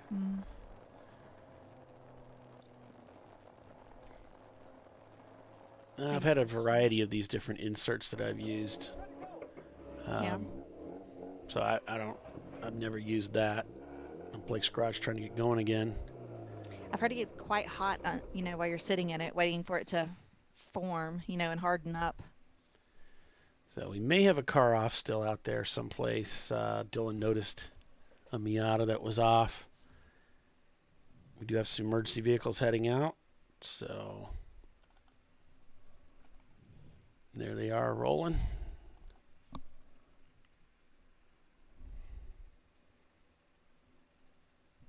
Yep, doesn't look like the pace car is rolling out, so. Blake was released ahead of the emergency vehicles. So we'll see if they see anything from inside their car.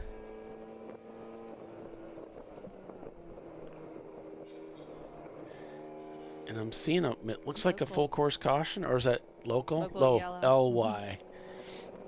So he's in this local yellow zone. There's somebody over Oh, there they are. there. Yep. It's a car stopped track right, going through that long right-hander between turns 8 and 9.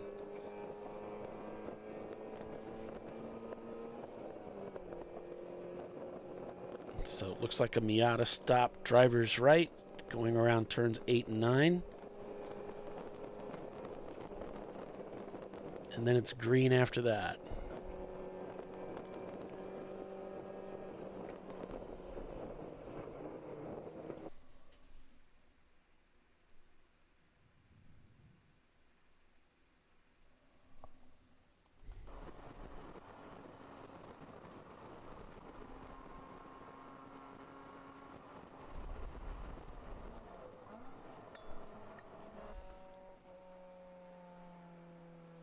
Now emergency vehicles are at the scene and they're approaching the car.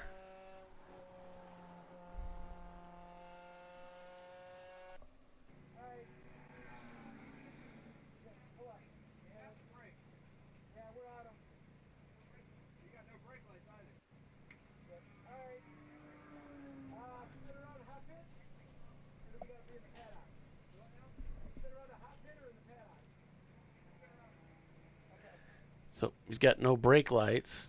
I think they were doing a light check, Tiffany, and they failed that light check. I think because he said you don't have any taillights either. So I think they were at 5 o'clock. There's coming up on 6. They're probably checking to make sure everybody's got lights before they roll out onto the track. Right.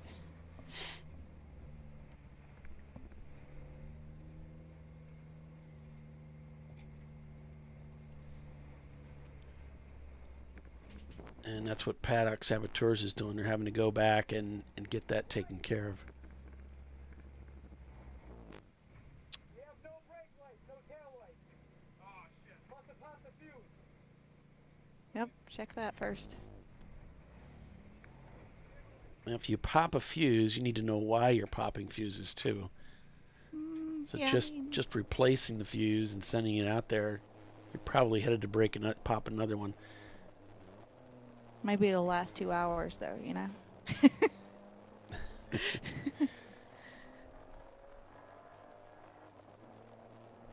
Oh, Bernie says they're called bead seats. Okay, I didn't know the name of them.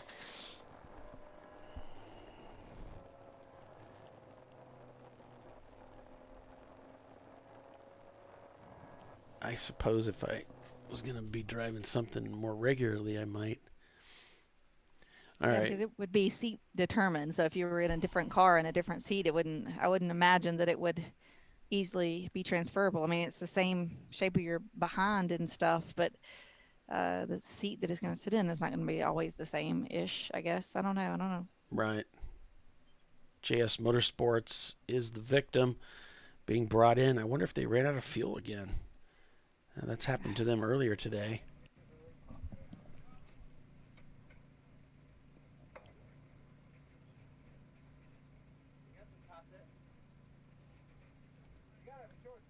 Well, they got one of those switches. Looks like it's actually broken. Looks like some of them have an X on them. Like, don't use this one. Yeah. I always love it when I get in the car and they're like, okay, well, see, this says so-and-so. Well, that's not what it is. It's this other thing. You know, you're like, oh, boy. Yeah. See, it says wipers, but that's not the wipers. That's the cool suit, but don't touch it because, like, it doesn't work anyway. You're like, so why didn't you change it? Why didn't you relabel it? If I need the wipers, well, where shall I look for those? Any spare switches I had in the dash, I would label them. And I just wrote nothing. Nothing. I had 3 switches in a row. I wrote nothing, nothing, still nothing. So you knew that it didn't do anything, and until it was just sitting there, waiting for me to do something with it. But it's already wired up if you need to. It could be wired up. Yeah, it's filling the holes. Whoa, that was close. Super close. I don't know exactly what happened there, but that other driver jumped on the brakes. Now, it could be there's something track right. I know right now his electronics is green as can be. So he shouldn't be near that incident. Well, they've pulled that car out. Okay. That was JS Motorsports. Oh, okay. And that's why I said they might have run out of gas again. It's the same. Oh, yeah, you did. Same mobile. I don't know. Maybe I should try listening to you sometimes. What I do know, it's time for a commercial break. So stay with us, everyone. You're watching Champ Car Live, presented by AutoZone. We're at Nelson Ledges this weekend. And right now, RVA Graphics and Wraps leads the way. Stay with us. We'll be right back.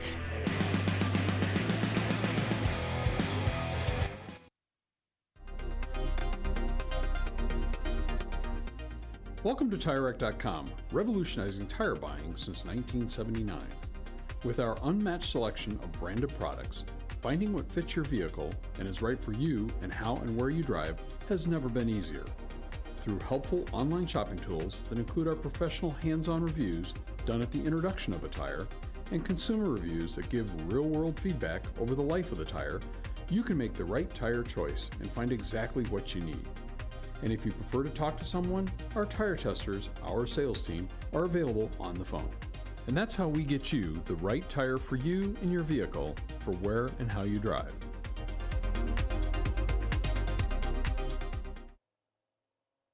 At AutoZone, you get what you need when you need it. Got a today job? Pick it up free same day at your local AutoZone. More of a tomorrow project? Order as late as 10 p.m. with free next day delivery. Getting the job done just got easier.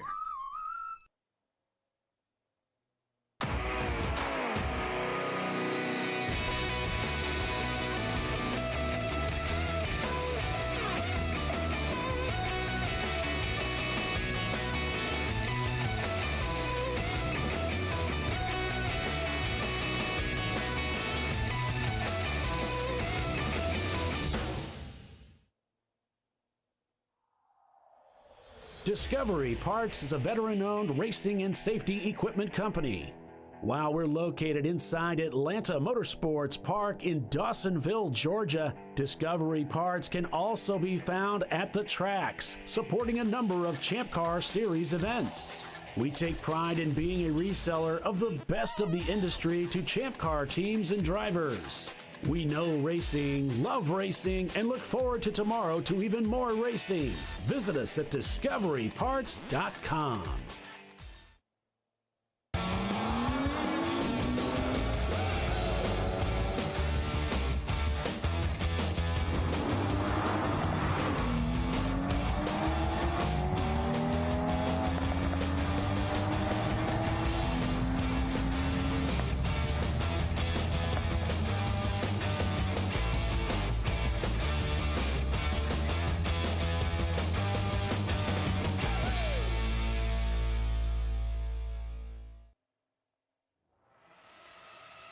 RVA Graphics and Wraps is a full-service design, signage, digital graphics, and wraps company located in Richmond, Virginia.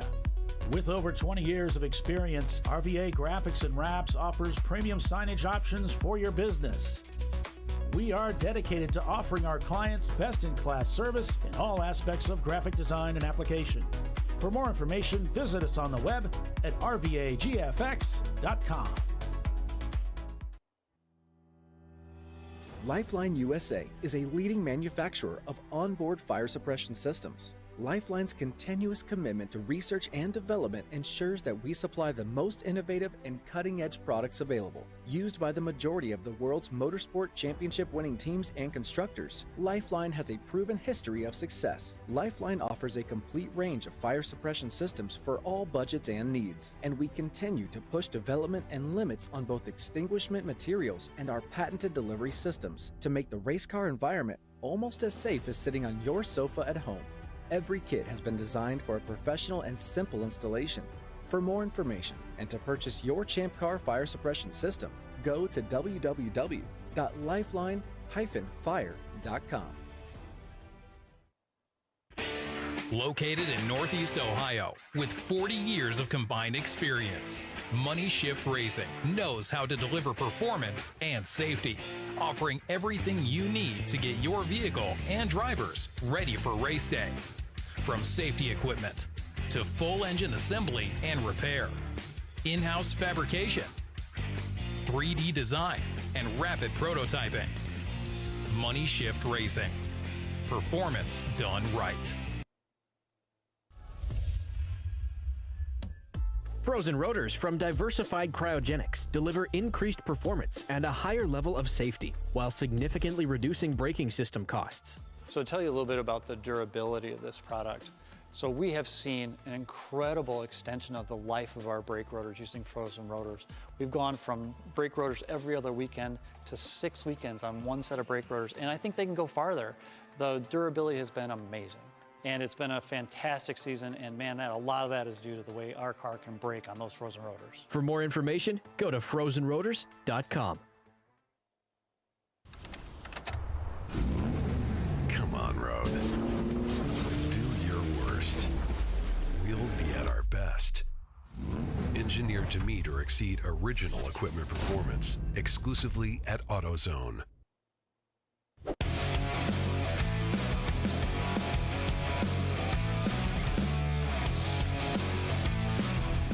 Welcome back to ChampCar.Live.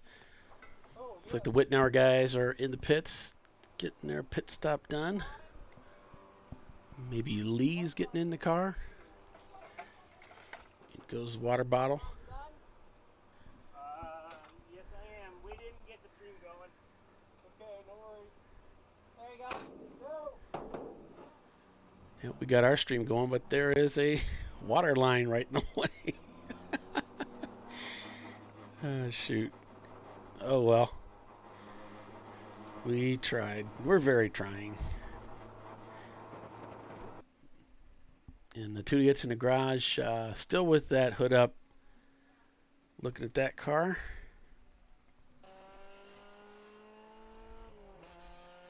Looks like, I guess that's Adam Roberts, if I can read that. Behind the wheel of the Money Shift Racing Honda.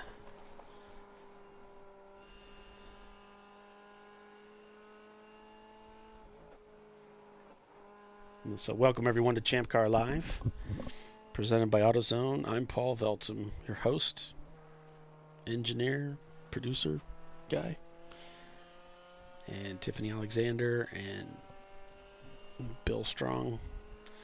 The three of us calling the race for you this weekend. We're at Nelson Ledges Road Course, a 24-hour race, the longest day of Nelson Ledges. Visceral Racing Group has retired both of their cars from the race. Mechanical failures. We had engine failure, and the other one got beat up so bad they rolled the car. They crashed it into tires at least twice after that, and just finally threw in the towel and went home. Visceral actually led the race earlier this morning with RVA, Blake's Garage, and Zavoli's, I should say, up at the front. Javoli's rolled their car here too, and that actually they might have wrote that car off. So they're out of the race.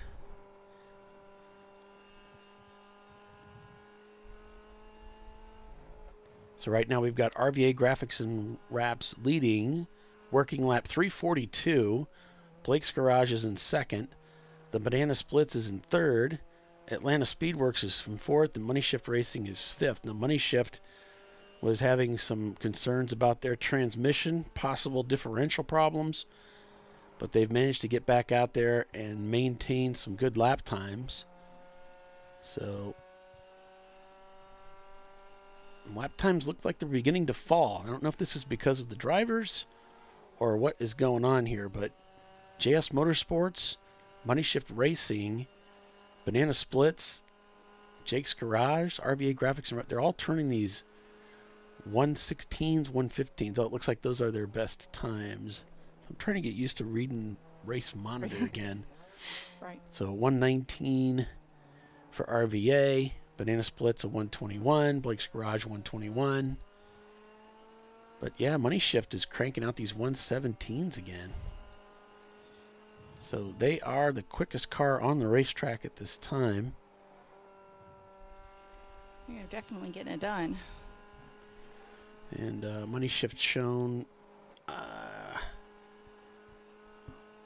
like 8 laps back from Atlanta Speedworks, so they would have a lot of work to do to catch anybody right now. There's pretty good gaps right now, if I read this right. Mm-hmm. Yeah, everything's at least a couple laps apart. Yep. And begin to see more sunshine peeking out.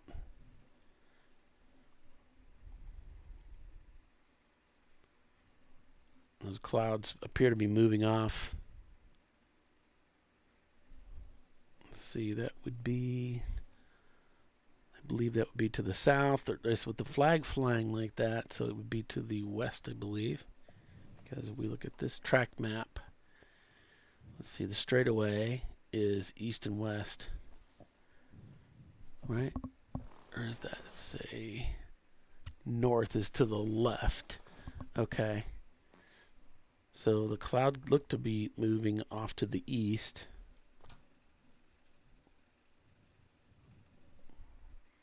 So there you have it there. Definitely looking better for them there than it was the first time when we looked at it here about half an hour ago. It's looking pretty ominous. Yeah, the radar showed some other weather in the area, but didn't look like it looked like they might get away with not having it impact them just this afternoon. So it looks like they've for the ones who didn't want rain, they got lucky, and for the ones who did want rain, well, they just didn't get their wish. Some people love it, and that's their advantage. So. And here's an instant. Either way. I'll show you my most recent instant replay. This would have been Wittenauer Motorsports here getting into contact with the Banana Splits car. And it didn't look like they damaged the car at all. The back end started to come around, and then it just turned right back around, facing the direction that it was headed. Now that brought out a black flag penalty for the Banana Splits car. So they were called in for that and served that penalty. The driver brought the car in just to have it checked out, make sure it was okay. And then they went back out. So here's that car. Looks like a Lee is at the wheel. Yep.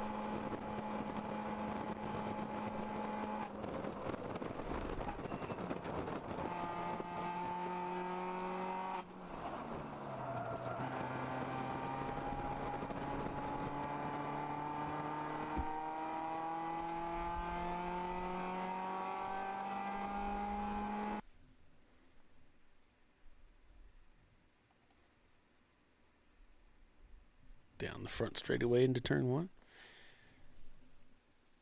Looks like he turned a 122.5 on that last lap, first lap out. Paddock Saboteurs, looks like they got those taillights taken care of. They're back out on the racetrack. Yeah. We got the pivot cam. Oh, from where they bumped it earlier? Yeah. A G-cam.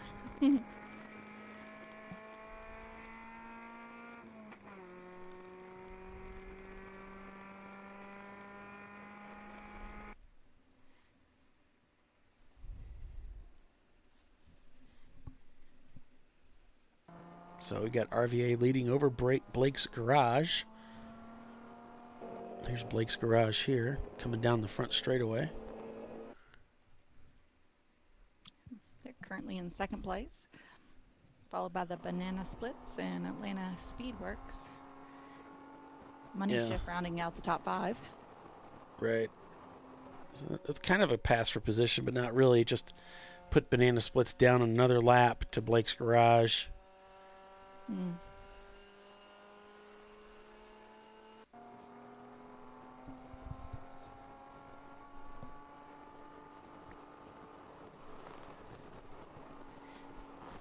Again, the two cars running similar lap times, but, 122 to 123. They're just a little bit quicker. It's such a small, it's such a fast course that it doesn't take much to get behind a lap or ahead of a lap, or as much as it would take somewhere else. Right. Money Shift turning in these 117s, man.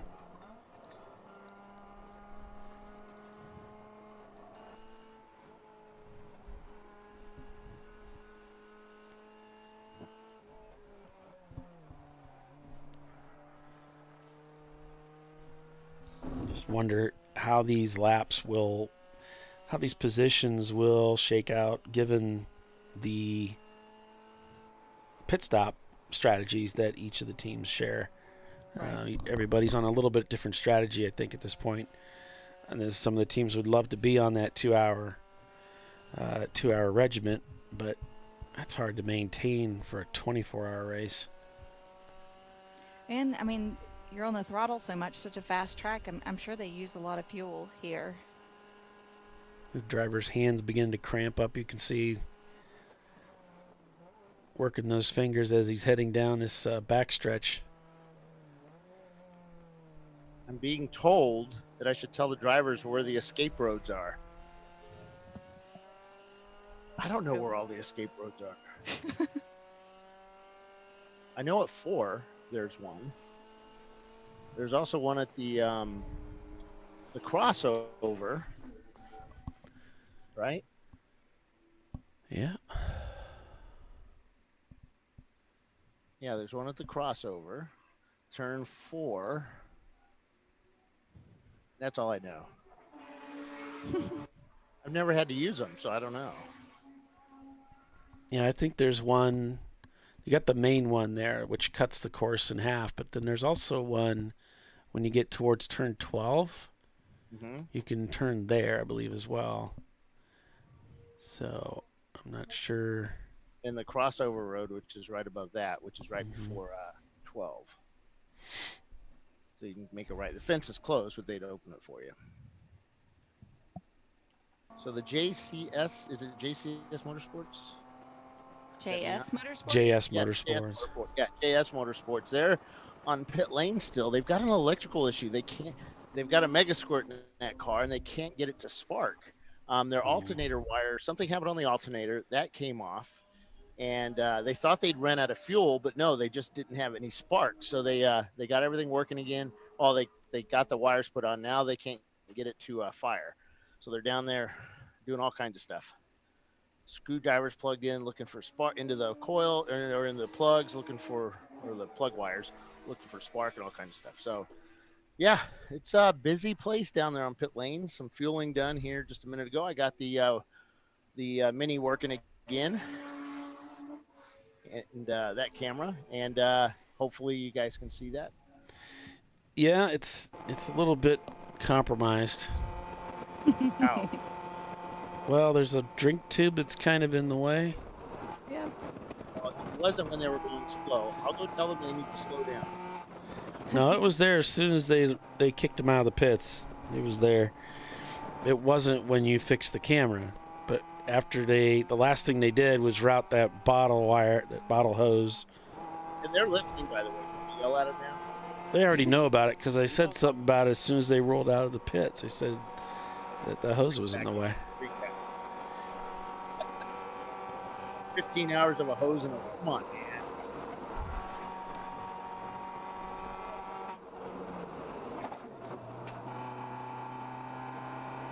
Yeah, you can see much better on the left-handers than the right-handers.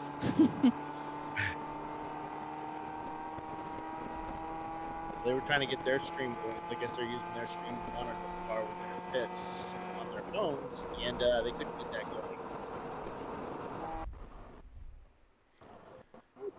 It is humid again, but we've got a lot of blue sky as the sun sets behind us. It's getting lower in the sky back there. Some of the guys were talking about wearing, while the folks in the Mini were talking about sunglasses. You're going to need your sunglasses, and because he wasn't going to wear them, and now that they're going straight into the sun. Once they turn around at turn 1, they're headed right into it. So I do remember that. Yeah, right there.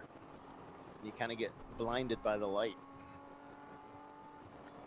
Ripped off like a douche. I don't think that's the way it is, the word, though. Oh. At least you sang it the same way I did back in, the 70s.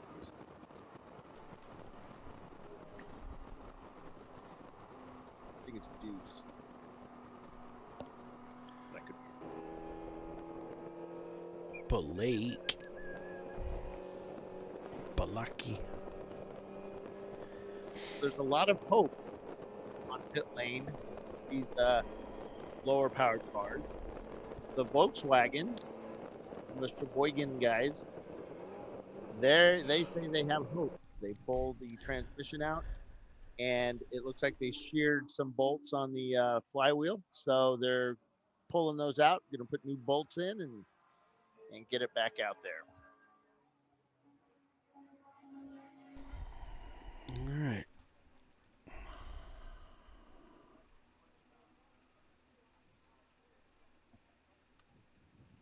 The actual words are revved up like a deuce. Another runner in the night. Yes. Oh, our unfriendly spammer is back.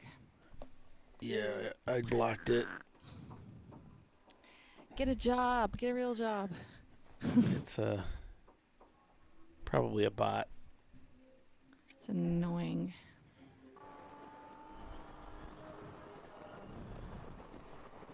Is anybody watching us right now?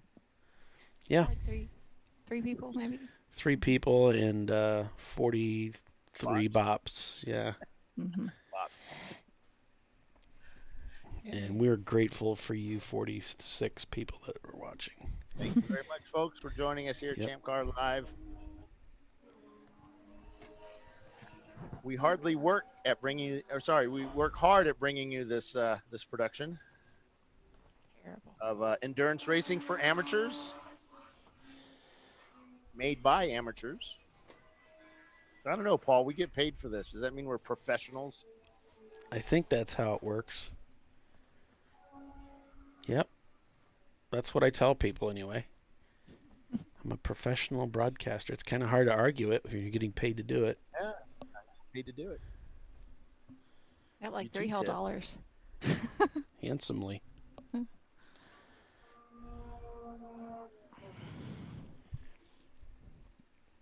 Now somebody will just pay me to drive their car. I'll have all my like little. They're professionals bits. Yep. Check, check, and check. Here's $1. Drive my car. Mm-hmm. So can I can I give somebody $5 and they can give it to me back later and so they paid me to drive? And does that work? I don't know. Insider trading? No.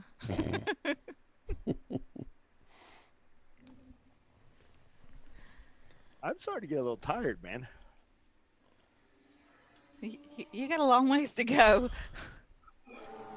Nah, we're gonna. So I believe we're going offline at 8. We'll bring it back tomorrow morning. I am going to try and get some, get a little bit of sleep. And then my goal tonight is to get night pictures. Okay. I did some a few years back. I didn't have the right gear, but I think I have the right gear now. So at least I'll get fuzzy night pictures. Fuzzy night pictures. Okay. Everybody's got goals. Out of focus. Yeah. So, did you hear my story about my lens? You know, I bought a bunch of stuff over the winter to take photos, and I'm pretty. You know, I got told that there's a group of photographers that were commenting on my photos, and I couldn't figure out why they were always so out of focus. And I had good gear and good lenses. Why were my stuff out of focus? Well, come to find out, one of my lenses. One of his lenses didn't fit well. It's loose. No, it was the screws were coming out of the lens, so it was moving around whenever I was holding it, or even snapping a picture. We've been telling you, you have screws loose. Screwed, yeah. So, and Halston Pittman actually explained that to me, you know, and so I went through and checked them, and sure enough, I got them all. And last night, I took some pictures yesterday, and I was like, wow, they're sharp. I don't know what to do with these now.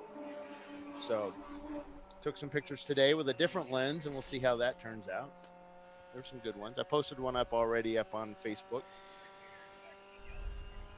And we'll post them up once I get home on Monday. I've got a lot of photos I'm taking. But, yeah, I want to get some night photos of these guys and some night video, and they're always fun to get. Try to play with and experiment and get some artsy photos, just like at Le Mans.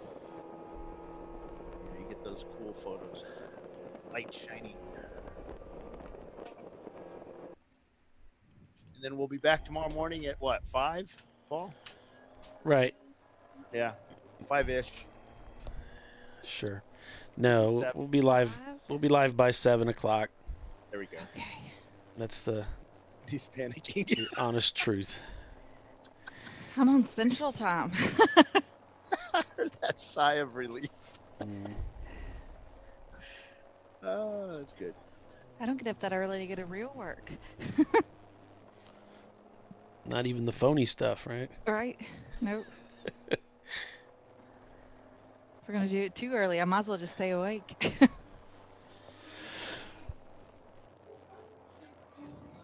Well, we're gonna try and bring Brian Belinsky in, but I honestly don't have the bandwidth to do anything like that. So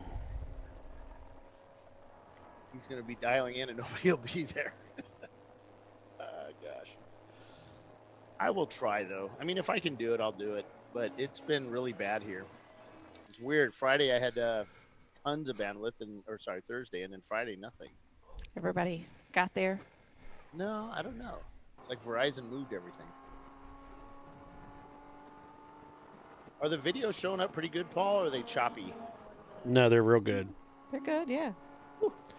Yeah, I've only got like 1 or 2 cameras that's choppy. Everything else is good. Which ones are choppy? The kink, which is 10, and That's the long one, right? the front straight, which is 8.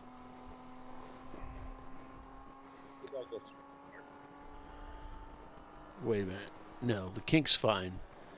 It's 4, which is CCL 11. So that one's way out there. camera 11 and camera 8 are the ones that are. We had last year as well. So the rest of them being okay tells me it's just a location thing. They were actually, some of these were rough when we first started up this morning, and then by the time we got going, everything was okay. And it could be weather. Stars weren't aligned right. Hubble. Locusts, yeah. Locusts, yeah.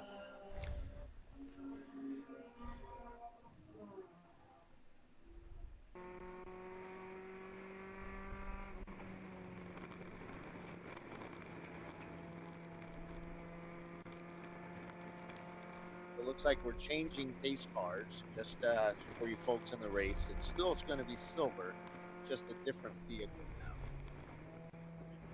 We have shift change going on. People are going to go back to the hotels, so kind of needed that vehicle for that.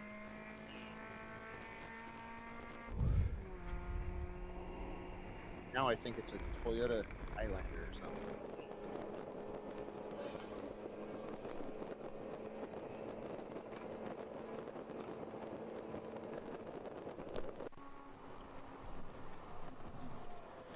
All right. Well, as good a time as any to take a break. So let's take a break. It's 6:30 track time, and it's time for us to take a quick pause to acknowledge some of the amazing sponsors in Champ Car. So stay with us. We'll be right back.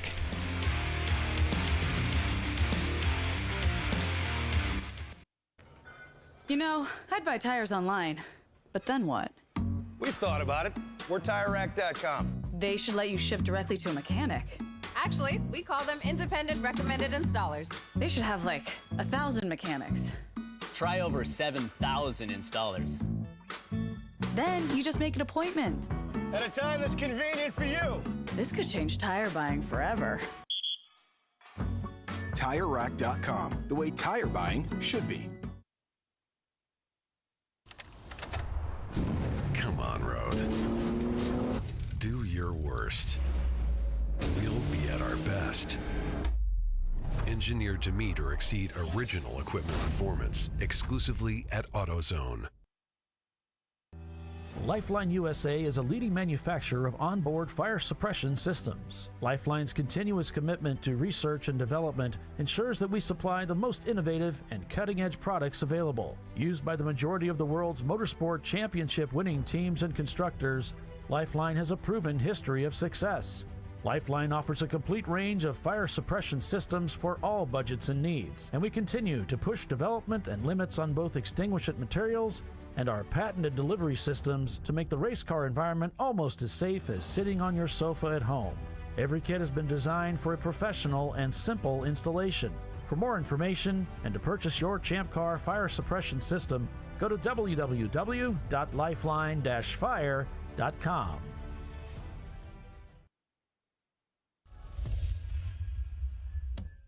Frozen rotors from Diversified Cryogenics deliver increased performance and a higher level of safety, while significantly reducing braking system costs. So to tell you a little bit about the durability of this product. So we have seen an incredible extension of the life of our brake rotors using frozen rotors. We've gone from brake rotors every other weekend to 6 weekends on one set of brake rotors, and I think they can go farther.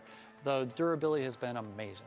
And it's been a fantastic season, and man, a lot of that is due to the way our car can brake on those frozen rotors. For more information, go to frozenrotors.com.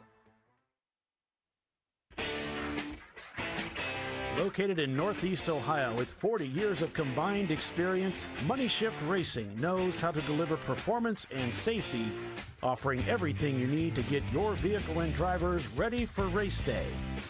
From safety equipment to full engine assembly and repair, in-house fabrication, 3D design, and rapid prototyping. Money Shift Racing. Performance done right. Discovery Parts is a veteran-owned racing and safety equipment company. While we're located inside Atlanta Motorsports Park in Dawsonville, Georgia, Discovery Parts can also be found at the tracks, supporting a number of Champ Car Series events. We take pride in being a reseller of the best of the industry to Champ Car teams and drivers. We know racing, love racing, and look forward to tomorrow to even more racing. Visit us at discoveryparts.com.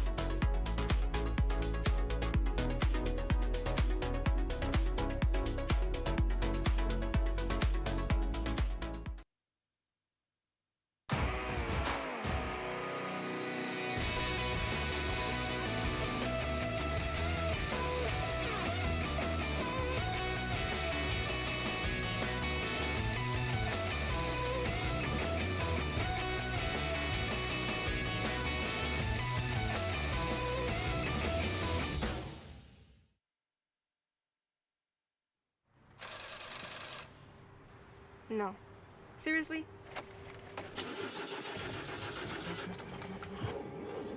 Come on. Oh, no. You for real? Dale. Really? Wow. So maybe just a cable? We can help you. Welcome to America's #1 battery destination. AutoZone, your battery solution.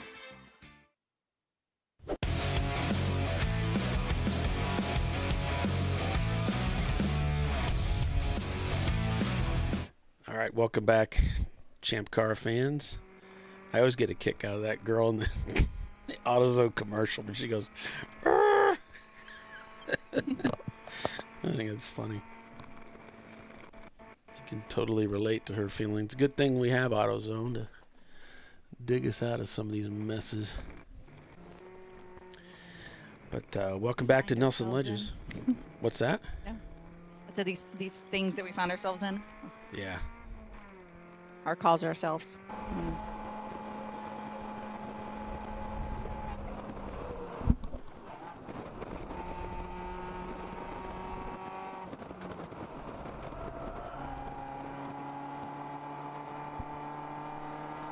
So, looking at the standings here, what's going on?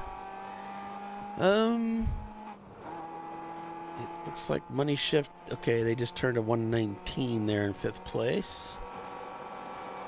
Still pretty big gaps between everybody. Multiple laps out there.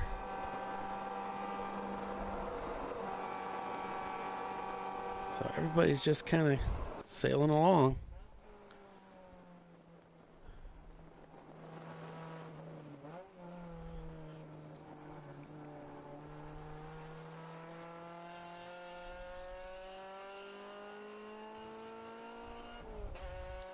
But I've noticed most teams using the cool shirt systems. Sure, that would be much more preferred than not.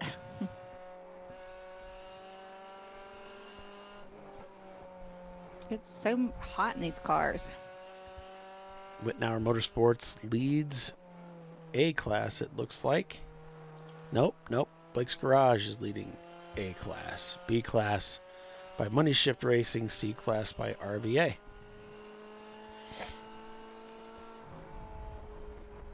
No D-Class, and the EC cars are both out. So. Yeah, there were only 2, so they're not going to trophy. Right.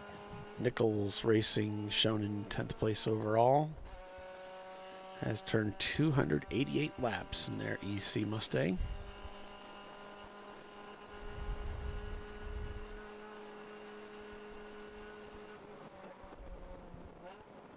Yeah, Giuli's racing team came in down 1 lap because they were at 510 laps.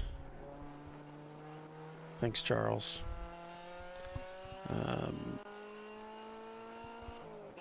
Visceral was right at 500 for both their cars.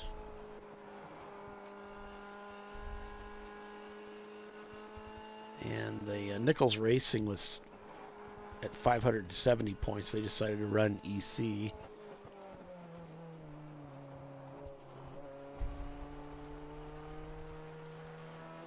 I'm saying 379, the JS Motorsports is still in the pits. A few people under the hood. All right. One of our Miata teams. That was the car that ran out of fuel, and then they were out on the racetrack for quite a bit. I would say close to 2 minutes. They were sitting there, and then they got it going again before the emergency crews could get out there to them. And then brought it in, put fuel in it, and got back out there. Probably the most odd thing of the day was this rollover with Visceral, where the driver lost control of the car, backed into the tires at turn 9. The car rolled over one time, and actually that process rolled over the tire barrier onto the opposite side of the track, and where they were, outside of the track. And past the tire barriers, yeah. They pulled them back over the top of that tire wall. And it was incredible. Car kept going. He drove it into the pits, and then they took it out and kept racing with it. That blew my mind. Dylan saying looks like an alternator was just in their hands. Yeah, they've had some alternator issues. Is what they believe is the problems they've been having with the Miata of JS Racing.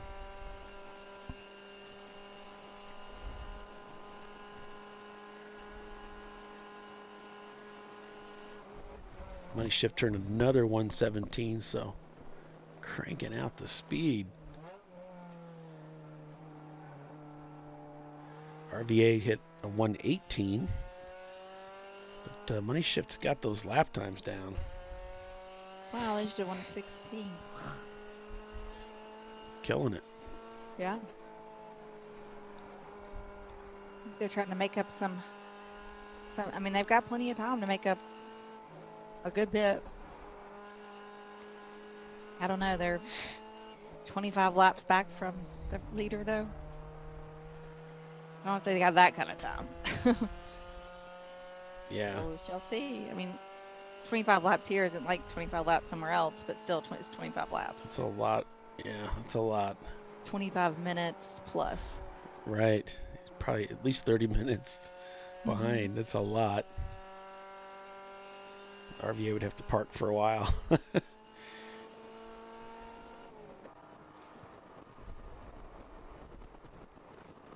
But you never know. There's so much time left in this. People lead the race for many hours and then, fall victim of circumstances. Yeah, we had a Porsche team leading here for many hours just like this, and they ended up crashing out of the race in the night. So it happens. Mechanicals, GMS. crashes, whatever.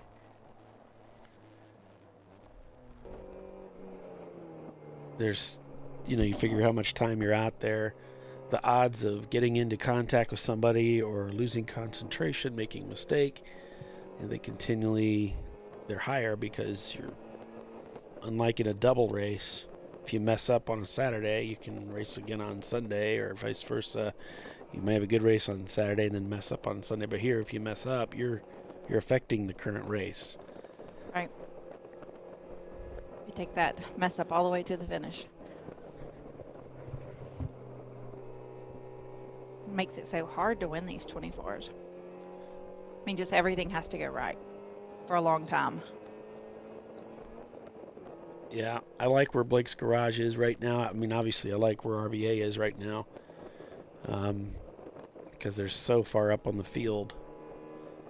But Banana Split's also doing really well for a team that's had some challenges today. They had contact with another car that pushed the exhaust system up into the rear tire and eventually caused it to blow. So they came in, changed the tire, and did something with the exhaust so that they could go back out on track, and brought the car back up into third place here. Then they themselves made contact with the Wittenauer Mini And that put them in black flag for a penalty. Got back out. And so here they are. Just turned in a 120 on the last lap. And so did Blake's Garage up ahead of them. 5 laps.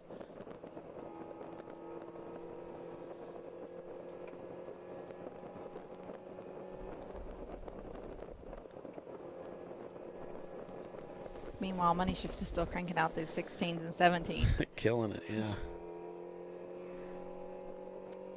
Is this their hot shoe in the car? Gosh, I guess so.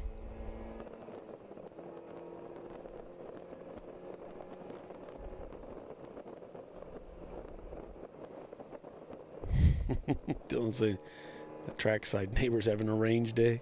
Somebody's firing off a gun. Oh.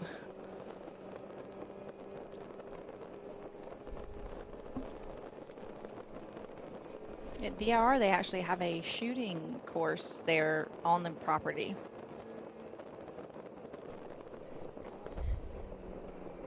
They have all kinds of stuff on the property at VIR. There's so much stuff I've not seen probably, but, well, the small part that is the 4-mile track. The swimming pool, hotel, and the restaurant. The restaurant there on the VIR premises is really fantastic.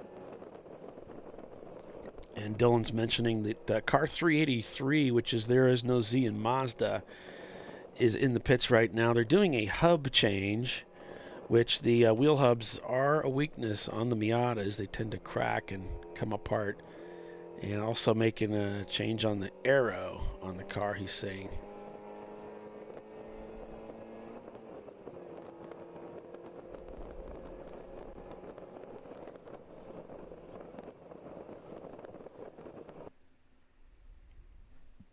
Stop action. You did that on purpose, right? Yeah, it's all. Pause. No extra charge for that.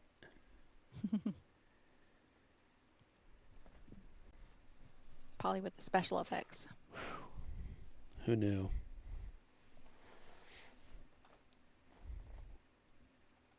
There you go. Mustang's still out there. Maybe we got that wrong. Well, they have blue Mustang EC 277. I think that's Nichols Racing. That's Nichols Racing. So they is an EC car that's running. Okay, that one is running. It was out earlier for something, I think. Wasn't it? Or am I thinking of the other one? The other EC car. I don't recall them Okay. being out, but maybe they were. I thought they were up much higher and then fell for something, but we don't have Race Hero, so I can't actually look at the lap by laps. Mm-hmm. I mean, give me something and I'll complain about it, Those cars were up high earlier on today. Both of them were. Mm-hmm. Yeah, one of them was leading there for a little while.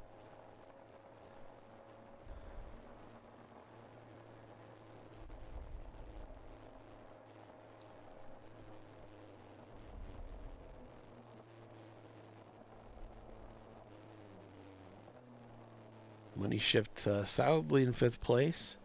Just turned to 118 on their last lap.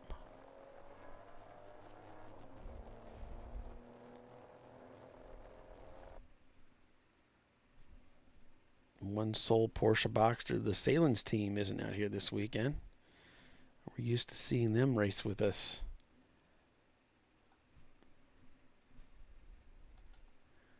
This time of year? Yeah. Not this time.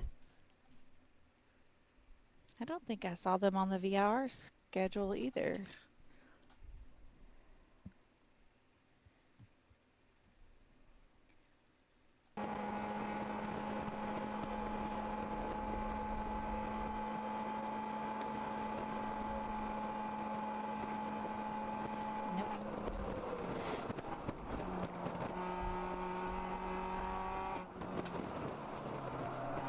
So your standings right now. We have RVA Graphics and Wraps leading the field about 8 laps up on Blake's Garage in 2nd place. who's about 5 laps up on Banana Splits in third. And then behind them, it's Atlanta Speedworks, followed by Money Shift Racing in 5th. Then it's Wittenauer Motorsports, MDR Motorsports, in their Mazda Miata is in 7th. In 8th, you have North by Northeast Racing. JS Motorsports is in 9th, but they are in the pits right now. And there's Nosy in Mazda is in 10th. Wait a minute. Nosy and Mazda is the one in the pits. 383.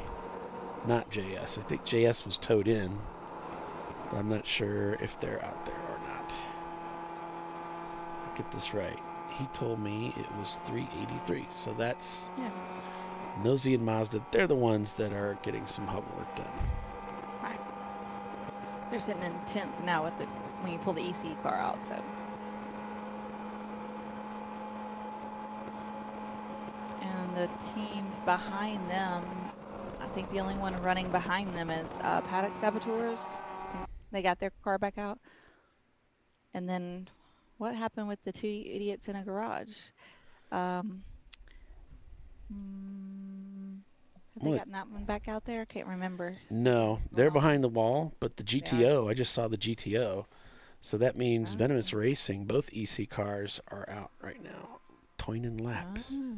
There goes the GTO, whistling down through turn 1. So they got that one fixed? Yeah. They are in last place, but they have 188 laps turned so far. So they will very soon catch and pass Visceral, but again, they are an EC car. But all the cars did start the race today, which means all of them will get credit in timing and scoring in the national championship standings because they all started. Yep. In the 24-hour championship with the 2 24-hour races. So they had to turn 9 laps, I think, in this race minimum, and 9 laps in the VIR 24 next month to go towards that championship.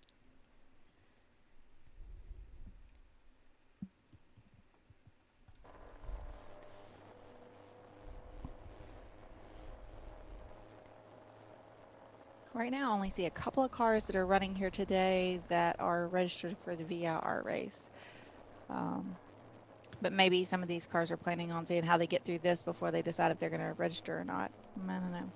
Blake's Garage is registered. Speedworks is registered. Visceral's registered. Maybe the only ones I see that are here today that will be qualified for the 24-hour championship.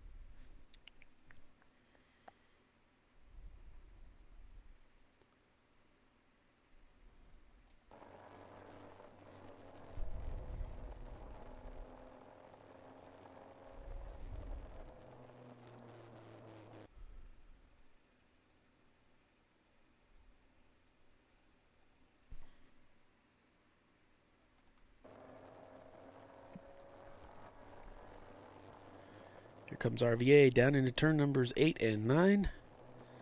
A decreasing radius, so it really tightens up here. The deeper you go into the corner, the slower it gets. And then suddenly it opens up onto this very fast part, the fastest part of the racetrack. As you go roaring down towards turns 12 and 13. There's Wittenauer coming through. Here they come.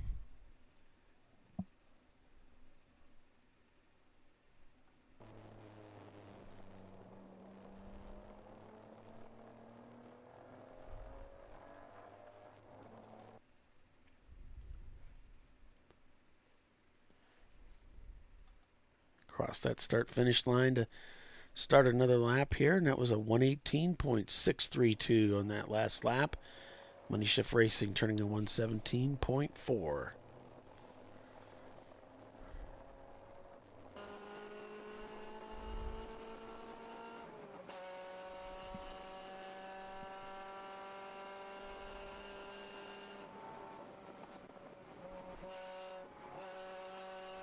Decides to pedal it a little bit rather than make the move down the inside into the slow part of the track. Come out here and see if they can get the pass done on the front straightaway. They pop out. Can they get by? It's just a little bit ahead, heading down into turn number 1.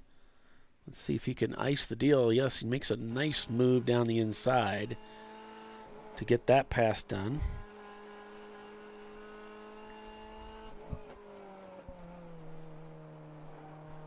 Working lap 374.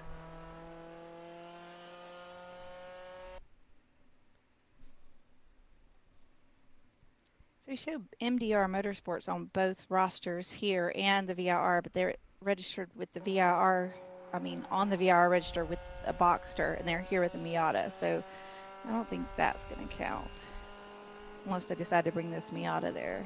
Mm. So yeah, only a handful of teams.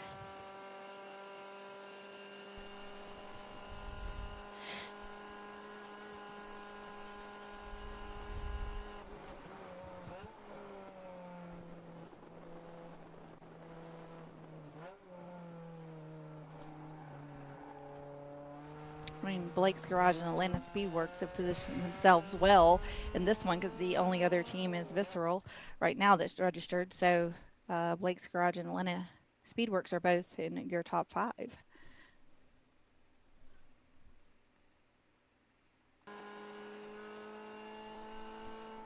They could finish that way. That really help them out for that championship. Money Shift turns in another 217.3. On that last lap, North by Northeast Racing sets their fastest time with a 118.7.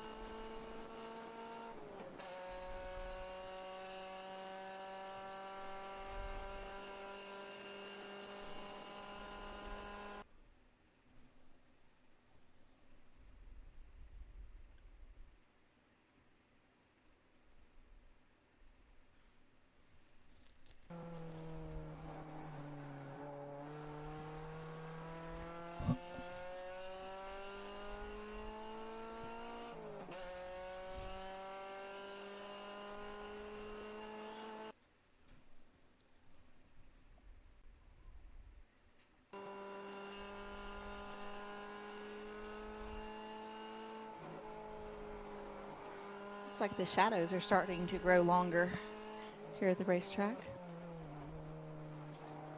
Yeah, Diller letting us know the transmission's out for 2 idiots in a garage. So I know they had plans to get that transmission engine situation fixed with that flywheel that broke off.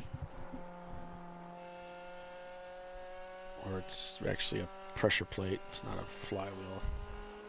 Let's see, there's pressure plate, flywheel. Yeah, it's a flywheel.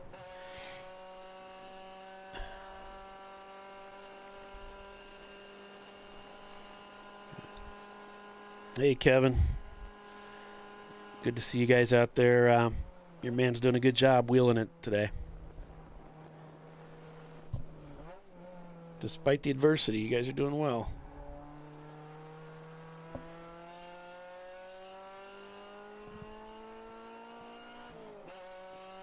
Kevin Kistner, of course, with the Money Shift Racing team. We're on board with one of his drivers right now.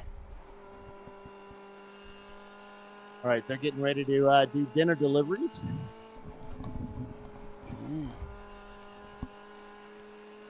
Got all the lunches loaded up into the Tim Lawley Chevrolet Nelson Ledges pickup truck.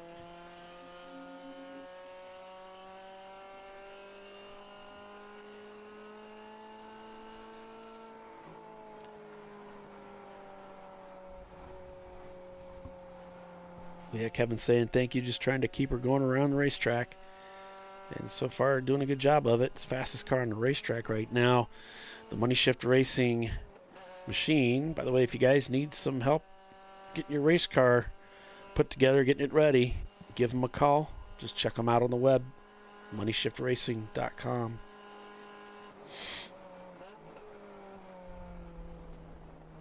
Shadows are getting pretty long here. And what are we, north central Ohio or northeast Ohio? Yeah.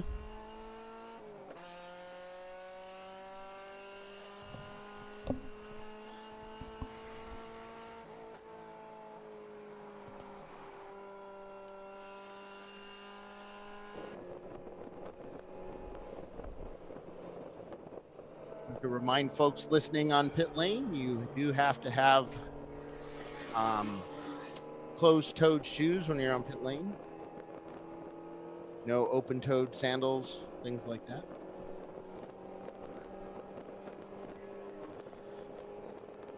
Like always now, huh? Yep. We still get them. Actually, I see one right now. Which is why I don't go to the races anymore. You had to wear shoes. Well, Cramp my style. he wears socks with his sandal. The toey socks. Yeah. Ew. Toe socks. That's just a funny thought.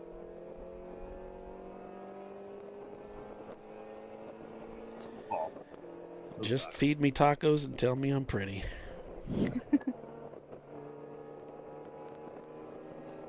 Pretty Paul.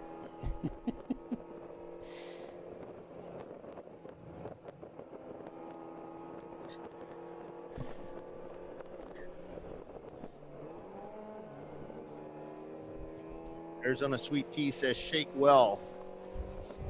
You should wait a minute before you open it, by the way, after you do that. Probably good advice.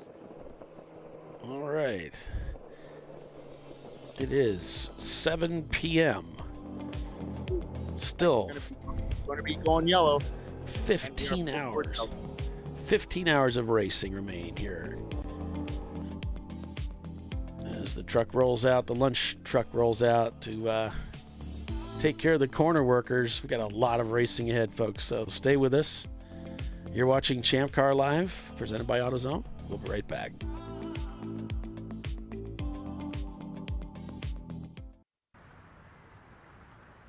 I probably need new tires. You do. What if they sold tires online? We do. We're TireRack.com. They could offer lots of tires We have so many tires. and help you find the right tire. It's called the Tire Decision Guide. Oh, and they could ship them to a nearby mechanic. We shipped over 7,000 independent recommended installers. This is an amazing idea. Sorry. TireRack.com, the way tire buying should be.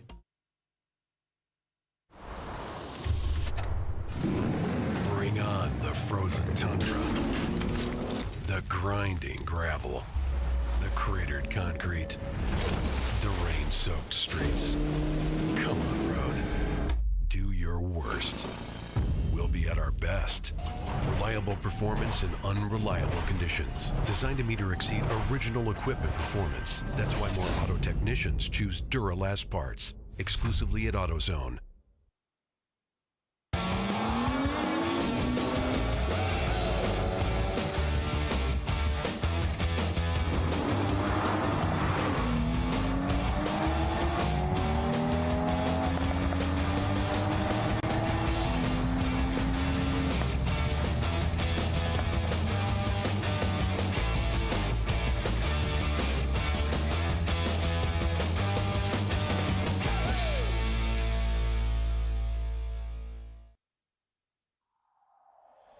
Discovery Parts is a veteran-owned racing and safety equipment company. While we're located inside Atlanta Motorsports Park in Dawsonville, Georgia, Discovery Parts can also be found at the tracks, supporting a number of Champ Car Series events. We take pride in being a reseller of the best of the industry to Champ Car teams and drivers. We know racing, love racing, and look forward to tomorrow to even more racing.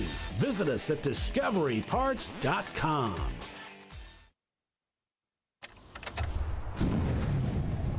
Come on, road. Do your worst. We'll be at our best. Stress tested to meet or exceed original equipment performance. Exclusively at AutoZone.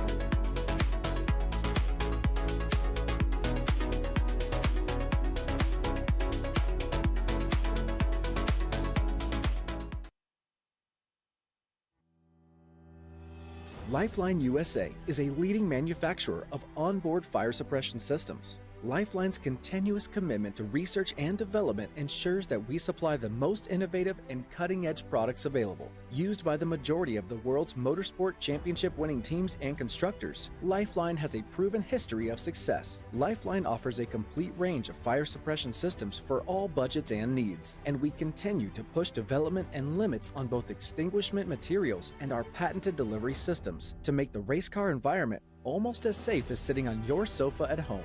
Every kit has been designed for a professional and simple installation. For more information and to purchase your ChampCar fire suppression system, go to www.lifeline-fire.com. Located in Northeast Ohio, with 40 years of combined experience, Money Shift Racing knows how to deliver performance and safety, offering everything you need to get your vehicle and drivers ready for race day. From safety equipment to full engine assembly and repair, in-house fabrication, 3D design, and rapid prototyping. Money Shift Racing. Performance done right. Frozen rotors from Diversified Cryogenics deliver increased performance and a higher level of safety, while significantly reducing braking system costs. So to tell you a little bit about the durability of this product.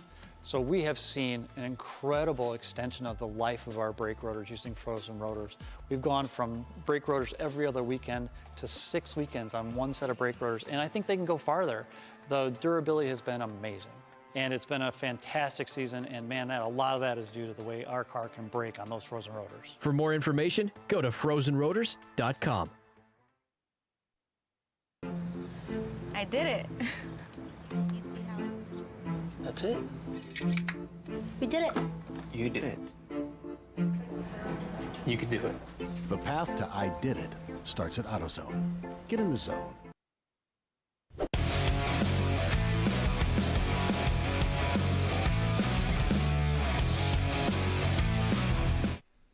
And we're back. We are back at Nelson Ledges Road Course. And the meat wagon is out, dropping off deliveries. I did it. What did you do? I felt like that. I felt like that after fixing my car recently. I hadn't worked on it in so long, and I felt really good when I fixed it. And I did that. I did it like the Like that girl did? Yeah. I did it. I did it. And it worked. We did it. You did it. Good commercial. Yeah, that's a good one. I like the one. I do like the one where the girl gets really frustrated. She's like, "Arr!" That. You know, we're usually throwing things.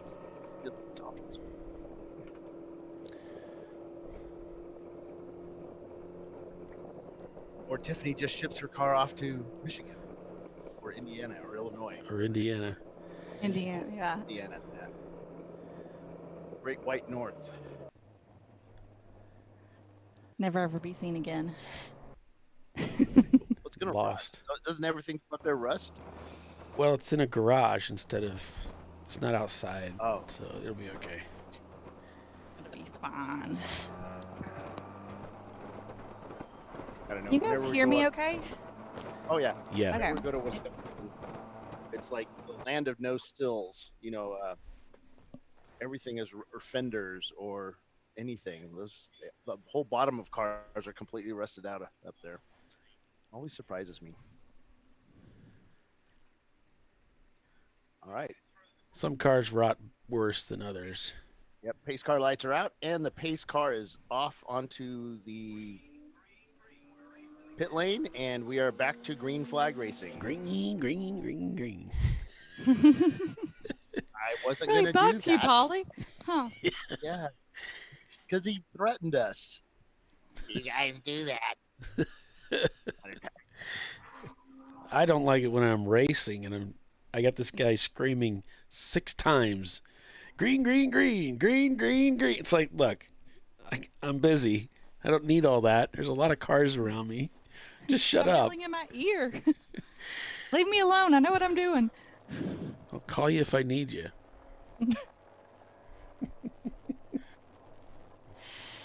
I probably won't. So you guys know that if Paul Veltum races with you, that's why I like racing the last stint. I don't need a radio. Just let me go. I'm not coming in for anything except the checker. So just let me go. You don't like it when people talk to you while you're driving? I don't need it for anything. I mean, no, it's fine. It does. It's not a problem. Now, if we're in real contention for something, then I definitely want to know. What's going on, things I can't see, like gaps and things like that. Definitely. Target times, things like that. I don't particularly like to try to process what I'm doing on the racetrack and what somebody's talking to me about. Most people use too many words over the radio. They're like trying to have a conversation. Hey, Tiffany, how's it going out there? Like, I'm trying to drive. Like, you mean like somebody trying to coach you around AMP? I wasn't trying to drive quite so hard at that point in time. I was just, taking it easy. Yeah. I was just trying to stay out of the way. But you did good. Well, I only had 30 minutes to learn that car, and that is. What's really funny was that I'm driving for Bliss Camaro. I had set the team's FTD, and George came up and said, "Hey, Tiffany's going to be driving." And my first response was, "No," because if she beats me, I will never hear the end of it. Yeah. So competitive. Not from not anybody else. Oh yes, because Tiffany is hyper competitive. So yeah. I said, "Go wide there. Don't cut it in like that. Go wide." For a reason. Not kidding. I didn't do that. You did good. I only had like 30 minutes in, so I did what I could.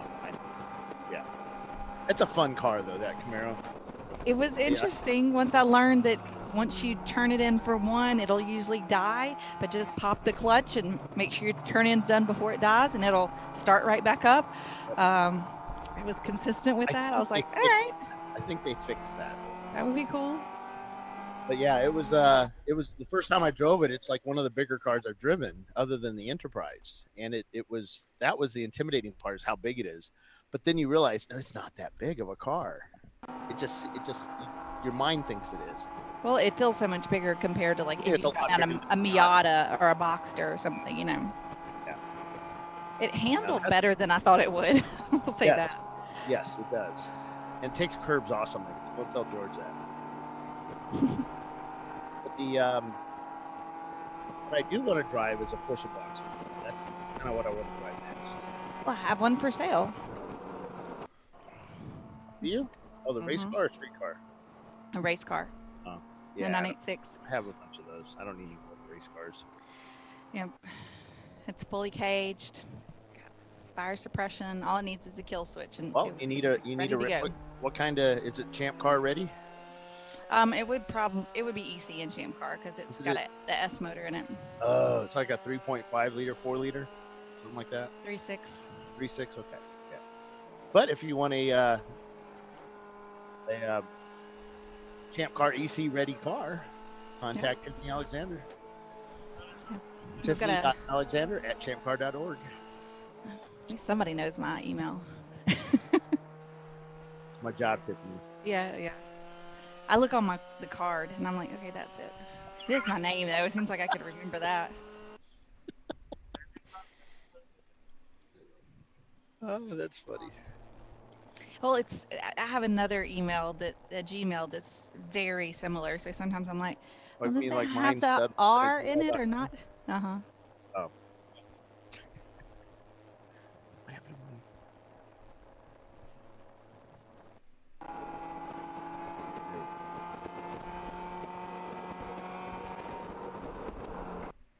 We'll have to go race that Bliss car again. Yeah. That was fun.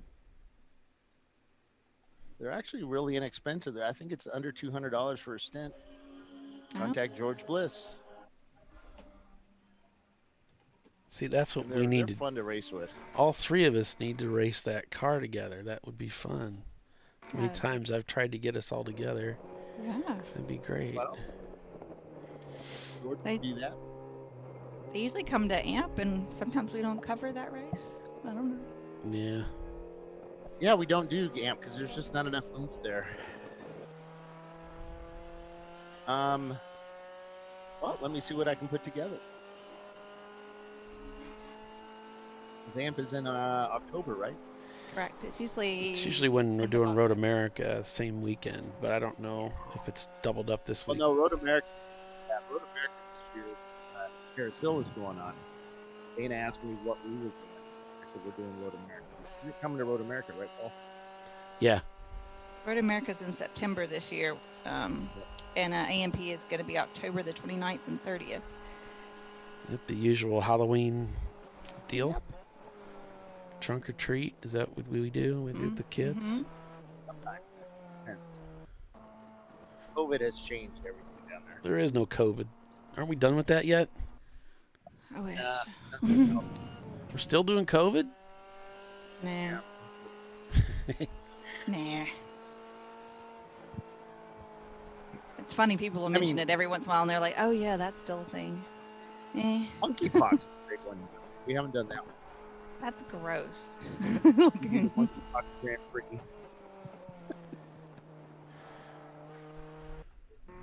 Yep.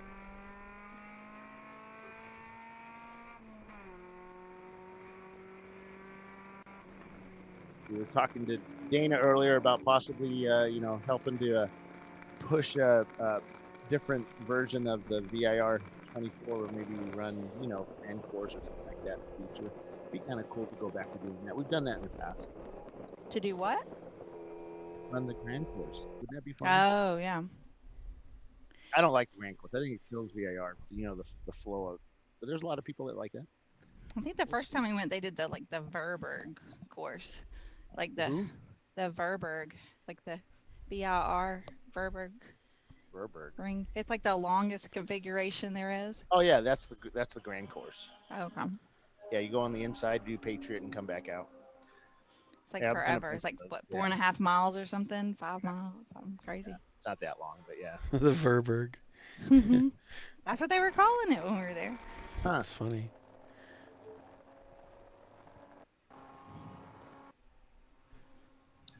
Sun's starting to go down. I never drove the inside area.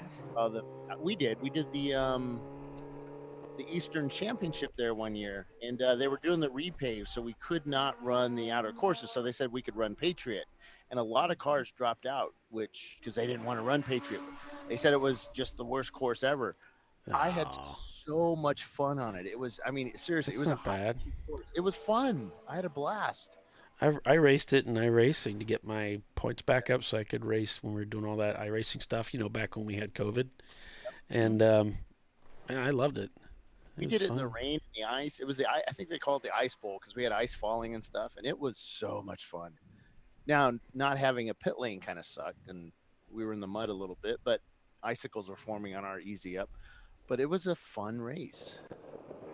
And I got a second or a third place. I can't remember. But we did really well there. That's awesome.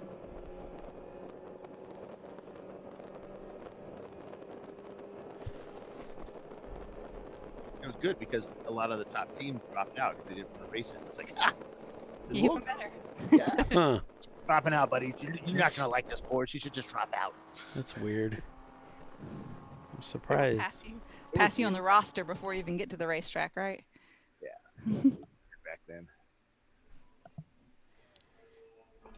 That was the one where they had to tape down the loop. We didn't have a loop on it, so Chiswick and the guys they taped down a loop, but where they taped it was like almost a corner.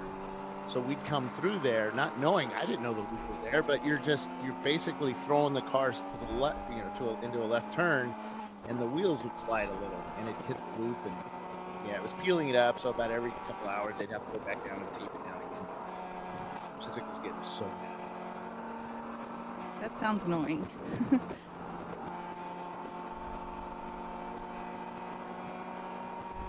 Because if it comes up, it messes up your timing and scoring loop.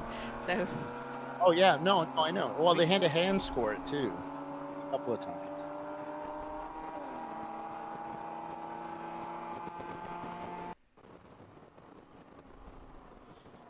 Yeah, I don't think I'd be good at that. I'd be like, which car was I supposed to be scoring again? Yeah.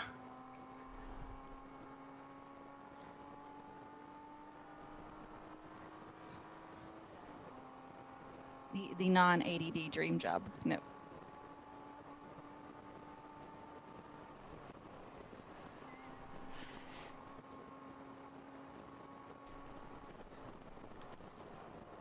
We've got a lot of folks that have showed up to watch the race on the outside of the track. It's pretty cool. They've all got their. Yeah. It's like they're at a movie theater, man. It's pretty cool. I think we get that about every year. They come out, and it's pretty cool. We don't get that much, outside people coming from the outside to watch in our races. We're not a spectator organization. You have to be a club member to come to our races, and so you can buy just a weekend membership and come watch. It doesn't cost very much. I think at this place, if they don't go over the bridge, they pay a track fee. So the track fee charges, if they go over the bridge, then they got to be a member. But if they're on that side, they can be. They pay. I don't know how much they pay. Oh, okay, cool. Huh? So. And stop. My camera. Kind of cool though. Oh yeah, they bumped it. Yeah, like hit the brakes so we can see what's in front of you. It doesn't work. I don't know why.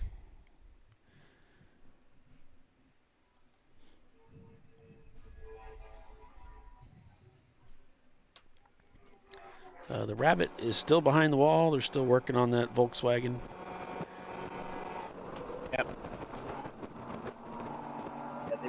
Yeah, they snapped some bolts off the flywheel, and so they had to take those snapped off bolts out, and they're sourcing some new ones, and they should have that out hopefully soon. I don't know how long it takes to put together one, but it didn't take them long to take it apart. So.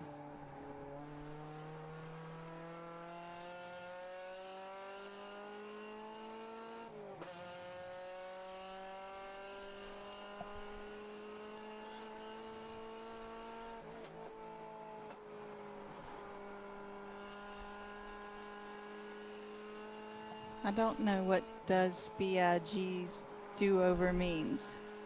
I think he's going to do it over. I think he's going to retype it.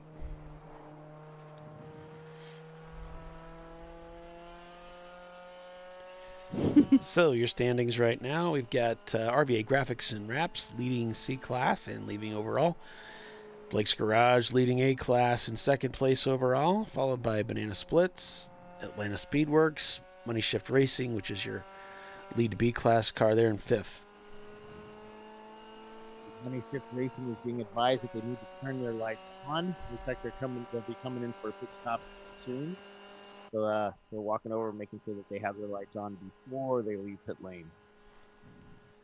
Yep, got to get that done.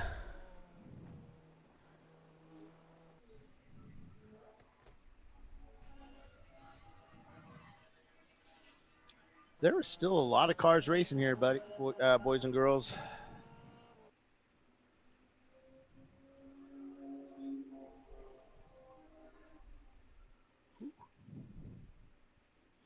It is so clear over to the left there and kind of dark over to the right. That's all moving that way. I see nothing but clear skies to the south, kind of really high clouds to the east, as you can see being blinded there. Yep, see how pretty it is over there.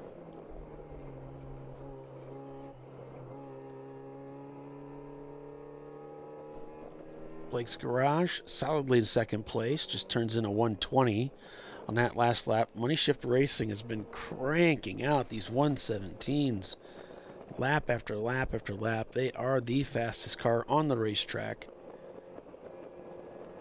Unfortunately, they've got a bit of a gap there, another 5 laps to get caught up to Atlanta Speedworks, but anything could happen. They're pushing.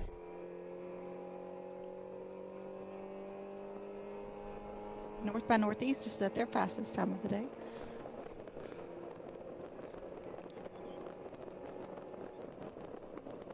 Paddock Saboteurs has moved into 13th, past the both Visceral cars and the Two Idiots in a Garage. And so now it's to get by Javouli's Racing, who's also retired from the race. It's 12 laps out. That would move them into 12th place. Actually, 11th. We got an EC car in 10th. Yep.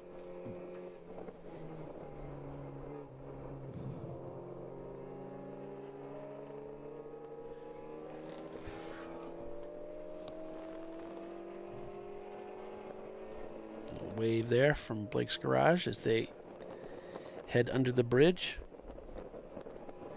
Yeah, this is a fun racetrack. Looks like you're pretty busy most of the time.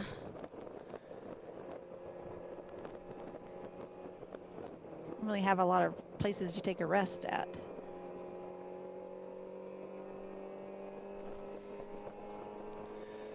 Does Bill have a mobile cam that will join the feed? No. What put Money Shift behind? Well, they came in once early because of a vibration up front. There was some concern there. And then they came in a few more times with basically transmission issues. They had some leakage. There were some bolts were backing out of the case somewhere. So they got that tightened back up. They added fluid. They sent him out. He came back in with concerns about vibration and possibly a broken differential. And when they figured out that, okay, is it predictable? Can you drive it this way? Why don't you take it out and drive it and see if you can? And then the guy stayed out there. So they've done some driver changes since then. They just keep driving it, even though it's a wounded animal, and they're the fastest car on the track. So it appears from what we've heard is that the majority of their issues seem to be centered around gearbox issues. Doesn't seem to be holding them back at the moment.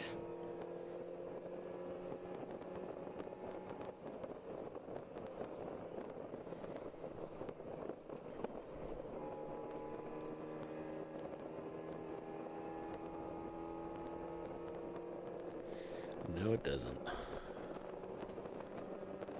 Nope, nope, nope. Razorfink says Bill has a face for radio. That's funny.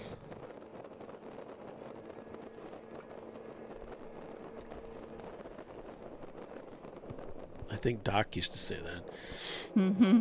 He didn't like his picture getting taken, but he was great. Yeah. I don't know why. He had that awesome mustache. Right? He did brag about that. How it was older than most people. It'd be like, my mustache is older than you. I forgot he used to say that.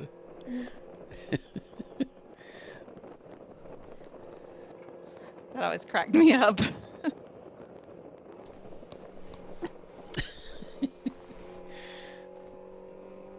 Bill's going to head downstairs and take some of these awesome sunset pictures. I mean, the two best times to take pictures are during the morning and during the evening sunset. And so, especially in the morning.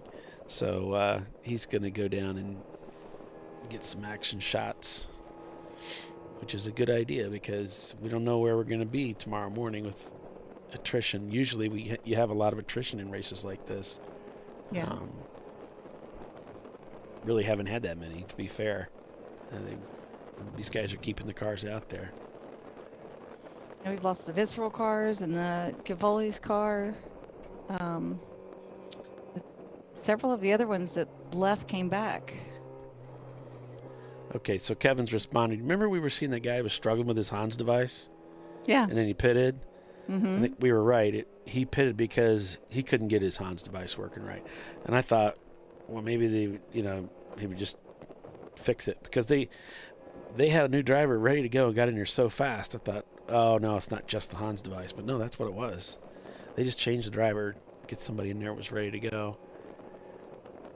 So, had that vibration. Turns out it was just a flat spotted tire. So that was the vibration issue. But the trans leak, they fixed that. Good. So. I mean, a flat spotted tire can be really terrible.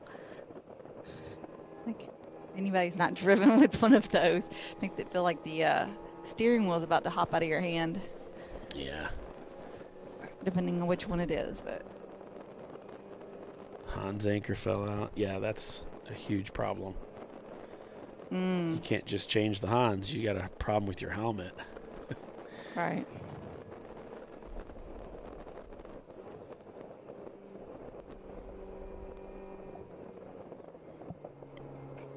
Yeah, we saw him in the car trying to do something back there. Didn't know really what it was for sure.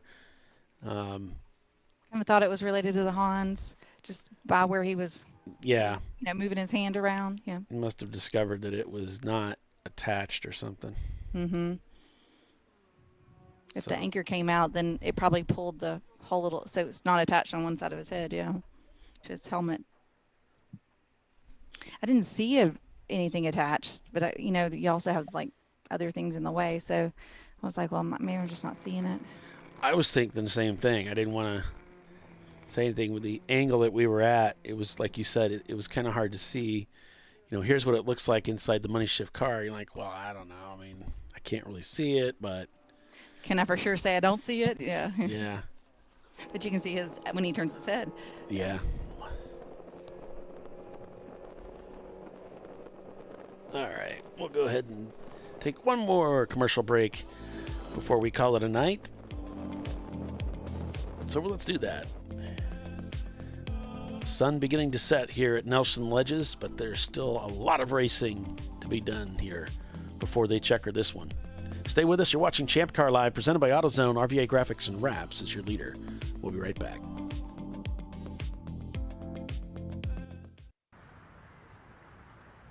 I probably need new tires. You do. What if they sold tires online? We do. We're TireRack.com. They could offer lots of tires We have so many tires. and help you find the right tire. It's called the Tire Decision Guide. Oh, and they could ship them to a nearby mechanic. We shipped over 7,000 independent recommended installers. This is an amazing idea.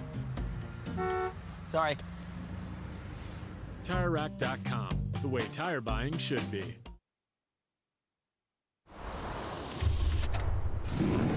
Bring on the frozen tundra, the grinding gravel, the cratered concrete, the rain-soaked streets. Come on, road. Do your worst. We'll be at our best. Reliable performance in unreliable conditions. Designed to meet or exceed original equipment performance. That's why more auto technicians choose Duralast parts. Exclusively at AutoZone.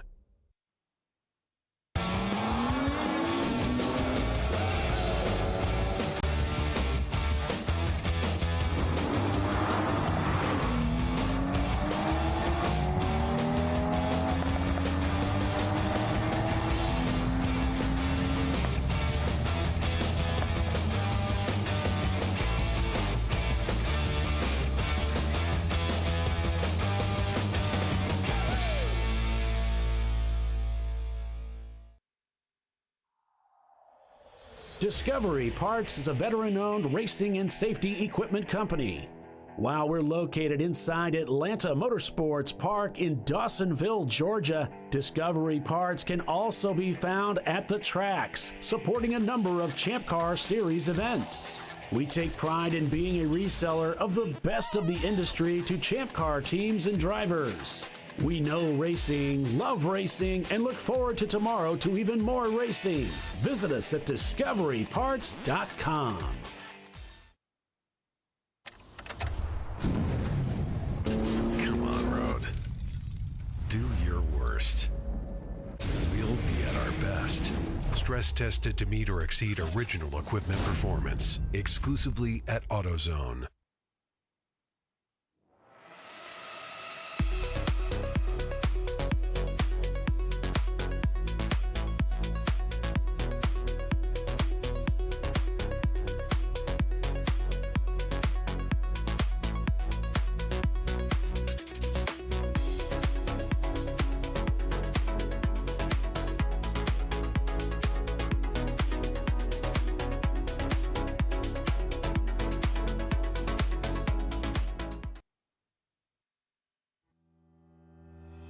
Lifeline USA is a leading manufacturer of onboard fire suppression systems. Lifeline's continuous commitment to research and development ensures that we supply the most innovative and cutting-edge products available. Used by the majority of the world's motorsport championship-winning teams and constructors, Lifeline has a proven history of success. Lifeline offers a complete range of fire suppression systems for all budgets and needs, and we continue to push development and limits on both extinguishment materials and our patented delivery systems to make the race car environment almost as safe as sitting on your sofa at home.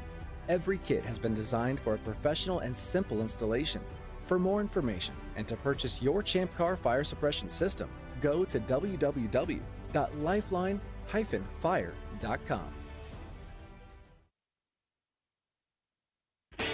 Located in Northeast Ohio, with 40 years of combined experience, Money Shift Racing knows how to deliver performance and safety, offering everything you need to get your vehicle and drivers ready for race day.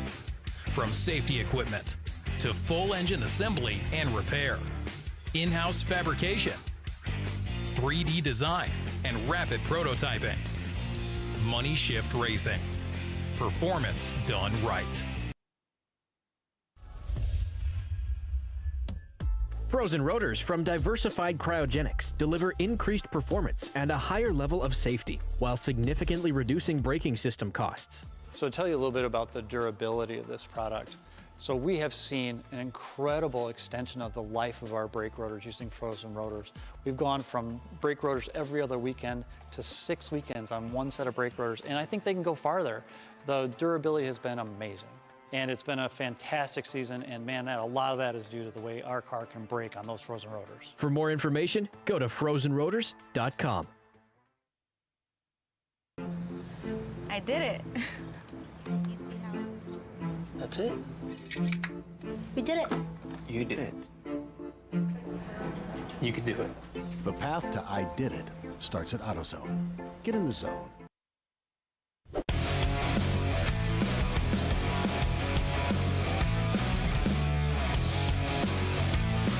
And welcome back to Nelson Ledges Road Course, the longest day of Nelson Ledges on ChampCar.Live, presented by AutoZone. It is the TireRack.com Champ Car Endurance Series race. 24 hours of endurance racing. How about that? On board with Money Shift Racing. North by Northeast has just set their fastest lap time of the day. A 117.8 down there in 8th spot.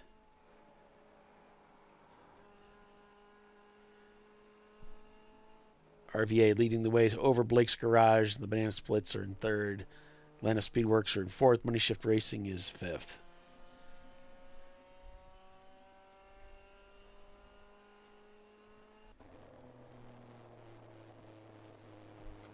RVA looking pretty solid today.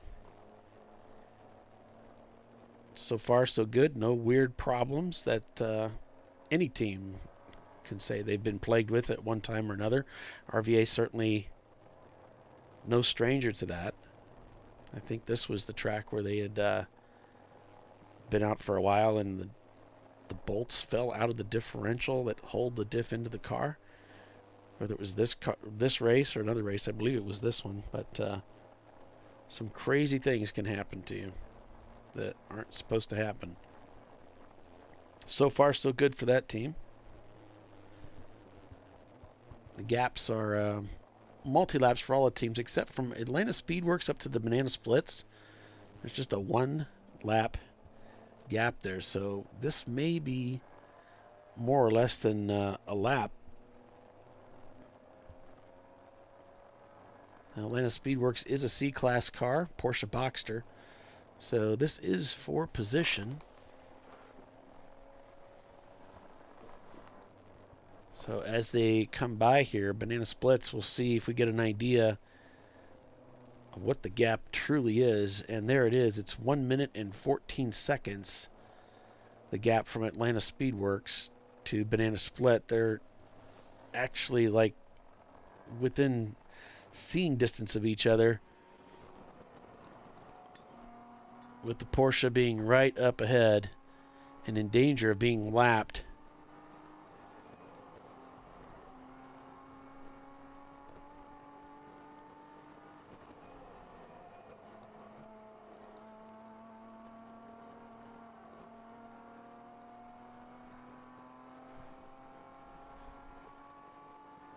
Yeah, didn't mean to laugh. I mean, really laugh at you, S.J. Smith. Just thought you were trying to make it sound funny with the Phantom of the Opera comment.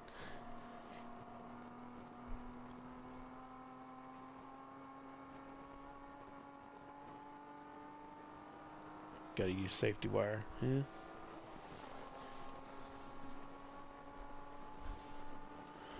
Interesting. I would not be opposed to doing that. Have any of you guys ever used the those Norlocks? If anybody's used any of those, I know somebody that has and has had good luck with them. So I'm thinking about using those instead of safety wire.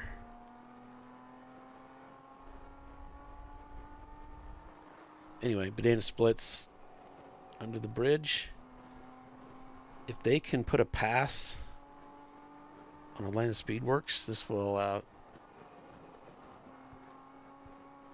ice that full lap difference.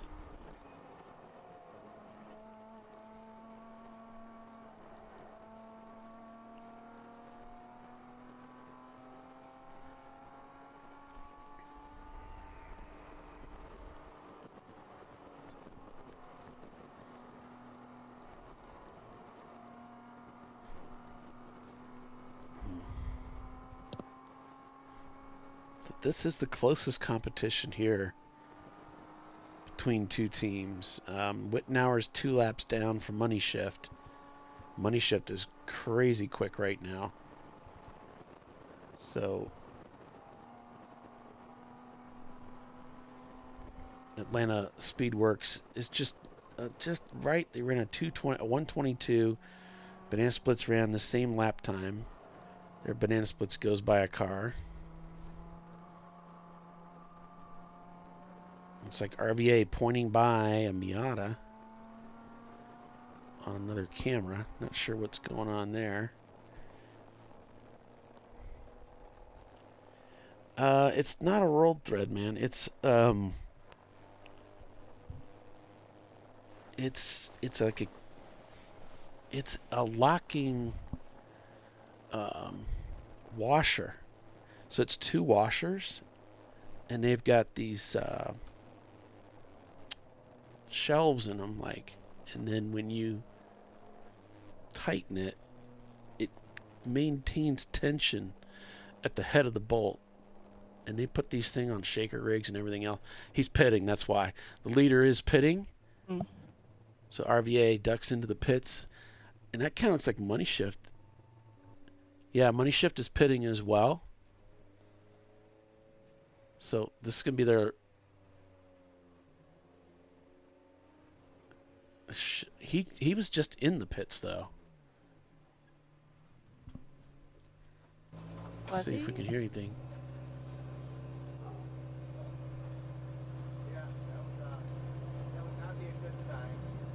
Not a good start, no. And it was green.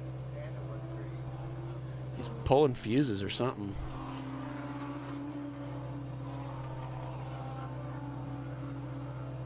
Turn them on. Problem with 35 and a 40. Stop it. Yeah, it's instantly melting. it popped the fuse immediately as soon as they turned it on. So this has probably something to do with lights. I'm going to guess this is when you would be required to have those lights on. He said, yeah, it's instantly melting. They pulled the fuse out and popped another one. You see how readily accessible their fuse panel is? This gives them very quick access to, the failure point of the circuit to know, okay, well, if this doesn't fix it, yeah, it is nice. It's just really, really quick move to say, okay, then we've got a problem elsewhere. What's going on? You need anything? You good? I'm good. Yeah, he just got in the car a little bit ago, and so yeah, this is a genuine short where you have something making it to ground and popping the fuse.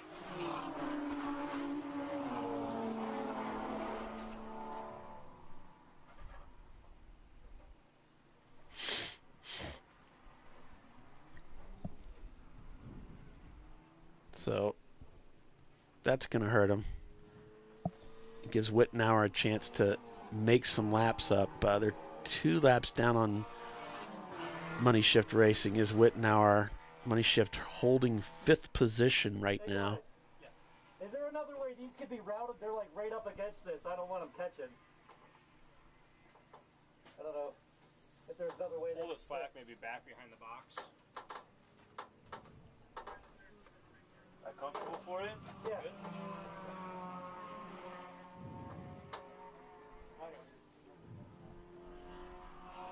I mean, you notice he asked, is that comfortable for you? But like when you're trying to race a car and the last thing you need is something dangling and hitting you in the leg and you're looking down to see what it is, you know, it just, that 1 second of where it breaks your attention, like could be, you know, can be catastrophic.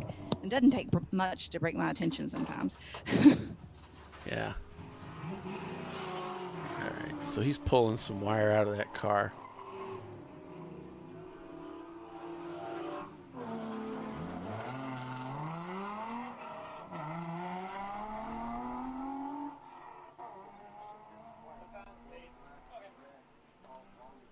It seems like electrical is one of those things that does catch a lot of people out. Chris, there's a gray Y here.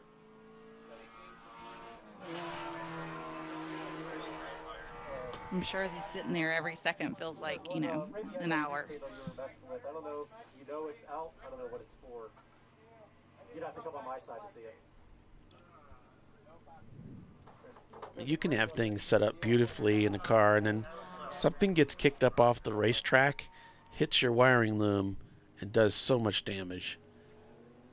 Even though you've got it protected, it's in a very hostile environment out there. Oh, yeah. RVA pulling out. There's Money Shift to the right as they're heading to pit out. Going to get a correction on the steering wheel. Notice he gives it a good tug to make sure that it's not coming off of there. Shows him his wristband. They're going to check his clock, give him a countdown since he took fuel. You have to be in the pits for at least 5 minutes, so we have these little clocks on the cars. Gives him a countdown from the time that he enters pits. So once he reaches 5 o'clock, or 5 minutes rather, they'll cut him loose. He just got down there a little early. Counted him down and sent him on his way.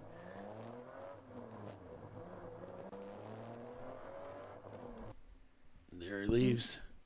You think it'd be better to be early than late, but if you get too early, what happens is they sit you to the side and they deal with the other cars coming out of the pits, and then they come back and check your timer, and you can't go until they say you can go. So sometimes you might be sitting there several seconds after your time is up if you got down there too early. So hitting it right at that window when there's not, but maybe, 5 or 10 seconds left on your clock is ideal.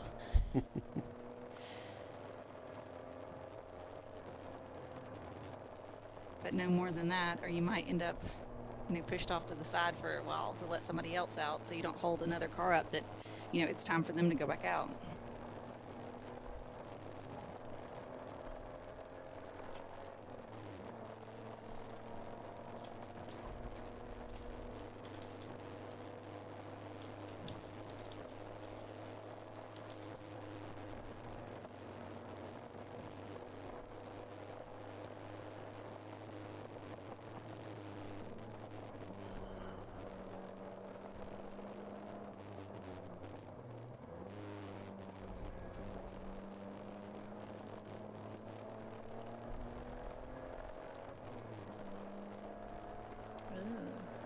Racer Pink said at Harris Hill they had a catastrophic wiring failure. A piece of a rod went through the wiring harness.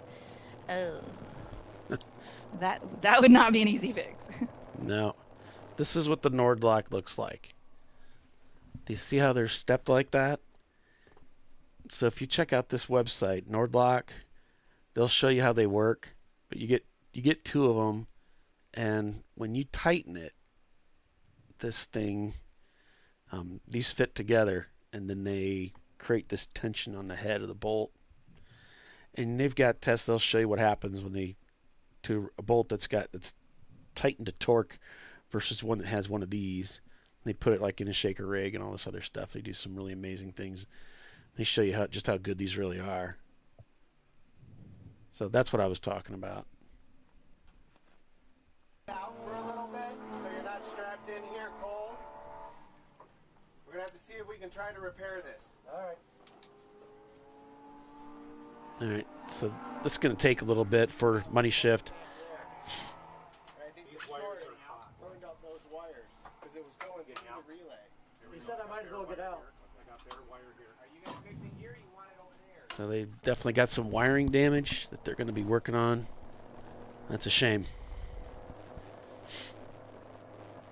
So in the RVA card, this is Charles Reed in there now.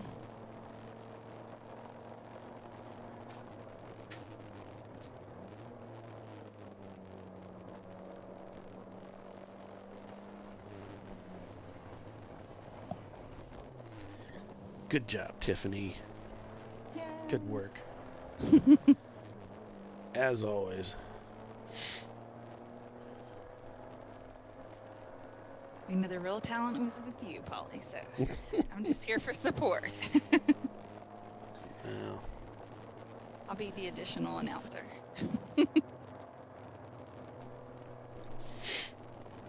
Even though Doc didn't want that one. no, he didn't, but boy, did he enjoyed it once. He sure loved throwing that one in my face over and over again. I'd say, announcer. yes, he was. I'd say, oh, let it go, man. He said, I'm just chopping. He said, haha, never, you know. Yep.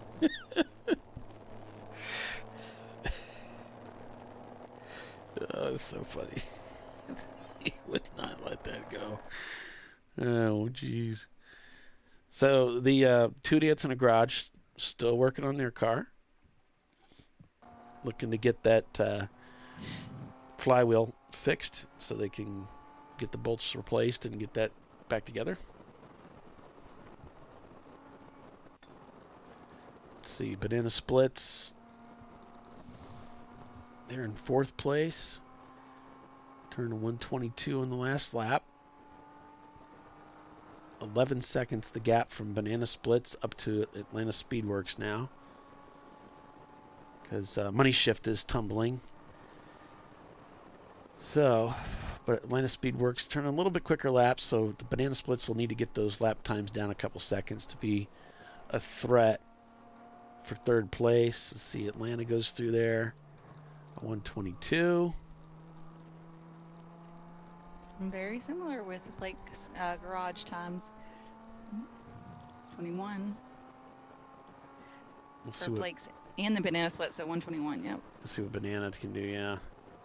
So 121 to Atlanta's 122.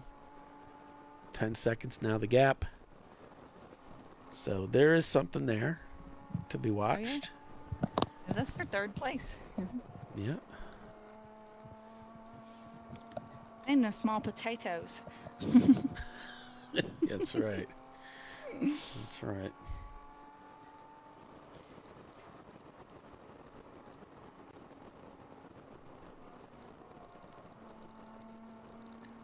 I'll say 3rd place trophy is better than no trophy at all any day.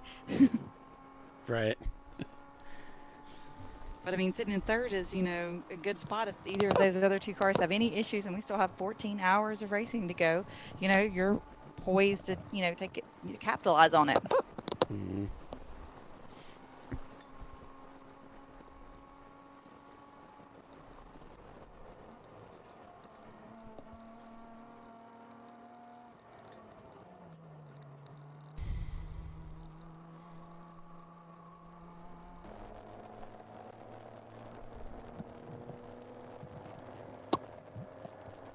That's funny, S.J. Smith saying, see, learning from ChampCar.Live stream. Polly teaches me stuff all the time. Paddock Saboteurs. What's going on here?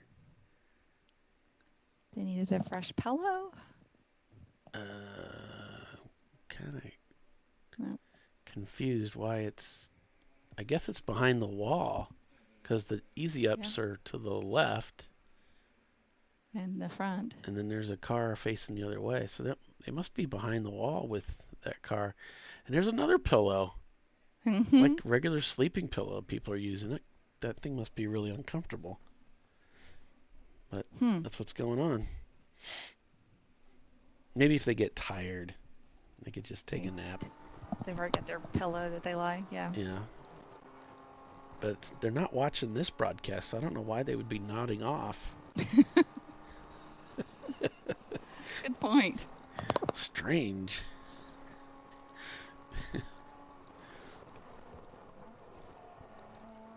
All right.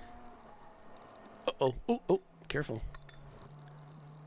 Trying to get a little too much of it out of it there. Isabella saying the 2021 SECA Rookie of the Year, Chase McIntyre, is hopping in the number 277 Nichols Racing Mustang, so that EC car.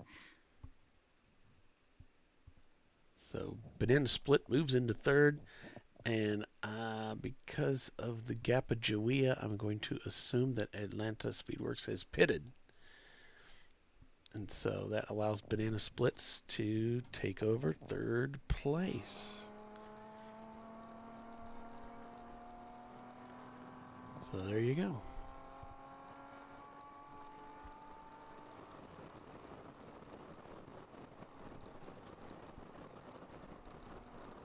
I miss Race Hero. Oh yeah, this is so much harder. Yeah, we're missing a lot of info. I remember when I used to like Race Monitor, and I was like, because I was used to looking at it.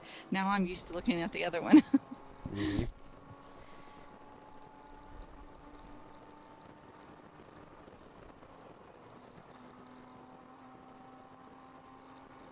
It's nice to be able to see when they came through the pits and all of that stuff. It What is. lap. Yeah. That it is. Looks like Blake's Garage is in the pits right now.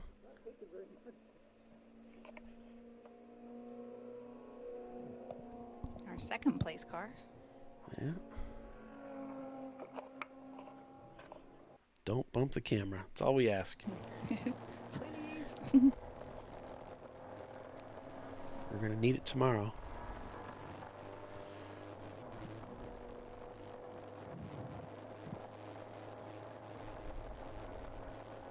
I've got that Yi camera still, so I might try to get a hotspot going and maybe put an in-car in the trophy wife car at VR.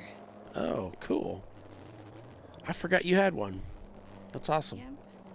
I've never used it, but That thing's like gold, man. Don't get rid of that. Yeah.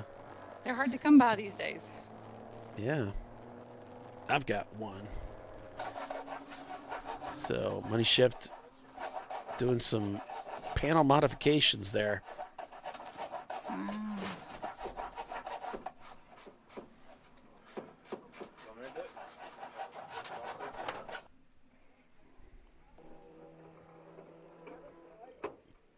Blake's Garage is going up in the air.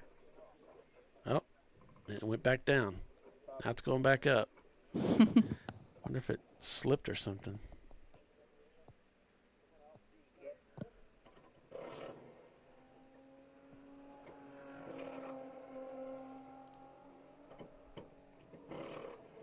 Yeah, tires coming off. Yeah, looks like they're gonna put some fresh tires on it. So it's either, tires or brakes or just hopefully it's just tire. What's the surface like here, Polly? Since I've never been here. Well, it's awesome because it's new. And so it was great. So it shouldn't use tires badly or anything. I don't remember anybody saying it was like really abrasive. Okay. So. But we had to have several cars start on used tires, just intending to change what they needed through the race. Just to get everything out of those older tires. I think you're right.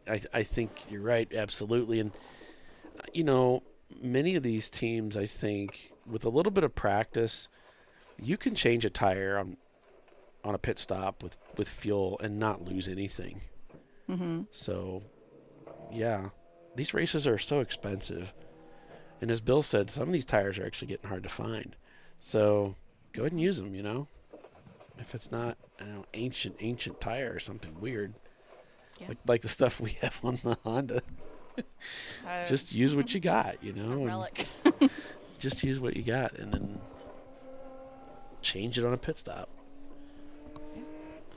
I would rather change it now than at 3 in the morning or something when everybody's crazy tired. And it's dark, yeah. Yeah. And you drop something, you can't find it because it's dark and you're looking for it, yeah. It looks like Chris there working at it. These guys are the best. I mean, they are good at what they do. Hey, can we get the electrical tape?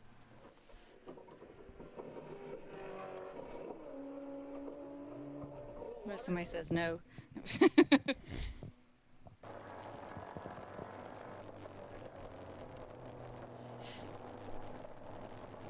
Well, that's the top of the hour, 8 o'clock, Tiffany.